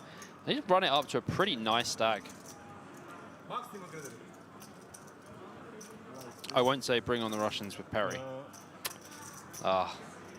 Don't say it then. Don't say it, buddy. Leave Tony G out of it. All right, hand 123, and I'll tell you why that's important in a second, just after it. Should I tell you why?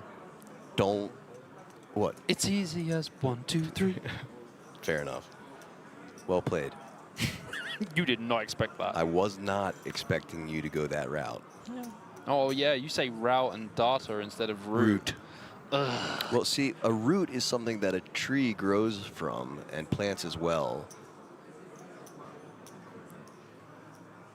This is honestly more debatable than some of the play I saw yesterday, okay? Like, Forza Bendinelli. Listen, what's worse Grazie, prego. What's worse is that people on the western side of my state of Pennsylvania from the Pittsburgh area say rough instead of roof. Like what's over top of your head, it's a rough. And instead of a creek, it's a crick. I hope they have a rough life. Yeah, well, I do too. I'm not a big Pittsburgh fan. I'm Philly ride or die. As we see a call here from Bendinelli and Baltatanu's option, going for the aggressive one and raising it up, but unbeknownst to him, Bendinelli was setting a trap. This is the one that I was talking about as well when I said that you can limp call in these spots, or even limp raise in these spots. But probably against a chip leader, you're not going to limp raise. Limp call is going to be the perfect play here from Bendinelli. Ace-3 is so nice post-flop. We're going to see a pretty nice hand here. I'm looking forward to this one. I give you one. You saw the one that Ivy Look folded at this. a house. He So, just jammed. He limp jammed. Against your advice, he's going all in over the top against the chip leader. But I said this is one of the best spots to do it in, but not against the chip leader. This is ballsy, man. This is a lot. It's like 30 bigs. As we see the mathematician at work. Baltatanu, do up your coat, but make sure that you put your cards in the mark first, please. I would like 6 seconds of my life back. Well, here's why he's standing up, because I think it's going to be a real quick fold, and that means we are going to our next break. So probably inconsequential count here, as he says, don't even bother, mucks the cards. And again, now we are going to the break. Final table bubble here in Rosvadov at the World Series of Poker Europe. This is the 2,000 euro Monsterstack. Monsterstack. And we are playing down to a winner tonight who will take home the top prize, a gold bracelet, as well as that 10K main event ticket. Stick around, guys. We hope you do. We will be right back. APK and BJP. Out.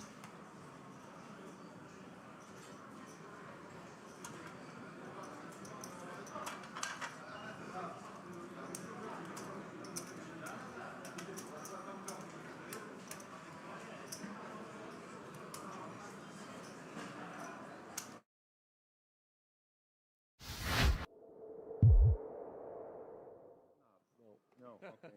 Now we all want to know. You won't even. I think it's a Czech. What he means is an old Czech nickname. I won't even understand. It was German. I won't understand. It was German. Something about proud, yeah? Yeah, proud Jana. You started it. Jana means lady. My name is Jan, and you said Jana. Jan and Jana. It's a woman's name. You know, his name is Jana. And they say Stolze Getting a Jana. history lesson today, lads. Proud Jana.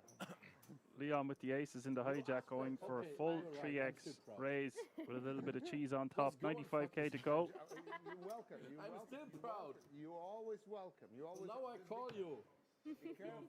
Son of whatever you can call me. Tell you, you shouldn't have said it. Now you. Son of Ina and Victor. My father was Victor and mother Ina. So son of two of them. Two guns. Son of two guns. How much is that? 95, right? Son of two guns. He does have 2 pocket rockets here.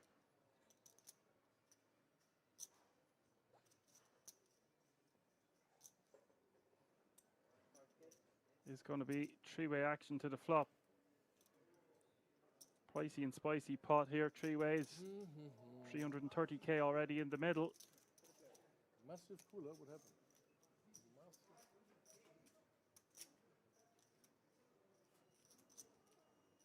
Jack 10-7 is the flop.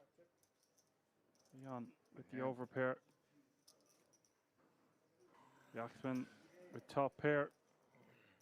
Decent kicker. Let's see what happens here. It's a draw heavy board.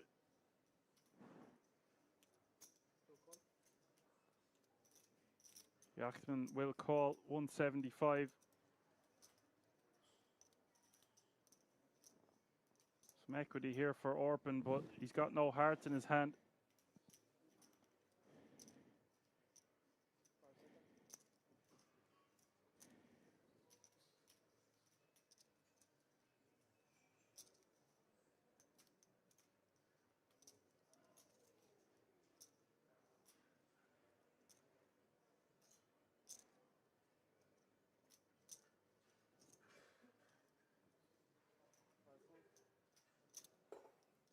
Yeah, it does make Oh my God. disciplined What laydown. do you have behind it? Not much, eh? Standard enough, I suppose, against 2 players. 3 doesn't make any change to you, right? 3 of diamonds on the turn. You call it, you got it.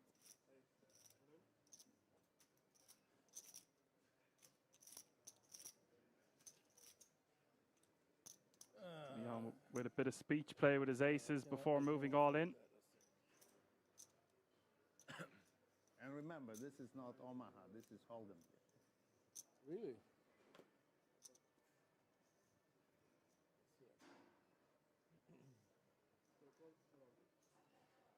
We do see the Queen, Jack How of Spades boring. stacking off. Wow, just aces. What I got? Can't fold. This is a huge Jack, you pot can't for fold Leon. Jack. If he can hold, Jack King, Jack Ace. and he's got 89% best hand, by the way, equity to for do so. You have the best hand. Luck. Huge Sorry, pot Leon. for Leon. We lose a superstar. Leon going to have about 50 big blinds now.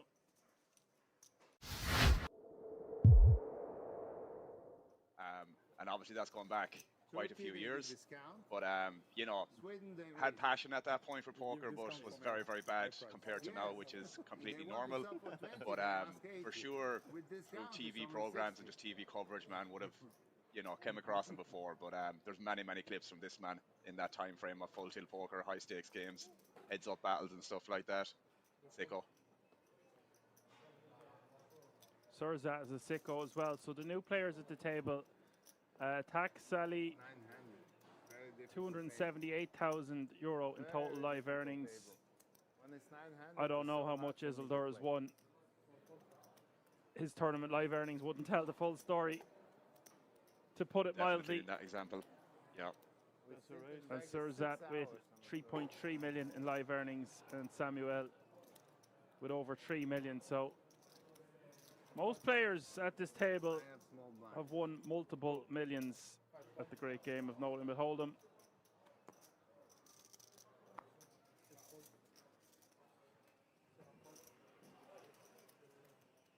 Tom Bedell as well, 3.5 million. I believe that's all the new players at this FT.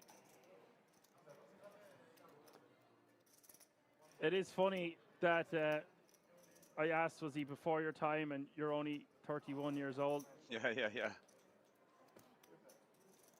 and I'm 34, and that is mad the way that extra few years makes such a big difference. A lot can happen in a year, bro, to be fair. A lot can happen if you're Isildur in a year. Defo. This guy's an absolute superstar.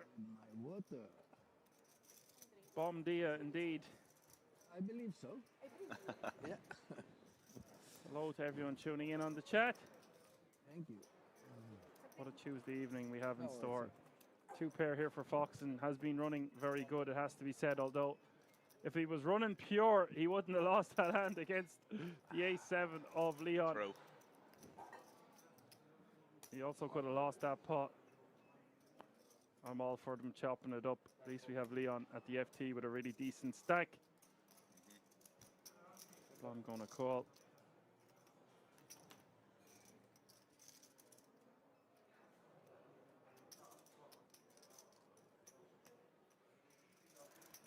Questo posto è buono. Sai, vedi tutto. A te non ti vede nessuno, in mezzo al tavolo non ti vedi. Qua sono He esposti. looks Peggior posto è very focused indeed. We haven't That's seen him fair. for quite some time. E tu per guardare da Now, là, I just mean guardare da là, that Kings or on the live circuit, maybe qua lui non ti vede. he's part of the furniture somewhere else. Che fai? Ti nascondi? Ti nascondi? Questo qua è pericoloso. That looks like a very large bet. Poi un grande giocatore. Very polarizing. Blom's not going to be able to fold just yet. Con questo si può Big this giocare. pot then. Ogni tanto gioco Massive pot, 1.8 million as we hit the river. questo qua. I guess he's making it this big on the turn here, Alan, so he can shove on the river Yeah. on pretty much Primarily. any blank anyway. And there you go, that's a blank if I ever did see one. 5 of spades. Rolling off, not a club, not a straight card. Unless you had 4-7 somehow. Yeah. Or the 2-4, of course. I just don't think they're in his range.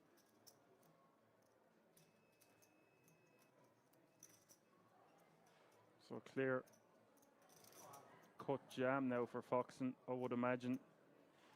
Sizing up on the turn to be able to shove this river for stack the pot ratio of 1-1.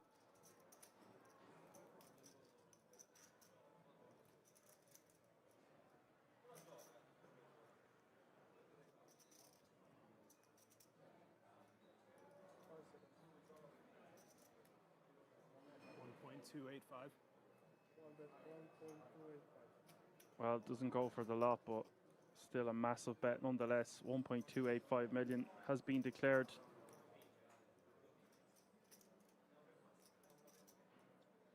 Just a bluff catcher here for Victor, isn't it? Unfortunately, and again, blocking Jack 10, Ace 10 if it went first, 9-10 if it went first. Probably not the best blocker here with some of the potential bluffs that Foxen could have here. It was multi-way on the flop as well, which is something to take into account here. He does get out of the way. I'm happy enough with that. We would want our opponent to have a 10 in their hand for some additional straight draws that could be continuing to fire.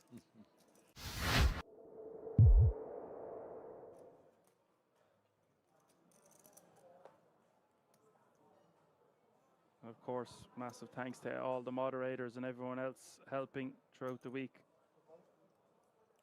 in any way, shape or form, even if it was making us laugh. Foxen limping here in Piscieri with a monster. He's got the ladies in the big blind.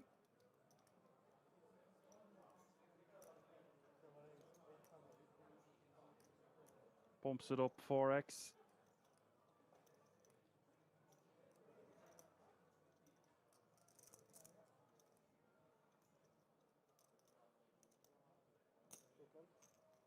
Foxen will call.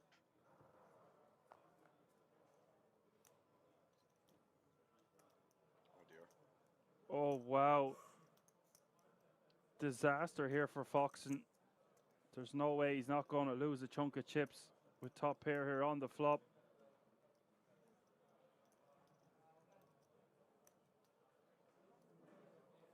It's heads up after all.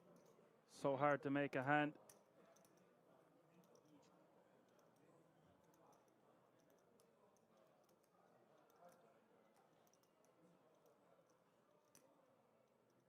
Does bet 900k. Foxen might be having thoughts of raising here.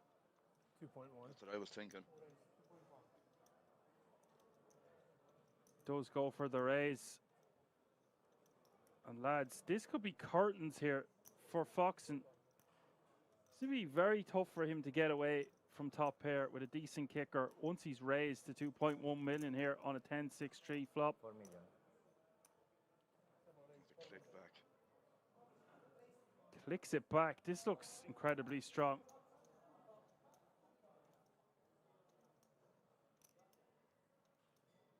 There's not a lot of bluffs in Piscieri's range that are just going to click it back that quick there to 4 million, Alan, in my opinion. Yeah, I can get behind that.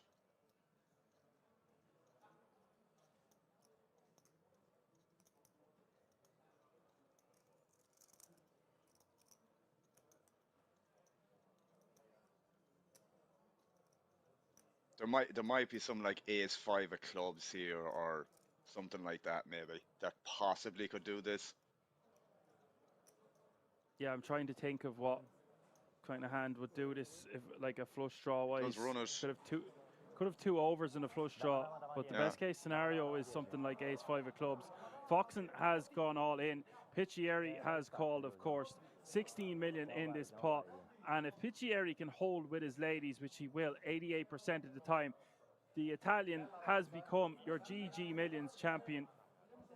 Foxen really up against it after that flop. Not much he can do once he's raised. No, basta. GG, ho giocato ormai. Da quello che viene, viene. 2 outs in the deck for Foxen. Turn is not one of them. It's the 7 of hearts. Alessandro Piscieri is 1 card away from that bracelet. Siamo pari, forse. Siamo pari, tipo. Just 5% equity for Foxen as we hit the river. It's another 7. Alessandro Piscieri from Italy has done it. He's defeated the phenom that is Alex Foxen. Foxen will win €223,900 for his efforts. Congratulations and commiserations, GG. But all eyes on the champion. Alessandro Piscieri has done it, winning over €335,000 for his efforts. Incredible stuff.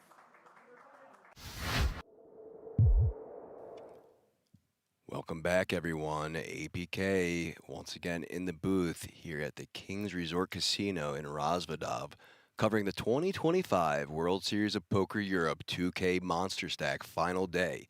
We are down to 10 players left at an over 400 player field, all battling out for that top prize and gold World Series of Poker bracelet. Looks like we're going to jump right back into some action as we are left with just 2 tables. Again, I said final 10. Final table bubble with 2 tables of 5 now.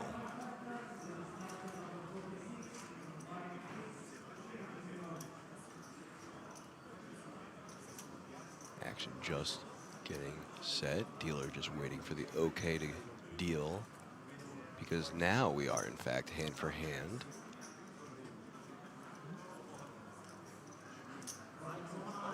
All top 10 players also receiving that 10K main event ticket. All right, so it looks like we are having word that the On Poker News payouts do include that 10K ticket. So a little help there from our production team. And now we know exactly what those payouts mean.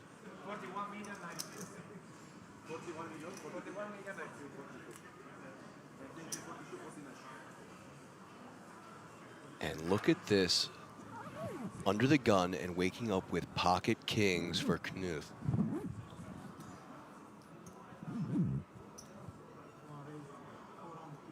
But the clock is still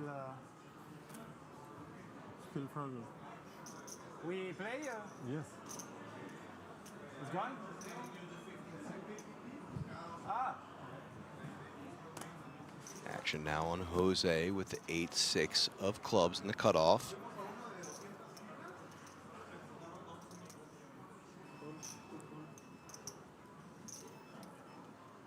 Folds, Bendinelli now with the 10-4 offsuit on the button.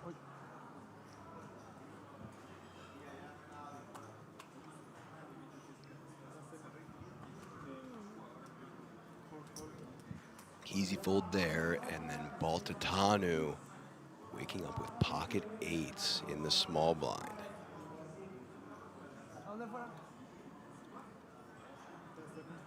$325K to call, and I expect him to. There it is, just that. Big blind with a holding that is going to be thrown in the bin.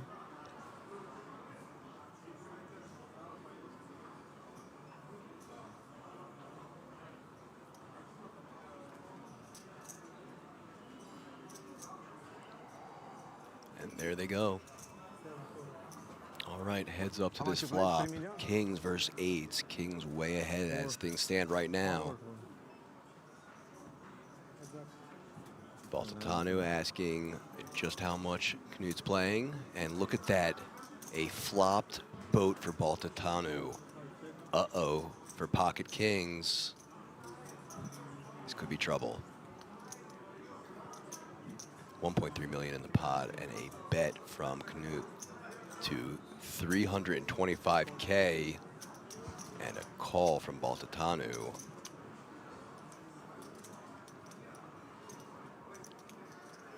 Deuce on the turn now.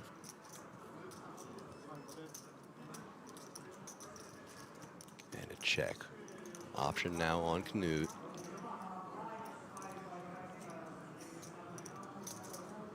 Who checks back wisely, unaware that the flop boat is dominating him, and a 9 on the river is going to seal it up for those pocket 8s. What's the sizing going to be here?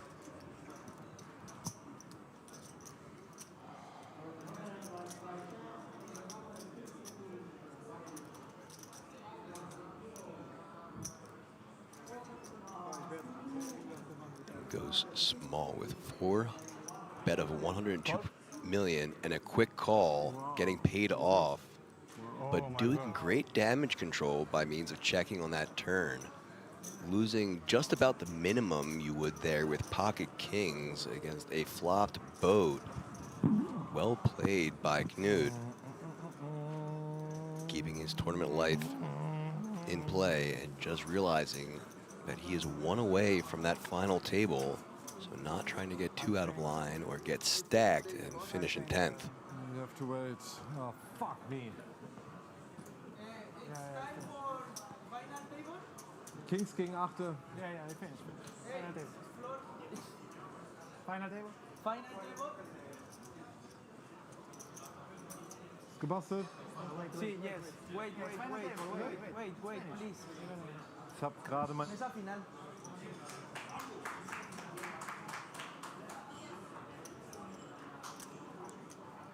Hand for hand now, as I said earlier. Some visible frustration there from the German.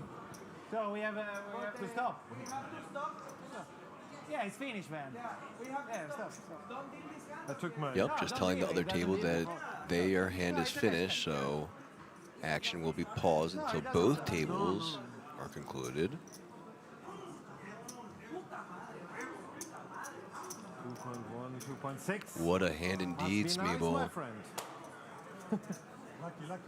Been some really great action as we are winding our way down to that final table. If he shoved pre-flop, would be sick. Yeah, just talking about the sickness there from Bendinelli, him congratulating me on the nice check back, just saying how he did great job to keep his tournament life and not get sued. So looks like we're going to be heading to a break because I guess the other table did have a bust out, which means we'll be coming back to that final table in just about 20 minutes. Hang tight, folks. One word answer, only available on Twitch. And the question is, what is it called when a player bets to protect their hand by not allowing free cards? What is it called when a player bets to protect their hand by not allowing free cards? This is all my money anyway. So can I pile it up and don't count on me? All right, Barney Nuts are going to win that one, bro. Until you decide. And Barney Nuts is going to win that one. Protection bet is correct. Really fast. So well done, Barney. Oh, it's him. Okay. Well done, Barney. My good man. Just give me a second here, and I'll send it over to you. It's Where are these unbelievable. codes? It's just unbelievable. 3, 4, 5, This guy 6, 7. What he makes. So I'll just message you there, Barney. Everything. Alice, If there's an issue with the code, bro, I'll just note it down and I'll get it sorted ASAP, all right?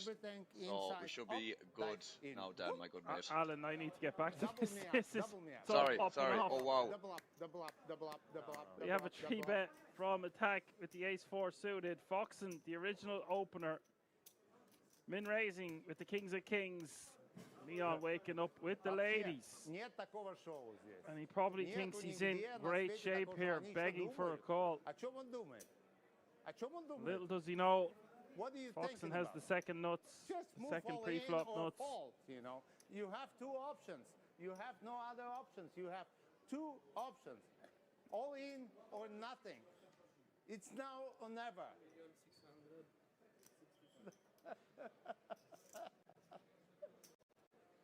Она меня попугивала, а я ее.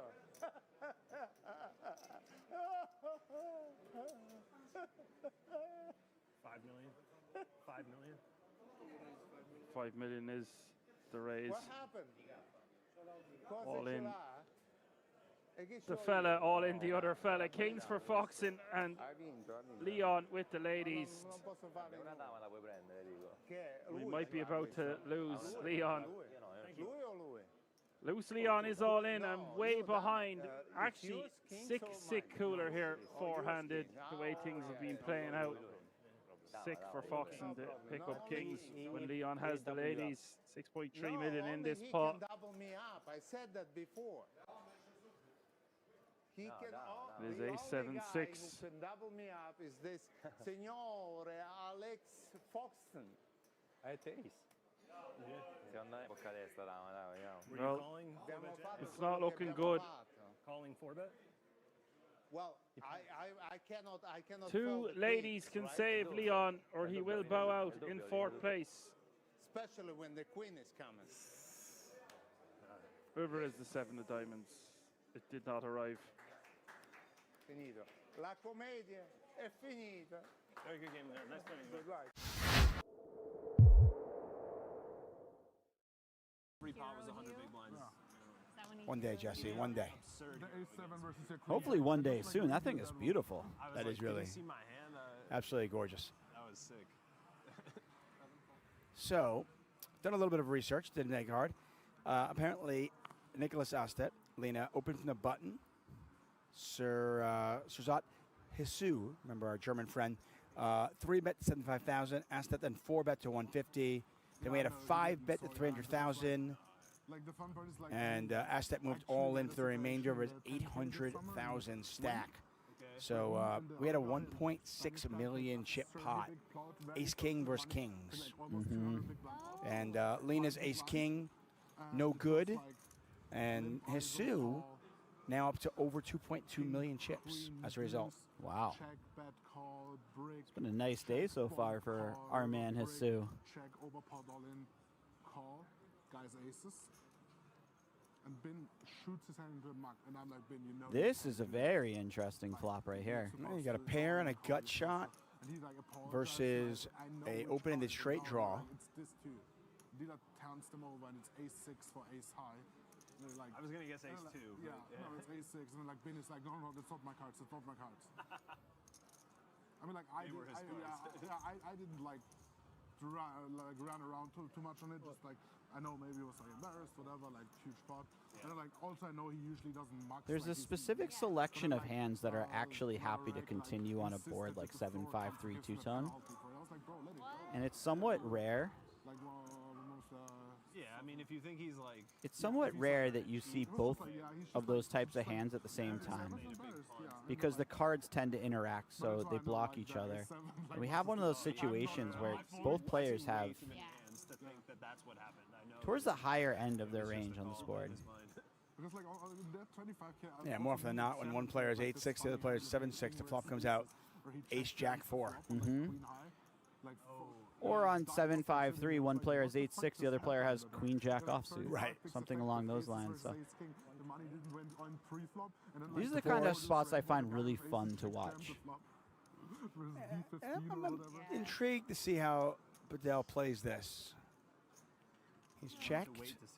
Divorce bets 120 into 148. This feels like too much hand to fold at this point. There's so many potential bluffs. Devora's stuff like ace-6 suited, king-6 suited, 8-9 is a double gutter, 9-10, 8-10 suited are all gut shots, and 2 overs to a 7. Oh, wow, look at this river card. Yeah, this is just ridiculous. It's absolutely gross for Bedell because he sits there on the turn, maybe concerned that he was behind. He's probably in his head thinking, okay, give me a 4, give me a 4, give me a 4. He hits the 4 that's not a spade, by the way. The non-spade 4, and Divorce rivers the absolute stone-cold nuts. I mean, when you Divorce talk only about has coolers, 413 behind. This is a cooler. Yeah. You just don't even think about the 8-6 suited when your opponent raises from early position. No, I mean, Tom is, at this point, right now, he's loving life. And now he's thinking, oh. Now he's thinking, oh, that's too bad. I only get half the pot. Yeah. I played 5-10 the other day. That's wow. a better hand Yeah. than mine. Wow. Yeah. Ouch. Just an absolutely horrific river for Bedell.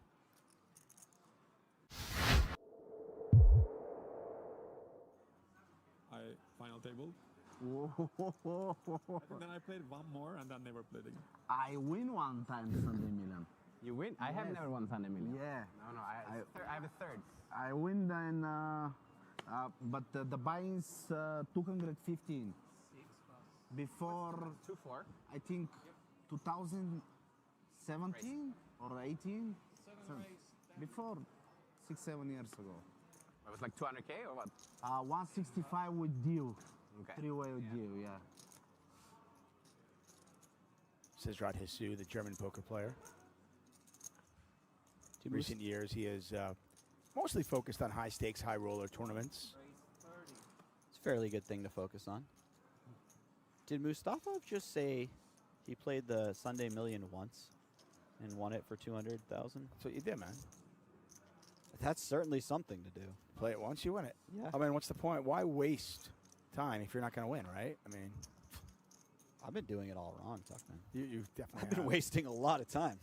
Jesse Sylvia alongside me, the runner-up in the 2012 World Series of Poker Main Event. Still yet to win a bracelet. Still yet to win a bracelet. But having second in the main event means that I've got a slight one up on Nicholas in one department in poker. And only one. This is event 12. We have awarded a lot of bracelets over in Rosvedov, as you might expect. 15. 15. Yisu coming at it with some very small sizes so far. Small 3-bet again out of position, and then quite the tiny c-bet. This is actually going to keep Nicholas in the pot. He's going to speculate with some backdoor straight draw, backdoor flush draw type of hand. Oh, Backdoor 2-pair, backdoor trips. yeah. Or front door 1 pair and pay off a couple more bets, which he wasn't looking to do. Listen, this is online legend. This is He some doesn't make classic 1 pair 9-8 and pay run out. off. Yeah, I got you. It's going to be running 9s and get paid to the max. I could see it. 65. Okay, now Yisu puts the hammer down. Nice little 60, 70% bet size. Love to see it. Unfortunately for Ostead, I should say, maybe just a little bit too much hand to fold at this point. No, you don't really float the 9 high to turn top pair and fold it.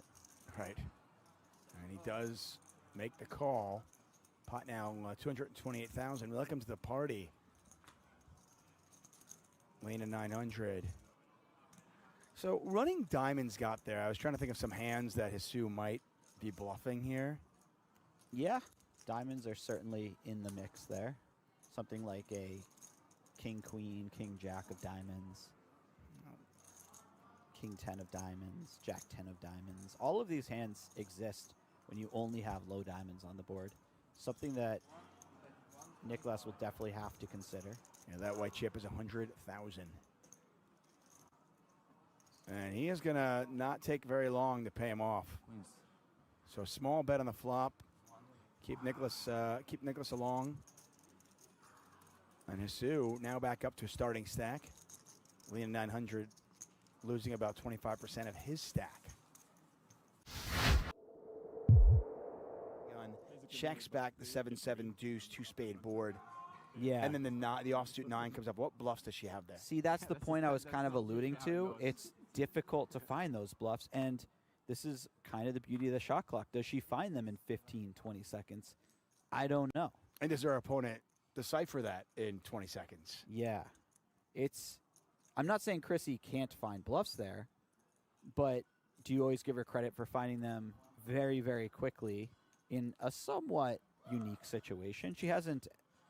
It's not a situation she's never seen before, but it's not one that she sees quite often. Hey, we're going to go old school. Oh, no, I thought we were going to go old school, like ESPN, World Series of Poker coverage, and have the Jack Link's beef jerky hand of the day where you had to guess what the hand was, but they ruined it for us.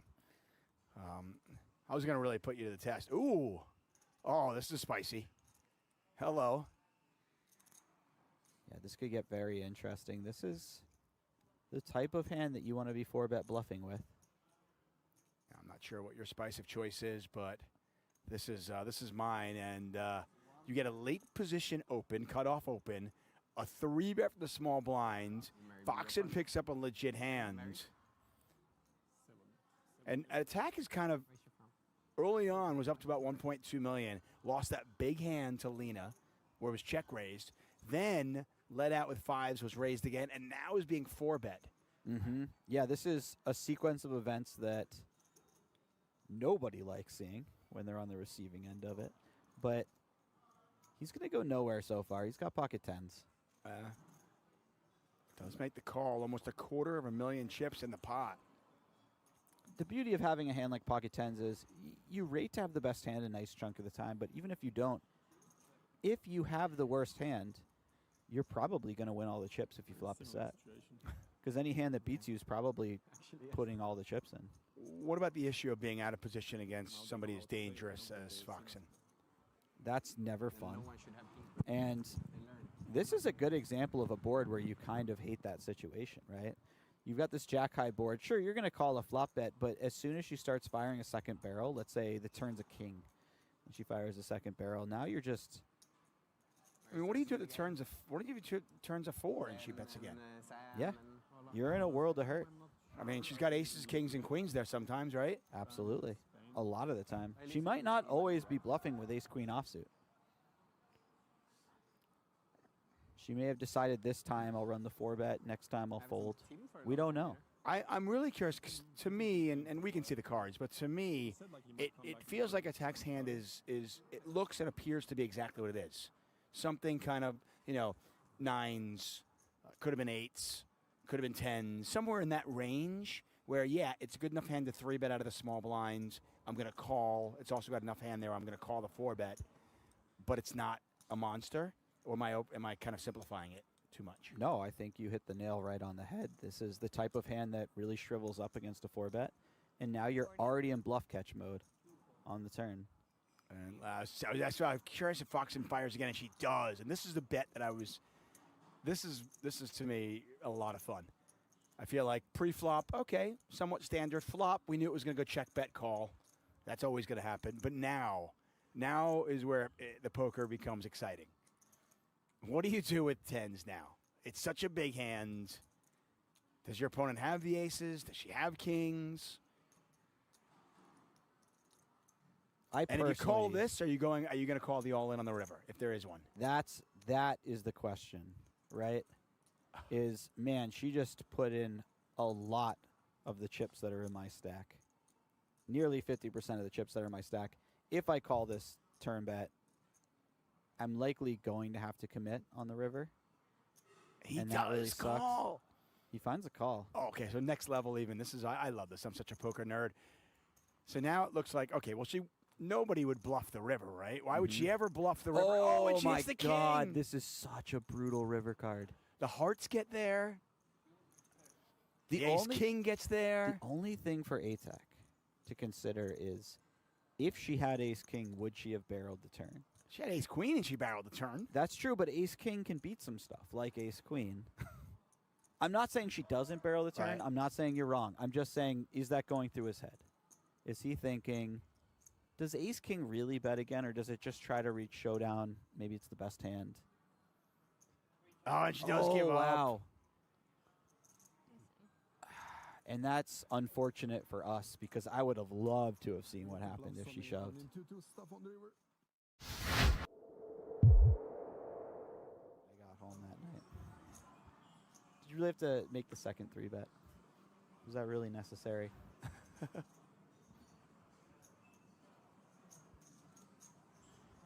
Atak has had a number of good starting hands since we've tuned in. It's always interesting to me to see how players respond to that.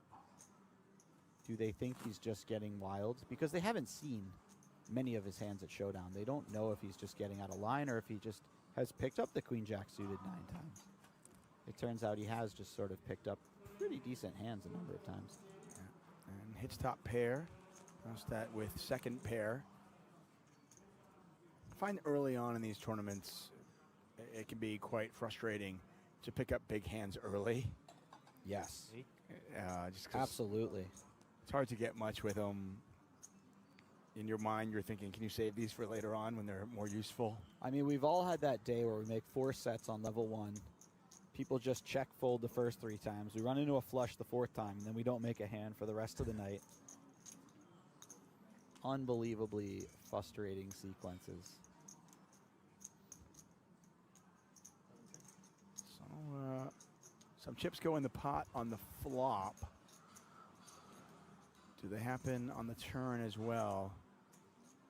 With Queen Jack on what is a pretty wet board now. You get 2 hearts, 2 diamonds. Couple of straight draws out there. And sure enough, Attack gonna bet once again, this time 31,000. So 31 into 42. Yeah, I quite like this from Attack. There is a number of draws that he could have and continue to barrel. So you, of course, want to mix in as many value hands as is possible. Nicholas going to get stubborn here. Down. Oh, hello. Look at that card. The offsuit 9. And what's the play here? I mean, are you still checking it? And he does. Yeah, and for a talk, this starts to become a bit thin, running the triple barrel with this hand. Of course, it's still a reasonable third barrel. When the fact that hearts and diamonds missed, the straight draws missed, does it make it a little bit more appetizing to put a value bet out there? Absolutely. You feel as though your opponent's going to be compelled to call with just about every queen, a number of 7s.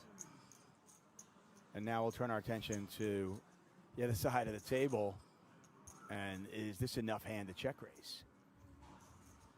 I think versus this size, my answer would be certainly. Now, if my opponent went, you know, well over pot, maybe 1.5 the size of the pot, I might feel like, okay, we'll just call and play it safe. But against a size like this, you just feel as though your opponent has one pair at best. And look at that. Wow. The check raise from Alina, the quick call from attack, and there's the bad news. And look at that. So you mentioned like a ton of hands for attack, picking up hand after hand, and still he's now below starting, and Lena all smiles as he gets a lot back. Welcome back, folks. APK again in the booth with BJP at the King's Resort in Rosvedov, covering the 2025 World Series of Poker Europe 2K Monsterstack. Not only on the final day, we are down to the final table now. Apologies for the break, one hand, then break again. We had to rearrange and redraw for that final 9. So all players have now jumped up a page up again, as we see on screen the totals. And those are the correct totals now. So you'll see all players 10,950 plus that 10K ticket, all the way up to 159.5K and ticket as well as the bracelet. Absolutely. We are back in the mix here. And this is going to be a wild one.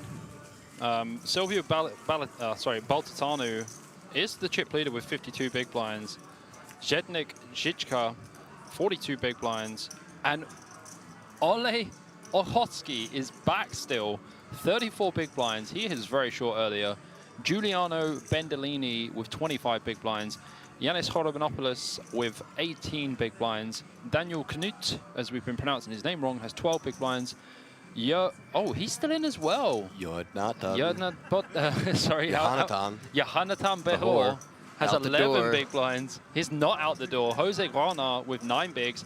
And our new player, another Greek, Ratmir Kesidis. Kesidis, sitting on 7.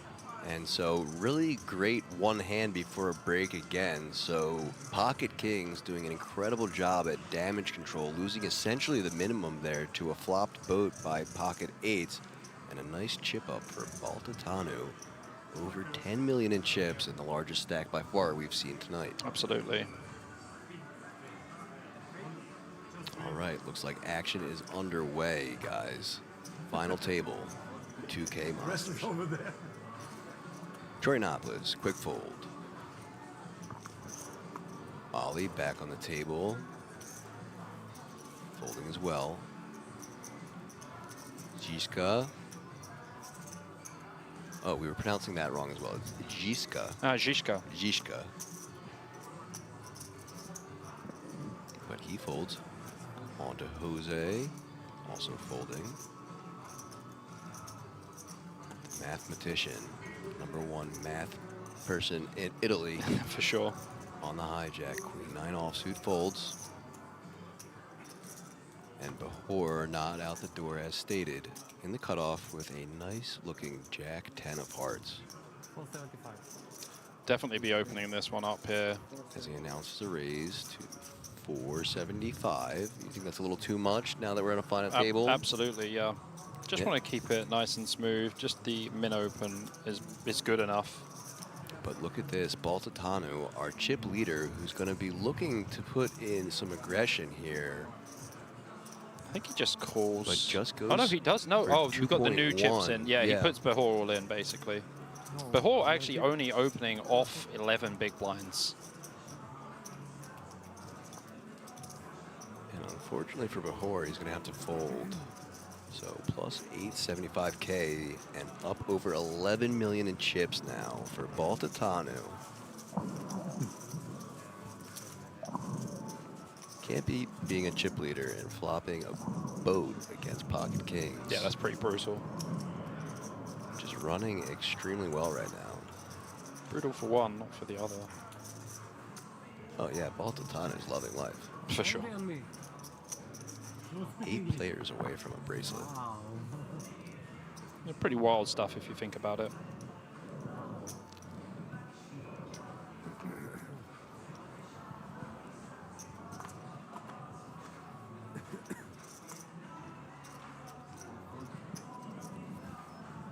So action folding around to Zizka, +1 with the ace-queen. That's done some dirty work so far tonight. Obviously going to open it up. And does the 400K. Jose right next to him. King-Jack offsuit.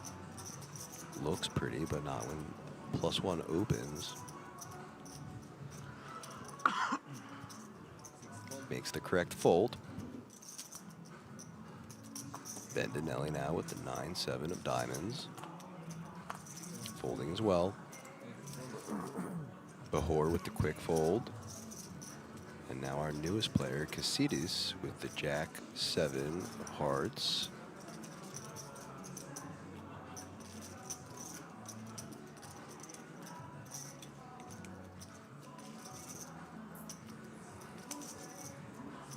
Baltatanu, posturing, then folding over to Knut, folding as well, and now Chorianopoulos in the big blind and with a decision.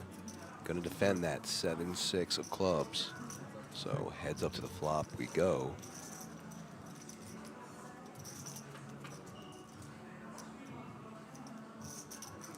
Deuce, deuce, 3, but 2 clubs for Chorianopoulos.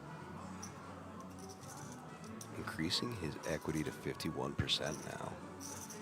Zizka still ahead.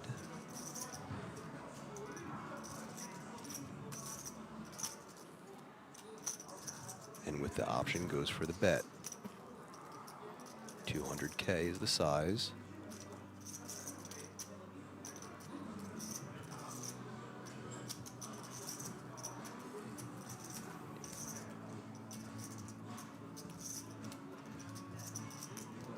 And a call from Chorianopoulos. Incoming turn.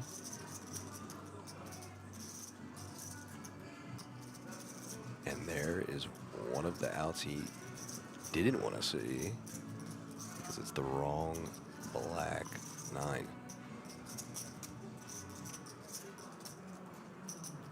Ace-Queen now taking back the advantage to 70% and a check from Chorianopoulos. Zizka.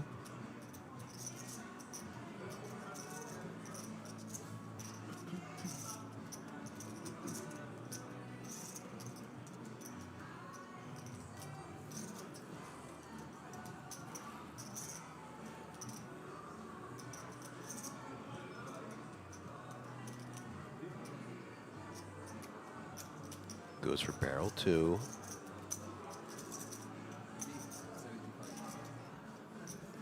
$375K.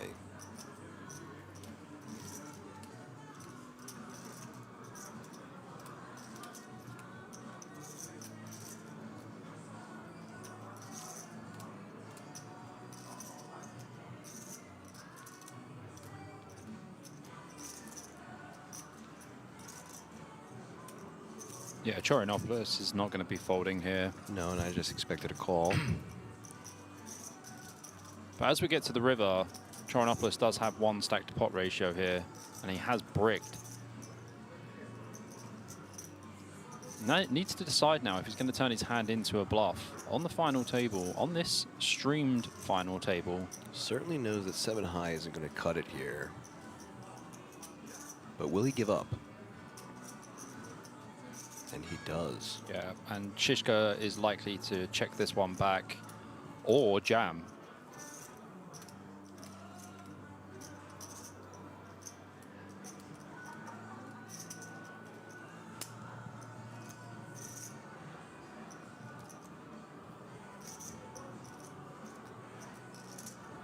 He's just gonna have a little peek at his cards and just work out what's the best best line to take.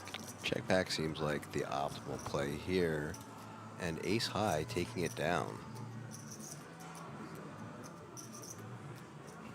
You think? Oh, go ahead. No, I was going to say, I just wanted to just drop in here with some of the Hender mobs. That Yeah, I've just let's had do it. Giuliano Bendolini has 2.6 million in live earnings. That's math. And the biggest live cash he has is $1.5 million. So let me just have a little look here. What was that in? Sorry, it's the 1.5 million. He won the EPT Barcelona main event in 2022. And since then, had multiple cashes.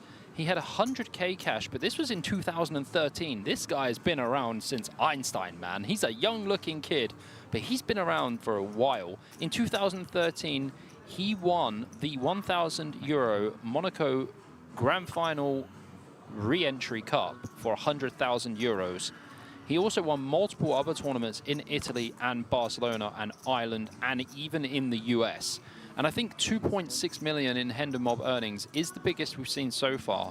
I do have Ole Ohotski's Hender Mob. He has $1.2 million in earnings also.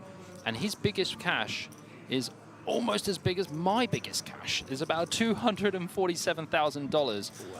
Wow. EPT Vienna in 2014, again, been Way around back. for a long time. But this guy has multiple 100K scores and 90K, 50K, 40K scores.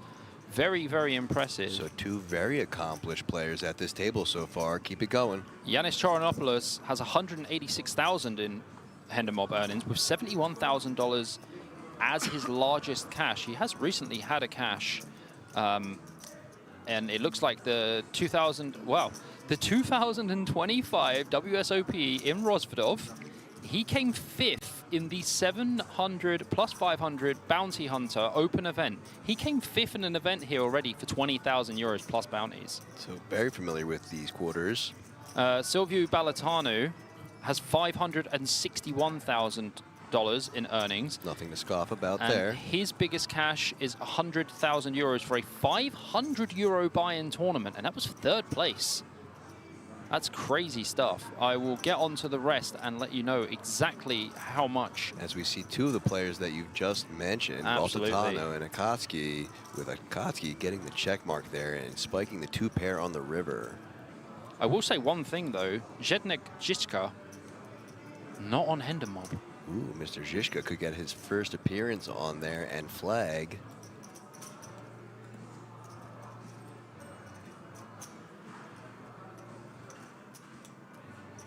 Some very cool accomplishments there, especially from Baldinelli. Yeah. EPT Barcelona.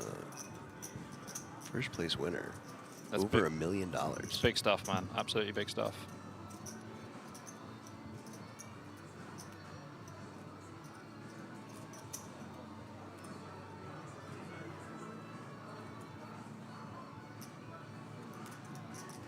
And Ale just going to take it down there.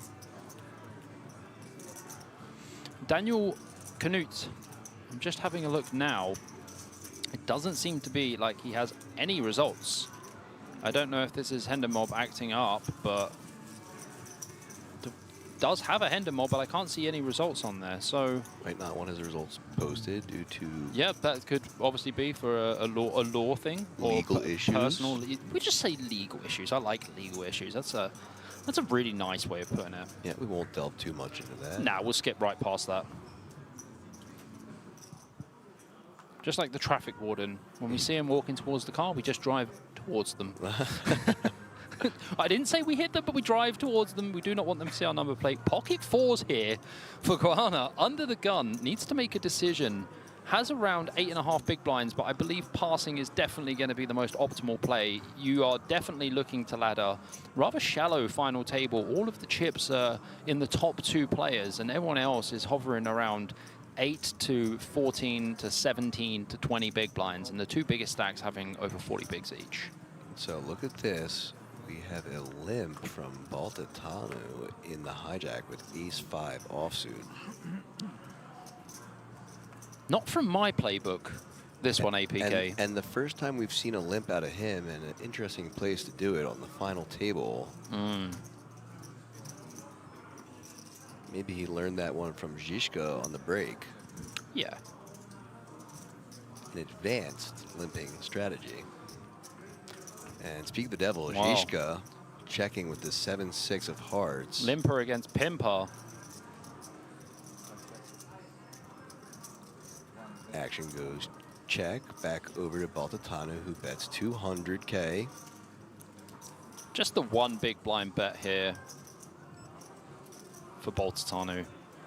And when he limps, he can definitely have some king-queen suited, some queen-jack suited, king-10s, etc. Chichka's just going to get out of the way. No messing for him. Certainly not the time you want to mess. Yehonatan Behor has $150,000 on their Hendon mob also. So it takes us down and doubles his Hendon. Yep.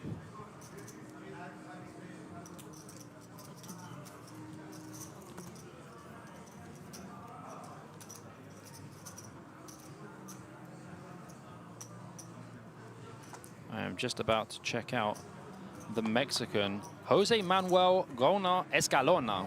13,847 in earnings, so not a great deal. Has only played in Mexico and the United States. But this is a big deal for him now. Yeah, his biggest cash is $8,000, so this is already exceeding his biggest cash, so well played to this man. New high score. High score unlocked. As under the gun, Bendinelli opening things up with the ace-10 offsuit to 400K. And there's that experienced player standard sizing on the final table. No messing about. It's like the other sizing. It's just a standard 2x raise. Let's just highly encourage at these. Talk about Casillas here. Casillas Sure. has only 5,800 earnings. So another one that's locked up a high score. This is definitely a high score. His biggest score came in 2023 at the Eureka Poker Tour in Hamburg. And it looks like he might be a Hamburg resident, as he does have 2 German flags on the Hendon mob. And that is everyone. If you'd like an update or you'd like to hear some of the Hendon mobs again later, please let me know. More than happy to let you know exactly. Yeah, and thanks so much, BJP, for looking that info up. I know I, for one, love hearing about that information. It kind of makes you relate a little bit more or find a player that you might be more willing to root for, given the fact that these will significantly increase some of the players' total live earnings. Oh, absolutely. Could be rooting for the underdog, or you might want Bendinelli to score again big. So let's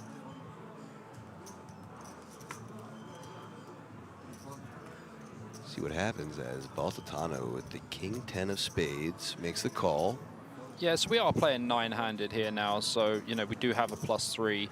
Baltatano's call, it's interesting. Bendinelli is definitely the best player accomplish-wise in Hendon mob. I would say he has a ton of experience. So Baltatano choosing to play this hand in position against Bendinelli is mainly the best decision he made, but I could definitely be on board with just folding versus the UTG Open.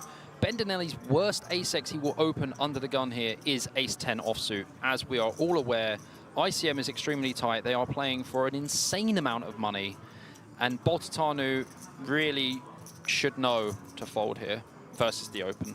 And especially, let's key in on the fact that not only does he have just this experience from being around for so long, but he has, more importantly, the experience at high stakes and high equity spots. Absolutely. Final tables. Absolutely. Final table experience live is something that you can't really train for because you reach that spot so little. Absolutely. So every time you get there is just crucial amounts of experience that you gain for the next time that you potentially might get there. Bendinelli with some insane final tables and championships underneath his belt. So tons of experience in these spots. He should be in his element. Yeah, I couldn't agree more.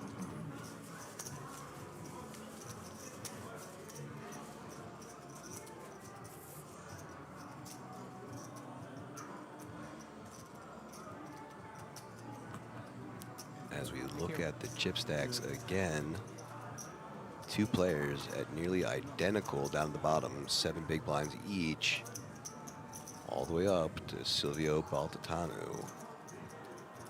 47 big blinds and just over 9.4 million in chips. Zizka just not far behind with 1 big blind difference. Yeah, pretty tight stuff up the top, 44, 46, 47. The middle of the pack is just Bendolini on his own. And then 12 bigs, 10 bigs, 9 bigs, 7 and 7. This could be a quicker final taper than we imagined, APK. Well, I at least think that it might be quick enough down to like 7 or 6, but it'll probably slow down again then. Yeah, I mean, don't be fooled because it is already 2 a.m. here in Rozvadov. That's right, 2 a.m. local time, as we had originally thought we'd go till 4, but I think that might be an underestimate. I think there is no fork-in chance that we will be staying here till only 4 a.m. I will see you at the breakfast bar at 7 a.m., my friend. That's right. Thankfully, we have tomorrow off, though. Do we get breakfast here? I'm going to make sure we do. Folding around the Baltatanu. Also folds. Quick fold for Knut. Troyanopoulos joins them. Ollie in the cutoff. Ace-6 offsuit. Raising it to 400. Ollie, our other very accomplished player. Using that standard sizing. And now Bendinelli, our 2 most accomplished players, more than likely going to see a flop.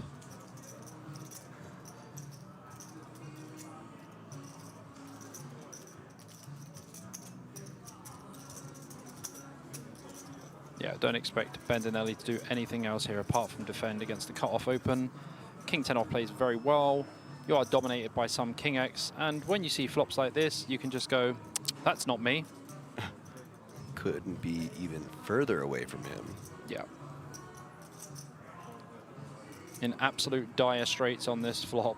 Ace 3 8 monotone. We don't have a club in our hand. There's not a club in the club at the moment. And I expect a c-bet from Okotochi. I mean, I said that like his name was actually Japanese. Okhotski. We'll get there eventually, APK, you know. You know, if you break it apart, we could also just say, okay, hot sky. Okay, hot sky. I actually quite enjoy that.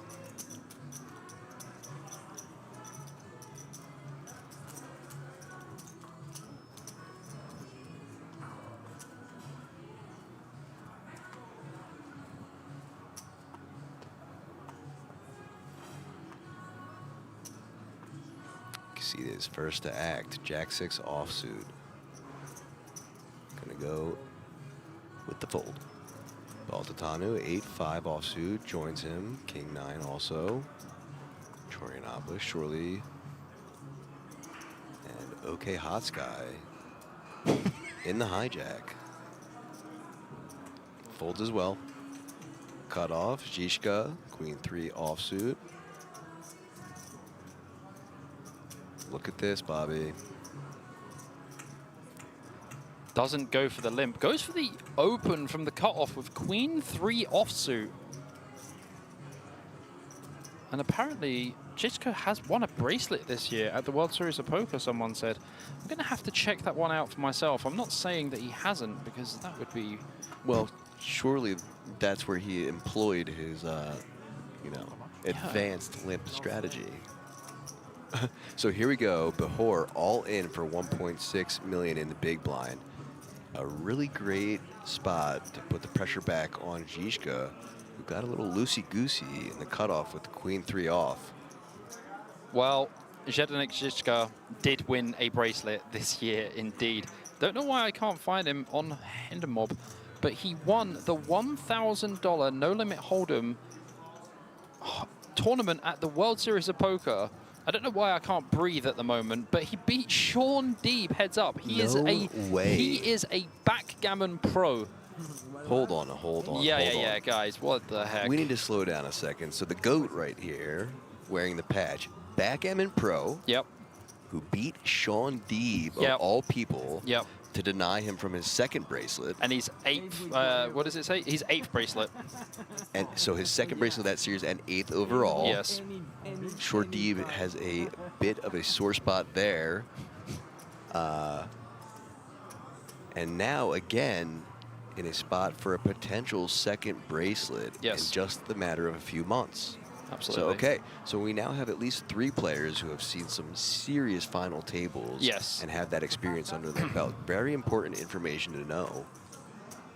That experience is definitely there for sure. And listen, you know, we might be joking around about his advanced limp strategy, but he's been able to get away from it and use it to his advantage in that one spot with the jacks.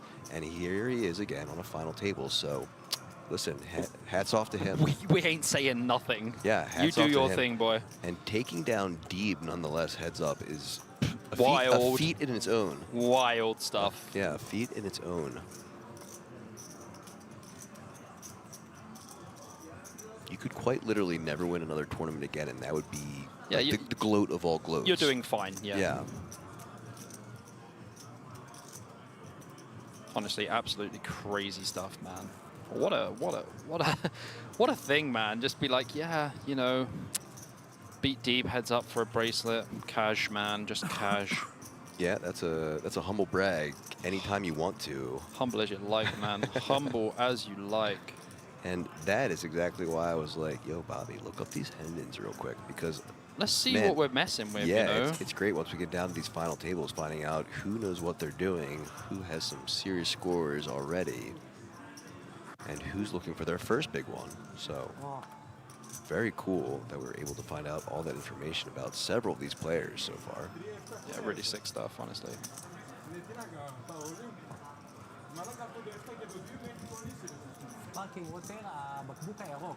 Question. Tell me how you feel about this. Yes? Give me your opinion here. Let's say in a hypothetical parallel universe, Mr. Deeb did in fact beat Mr. Zizka.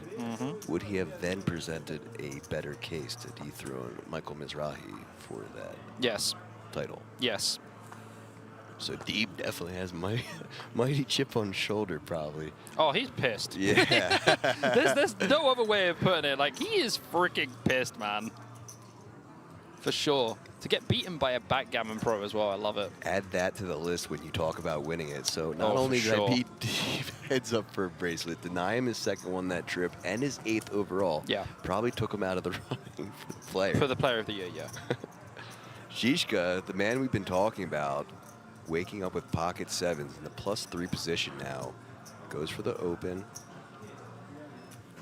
And that's the 400, so no limping here. Yeah, no limping. Pocket 7s, +3. Believe you just want to open. Limping would not be pimping. Folds to Bendinelli, who also folds. And Casitas with the pocket 2s here in the small blind. Kind of an awkward spot for pocket deuces. I think your best play is to fold. I don't think you can call, and I don't think you want to be going all in. Well, he's sitting on 4 big blinds, so your only real choice here would be to go all in.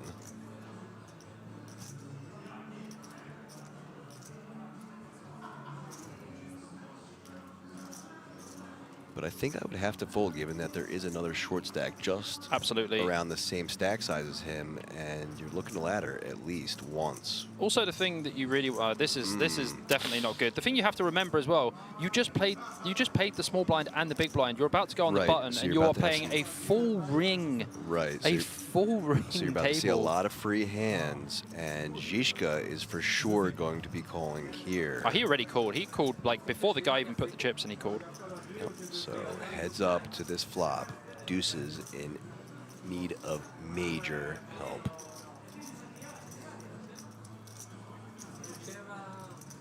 And to note, both with the same suits, so can't be looking for those suits either.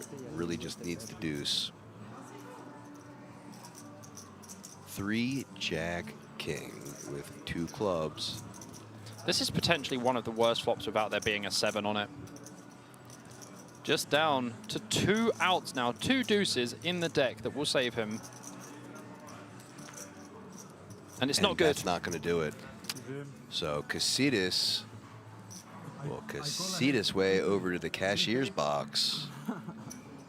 He is eliminated in 9th place. He will take away 10,950 euros plus that 10,000 euro main event ticket. 100,000 more. Now we can I'm not sure because. Pretty good stuff. No, but you can go there and. Yeah, I mean, like we were saying, you know, not too sure about the deuces call there. He was so short. So I would 100% fold because there is definitely a chance that someone else will bust before you, and you will find a spot where you can go all in. You haven't got to pay any antes for the whole round. You had at least 6 hands to find a hand and to find a raise first in spot, not put it in against the chip leader who is never ever folding. Right. It's not like you have no fold equity jamming there after there's already been an open. Well, yeah, and as great as a pocket pair is, in that exact spot on a final table, you just really want 2 high cards way more than you want pocket deuces, 3s or 4s. 100%, yeah. And this is just a pure fold. It's honestly, I don't think it's that close, especially with ICM. And we haven't even accounted really for the ICM. We just accounted for the fact that it's just a fold. Yeah, you can put here. Yeah. So here we go. A raise from Zizka, +2 with the Jack-10 of diamonds. But on the button, I mean the big blind, sorry, Knut with the Ace-10 offsuit. All in from him, and now Zizka with 1.35 million to call. This becomes a lot closer than you think because it's actually less than 10 big blinds. He is going to call. He's going to make the call. Not surprised by this at all. And Knut in great shape to double up here.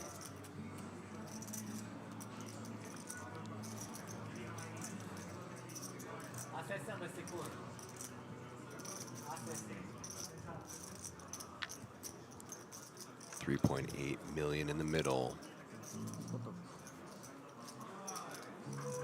8, 4, 7. Flops himself a gut shot here and a backdoor flush draw. So Knut still ahead for now. 8 on the turn, no good. 5 outs. Going to need himself a jack or a 9 here. Pushing the chair back. A 10 on the river. Oh, sorry, I apologize. Knut hits the 10 on the river. It keeps him in the game. That's one way to stay. That is one way to stay. So 2 pair for both gentlemen, but the jack kicker no good. Yeah. As ace will do it. What a weird way to double up right there. Yeah, very weird way. I mean, obviously he's ahead. He has ace-10 against jack-10, but for some reason the malfunction happened at 2 a.m. Yeah, where for some reason I was like, wait a minute, what's going on here? And you know what? He did the pushback stand-up extra equity in play, but I don't think he even realized at first. Kind of chuckled and realized as the chips were being pushed his way and sat back down. Full of glee as he saves his tournament life and doubles up. Still 8-handed. Amazing stuff. Edwin Snipes says, Bobby, what is your favorite Marcel Luce hand? We need a little bit more gentleman like that. I love Marcel Luce. I played with him multiple times. He's an absolute gentleman. I don't really have a favorite hand of his. He's had obviously quite a lot of big hands that were televised back in the day. I remember there was actually a hand from EPT Copenhagen. That is going back a while, yeah. So was EPT Vienna that you mentioned before from Yeah. 2014. 2014. Haven't heard EPT and Vienna in the same sentence before in a while. Yeah, it's crazy stuff. Yeah, Marcel Luce, legend of the game. All right, so action folded around at the cutoff. Bahor here might just open, but I think fold is going to be fine too. You have 13 big blinds. You're kind of middle of the pack. Just let it go. He has been making good folds so far. Well, it works out to be a good fold because Boltitano is definitely going to open this up on the button here. Pocket 3s for him.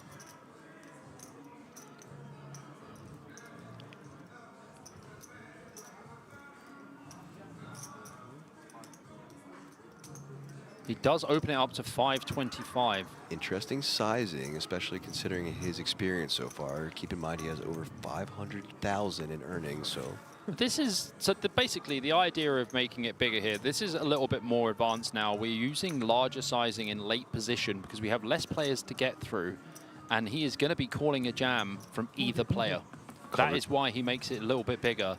And if Horinopoulos is going to fold in the big blind more to a bigger size, this is going to be an absolute print. The only time I was saying, like, you know, people should open, min, open, min, open, min, open, is when they're opening off like 13 big blinds and it's like they have a raised fold hand. You never want to make it like 525 from like +1, +2.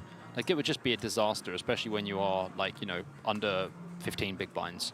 But in that spot specifically, it's fine. All right, and fair play then. Honestly, he could have just jammed because it was less Covers than both of them yes, by a mile. Yes. It was less than 10 big blinds, so he raised to induce. And to also, you know, disincentivize the big blind from calling. Which is very good play, by the way. Next hand underway and being folded around now to Baltatanu. His cards are about to hit the muck also. Knut here. I think we have a clear fold on the button. We have Jichka, who has the big stack, which we don't really want to get involved with. If we open, we're going to have to fold to a 3-bet. So I think we just pass on the button here. Yeah, good stuff, buddy. And Charinopoulos is very short as well. We can't open and then fold Charinopoulos. It's just disaster. And so a walk for Ollie. Yeah, look, Ollie's got 10 million, basically. So, like, don't try putting pressure on that guy. He will throw you in the bin.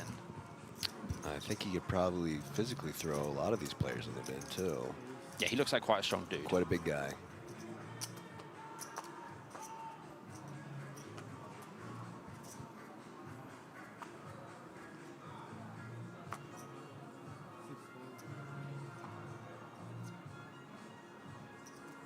Fold from the 9-6 suited.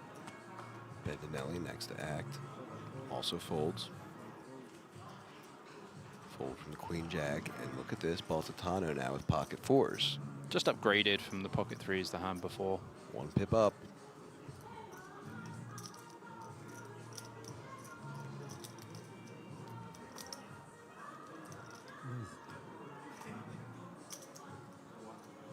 Opens the action. 400K. And look here. Big stack against big stack. In the big blind with Big Slick. This is where it gets a little bit fruity. What kind of fruit we talking, Bobby? I'm talking like, you know, guava and passion fruit. I'm talking... tropical. I'm talking 3-bet here. I'm talking 3-bet to 1.5 million. Well, will this be a tropical 3-bet? I mean, they're over 40 big blinds effective, so there will not be a 3-bet jam. To jam 40 big blinds here with Ace-King would be literally the end. Jose doing a great job of cracking a smile from me as he's behind Zizka, who's in a tough spot. He actually and looks doing like some funny faces. He kind of looks like he's falling asleep at the same time. Zizka's just working out his 3-bet size here. I mean, it sounds like there's definitely some talking on the table, but they're in the middle of a pot, so they probably shouldn't be talking too much. Yeah, guys, keep in mind, as much as poker is a game, this is a very serious spot, and you do want to have some decorum. Yeah, I think 1.5 million is going to be a nice size here. And then if Baltatanu comes back over the top, did he jam? Wow. And he does. He just jams 40 big blinds? Wasn't expecting that, but this guy beat Sean Deeb, so not going to question him. I mean, as much as I want to, we're not. Yeah, Baltatanu, I don't even know what he's thinking about with pocket 4s. Like, snap in. This is snap in. This is an enormous jam. I don't mean snapping, I mean snap bin. Yeah, in snap the bin. Yeah, pure bin. Yeah. Like, find the biggest bin and just bury your pocket 4s into the bottom of the bin and then put another bin on top of it. And then put it in like a wasteland or something, because this hand is trash compared to the Ace-King. And oh, yeah, okay, they're flipping or whatever, and but like... flexing his jaw muscles there. I don't know if you saw that, which tends to usually be like a sign of like angst. Nervousness. Yeah, this is a reverse tell. He's giving it the little bit of the mouse He's doing sweat. the reverse tell because I in no way believe that he is nervous having beaten Sean Deeb and won a bracelet already. Yeah, for sure. So, interesting play. I guess that he wanted that to, I don't know, come off as like, you know, a super squeeze and just trying to take it down, trying to maybe get a call from something like 9s or something so he could flip and just really take the huge lead. Yeah. But just a little aggressive for my likings. Still, once again, not going to question his play. Yeah, I mean, you basically want to 3-bet there and not be 3-betting all in when you're like 40 big blinds effective on the final table. The only reason I could understand that he's doing it is just pure ICM pressure. But if you think that Boltatanu is folding queens or jacks there, then you're wrong. Right. Jacks is very close, but queens is a call. It went 0 to 100 real quick. That was just like crazy. It was like open, yeah, okay. 3-bet, 1.5 million. No, I'm gonna go all in for 40 big blinds. Like Escalation. we're playing for over 150K, man. And Behor is heading into the middle of the pot with his stack, 2.7 million. So learned that from the last ace king. Oh, a but Hotsky has got Hotsky nines with pocket nines. So this is what I was just saying. Oh Ace my king trying to gosh. get nines to. And here is the ace king trying to get nines to. Yeah. So Behor for sure going to be called here at the least, if not isolated. I mean, yeah, And- Behor for sure. Behor for sure could be heading for the door. Okay, hot sky. He's not going to want a 9. He's going to want an ace and maybe a 4.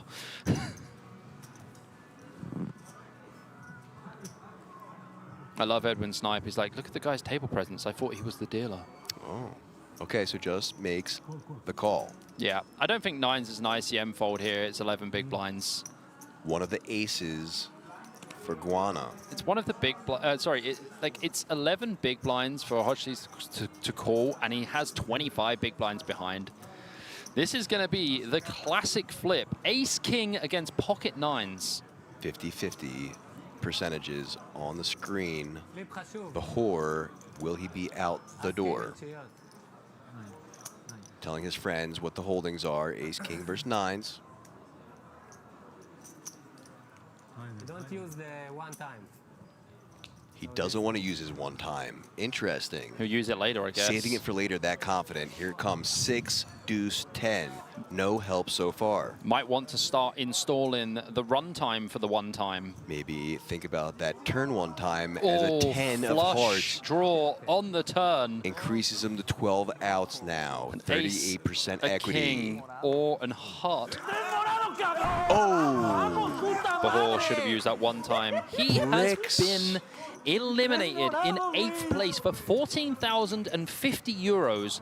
And don't forget that 10,000 euro ticket to the WSOPE main event here at King's Casino in Rosvedov. And very well played, the man from Israel. He had a fantastic run, and he was very short earlier on, and everyone was very short earlier on. And a really great sport, as Yeah, you great- see him great sporting sport. that huge smile and hugging half the table.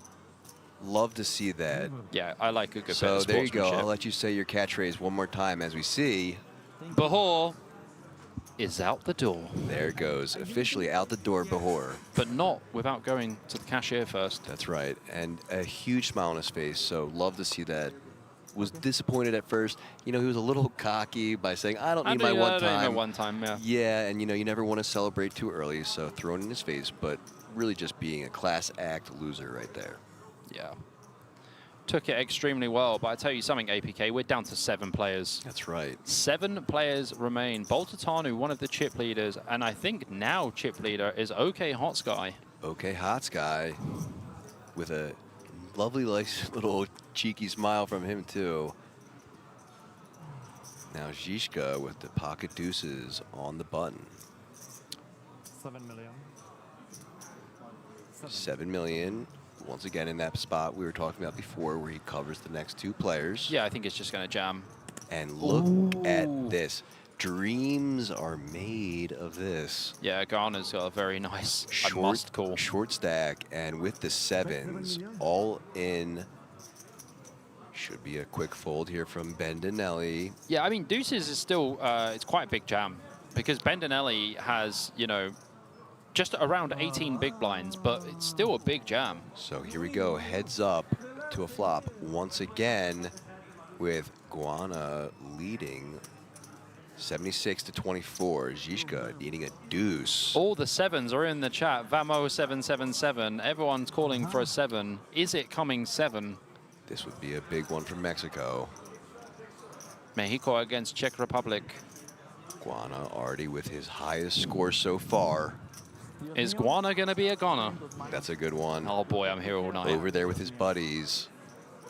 9, 6, 4, 7's holding nicely.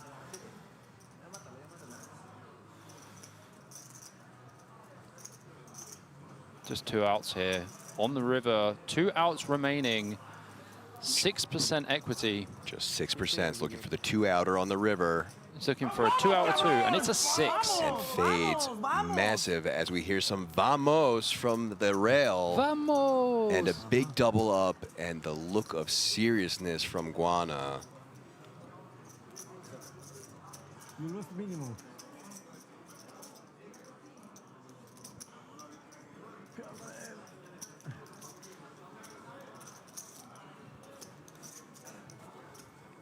So you can see just how much that pot meant to him. That was a big as one. He's mostly been smiles, but look at this.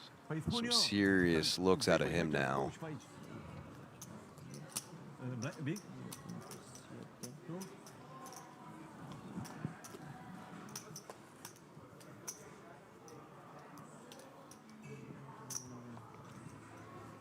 All right. Knut, under the gun. Ace, Jack of diamonds now. Definitely just opening here as Knut. Don't think we want to be all in. That would just be way too much. Oh. Or did he go for... No, he made it 500. No, just called. Interesting.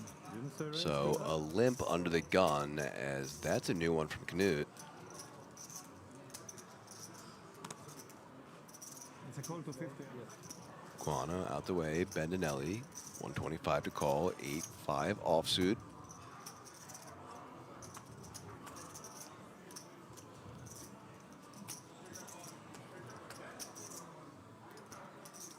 Throws it in the middle, and now Baltatano with option and King Jack offsuit. Yeah, Baltatano definitely does have options here. Does check. Probably scared of the limp from Knut UTG. I would be shaking in my boots. And a fake aggressive check to get the smile out of Knut. Wow. Look at this flop. Knut goes for the check back. Check, check. 2 pair, though, for Baltatano as his percentage increases to 82. Knut needs an ace or a queen. Bets 700K, and this is going to get snapped from Knut very quickly. And does. Oh my god, a jack would just be the sickest river. No jack, though. Couldn't be further away from a jack. It was the, it was the deuce that Zhdich needed in the last hand.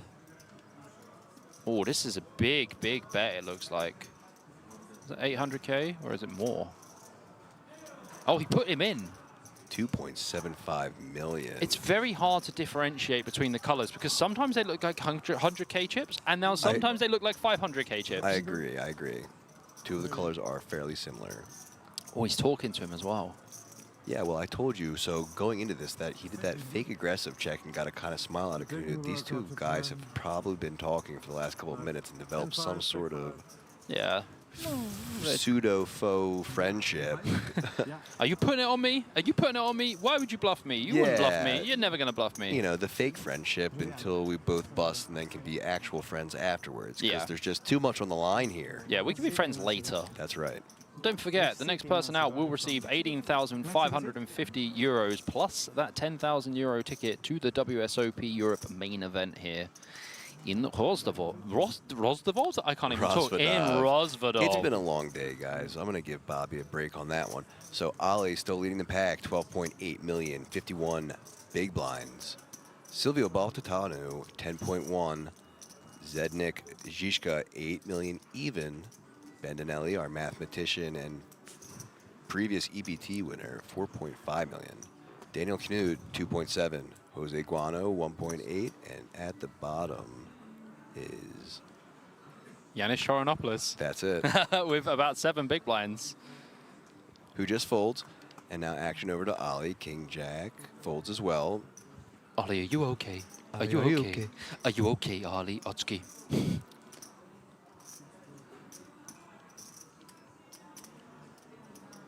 Bendinelli, 6-4 offsuit on the button.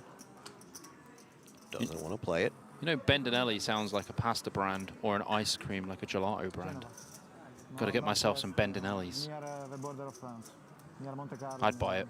Bendinelli's. Okay. I like it. You could pitch it to him. He probably has enough enough capital to invest. Enough winnings to have this. He probably has some capital to invest. Yeah, Vinny Boy, this is semi-live. It's on a 30-minute delay, so you're getting a 30-minute delay here just to protect the hole cards and the action from the players. We see Knut here absolutely blast it into the eye of Boltatanu, and will be passing. Knut picks up a nice one, goes back to 3 million, but that is only 12 big blinds at this point. Getting shallow as those blinds go up. And so, yeah, 30-minute delay on screen, but commentary is live. Deep and steep, this one.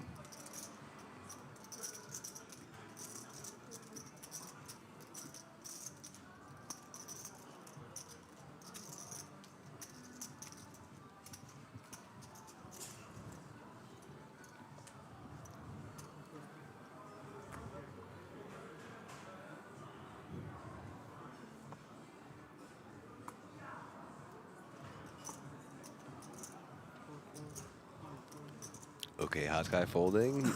Another fold from Zizka. I love the OK Hot Sky. It's the best. Guana in the hijack. Folding as well. Bendinelli, queen 4 off in the cutoff. Should be a fold as well. Yeah. Boltatanu. This would probably be a little bit too wide, opening the 10-7 off. But Boltatanu will limp. I guess he's just going to play a limp fold strategy versus any aggression. Knut might actually over-limp here, but not a great spot with 5-4 off. Looks like he's going to over-limp. Now let's see what the big blind has. Chorinopolis, he is going to put all of the chips in the middle as fast as possible. Rip them. Yeah, all of it. I'm pretty sure in Greek you say rest. That means all in, basically. Rest. Rest. Yeah, rest. Rest. So I don't think he's going to get any callers here, and he'll probably just take down a nice 2.4 million pot, which he'll be delighted to see.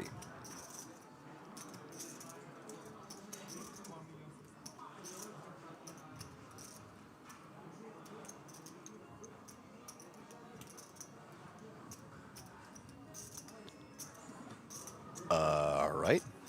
Did Boltatanu call? He did just call, and now Troyanopoulos in a really great spot to double up through Boltatanu as well. I'm a little confused. Wait, did Boltatanu just limp He call? limp called off the all-in from the big blind Troyanopoulos. I mean, it's only 6 big blinds, but 6 big blinds is a lot in this tournament. That matters, and more importantly, you're giving the smaller stack a chance to double up. This is crazy stuff, honestly. Which is not encouraged when you're trying to get busts and not double ups.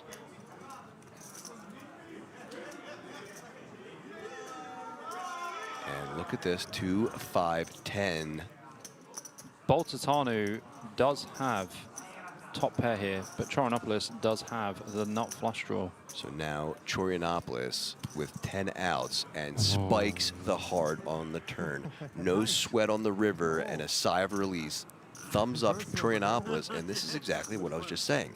So you don't want to go in with these below marginal holdings in a limp call and double up Chorinopolis. Yeah, I mean, I got to be honest, like that was some of the weirdest things I've seen since I've been here, and I've seen the woods here, you know. That's true. That's a head scratcher. That was unconventional, shall we say? Yeah. That is definitely my get out word, unconventional. So Chorinopolis. I mean, Vinny Boy said, what's he doing? That is something I cannot answer. Wish I could explain as well, but Bendinelli in the hijack with the pocket 8s. Yeah, I mean, Bendinelli's going to open this one up. He's going to look at what just happened and been like, okay, so this guy wants to limp call off 6 bigs with 10-7-0. I think the whole table is kind of looking around like what just happened. You know, that's something I really like about the WSOP app. It looks, you can actually make notes. Yeah, and it looks like even one of the players went over to his rail to tell him, like, he just called off 10-6 off. Yeah.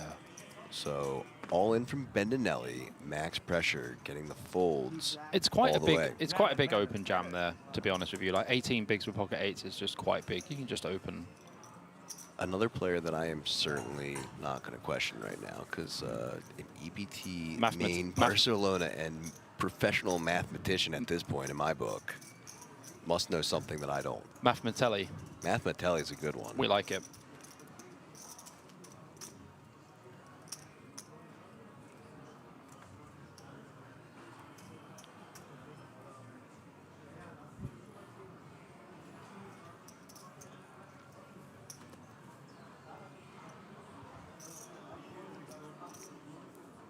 Queen A for Guana, folding. That hand's a Guana. That hand is a Guana. Mathmatelli with the 9-6 offsuit. Yeah, limp call if the jam is wild. I will strongly agree with you there, Vinny. Wild is the word that I would use. Confirmed. It's one of my favorite words to use, and it was wild. It was wild. Unexpected. Unconventional. Several of those words. So folding over to the small blind, Mr. OK Hot Sky with the King Queen offsuit.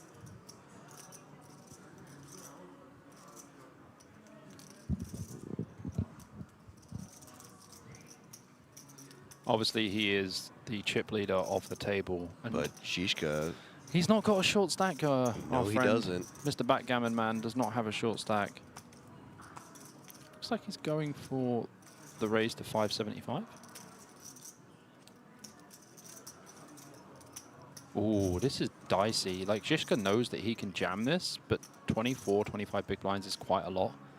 But, okay, Hot Sky. It's going to be an interesting... Okay, I think this is going to be one of the most interesting hands, because two very good hands in a blind versus blind situation is not something that occurs often. It's normally rags against rags. But if we get like an ace-king X flop, this will be spicy. Close as we get the ace-7 deuce with two clubs. Well, we kind of forgot the king. I mean, this hand could still be very interesting. I expect OK Hot Sky to probably bet around 300k here. Looks like 450. Shishka, of course, going nowhere with top pair. This is one of these spots, APK, where you just want to cool down and let the man barrel into you. That is exactly what you want. And the largest stack versus one of the other larger stacks here, so... Yeah, you're going to see exactly that. The turn card could be very interesting. If it's a club, if it's a 10, if it's a jack. There's your jack. Now, okay, so now OK Hot Sky could literally just bet like 3 million and put like Shishka in the weirdest spot. Because it would be over, well, sorry, it would just be under half of Shishka's stack. If he overbets this turn, Shishka really has to think about this hand. Because by the time he would call, it would be a lot. 800k, that is not going to do it. That's not a large enough. And as we see on screen, as the graphics are up there, two of those 10s already folded. So just two outs in the deck. Apparently we are pronouncing another name wrong. It's not Guana, it's Gaona. Gahona. Gahona. Gaona. Brick on the river, so Okhotsky is either all in or all out. Because I don't think there's a bet size that is going to achieve anything here unless it was a big one. And a bet of 1.1 million. This is just going to get snapped off, for sure. There's no way that Shishka gets to this river and folds. He just should be calling very quickly here. Because Okhotsky doesn't actually represent anything here. He could have a hand like ace-jack, ace-queen, but the sizing would be very different. You wouldn't see this very small sizing on the river. That's very unlikely. And we're just going to absolutely snap this one off. Calls and quick showing that king high will be no good. Yeah, pretty easy call there. Nice little takedown and perfectly played to your strategy calls. So Shishka taking down a nice one against the chip leader there. Straight.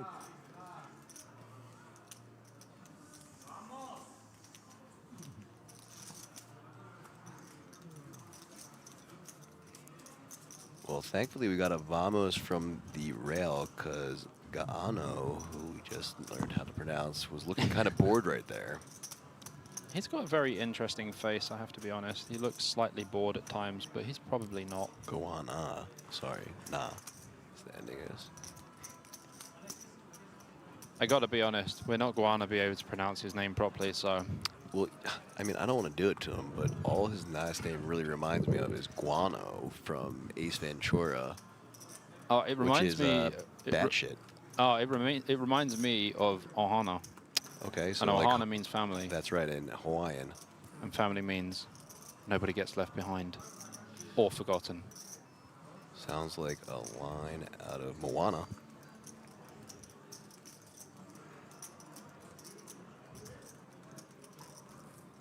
Chorinopolis here with the King Jack from the cutoff. Playing around 17 big blinds.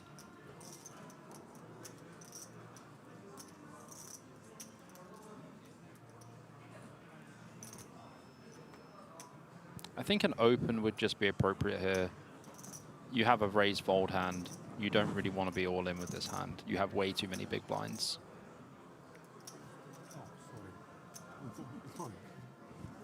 Okay. Folding works too. As we hear all in announced from the King Jack in the cutoff. So he is all in. I thought he folded. This a little bit of a graphic. And this is the exact reason why we don't open jam King Jack, because it's 17 big blinds and Shiska has you absolutely dominated. Yeah, Shiska, the competent player, is for sure going to ask for a count and more than likely going to make that call. Well, yeah, I mean, Chorinopolis is jamming like not that many big blinds in respect to Shiska's stack. And he doesn't really have anyone to worry about behind because Guana has a much inferior stack. So Guana hoping for a call here so he can potentially fold and ladder up.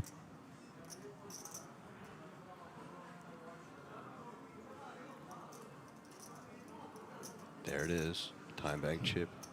Yeah, I don't think he's going to fold this one. I think King Queen off is doing too well because King Jack off does jam. I don't think King Jack off should jam with ICM and everything else in place.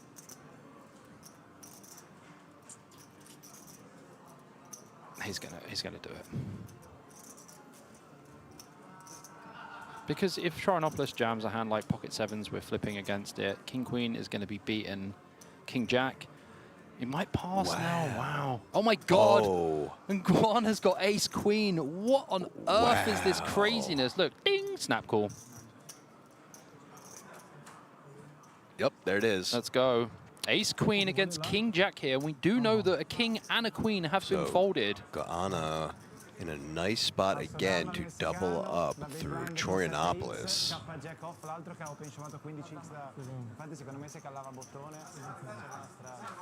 Over to the rail and his buddies. Has the lead for now. It's in the hands of God. Well, I saw him do the crucifix before, so...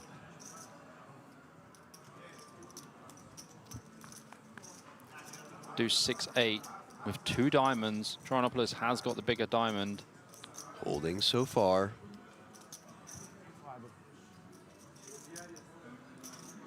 That is the brickiest of bricks on the turn. Only a king or a jack. And one of the kings dead. 5 outs. And that is a deuce, and that is a loud cheer from Team Mexico there. Chorinopolis losing this pot, but he is still very much in this tournament. Has around 8 big blinds now. And Guana biting his lip. Yeah. And Jose, yeah. Big vamo from his friends over there at the rail. There's finally a smile out of the man as he walked over the table with the most serious face. Like, here we go, baby. I'm back. I mean, how can you not be smiling after that? Massive pot for him. Absolutely huge.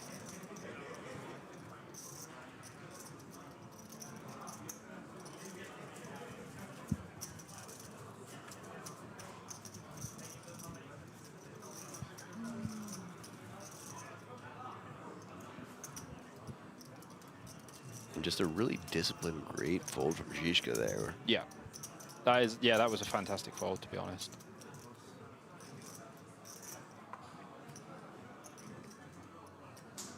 You can almost see it, too. It looks like he's sitting a little bit straighter and taller. Probably patting his back inside his head. Yep.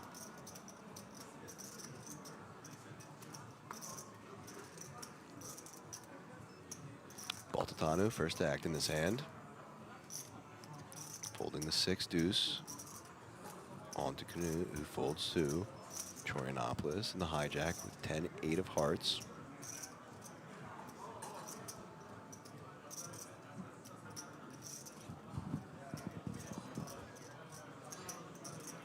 This one's going to be a fold.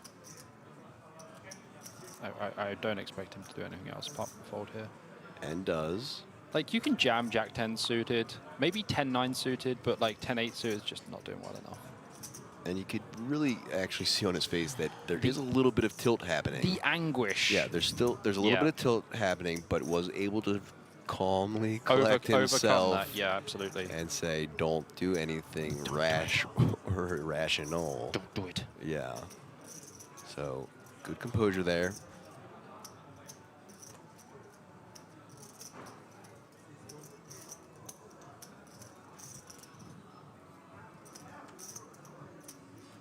Ghana out of there. Bendinelli now in the big blind.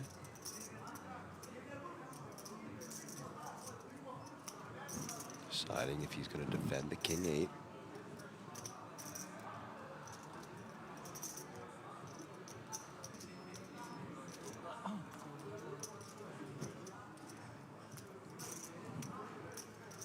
Does just that, and now heads up to this flop.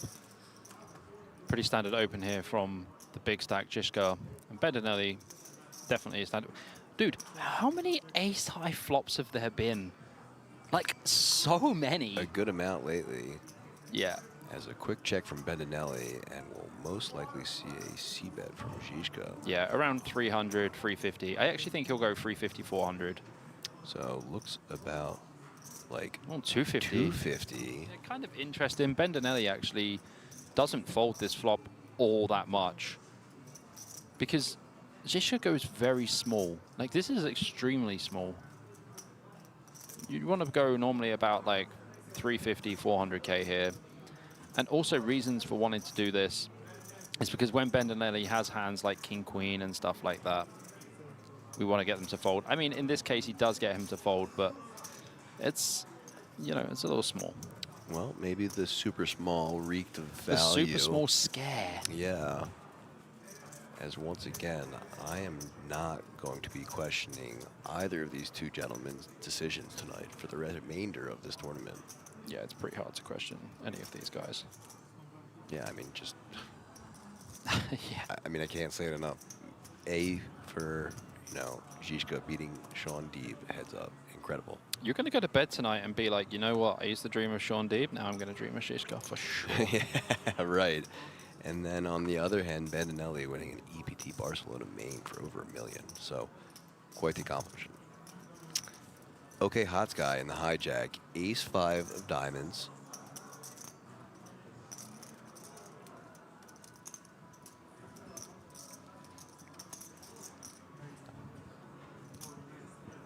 We see the open here. Yeah, 550 here from Okotsk. Blinds at 125, 250, 250. I genuinely feel like I pronounce his name 75 different ways, and they're all wrong.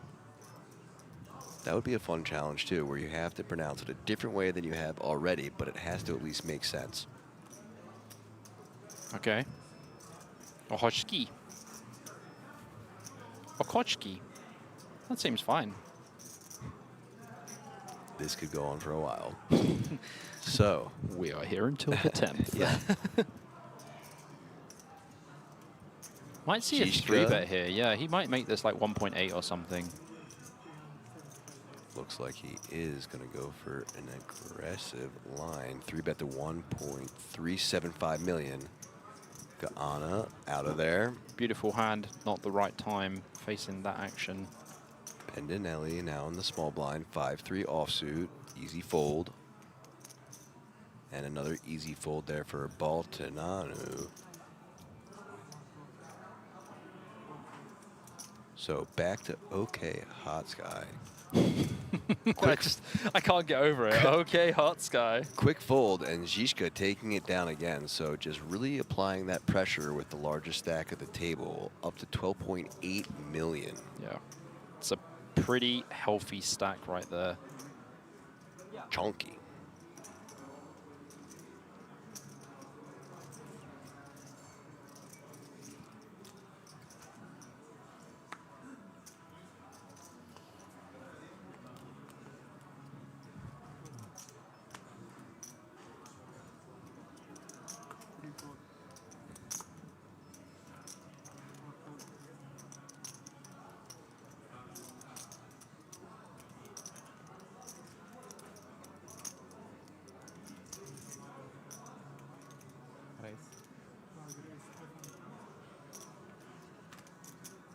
As a raise and announced from Zizka to 500K with the ace-5 offsuit in the hijack. Bendinelli's turn now to have the out-pipped ace-6 on the button. Yeah, so situations have flopped for Zizka. This is going to be a clear fold. Yeah, very different stacks from the previous situation, so different actions. Baltatano in the small blind. Obviously, in general, we would be folding this, but Baltatano is an interesting gentleman. Wild and crazy guy. You wildcat, baby. Yeehaw. But makes the appropriate fold, and as well does Knut. So taking it down again, Zizka chipping up to now over 13.4 million. Yep. There's a couple of wolves leading the pack here, and it is Zizka and Baltatano.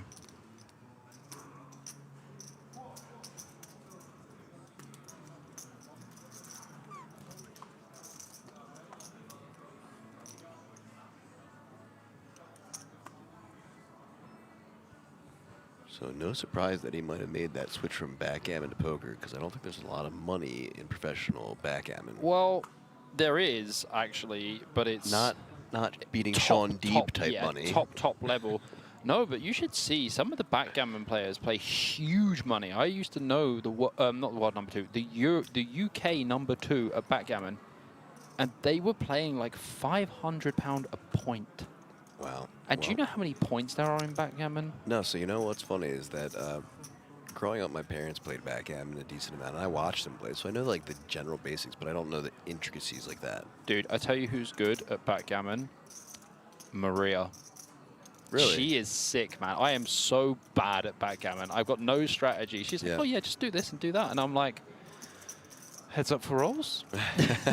And she'd crush me. She's amazing at heads up as well. So. I did hear you say earlier that she does like to flaunt in your face that she is a much better heads up player than you. Bro, I'd hate to play her live. I'm not even joking.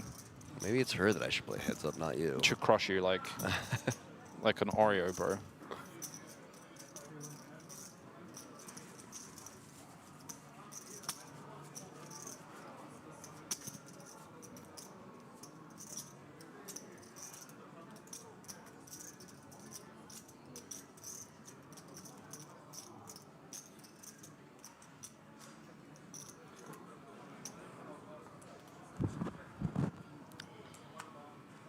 So if you are just joining us, we are here at the World Series of Poker Europe in Rozvadov at the King's Casino.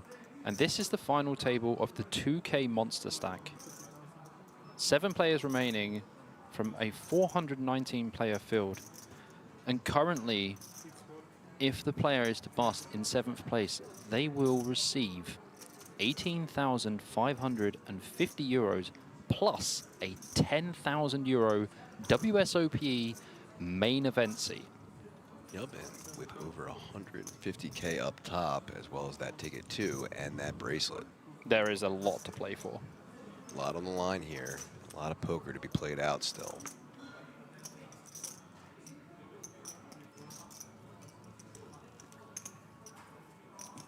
So,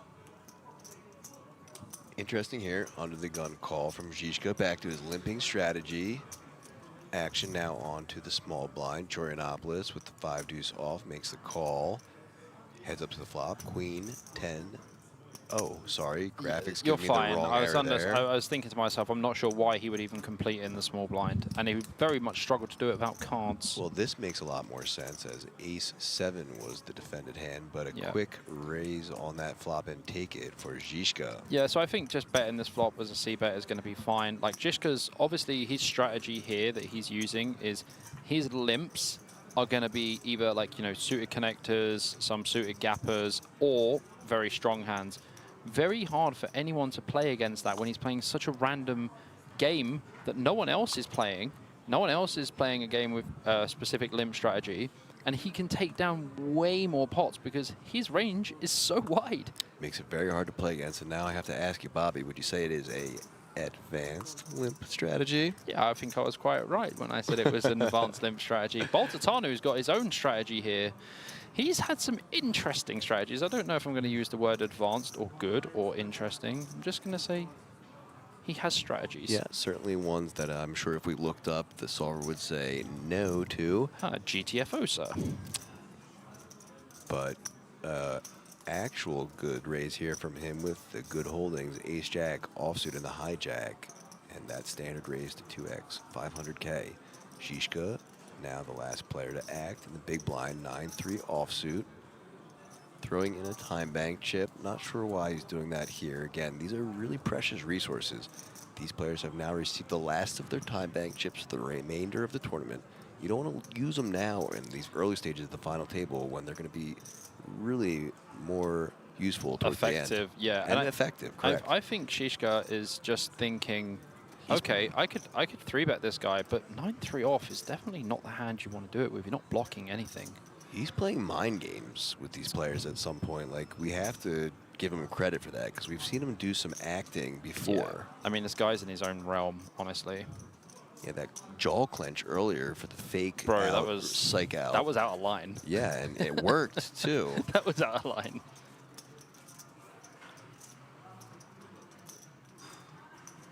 But a good fold there. Mm-hmm.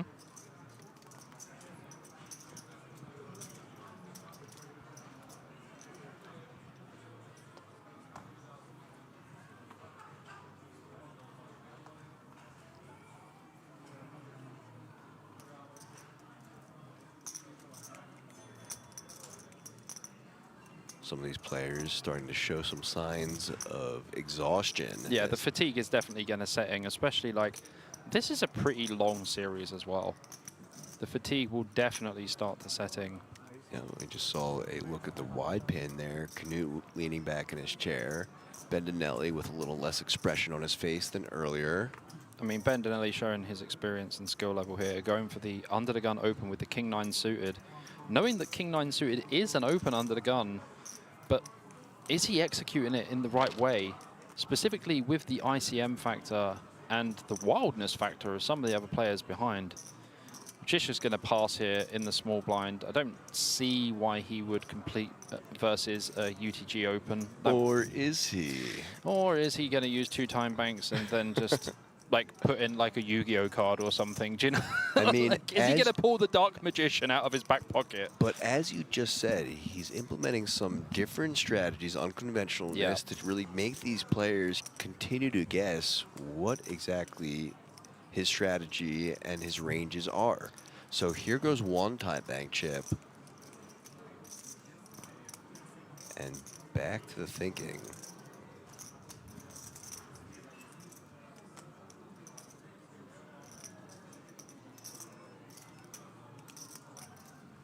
Two banks. He actually might go for a free bet. But you know what? This would be sick if he free bet jammed. Because it would be so unconventional, but Bendolini would be like, well, hang on a minute, what's he jamming when I'm raising under the gun into everyone? Look at this. Really thinking over his options here. Already used 2 time bank cards. Does relinquish his hand in the end, using those time bank cards. That's 3 used in the last 2 hands, both for folds. Using them like they're Caesar's reward points, you know? So, as the graphics are updated. He takes a look. He's like, oh. Did you see his face? He's just like, oh, So- crap. It's like we pre-watched it or knew that was coming. Him just realizing now that he's exhausted some of those useful resources Yeah. and just probably kicking himself in his own ass because, like, Honestly, it's a huge flaw to use up the time banks in unnecessary spots. And I know this. Obviously, you know, I've had a few deep runs and I've had a lot of time banks that I've kept hold of. And I can honestly say I only use time banks. I don't even use them if I've got like the nuts on the river and I'm thinking about actual sizing, because I already know in my head that I'm going all in. I don't need to do this tank time bank. The tank time bank jam is always the nuts as well. Sure. We saw it earlier. The tank time bank jam. So we'll probably see him switch things up because he is realizing that he's down to 4 now. Absolutely.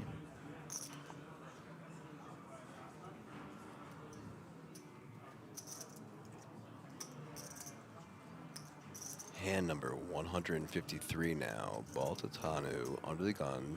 10 deuce of hearts. Folding. Quick fold from Canute. And Chorianopoulos. Pocket nines in the hijack. Well, just under 2 million. Our time has come to put all of the chips in the middle. And we're very happy to do it as well. And all in he goes. But look at this next are hand. you Okay, Hot serious? Sky pipping him with the pocket tens. Are you serious? Poor Chorianopoulos. My gosh, this is horrendous. It's so ugly to see, honestly. So a call from the pocket tens, and now Gaana He's in gonna the be small a goner blind in with this one. ace 5 suited. Looks pretty, but has to fold. And the big blind with the 5 deuce off is going to get out of the way as well. So once again, heads up to this flop. Nines in need of help. Yeah, this is so disgusting for Chorianopoulos. Like, it sucks having a pair and running it into a larger pair, but being pipped by one is just especially brutal. it's just nasty, man. It's just really nasty. It's just so gross. Like, why can't you be pipping them and them have 8s for once? But no, they're pipping you as 3 and a 3 and a deuce. Helps Chorianopoulos none. 2 outs with 2 cards to come, and 8. Oh, it's so close to a 9. Just 1 pip off. And that is then an ace. We lose. Eliminates Chorianopoulos in 7th place. Bobby, tell him what he's taking home. Well, Yanis Chorianopoulos, what a fantastic performance from this young man from Greece.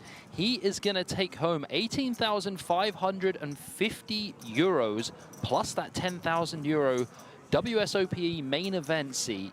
And I mean, fantastic effort. But the real news is now the pay jump is to 25,000 euros. Wow, so quarter of 100K. 12 buy-ins to this tournament. And so golf claps in the booth for Chorianopoulos. 300.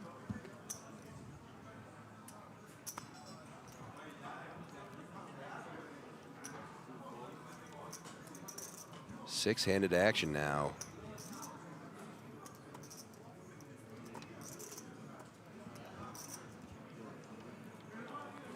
GG indeed, says Tasmanian 130. Ooh, looks like we have another friend from down under if Tasmanian's from Tasmania. Ah, yeah, true. Say hi to your neighboring island over there, New Zealand. We have that in chat. Kiwi. You're nosy. I just call all of that down there the down unders. Yeah. Because I know Australia is down under proper. Yes. Yes, sir.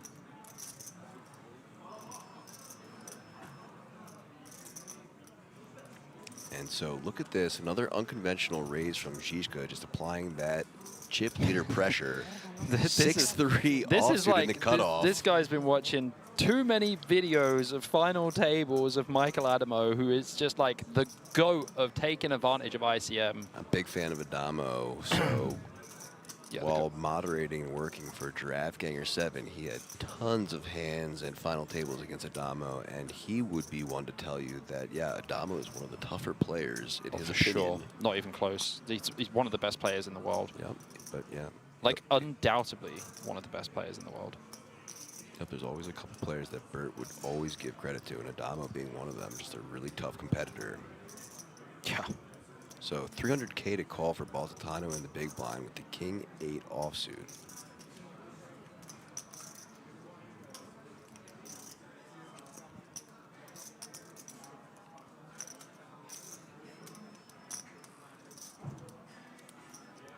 I can't imagine Baltatano is going to be folding King 8 off here versus cut off open. Wild guy against wild guy. I'd be interested to see if he is. I don't think he's folding.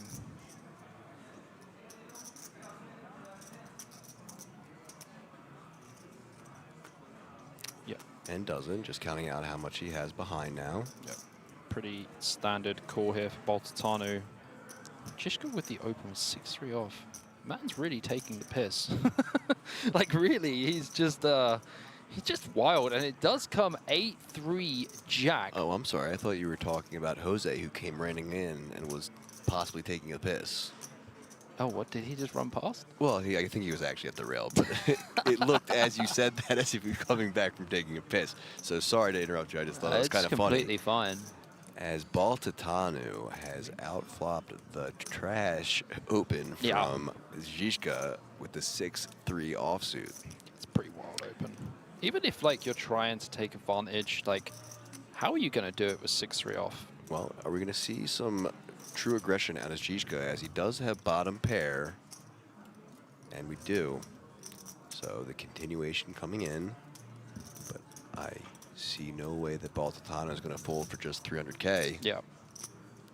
Definitely not folding middle pair here at all. Not with that king kicker. Just a call.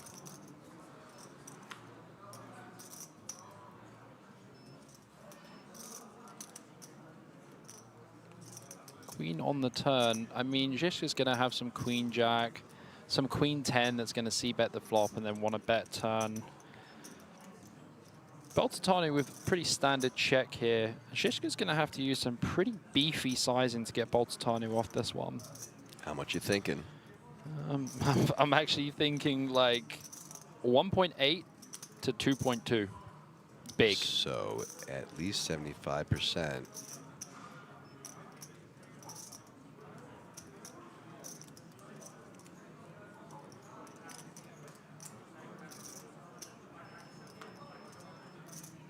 Check back, though.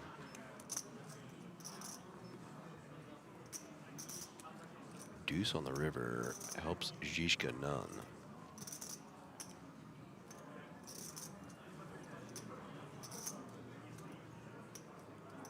Check, check here. Yeah, Baltatano should never bet. His hand is a bluff catcher. He wants to check, and he wants to definitely get to showdown. And Zizka is going to have to put in some spicy bluff size here, because he actually has so many misdraws, like ace-5 suited. He has like ace-4 suited, ace-10 suited that's going to check. I mean, he's got a 3 for showdown value, but really not great. And as I said, check, check. Yeah. And a takedown for Baltatano. I think he wanted Baltatano to show his hand first so he could just muck. Yeah, and understandably so, as he's playing some of these wild ranges and doesn't want his opponents to know just how loose or wide it is. Yeah, he is a loosey goose. Showdown for him is no bueno. Yeah, he doesn't want to showdown that at all. Yeah, that'll really let the players know. And yeah, obviously, you know, as we get deeper, these players are going to know as the stream catches up and they're friends and they see things and relay information. So there's only so long that he can really keep this act up before they kind of get word of it. Yeah, it's now becoming more of an act of bravery at this point. So, under the gun now. Okay, Hot Sky, 9-8, muck. Zizka fold as well. Kaana in the cutoff. Jack 10 offsuit.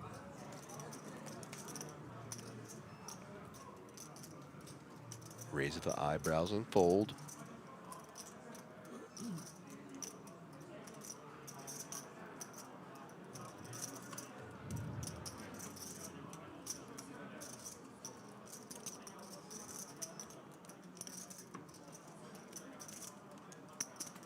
Mathinelli.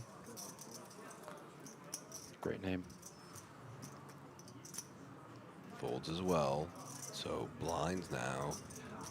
Baltatano with the king, deuce of diamonds. And Knut being put all in a snap call. What's he got? Queen, jack, offsuit. So a raise all in and a quick call from Knut. Yeah, blind versus blind, like you have 2 Broadway cards and it's less than 10 big blinds. There's not really much ICM for Knut at this point. And Baltatano has limp called off 10-7 off before, so he's jamming range blind versus blind, less than 10 big blinds is probably going to be pretty wide. Yeah, who knows? And then he's ripping a flop out. It's another ace-high flop. It's ace, king, ace on the flop. So Knut now drawing the 3 outs, needing a 10 to hit Broadway, or he'll be out the door. A jack. Also a jack and a 10. Interesting now. So from 3 outs to 4.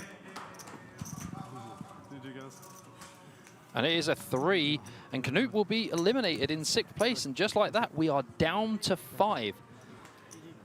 Bobby.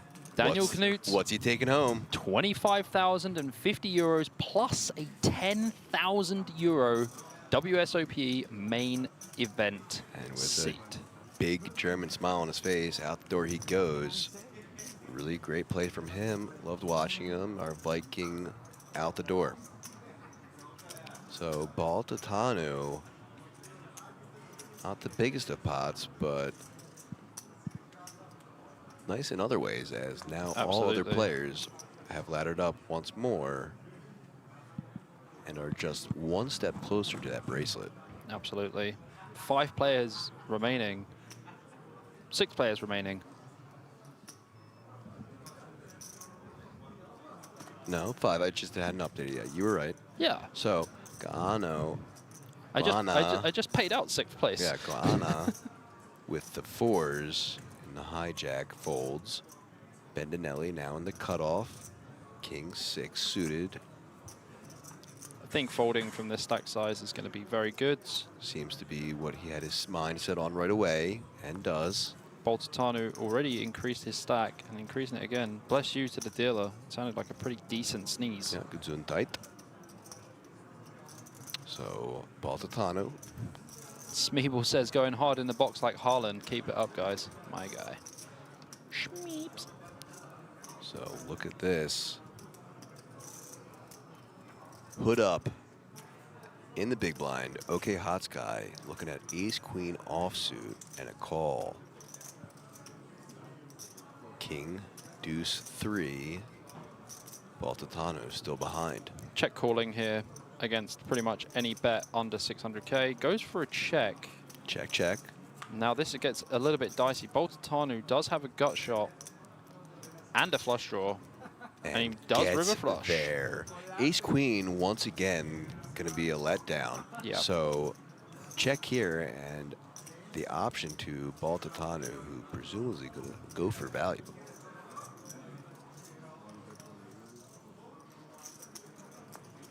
Gets the confirmation that there was a check on the other end, puts in the bet and takes it down.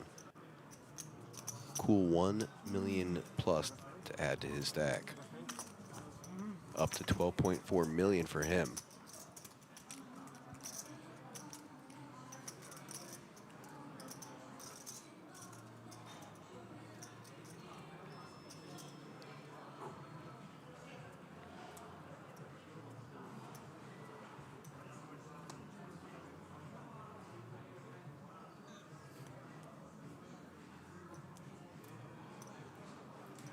Look at this, under the gun, big slick for Gaana. Probably not going to go all in, probably just going to open the ace-king here. He does only have 10 big blinds, but this hand is just far too strong. We've seen it before, though, so we're going to see it again. He just open rips it, all in, 2.9.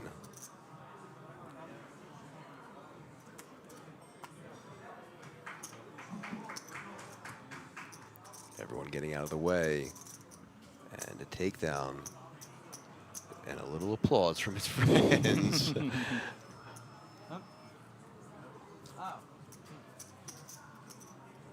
I think he's getting tired. You can see his eyes are a little heavier. Yeah, they look a little hazy. Like he looks pretty wrecked. Not quite reacting to his rails expressions anymore. And look at that. So Team Pro on his patch there. So I didn't see that before. I didn't see that before too. I wonder if he kind of if he just stuck it on slapped now. it on now. Yeah, I didn't see Maybe it. that's what he was running back from the rail from. Maybe. Slap the patch. Slapping the patch. And Bendinelli under the gun, King 10 suited, going all in for his tournament life. Ball to Tanu, not going to be able to call with the ace-4 offsuit. Neither is OK Hot Sky, and neither are the other remaining players. So that'll be another all-in and take it, but this time for Bendinelli. Yeah, I mean, this hand is definitely going to be a jam a lot of the time.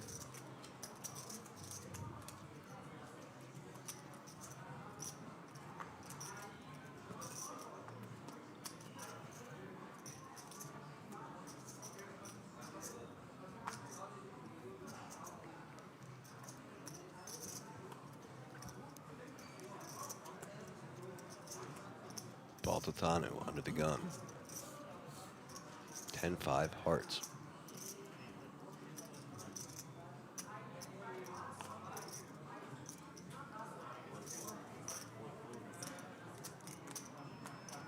Folding. As does OK Hot Sky. Now onto the button. Zizka with the 4-3 offsuit. And here we go again. Raising with the 4-3 offsuit is Zizka. I mean, he's opening button. He does have that edge about being in position, but pretty tough opponent in Bendolini here.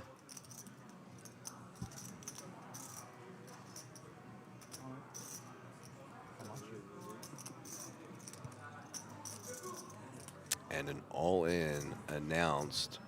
I mean, that's going to get a quick fold from Zizka. That's going to win. Unless he's lost his marbles.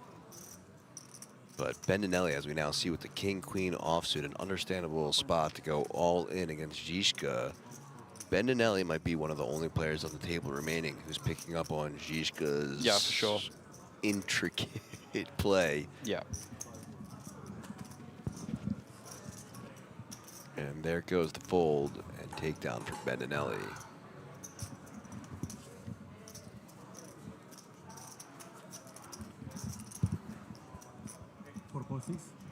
All in.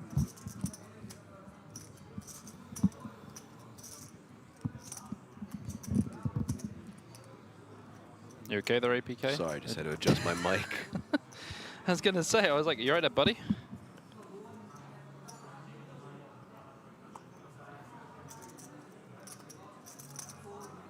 Hand 160.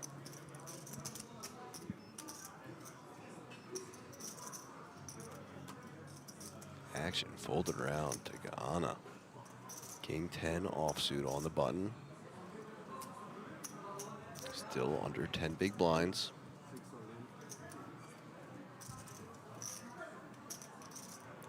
All in. Should get through the small blind.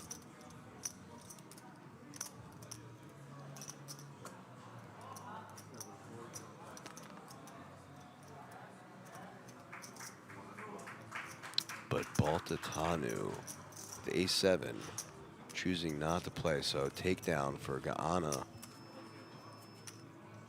And the smallest fist bump I've ever seen. I'm happy, man. I want the small fist bump, but tired. Happy, but tired.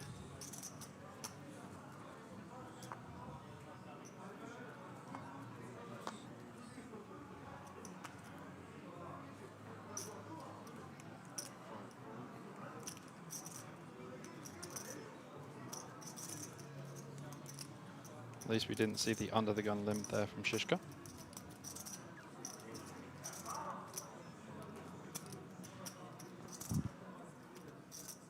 Bendinelli looking down at queens. Oh, I haven't seen a real good hand for a while. Well, here's the start of one, but we'll have some.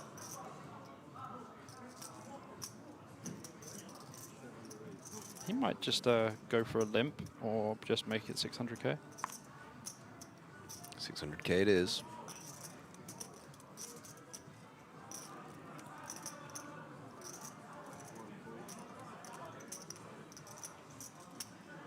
Fold from Baltatano, and now OK Hot Sky in the big blind with the King 3 offsuit.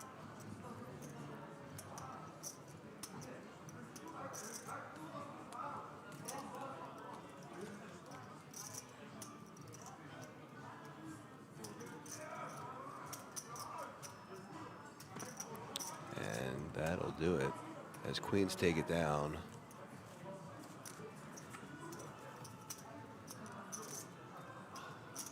Five players left. Once again, this is the World Series of Poker Europe 2K Monsterstack live at King's Resort and Casino here in Rozvadov.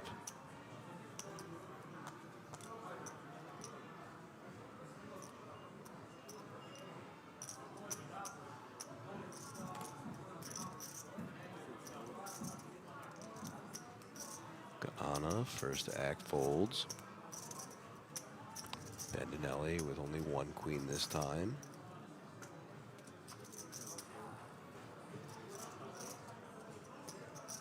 Also folding.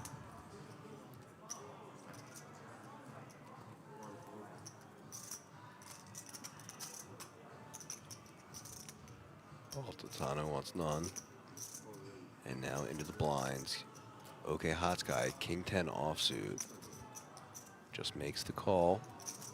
No, sorry, the raise to 600 as Zizka with the 8-5 of spades in the big blind, 300k to call. Two of the biggest stacks here, battling heads up. I think Zizka can actually free bet though. He is going to call. I think he just feels like he's going to play better post flop anyway against OK Hot Sky, but we shall see. 9 queen jack 2 hearts. Good flop for OK Hot Sky. Does flop the nuts. Does flop the nuts by way of straight to the king. But Zizka really with no interaction there besides that other spade.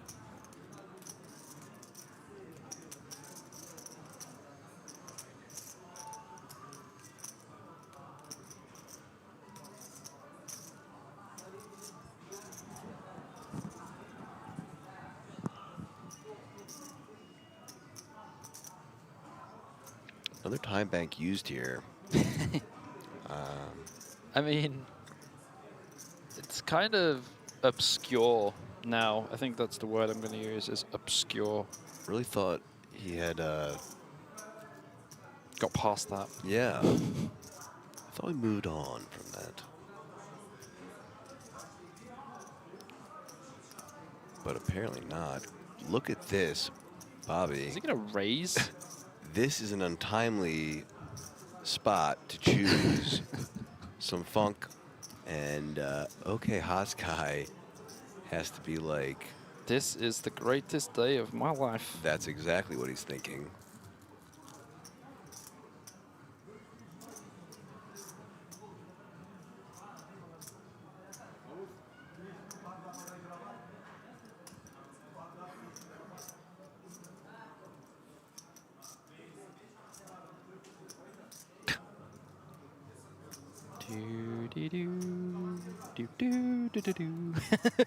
Like, what other music is in your head? I don't know if you saw my post I put the other day.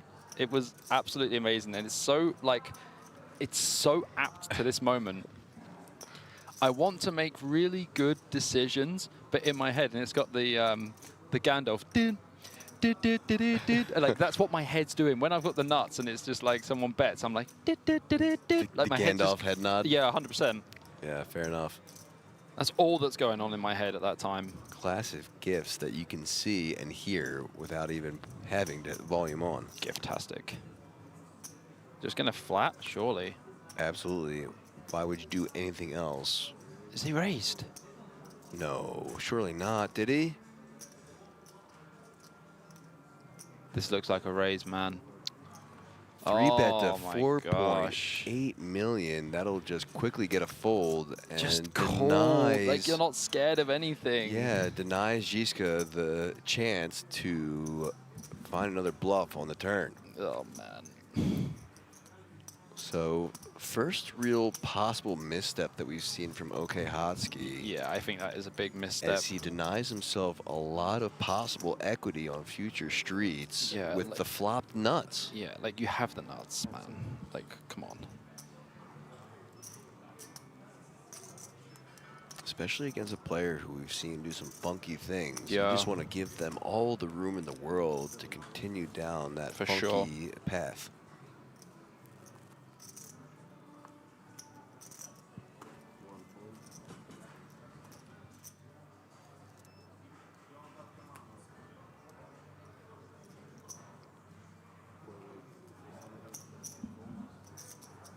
Ollie now with the Queen Jack of Spades.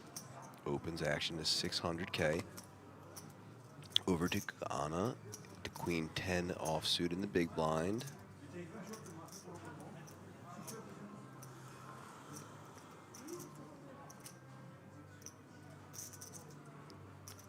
Certainly seems like a spot you're going to want to think about things.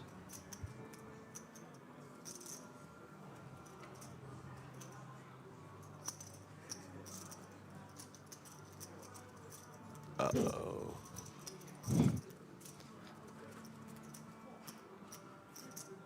Makes the call, but unaware that his queen is in trouble. The danger out-pipped. that lies beneath. I mean, okay, Hot Sky is just going to c-bet this board almost all the time, probably using 500K sizing.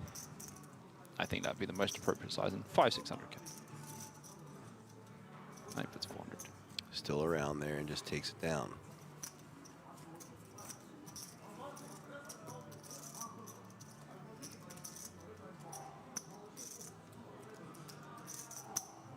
So no real collisions yet after going 5-handed.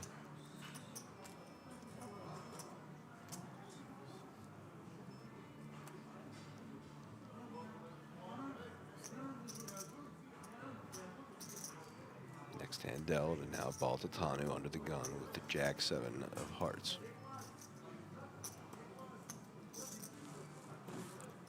Folding to Ollie with the 7-4 clubs. Should be a fold too. Zizka, Jack-9 offsuit.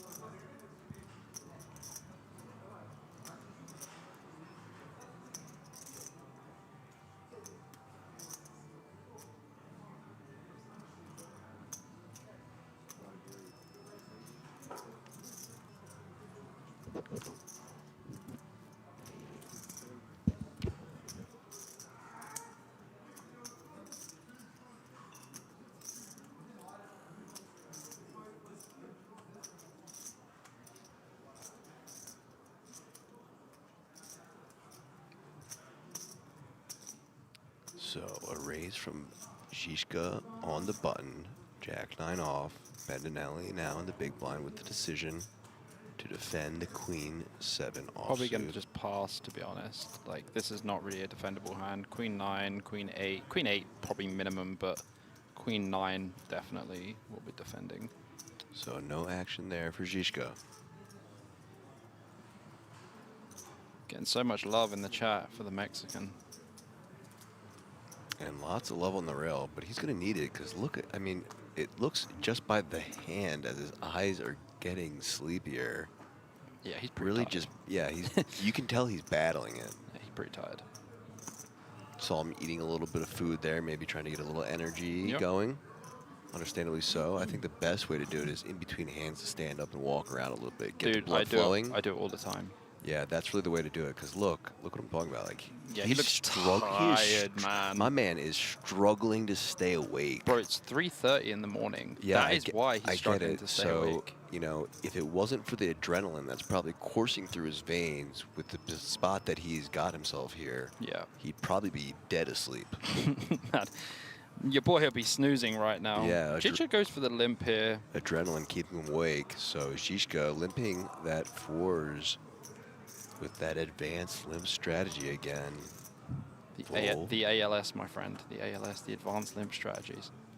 As opposed to Lou Gehrig's disease, Yes, which is ALS it is as well. So when I said it, I was like, mistakes were made.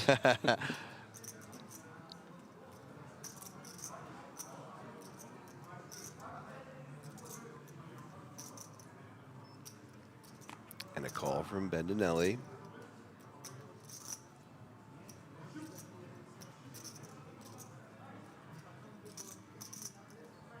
Baltatanu with the option here.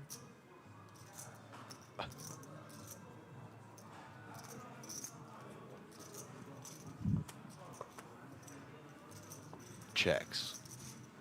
Looked like he was thinking about some kind of move, but opted out of that decision and just checks.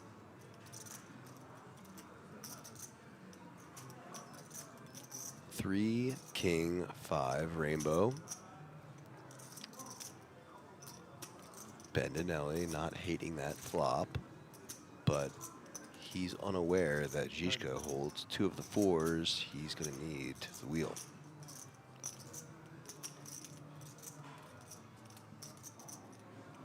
Bet from Zizka and Bendinelli to call.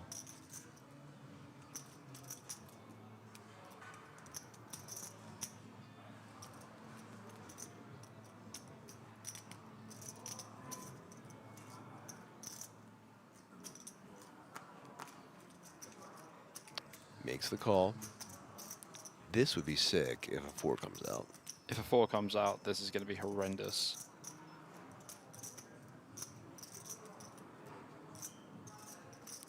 No 4, but a queen of clubs on the turn.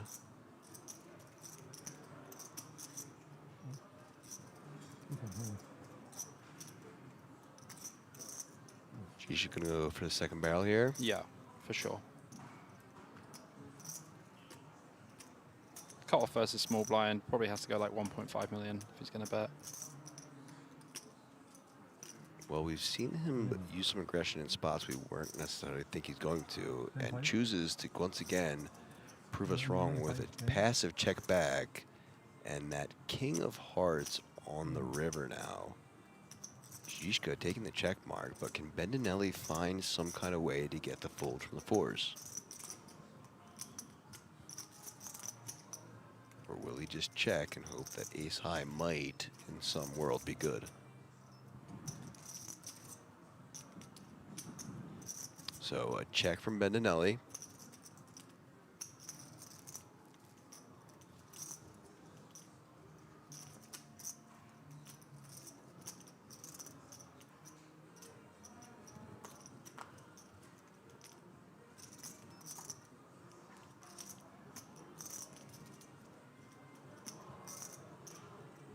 And Zizka really has to think, like, do I need to turn my hand into a bluff? Probably not when it comes like king 5-3, queen, king.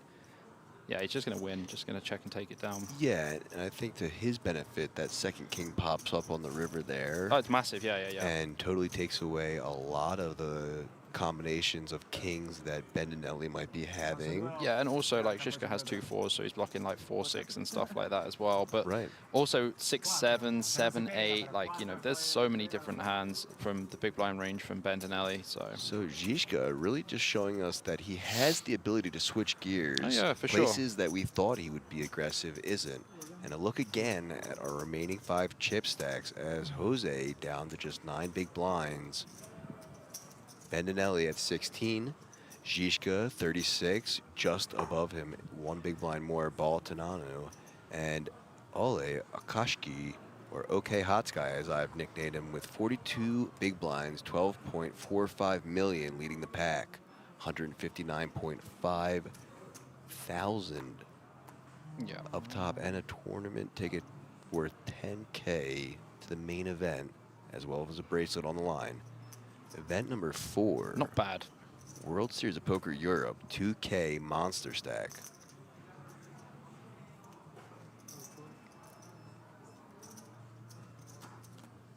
Zizka first to ask folding the king 3, and now Gaana with the ace queen suited and under 10 big blinds. Bobby, you've been saying that this kind of premium hand you would probably just open. But I mean, we've he's seen going it to before jam. go Yeah, all in, he's and gonna that's what he's jam. going to do again. He's just not going to take any. That's been his MO, and he's going to stick to it. Yeah, it's fine.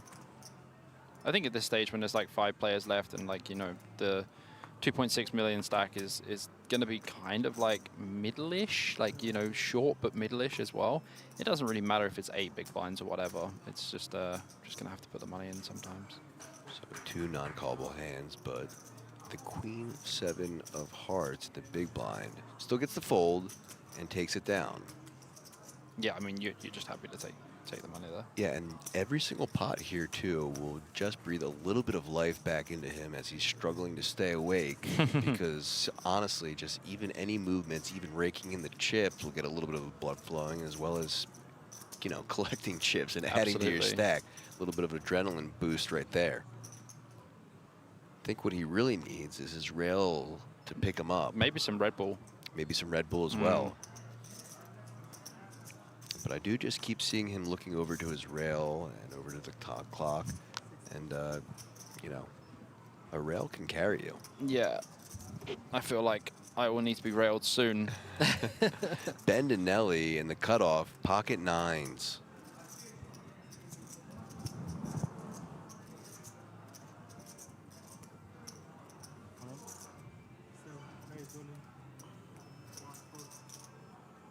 Yeah, he's just going to put the money in. For sure. Yeah, Okahoshki is just going to have to fold this one. Even from small blind, it's just way too much. Yep, and Shishka's out of there as well. Out of there.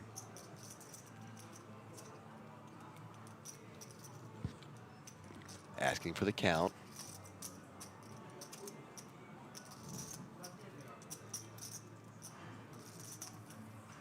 Maybe ask him for the count just to see how many big blinds.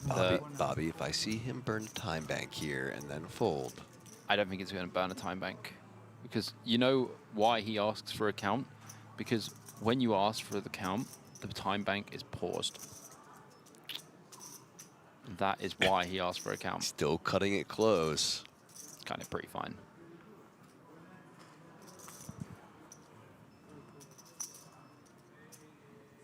Wants to use every single second. Makes the fold. And avoids the verbal confrontation from me on break where I would have had a word from him. Buddy. Listen, buddy, pal, guy. My guy. Those are important. They are important minutes. Treat them with some respect, sir. Yep. He's just throwing them away like they're penny candy.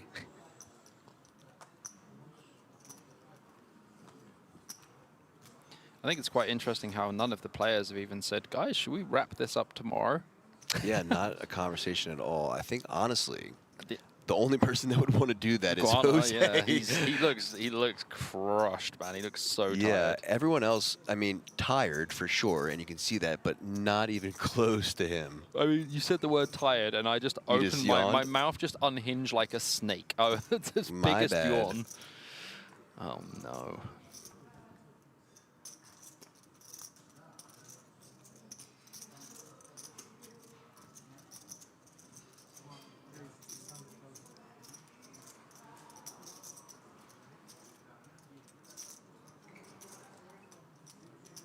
Open here from Boltatano with the jack-8 off from the cutoff. And Zizka here with ace-jack off in the small blind. It gets very dicey when it's big stack against big stack. They are about 33 big blinds effective, but I think Zizka's going to free bet this one. And I think a gentleman in the background might have died. You hear that? Did he just jam? Wow, he just jams 30 bigs effective. Dude, this is like ICM suicide, man. Like, honestly, this is crazy. And I mean, he knows that Boltatano is going to be opening wide, but come on, man, that's way too wide. And just really a menacing look on his face. This guy is just... I don't want to mess with him. Crazy, man. Crazy man. Maybe it was good for me that he didn't use that time back. I would have gave him a word. He would have gave me one back. Might have given you a permanent word, mate. Maybe. So a fold there. And with the conclusion of hand 168, we once again are going to take a small little break, about 13.5 minutes, covering the 2K Monsterstack from the WSOPE at Razadov Kings Resort and Casino. One last look at those last 5 remaining chip stacks and payouts. Guaranteed 34,650 euros and playing for that 159,500 euro top prize, and they all receive a 10,000 euro main event seat. We will be back in about 10 to 15 minutes. We shall see you soon. See you then.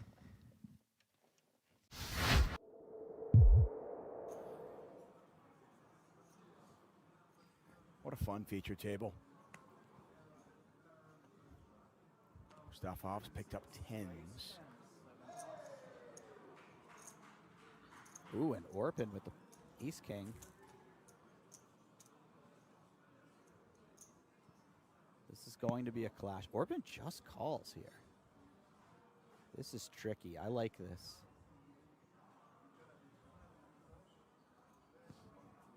Unfortunately for him, it will allow his opponents to get in there with some speculative hands.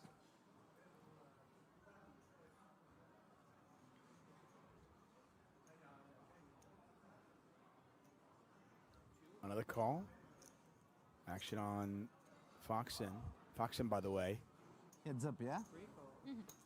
busted twice yesterday in the 25K GG Millions to her husband.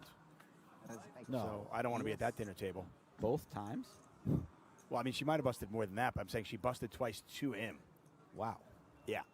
So look at this flop here. Hisu with top and bottom. Orpin with top pair, top kicker. This was a raise, no 3-bet, and we see it 5 ways. I can't imagine we aren't going to see some level of fireworks here. Mustafov coming in with the bet. I did not think he would be the man to kick it off, but here we are.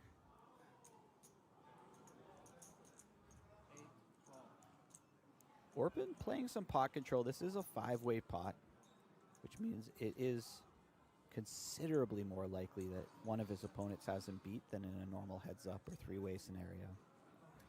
You wouldn't think there's a ton of 2-pair combinations your opponents would have, but yet Hisu's got the king 3 of spades. Yeah, maybe you'd expect Chrissy to have the king 3 of spades, not so much the button. But there's still the pocket 4s, the pocket 3s type of hands. And then there's also that factor of you never know. Yeah, well, I mean, listen, king 3 suited, king 4 suited, even 4-3 suited hands that players might play to 1 raise. The 10s get out of the way. And now it's back over to Orpin, who's between a rock and a hard place. I would say so, but Orpin's just always kind of making faces. Yeah. And they ask me questions. And you don't know what's running through his head. It looks like he's unhappy about the situation, but then again, he was unhappy earlier and checked back pocket king, so I don't know. 100%. By the way, if there was a world where Hisu did not raise, we would have had a set of 10s on the turn. Oh, wow. Yeah. You know, when the 10 hit the table, in my mind, that was an important card, but I couldn't figure out why. Why? Well, it's not an important card anymore. It could have been. All right. Mustafov is sitting there going, ah. If Mustafov had just checked, and then, well, maybe Orpin bets, and then Hisu still raises. Yeah, I'm not sure if Mustafov ever sees the turn. Yeah, maybe not. But there is a potential run out somewhere in there. I'm going to find it. I'm going to find that parallel universe where Mustafov saw the turn. Everyone goes separate. Yeah. You go separate, I go. After here, direct or direct? You? I go home and I go and there's a call, so a bet and a call.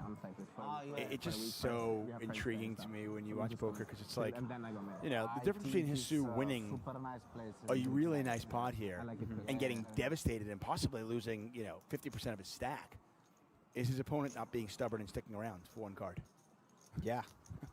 Yeah, it's true. And yes, it's a multi-way pot. Yes, there's an overcard, but it's not that difficult to get stubborn and stick around with pocket tens. No, it really isn't. I see it every day at the card room. Wow. Really? Let's see, checked it back. No chance. I'm a bit shocked by this one, Tuckman. Are you surprised that he bet large in the turn after raising the flop, This is the and way then he to decided to write it. check back the river? You should. Okay. You can see the bracelet in the bottom right corner of your I screen. was just gonna say it must be an old movie. Yeah. What do you mean? That's what they're playing for. Just Me because you not don't know. seeing it, me not knowing it. I think it's 2000. Okay.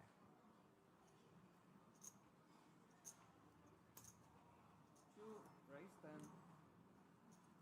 3 plus 6 plus.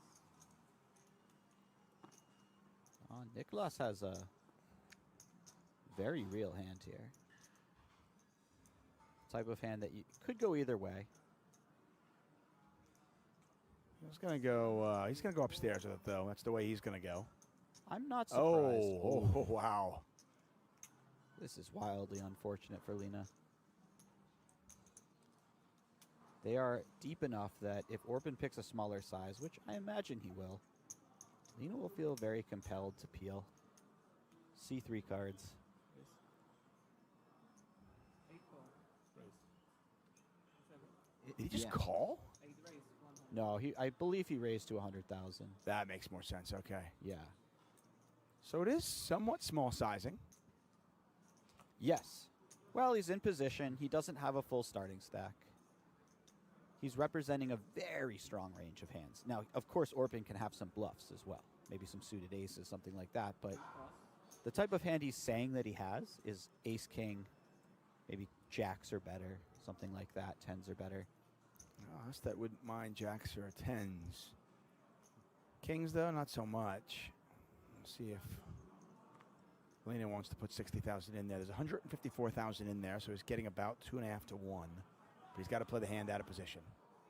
This is one of those spots where you don't feel particularly good about your hand when your opponent puts in the 4-bet, but you still have a very, very high quality suited connector type of hand. So if you do see the flop and you're behind, a lot of good things can happen.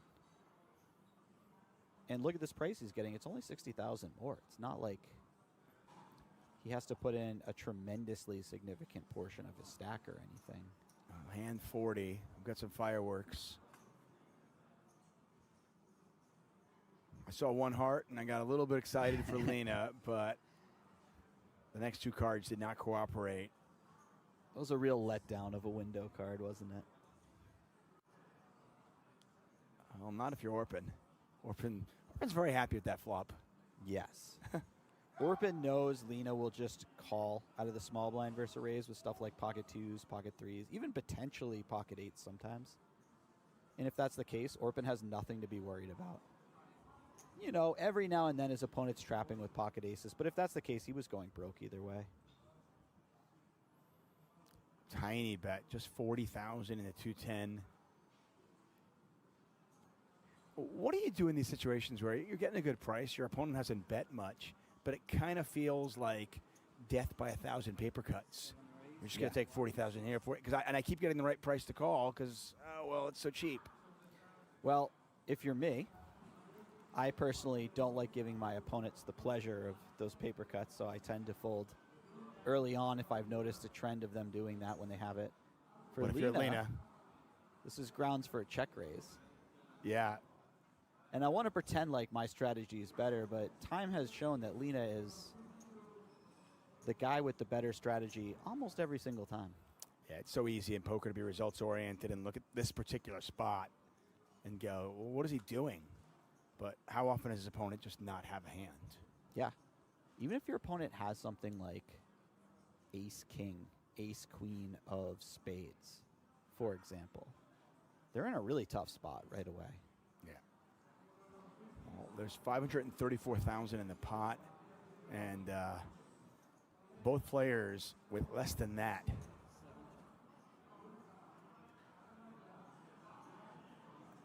Yeah, so Lena's decided it's time to wave the white flag here. He can still check raise again. You never know. Never know with him.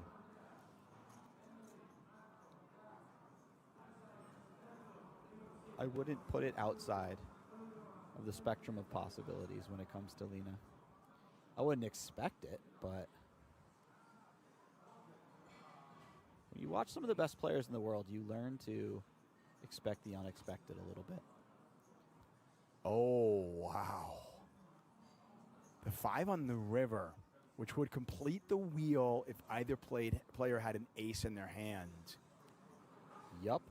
And so this is scary for both players, right? Because both players have a ton of aces in their range. But if you're Lena, this might be one of the worst hands that you have in general. So maybe you want to bluff this one. I'm, of course, wrong, and he decides to check. Well, Orpin checked back the turn.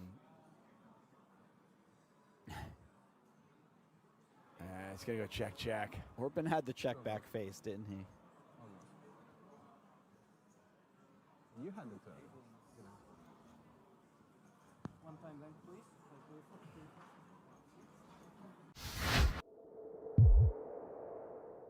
A lot with each other. I'd have to guess so. I mean, I don't know. You said that she played, what, 15 million hands? Yeah, but those were at cash. Good point. Yeah, so I don't know. Lena's kind of known as the end boss of the tournament streets. I don't know how much cash is playing. Whereas Chrissy was playing mostly cash. I know that she shifted her game over and mostly plays online tournaments now, but... Yeah, the 4 he said. I have 4. 4. Big fold. Big fold. So Fox and raising under the gun. If you know, you know. The big blind defends. Oh, hello. This is his favorite game. Hello. Look at this flop. Yeah. Just planting. Now, Foxen does have the 10 of clubs in her hand. She does. Also, these monotone flops are ones that you want to be very careful in your approach. Certainly have to respect the fact that both players have a large number of flushes. Call. Oops. Talk just finds the raise. Oh, I'm sorry. He found the call. This is very tricky by him. Unfortunately for him, I think it's quite likely that Chrissy checks back the turn. She has the type of hand that puts in a little bit of money and unimproved would like to just see showdown. So if he knew that, he would prefer to have check raised, but... This is his game within the game, you know? And then she does check it back, as you predicted. And oh, wow. Yeah. Wow. It's a funny game, this is. Oh, Attack finds the check, too. Wow. This is so cool. This is going to make him the maximum. If he came with a big bet, she might just call, just in case he has the flush. Well, the question is, does she pay off the check raise? I'd have to, with the 10 of clubs, I'd have to imagine so. King Jack. She might even, given the fact that she checked back, that is this a... She just went more than pot. What She went 75 into 43. Okay, now maybe she finds a fold versus the check raise. Not saying she does, but it's a possibility. Is he just calling? Well, look, yeah, I was going to say, does he ever just call this, though? I mean, the way he's talking, he must just be calling. Wow. I think she lost less by betting more. Yeah, absolutely she did. If she bet 40,000, he was going to make it 200. And then she's just hating it. Yeah.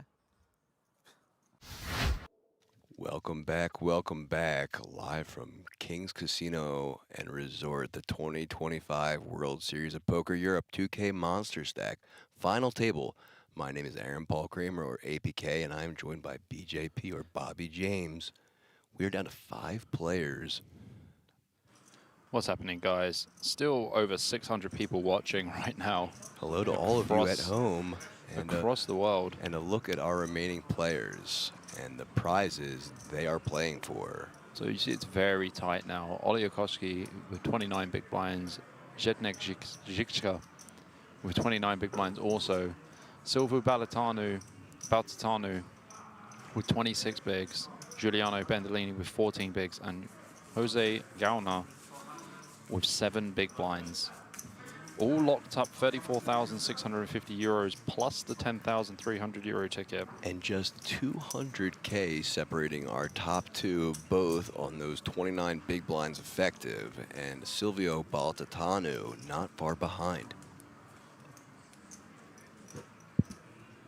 Baldinelli, one double up, and he's right in it as well. Absolutely. Baltatanu, first to act in this first hand backed. 169 is the hand count for the day. As he folds, off to the cutoff, who folds as well. Žižka here with ace-jack, probably going to open. Garana here with pocket sevens. All the money going in the middle. This is the time. Blinds at 200, 400, 400, and all of it in the middle. Yeah, 6 big blinds. Fortunately for him, Bendinelli with a queen jack, so at least one of Žižka's jack right there. As he's asking for a count 2. I think Bendinelli knows that he's going to pass this one for sure. But just a little too much of his remaining stack to call with that queen jack off. Absolutely. So that's going to be of some help to Gaana holding.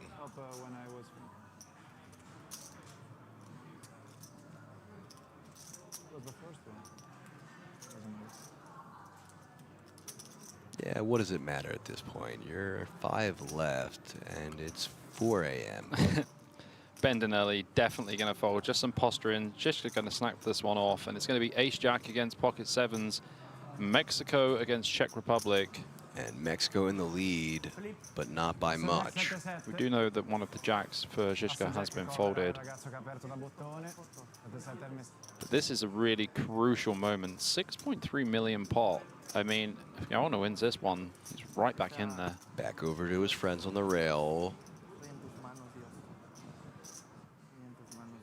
Looking a little more awake than before with his tournament life on the line. I mean, understandable why he's more awake now. Good flop. Great flop for the 7 so far, as Žižka drawing to 5 outs twice. 6 on the turn. No good either. 6 is good for Gaana. 87%. Gonna need an ace or a jack. It's a 5. Holds. Vamos again from his friends. And a little resurgence of life and energy for Jose, doubling up to 6.3 million now. Yeah. We are not going anywhere. We are lock and loaded for this final table with 5 players remaining. There's that smile. See how long that rejuice of adrenaline will carry him. These guys have been going at it for the entirety of the day. All the way through the night and now into the early morning. Yeah, these guys are completely locked in. Gaana still pretty happy in that situation. He is not going home just yet.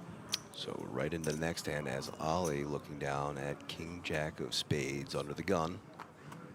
Folding it. Tight. I mean, when you've got Žižka behind and everyone else, it's going to be a tough spot to open into the entire field.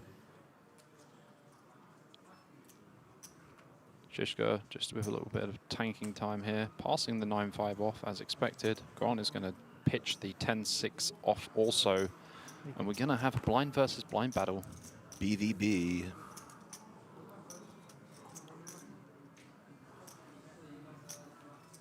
And Bendinelli in the small blind with the ace-king offsuit. Just 11.5 big blinds. Yeah, that's right. I really like a limp here from Bendinelli. But he does go for the jam instead. Oh my look God. at this. Baltatanu's got ace-jack. There is no way he's folding. He snaps it off. with authority, but gonna run into it. We have an exciting one here. Absolutely snaps that one off. I mean, what else are you supposed to do? Look at the expression on Bendinelli when he sees the great news that he is way in front. Yeah, this is almost 80-20. Baltatanu, obviously absolutely nothing he can do. Blind versus blind action. 11 big blinds effective.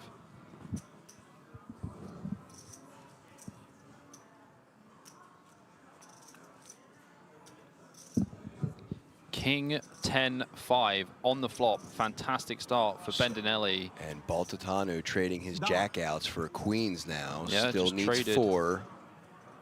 Could go run of diamonds. Deuce on the turn. Cannot go run of diamonds anymore. It's going to need a queen and a queen only, or else Bendinelli is going to win a 10 million chip pot. And a 10 a for 10 the for the whole. 10 million. 10 for the 10 million. Baltatanu now down to 12 big blinds himself. And so that is 2 of our short stacks doubling up. Absolutely. But the back thing to is, back. even when a short stack doubles up, the big stack gets hurt.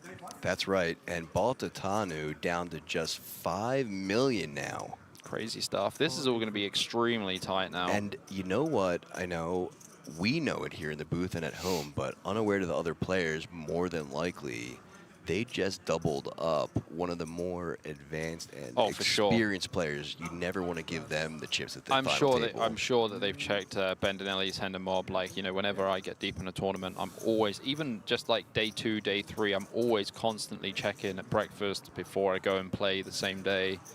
And yeah, it's always good to have knowledge of your opponents. You also know who's going to put it on you, who's not going to put it on you, and who's been playing these stakes for some time. And as you can tell, Bendinelli, definitely the most experienced player at the table for sure, but obviously can't take away anything else from anyone else because Oleh Ochowski has got over 1.5 million earnings. And Zdeněk Žižka, we don't know how much he has in earnings because it's not clear on the Hendon mob. But what is clear that he did beat Sean Deeb heads up for a bracelet this year. That's right, and I was just saying before, all Bendinelli needed is a double, and he was going to be right there at the top of the pack. I mean, he's literally 4 big blinds from chip leader. Just shy of Ali, and yeah, so if these players did their homework on any of the breaks or leading into this final table, they'll know that giving a double up to Bendinelli is going to be some trouble for them. Absolutely, yeah. Bad news. Jish is going to go for the open here, it looks like. Under the gun with the ace-6 off, really pushing it. Which we've seen him do before with even worse holdings. I mean, he is technically the hijack. Obviously, under the gun is hijack at this moment, but still, ace-6 off is a pretty light open. Bendinelli not going to be able to play this. Yep. Doyle no good.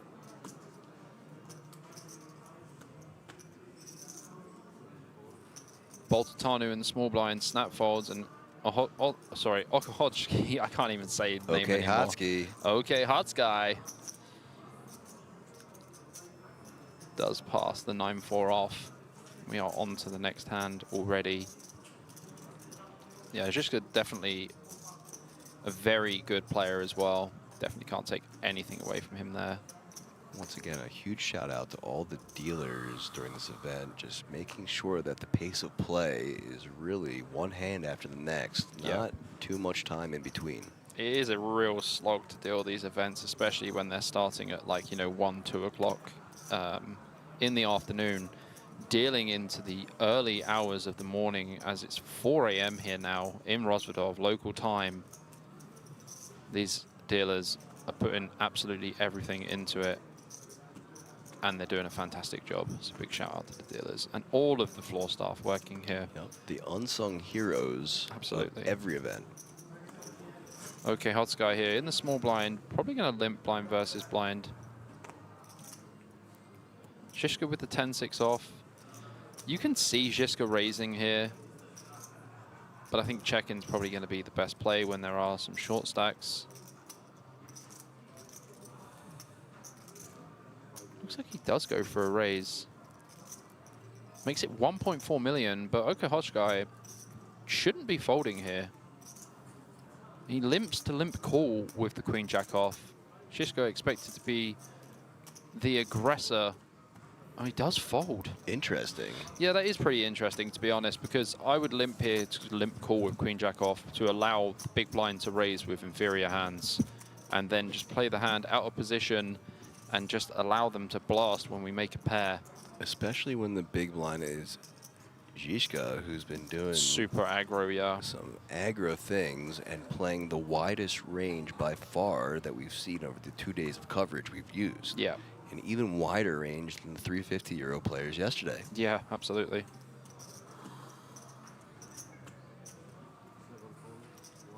Folds to Baltatanu, who also folds onto the button. Ali with the king or the queen 8 off. Zizka 8-7 of diamonds now.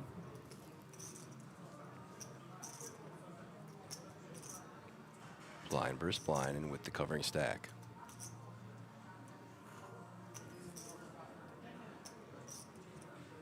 Max pressure, yeah, once again. Just going to jam. This seems very good. And it's going to be almost impossible here for Garner to call with 9-8 suited blind versus blind. Yeah, he's unaware that he has this 7-8 dominated.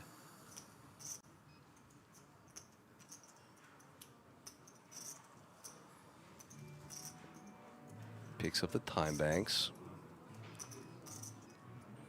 Throws one in. Interesting. I mean, even if you know Zizka's going to be jamming extremely wide, blind versus blind, 9-8 suit, it's just not going to be doing well enough in general. Obviously, we can see that he has him absolutely dominated, but this will be a little bit of a wild call, to say the least. He wants to check the other stacks. 5. You have about 5 million. Which is understandable, because just making sure he is not the smallest stack himself. Yeah, obviously, like making sure he's not committing ICM issues. Good choice of words there. Yeah, I'm practicing. There are other terminologies that are a little less friendly on the ears, but I appreciate that one. So I think that's another time bank going to be used. Yep, there it goes.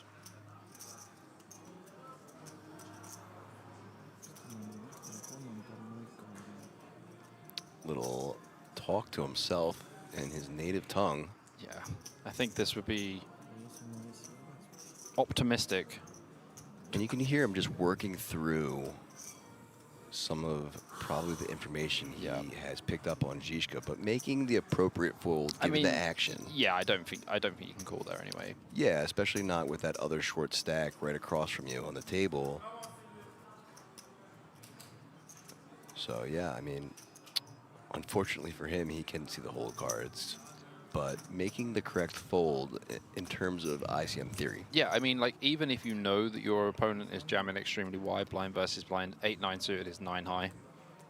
So even if he has ace-4 off, yeah, we're going to have decent equity against it, but do we really need to put our tournament on the line after we've already beat, like, 414 players? I don't think so. OK Hotsky with the pocket 9s now.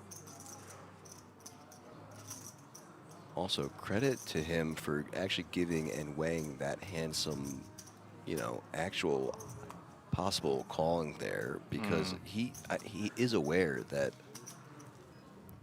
Zizka's going to be putting max pressure on him with that wide range. For sure. I think the Queen Jack is definitely a limp call, though. Like, you're very happy to call a raise there, and that's why we limp, so we don't raise, get 3-bet, and have to fold our hand. So a raise to 875K, gets a fold all the way to the big blind. Bendinelli, King 5 offsuit, 475K to call. Yeah, Bendinelli should be passing here, but obviously as one of the stronger players on this final table, might feel like he can put some pressure on. But yep, does choose to fold. I think it is the correct fold anyway. He's the guy to be making the right moves.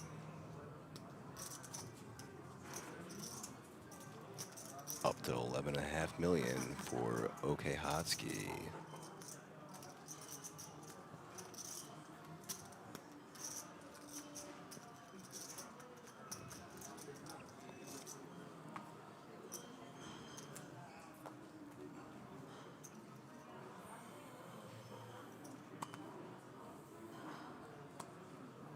Fold from Molly. Zizka with ace-7 offsuit on the cutoff. Definitely going to open this one. Just under 11 million for him.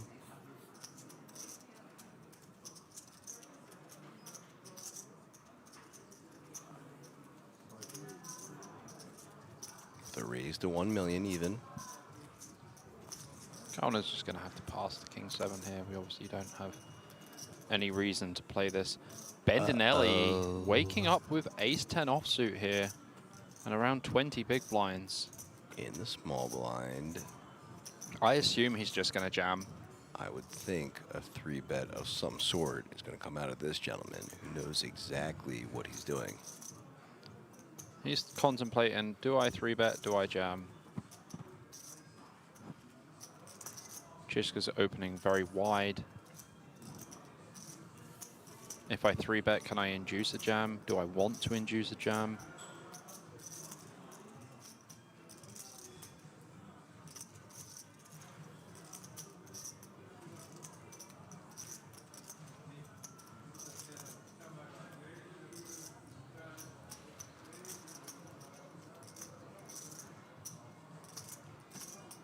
No. Oh, goes for the fold. Brother, no. I mean, he is thinking about ICM for sure. ICM is a key factor, especially when Boltatanu. I know, 2 short stacks. Yeah. But that would be, you know. I mean, it's disastrous to bust before them, right? So if you 3-bet, you can be 4-bet, and you don't really want to be calling off a 4-bet for 20 bigs when you're like one of the top 2 or 3 in chips. Could he have had a 3-bet sizing that folds to a 4-bet though there? Yeah, for sure. So that's what I was kind of thinking that he was going to do because he's been such a... I think jam is definitely best anyway versus cut off. Like, you know, we're and Zizka. Yeah, we're 5-handed. This guy's been super wide. I'm sure he would have checked on the break and watched some of the stream back and seen how wide he is. Yeah, which is why I would have really expected some sort of re-raise there for him, but just letting it go, going to find a better spot down the line. Yeah, I mean, the ace-10 spot was a very good one, though, to be honest with you. I thought so. Cut off versus small blind. But again, I'm not going to question him. He has tons more of experience than I do. So, Boltatanu in the small blind. Basically raising all it in. essentially all in with the pocket 3s. Yeah. And going to take it down.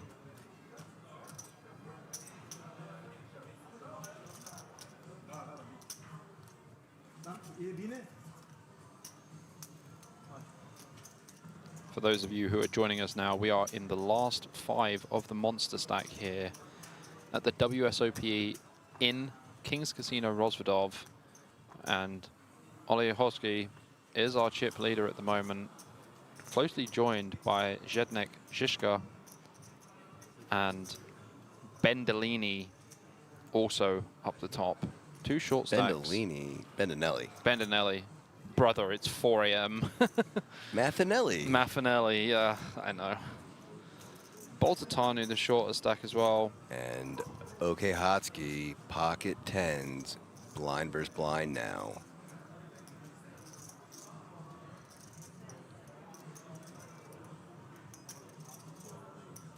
It's going to open this to like 550 or something.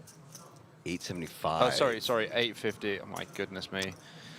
Yeah, you know, we are sunk at this point. I was gonna say, you know, it'll be fun for you guys at home to pick up on how many misspoken words and phrases we might say as we get deeper. We're certainly tired. Kiwi Special says, can the commentator please lower his voice? Which one are you talking about? Lower our voices as in deeper? I can also go quite deep. No shot he can catch me though. I'm not trying. You don't want to. Are you on about volume? Because these volumes are on the same level. So yeah, we need to know clarification there. Volume or pitch? Yeah. Is this better? I think I've just turned the mics down a little bit. Tell me what you think, Kiwi.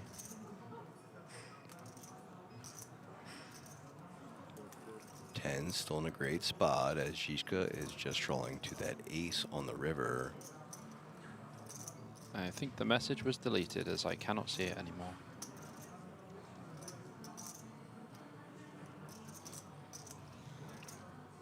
No idea. Just trying to survive out here.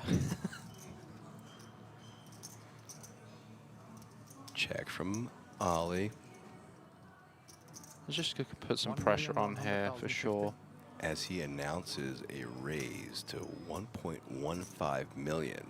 So action back to Ollie with the pocket tens. Just a bet, not a raise.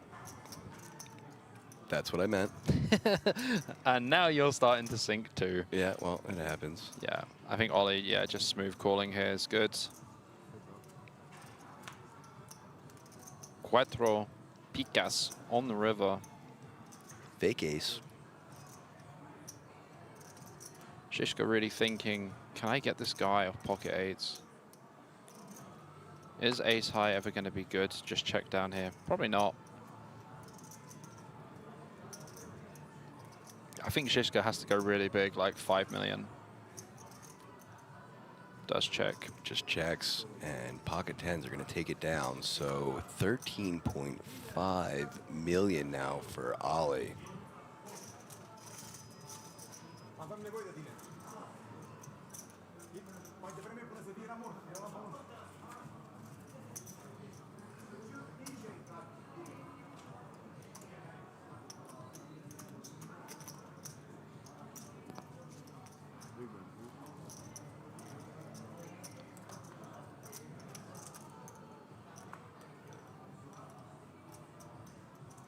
Ace 9 of hearts under the gun for Bendinelli.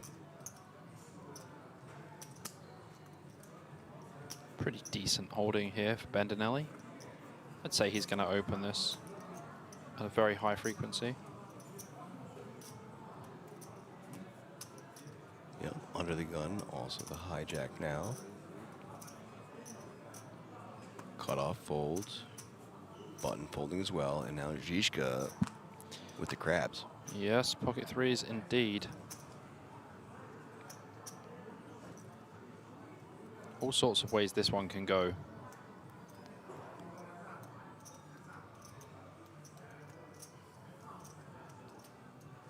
And that's one way it can go as he makes the call. And ace 8. Kind of nice spot here. He has 11 big blinds in the big blind. But versus UTG, probably just wanting to call here in the big blind. I don't think you want to do anything else. He just says call. And we're off to a three-way flop here. Could get pretty interesting if we're seeing some clubs, hearts, or a 3. And 2.8 already in the middle. Oh, that is hearts. That is an unbelievable flop there for Bendinelli. He flops the open-ended straight draw and the nut flush draw. And Guarana hits an 8. Zizka just left with 3s. Gonna need a 3 of spades or something on the turn here if he could see a card for free. Which is going to be pretty unlikely with Bendinelli here with this super strong draw. Probably wants to bet about 1 million here. Might go a little bit bigger. 1.2 is the sizing, so just slightly larger than what you called for. Off to Zizka.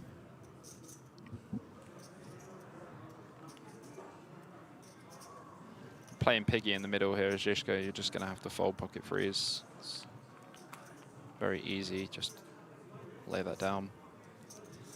Gauna, not really a loving spot either. Bendinelli's going to have some queen 9 suited for flop nuts. He's going to have obviously hands like ace 9 of hearts as well. Gauna's just going to have to fold. When Bendinelli bets into 2 people, it's just way too strong. And so he takes it down. Little head shake. Pleased with that result. And up to over 11 million now for him. Kiwi says that the sound is now much better, so that's good. I am glad that it is to your likings. So then it must have been a volume, not a pitch thing. So. Yeah, I'd say volume. Yeah. Probably me. It was probably Bob. Blame Bob. Everyone else does. Off to our next hand now. Baltatanu, ace 4. No good. But Ale with the ace jack offsuit in the cutoff. This is a decent looking hand. Clear open spot. Absolutely.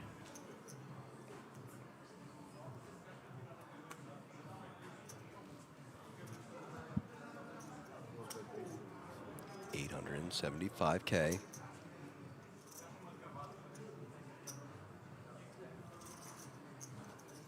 I mean, Shishka has like the endurance of like a 12-year-old child. He just doesn't look tired at all. He looks completely wired, let alone tired. Very focused on what's going on. Quite literally the same as he looked about 6 hours ago when we first met him and first saw his advanced limping strategy. Yes, it's very true. I feel like that was way more than 6 hours ago now, though. So maybe conserving some energy by using those limps early. Yeah, maybe the limps give you more energy. Yeah, knowing that he was going to make a super deep run and need it all right now. Smart guy. The foresight on that. Wow. Wow. Oh, it wasn't me. It was you. It was me? Yeah. Should I turn your volume down a little? No, because she said it was fine. Well, I apologize. I think I turned it down anyway. I turned them both down a notch anyway. Whatever. Yeah, APK, stop shouting. Why are you getting so excited, bro? There's only 5 left, you know? It's exciting stuff. They're just playing for like 150K, you know? It's fine. End ticket and bracelet. Yeah, the bracelet's pretty cool. Shishka's already looking for his 2nd bracelet of the year. Not even just 2nd bracelet of the year, but 2nd bracelet in a matter of months. Yeah. And not only that, he's just like, oh yeah, just the WSOP events, I'll crush. I'll win one in the US, then come back to Czech and come to Rozvadov and just win one there. Probably just jamming here, yeah.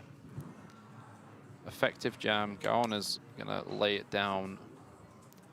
Bendinelli is gonna join him in the discard pile. And what's cooking in the big blind? A snap from Boltatanu. I mean, he put the chips in very quickly. Does have ace-8 off. It is 10 big blinds. And they're going to be off to the races here. 3-bet to 4.4, so now Zizka 3.4 million to call. Oh, it looked like he was all in. Just leaving 75K behind. Shishka's definitely not folding. You can't raise fold for 10 bigs. It's just not going to happen. This is a gift for you. Bendinelli is playing only for the bracelet. Hold on. As Baltatano looks across at Zizka and says, this is a gift for you. And now Zizka thinking about what that wordplay might mean as well as what his odds are to call here. Well, for some reason, I cannot hear the table talk, and I don't know why. Well, that's what he said. So a little bit of verbal play in action now. Yeah, I still think this is a call.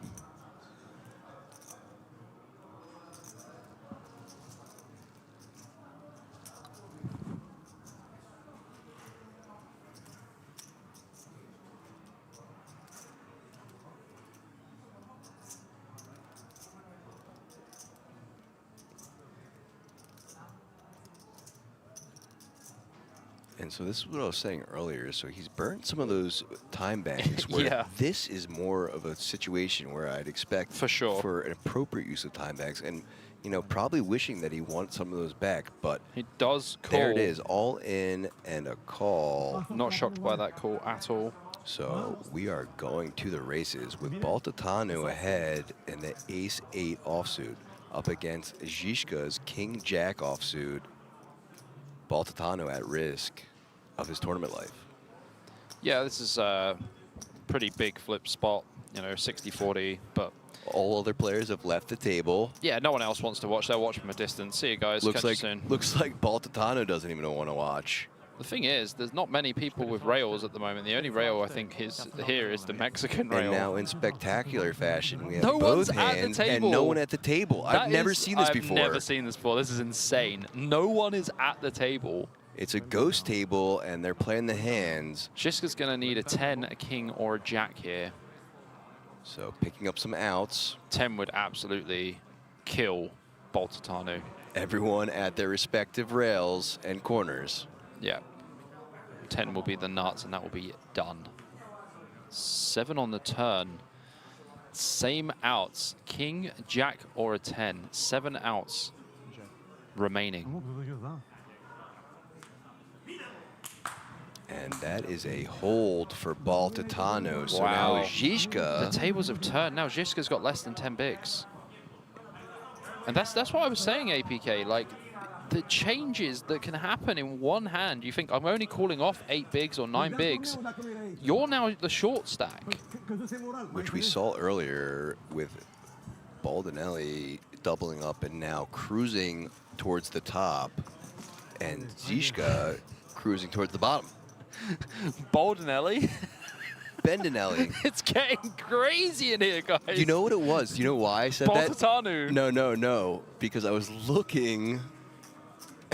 Where were you looking, APK? At the table as a hood down and a bald head revealed. So, Baldatani, like, okay. No, I said Baldinelli. Oh, Baldinelli, okay. I thought you were saying it because you just said Baltatano. Well, look, man, he's been having his hoodie up and hat on like he is now, but he took it down, and I saw the bald. Oh, my gosh. That's what happens after a 10-hour stream.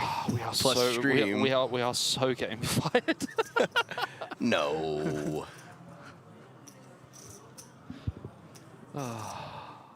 Entertainment 100 out of 100 for sure. My eyes saw the bald and my mouth just went with the words. Bro, my eyes aren't seeing too much right now. Don't worry about it. Are you seeing double yet? Nah, not yet. Not quite yet, okay. Come on, man. I used to play like 30, 40-hour sessions when I was a kid. Your Red Bull's right there if you need a swig. Shh, don't tell anyone I'm drinking Red Bull. His Red Bull isn't right there. That's mine. Why are you drinking Red Bull?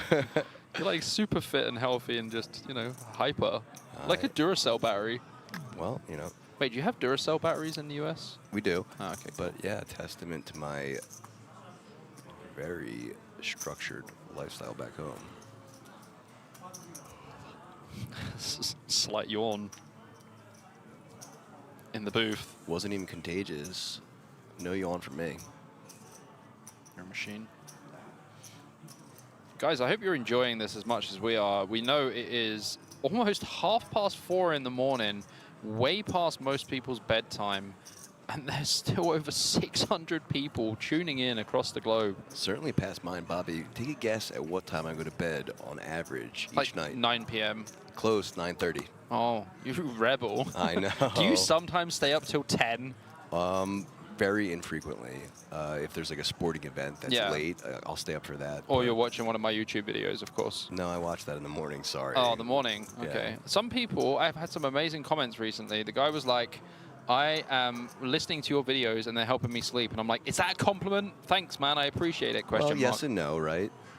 So, Ollie in the small blind with big slick now, ace-king, going with the 3.45 million raise and putting Zizka in the position for his tournament life if he does call with that Jack-7 off. I don't think Zizka's going to call here with Jack-7 off. Does have less than 10 big blinds, but Jack-7 off is doing pretty badly here. Even blind versus blind is doing pretty badly. Yeah, I just don't think you beat Deeb making calls like that. Definitely not. So, yeah, that'll do it as ace-king takes it down pre-flop. Sì, ma siamo tutti lì, cioè ci sono collassati.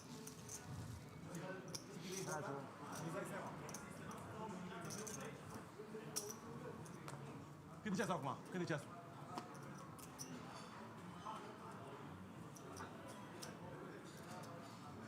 Bendinelli under the gun, 10-7 offsuit. It's definitely getting wild out here now.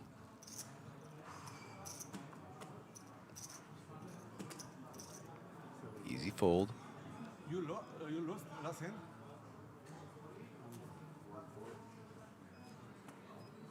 Over to Ollie, king-9 off in the button. And now 6-7 offsuit in the small blind for Zizka. But Looks looking like, over at a small stack to his left. How many times can you get away with the jam? I mean, they've both got small stacks. I actually think that Zizka's covered. So just yeah, a he call. is. Yeah, this is going to be going all in for sure. Gauner's going to put this all in. I would expect so. An ace is a very, very, very good card.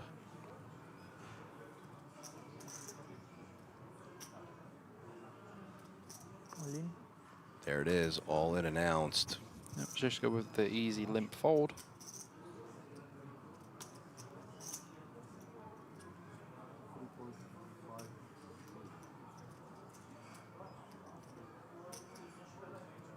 And Zizka's head is just like, yep, okay, you just got it, no problem.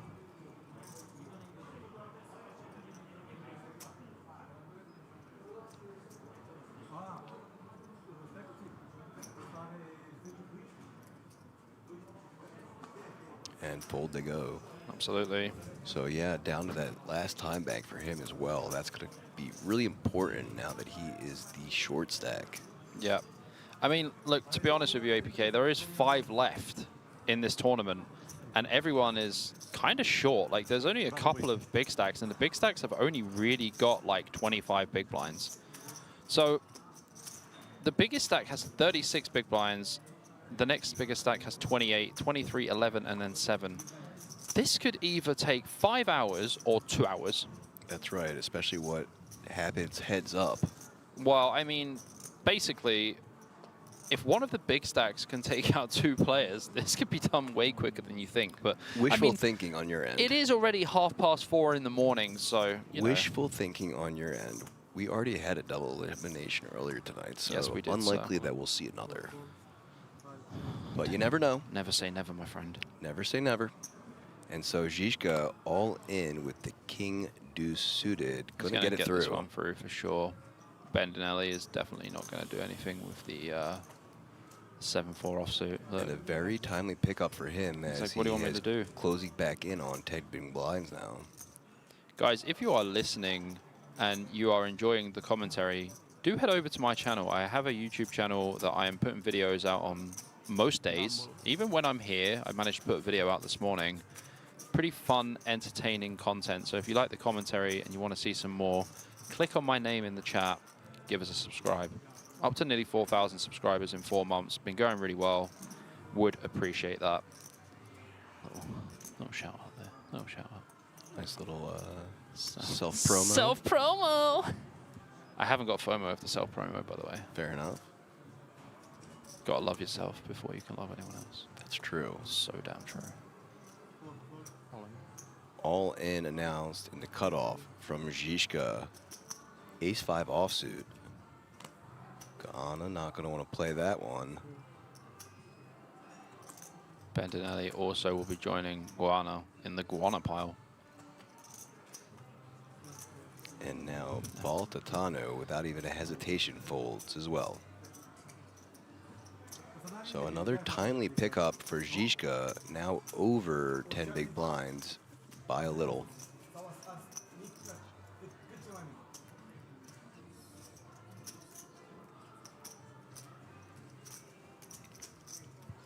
If you are just joining us, you're joining us at 4:30 in the morning local time. This is the €2,000 Monsterstack World Series of Poker bracelet event in Europe at the King's Casino in Rosvadov.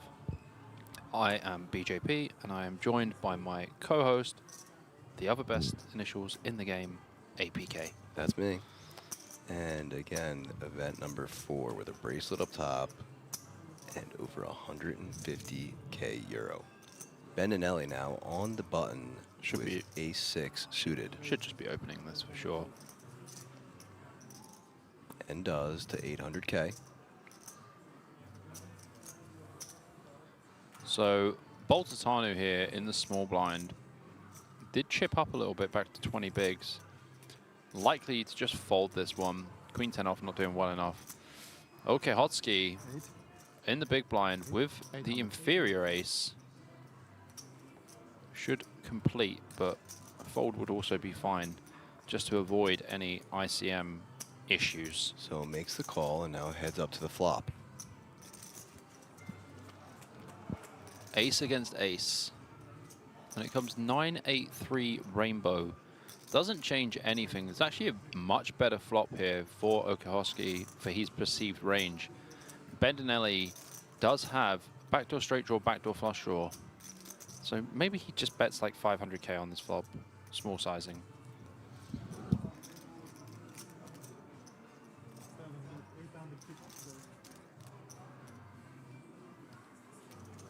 And a bet Does- from Bendinelli and takes it down. Does elect to go for the 850.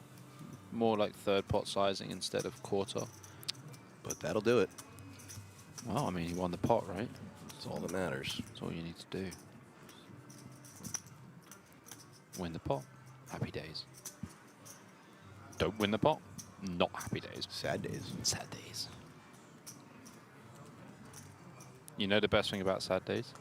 There's happy ones to follow. There's always a tournament the next day. Or that. Then it can become a happy day. Gaana. Ace-6 of spades. Again, it says under the gun, this technically is just the cutoff. I would be... Hijack. Oh, I do mean a hijack, yeah. So I got you back there. Yeah, for some reason, I thought we were four-handed. Not yet. Again, with the wishful thinking. Okay, yeah, a cutoff I would have jammed it. Hijack is pretty close.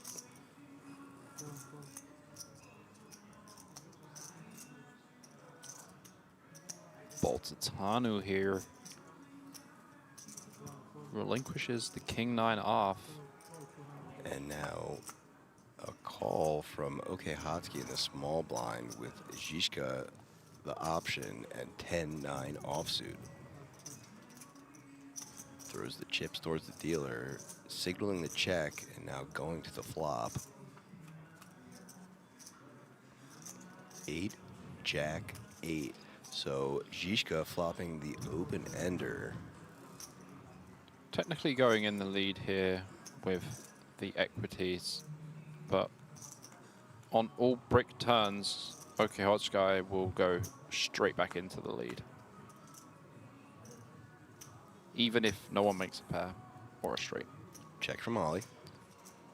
Zizka, I think Zizka wants to bet here. Quite big sizing, actually. And doesn't, just checks back. Well, he knew the turn was going to be a 9, that's why. Very quick check there. I don't really like that. Improves to the pair. And now your hand doesn't actually require that much protection. Very mixed what you could do here. You can check and just allow them to bluff river. You're only really scared of like overcards specifically. Your 9's doing pretty well and you have an open ender at this point, so I would just prefer to check and just let it ride. 650. Just gonna bet. Small. And won't be paid off.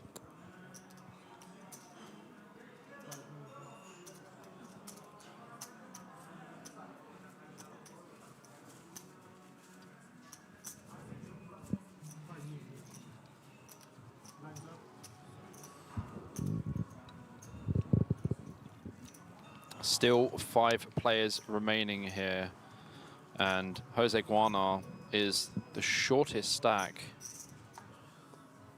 as it stands. Bendinelli run it back up to 11.5 million, but at this stage of the tournament, that is only 13 big blinds.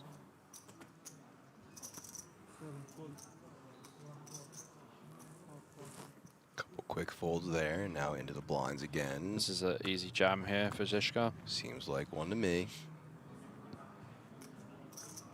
Nice stare down here from Jose. Have a quick peek.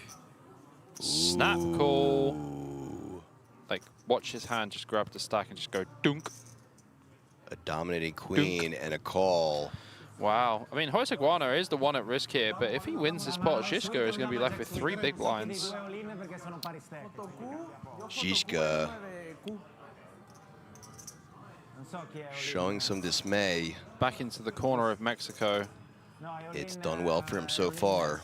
The corner of Mexico has done extremely well for him so far. He looks tired and stressed at the same time. Just needs to fade the hearts or the 9. I mean, yeah, pretty standard stuff here. Not even anything to really contemplate.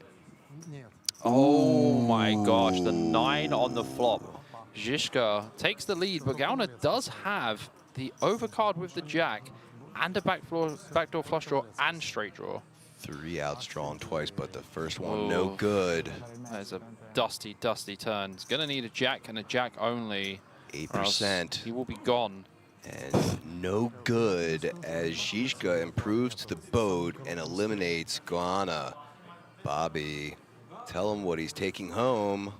So Jose Guana from Mexico will take home 34,650 euros plus that 10,000 euro WSOP main event seat in Europe. And another true form of sportsmanship from everyone at the table as they give him a round of applause. Heard a round of applause from the whole entire rail, including his own. Picks up his Mexican flag and heads to the door. Really impressed by his play. Yeah, he played really especially solid. Considering this is his, by far, biggest win and deepest run. And he was very short for a long time, and he was very patient as well.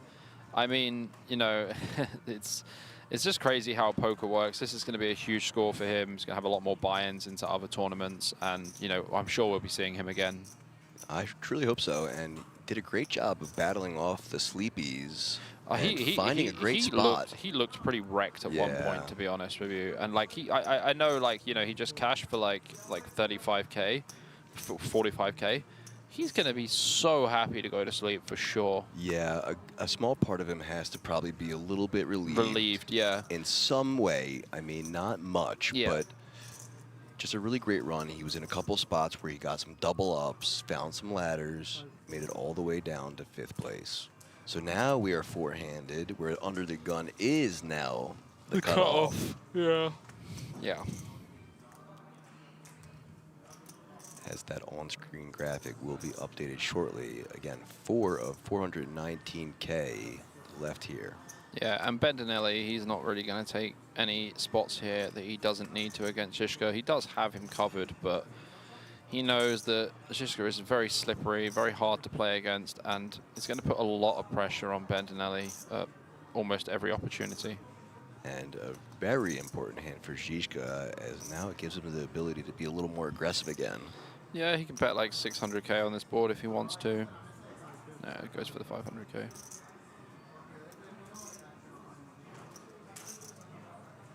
I can certainly see him finding ways to really grind this back up. Yeah, for sure. And there's one of them. Mm-hmm. So getting the better hand to fold. Yeah, it's and picking up 1.1 million. Pretty optimal strategy.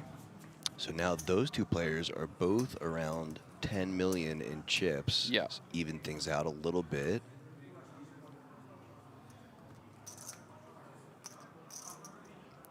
Looks like the Hoods Up group has gained another. Ali.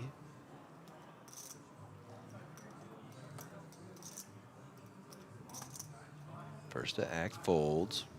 Zizka 5-4 offsuit.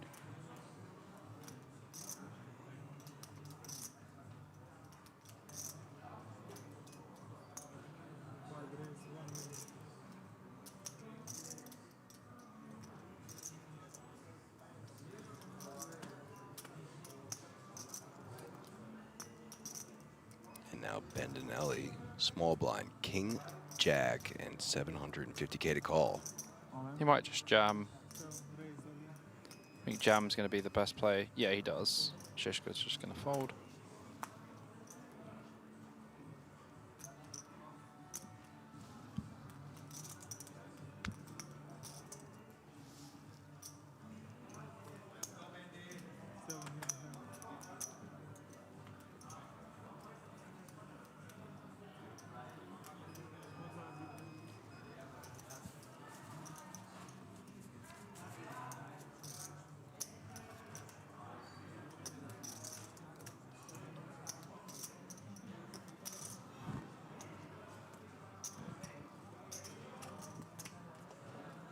Bendinelli just navigating the final table beautifully as expected. Showing off that experience from his other previous scores and accomplishments.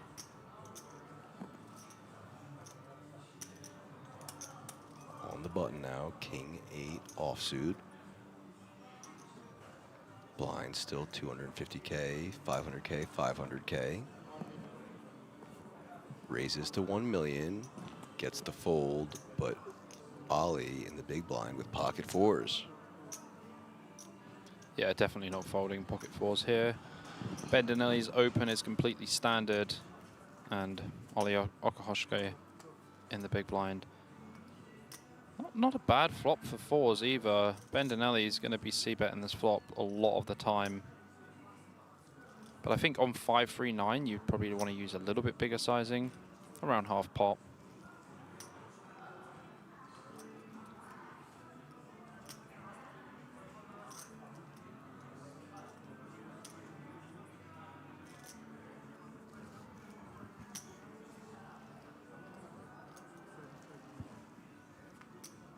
Check, check. And a jack of diamonds on the turn. I think that's a small mistake from Bendinelli. You want to start putting a bit more pressure on. Both got the same stacks. Now Ollie taking the lead with 1.1 million. Yeah, now we just never really win the pot here. That's the problem. 1.3, 1.1.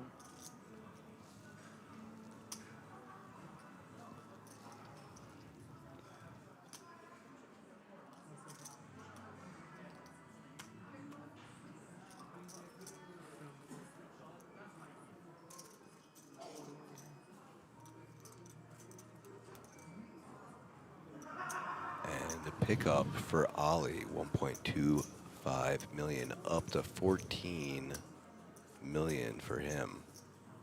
How much you play, my friend? 11.5.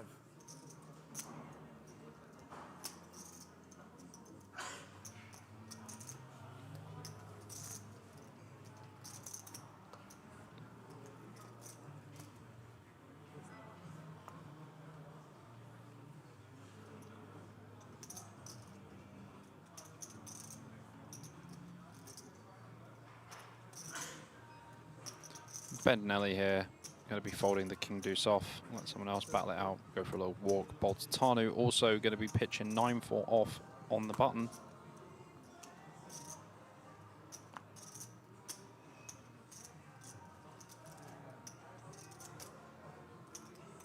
At some point today. Yeah. Correct. You found the fold. And Okahoshke is not even going to mess about here against Shishka. He's had too many blind versus blind battles against this guy. And yeah, no thanks, sir.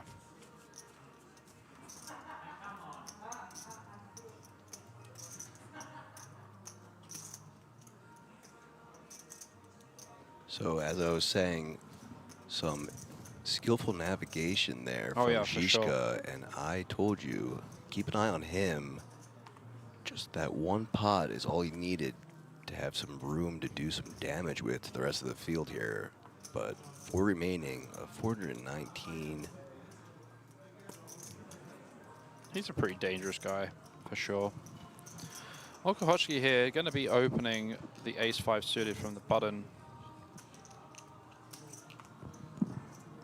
And a shout out to June joining in the stream. Hello to you all the way out there in Seoul. Nice. South Korea. Yeah, good morning to you. Welcome to the stream. Glad you are able to tune in and catch a little preview of what Bobby and I are going to be bringing. Yeah, it's been a pretty wild ride today, to be honest with you. Very long stream. We obviously had a few technical issues earlier, but we really bought the heat, and you know, we're still cooking at 4:47 in the morning. Yeah, just shy of 5 a.m. local time. Four-handed in this 2,000 euro Monsterstack event number 4 with a bracelet up top and over 150K plus that 10K ticket live from King's Casino in Rosvedov.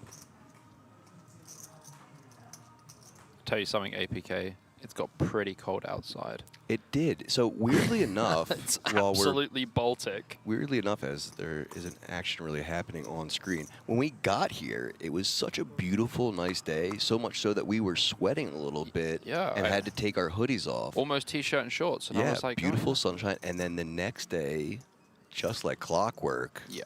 Cold and rainy. But check it out here. call from Zizka, that advanced limb strategy. The advanced limb strategy, still a thing. But Bendinelli with the pocket sevens in the small blind and just going for all of it.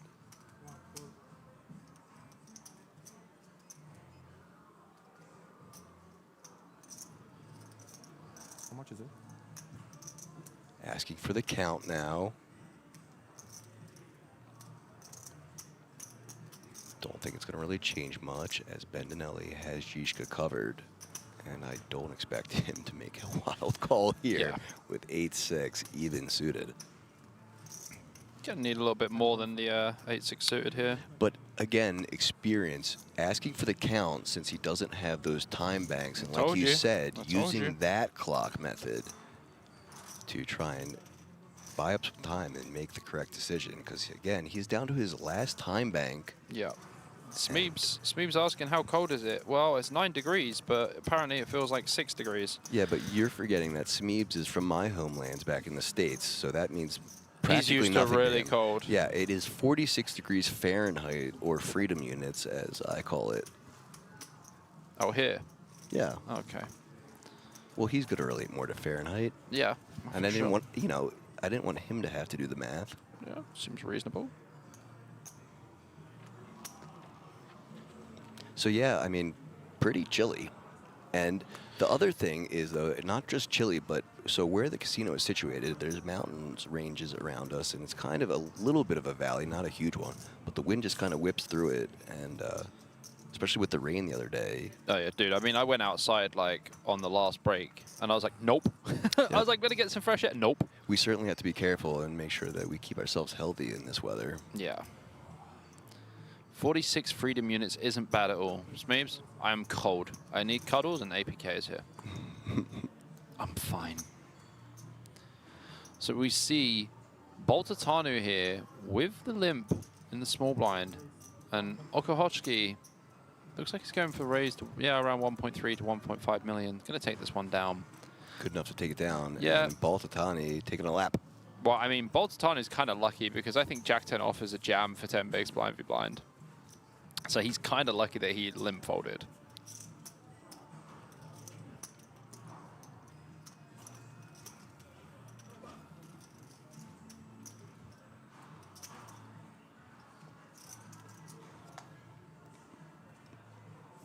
Off to the next hand now, and Bendinelli picking up pocket fives in that under the gun or cutoff position. Speed limit. Speed limit. It's the nickname for pocket 55? fives. Yeah. Is that like the going speed limit in the UK? I think it's in the US, isn't it? No. So our typical speed limits are like 25, 45. But I'm sure that the 55 name speed limit originates from the US. Seems like an unconventional speed limit to me, at least where I'm from. Hey, Google. Siri, find me results for... I'm sorry, but it's 4 a.m. I don't care. I've always wanted to do this, by the way, so if any of you are watching the stream at home and have the volume on, Alexa, play. Oh, yeah. There's nothing worse. Or like someone's watching and they're not in the room and you're like, Alexa, set an alarm for 10 minutes. Alexa, add baby diapers to my shopping list. Yeah. Questions from the wife. Bendinelli is jammed here. Zizka all into call. It's a little bit too much, I would say. Once again, Bendinelli only going to have that one time bank to think about things, so making a quick decision there and saving the time bank for future hands.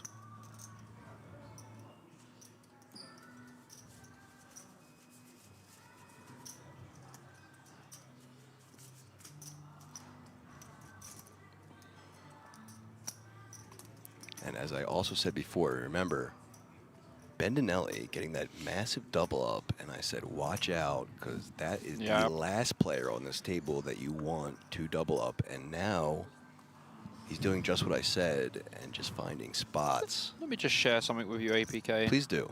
55 miles per hour is the maximum speed limit in the US in the national maximum speed law era. Which was when? Bro, now you're asking too much. It's just what it said. Because it's not the maximum speed limit now. It comes from a song by a guy called Sammy Hagar, and it's called I Can't Drive 55. Sammy Hagar, I know who that is. Oh, so you know who Sammy Hagar is, but you don't know the speed limit? What do you expect me to know all of his songs? Brother. When will it end? Not anytime soon.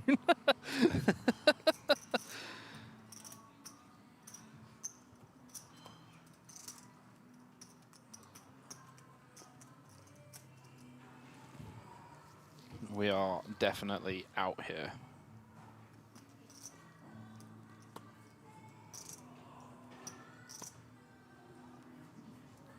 See, most of my knowledge of Sammy Hagar came from like his Van Halen days, but I know he had solo stuff as well. So maybe it was from that, and I more so know his Van Halen days stuff.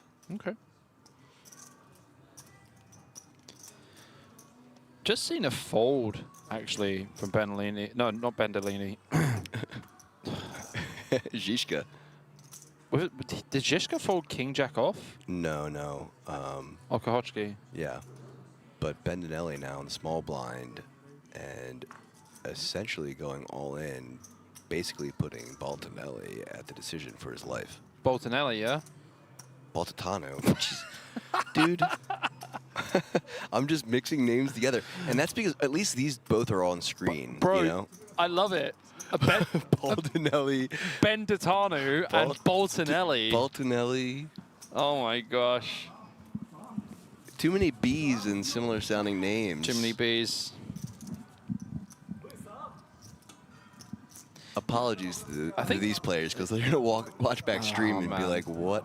But, you know, they'll at least understand because they're for sure more tired than we are. Oh, yeah, for sure. But I think the fold from Okahochki was very tight, actually. From the cutoff, like, with the big stack, well, one of the dominating stacks, I think you can just open. For sure. For sure. Zizka here. Makes a disciplined fold with the 8 deuce off.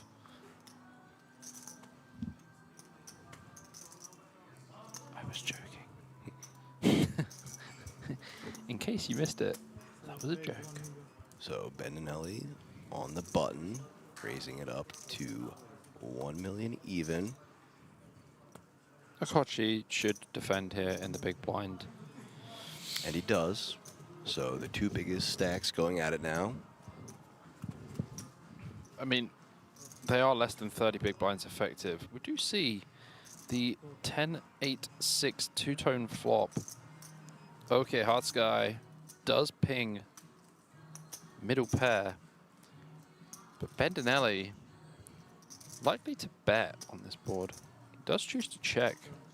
I mean, Okay, Hearts guy's gonna have like some of this anyway. And so now Bendinelli picking up outs as he's approved to the flush draw with that 3 of clubs. I don't think that tray of clubs is going to be doing too much for him. No, because now Okahochki bets 1 million.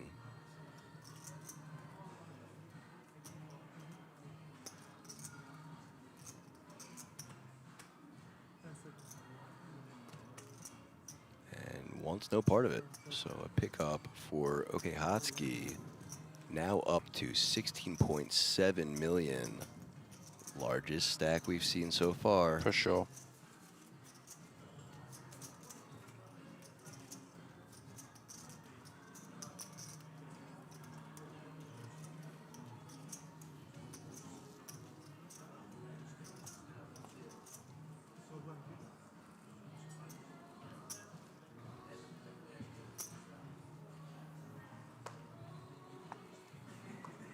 So you know the person who goes out next is going to get over 50,000 euros. Sounds good to me. I mean, 25 extra investment. Yeah, but not quite as good as 159 in a bracelet sounds. Yeah, it sounds pretty tasty. And also, our last 4 remaining players, I think as you said, unless I was wrong in recalling, but Zizka, our only bracelet winner, so we'll have a new bracelet winner assuming the other 3 win. One of the other 3. One of the other 3 win, yeah. Pretty cool. Yep. Cool. Look at this. All the 8s are out. Okahochki has got pocket 8s. Does call the open from Bendinelli. And Zizka in the big blind has 8-9 suited, so it's 8-9 against 8-9 against 8-8. Yeah, 8-9 suited, 8-9 suited versus 8-8, and a 9 right there on the flop. I mean, the good news for Okahotsukai is he can't hit an 8. That's right.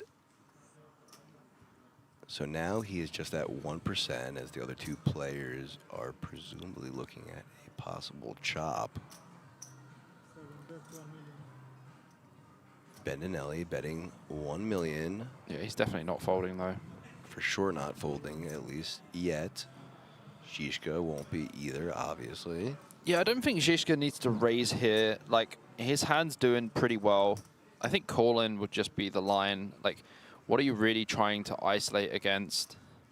Because the thing is, Okahotsukai could definitely just have a hand like pocket tens that he calls in the small blind to trap Zizka because he knows that Zizka's super aggressive.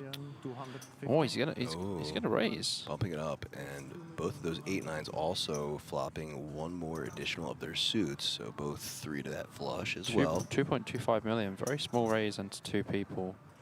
Looks pretty strong, but I don't think Bendinelli is going to be folding flop, not with top pair. And a backdoor flush draw, backdoor straight draw. Yep, just so essentially a click back. Yep.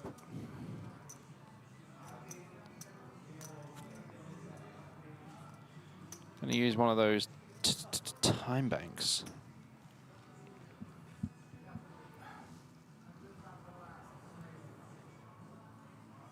Well, we just hit the 5 AM mark.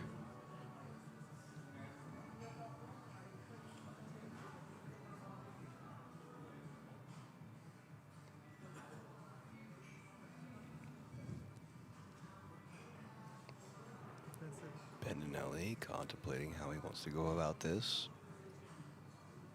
Yeah, I think he just calls. Just calls.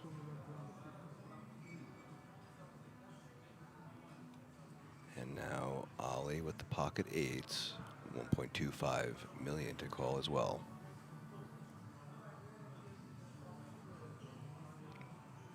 What are you thinking here with pocket 8s now that you've opened to 1 million and get essentially just clicked back? I mean, and a call. After it goes raise and a call, you're just out of there. Yep, so a very wise fold there.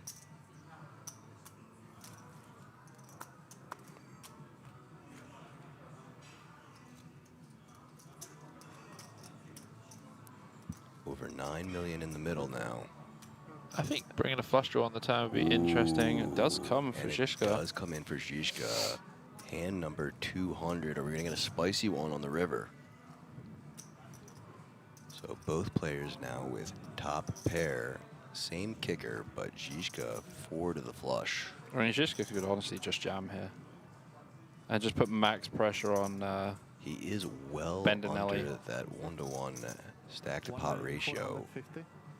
As he announces 1.45. the sizing, 1.45. Super small sizing. Super small sizing.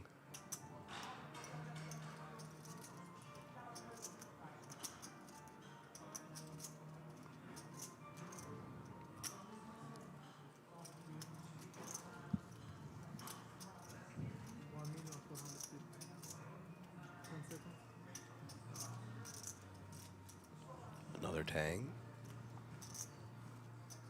So time bank in. Yeah, pretty reasonable.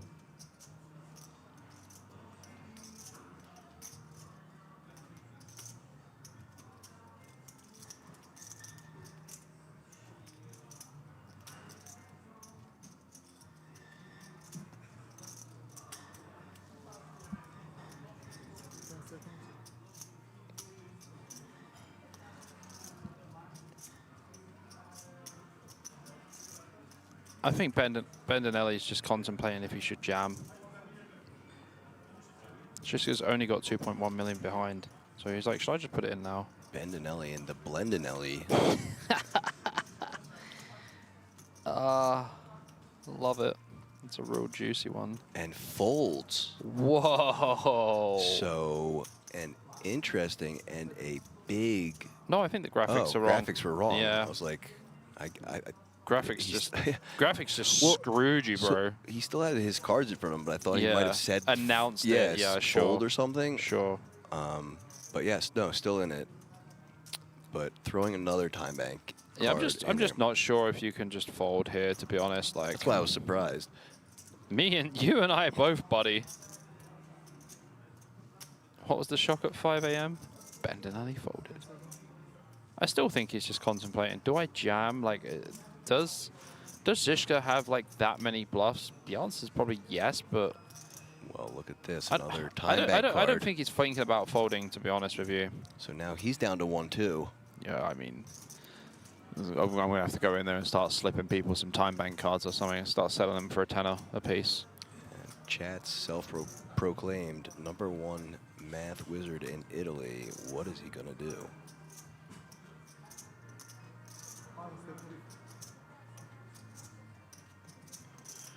Running out of clock here. There it is. Last one in the middle. Yeah, that's very interesting now. I mean, like, Zizka looks mega strong, by the way. Like, he literally bet 1.4 million into, like, 10. And he's only got 2 million behind. Like, what bluffs does he have? Like, almost 0. The graphics guy just thinks that, like, Bendenelli is going to fold. I didn't fall for it that time. Yeah. I'm glad you're super attentive right now. Whoa. Oh, my.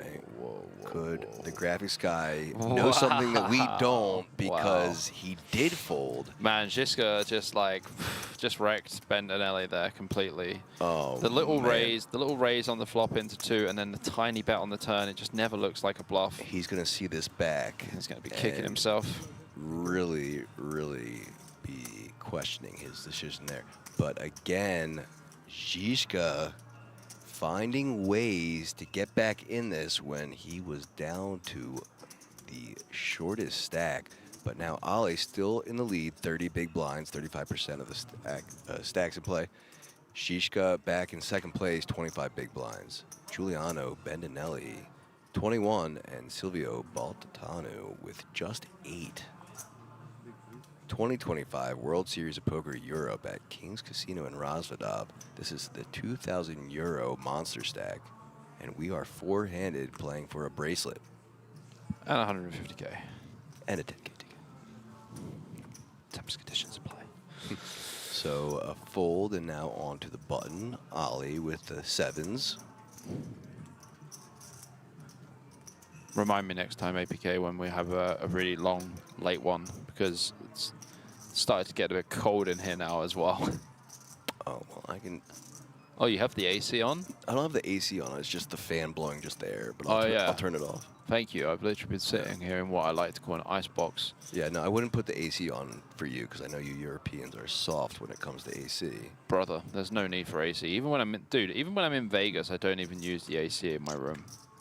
Catch up, guys. It's 2025. Air conditioning exists. Bro, who needs air conditioning? Like, even in Vegas, I know it's like mega hot outside, but like in my room, I don't want aircon. I already get enough of the aircon from the casinos. Like, I literally go from like hot to cold, aircon to no aircon, and I'm just like, I'm so sick. Always the first week I get there, I'm like, oh, maybe I'm just jet lagged, maybe I'm just tired, and it's like, nah, man, it's the AC. It's always the same with you non-Americans. You go and stay in a hotel. The hotel has the AC on, and coughing the next day. For sure, man. So true. I just die. Oh. He reveals his face. Seeing his face again for just That's the second time. That's the first time I've seen it. Second time, I told you when I miscued with the Baldenelli. Yeah, you saw it. Oh, you didn't see it? Well, this is why. I would never say Baldenelli, though. Oh, brother. Silly me. Nah, you're all right. So I'll let you off. Raise from Zizka, but Baltatanu. King Trey just launches it in. Yeah, or King Crab, as I like to call it. King Crab's also good. Alaskan King Crab.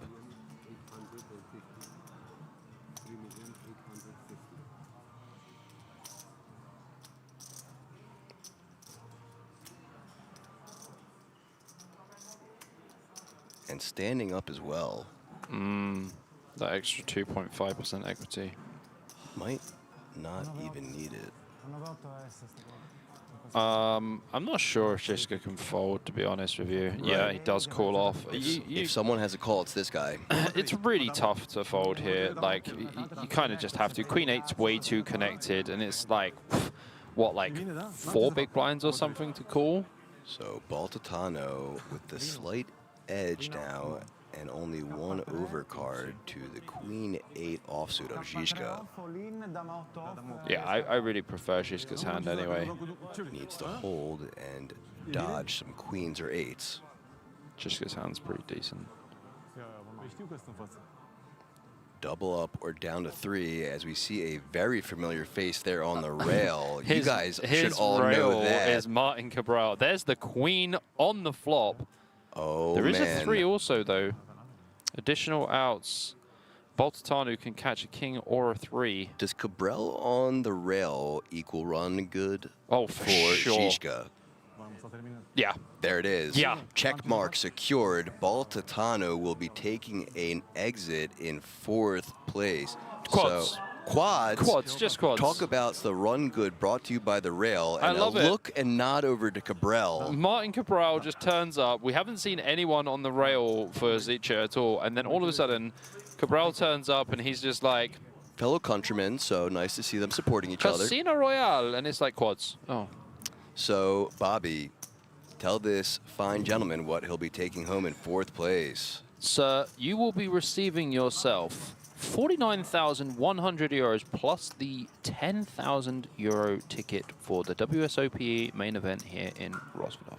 And GG's to you, sir. It's been a pleasure to cover you play. Hope It's I get to do it again. Enormous pay jump as well. What are we up to? The pay jump is 21,000 euros. So in 3rd place, you will now receive 71,100 euros. Wooey, wooey. Yeah, 71 Bagaruskis.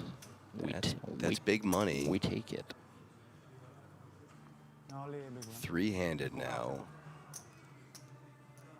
2 players with no bracelet behind them. And Zizka, as I've been saying, one to watch as he has come back up from the bottom. I mean, to Martin the top. Cabral looks like his either coach or I would say like his Surely mentor. they at least study together or talk about hands. I mean, he's also teaching him how to flop top pair with nut flush draw against 7 deuce. Well, you know, check, check, check. Bet? Yeah, he's just going to bet like 600K or something, something small. And I like he how... didn't even get to bet it. I like how when he bet there, too, it almost sounded like he put a question mark on it. Like, yeah, I guess. 750? 750? You want to put a little 750? Looks at the dealer's like, seems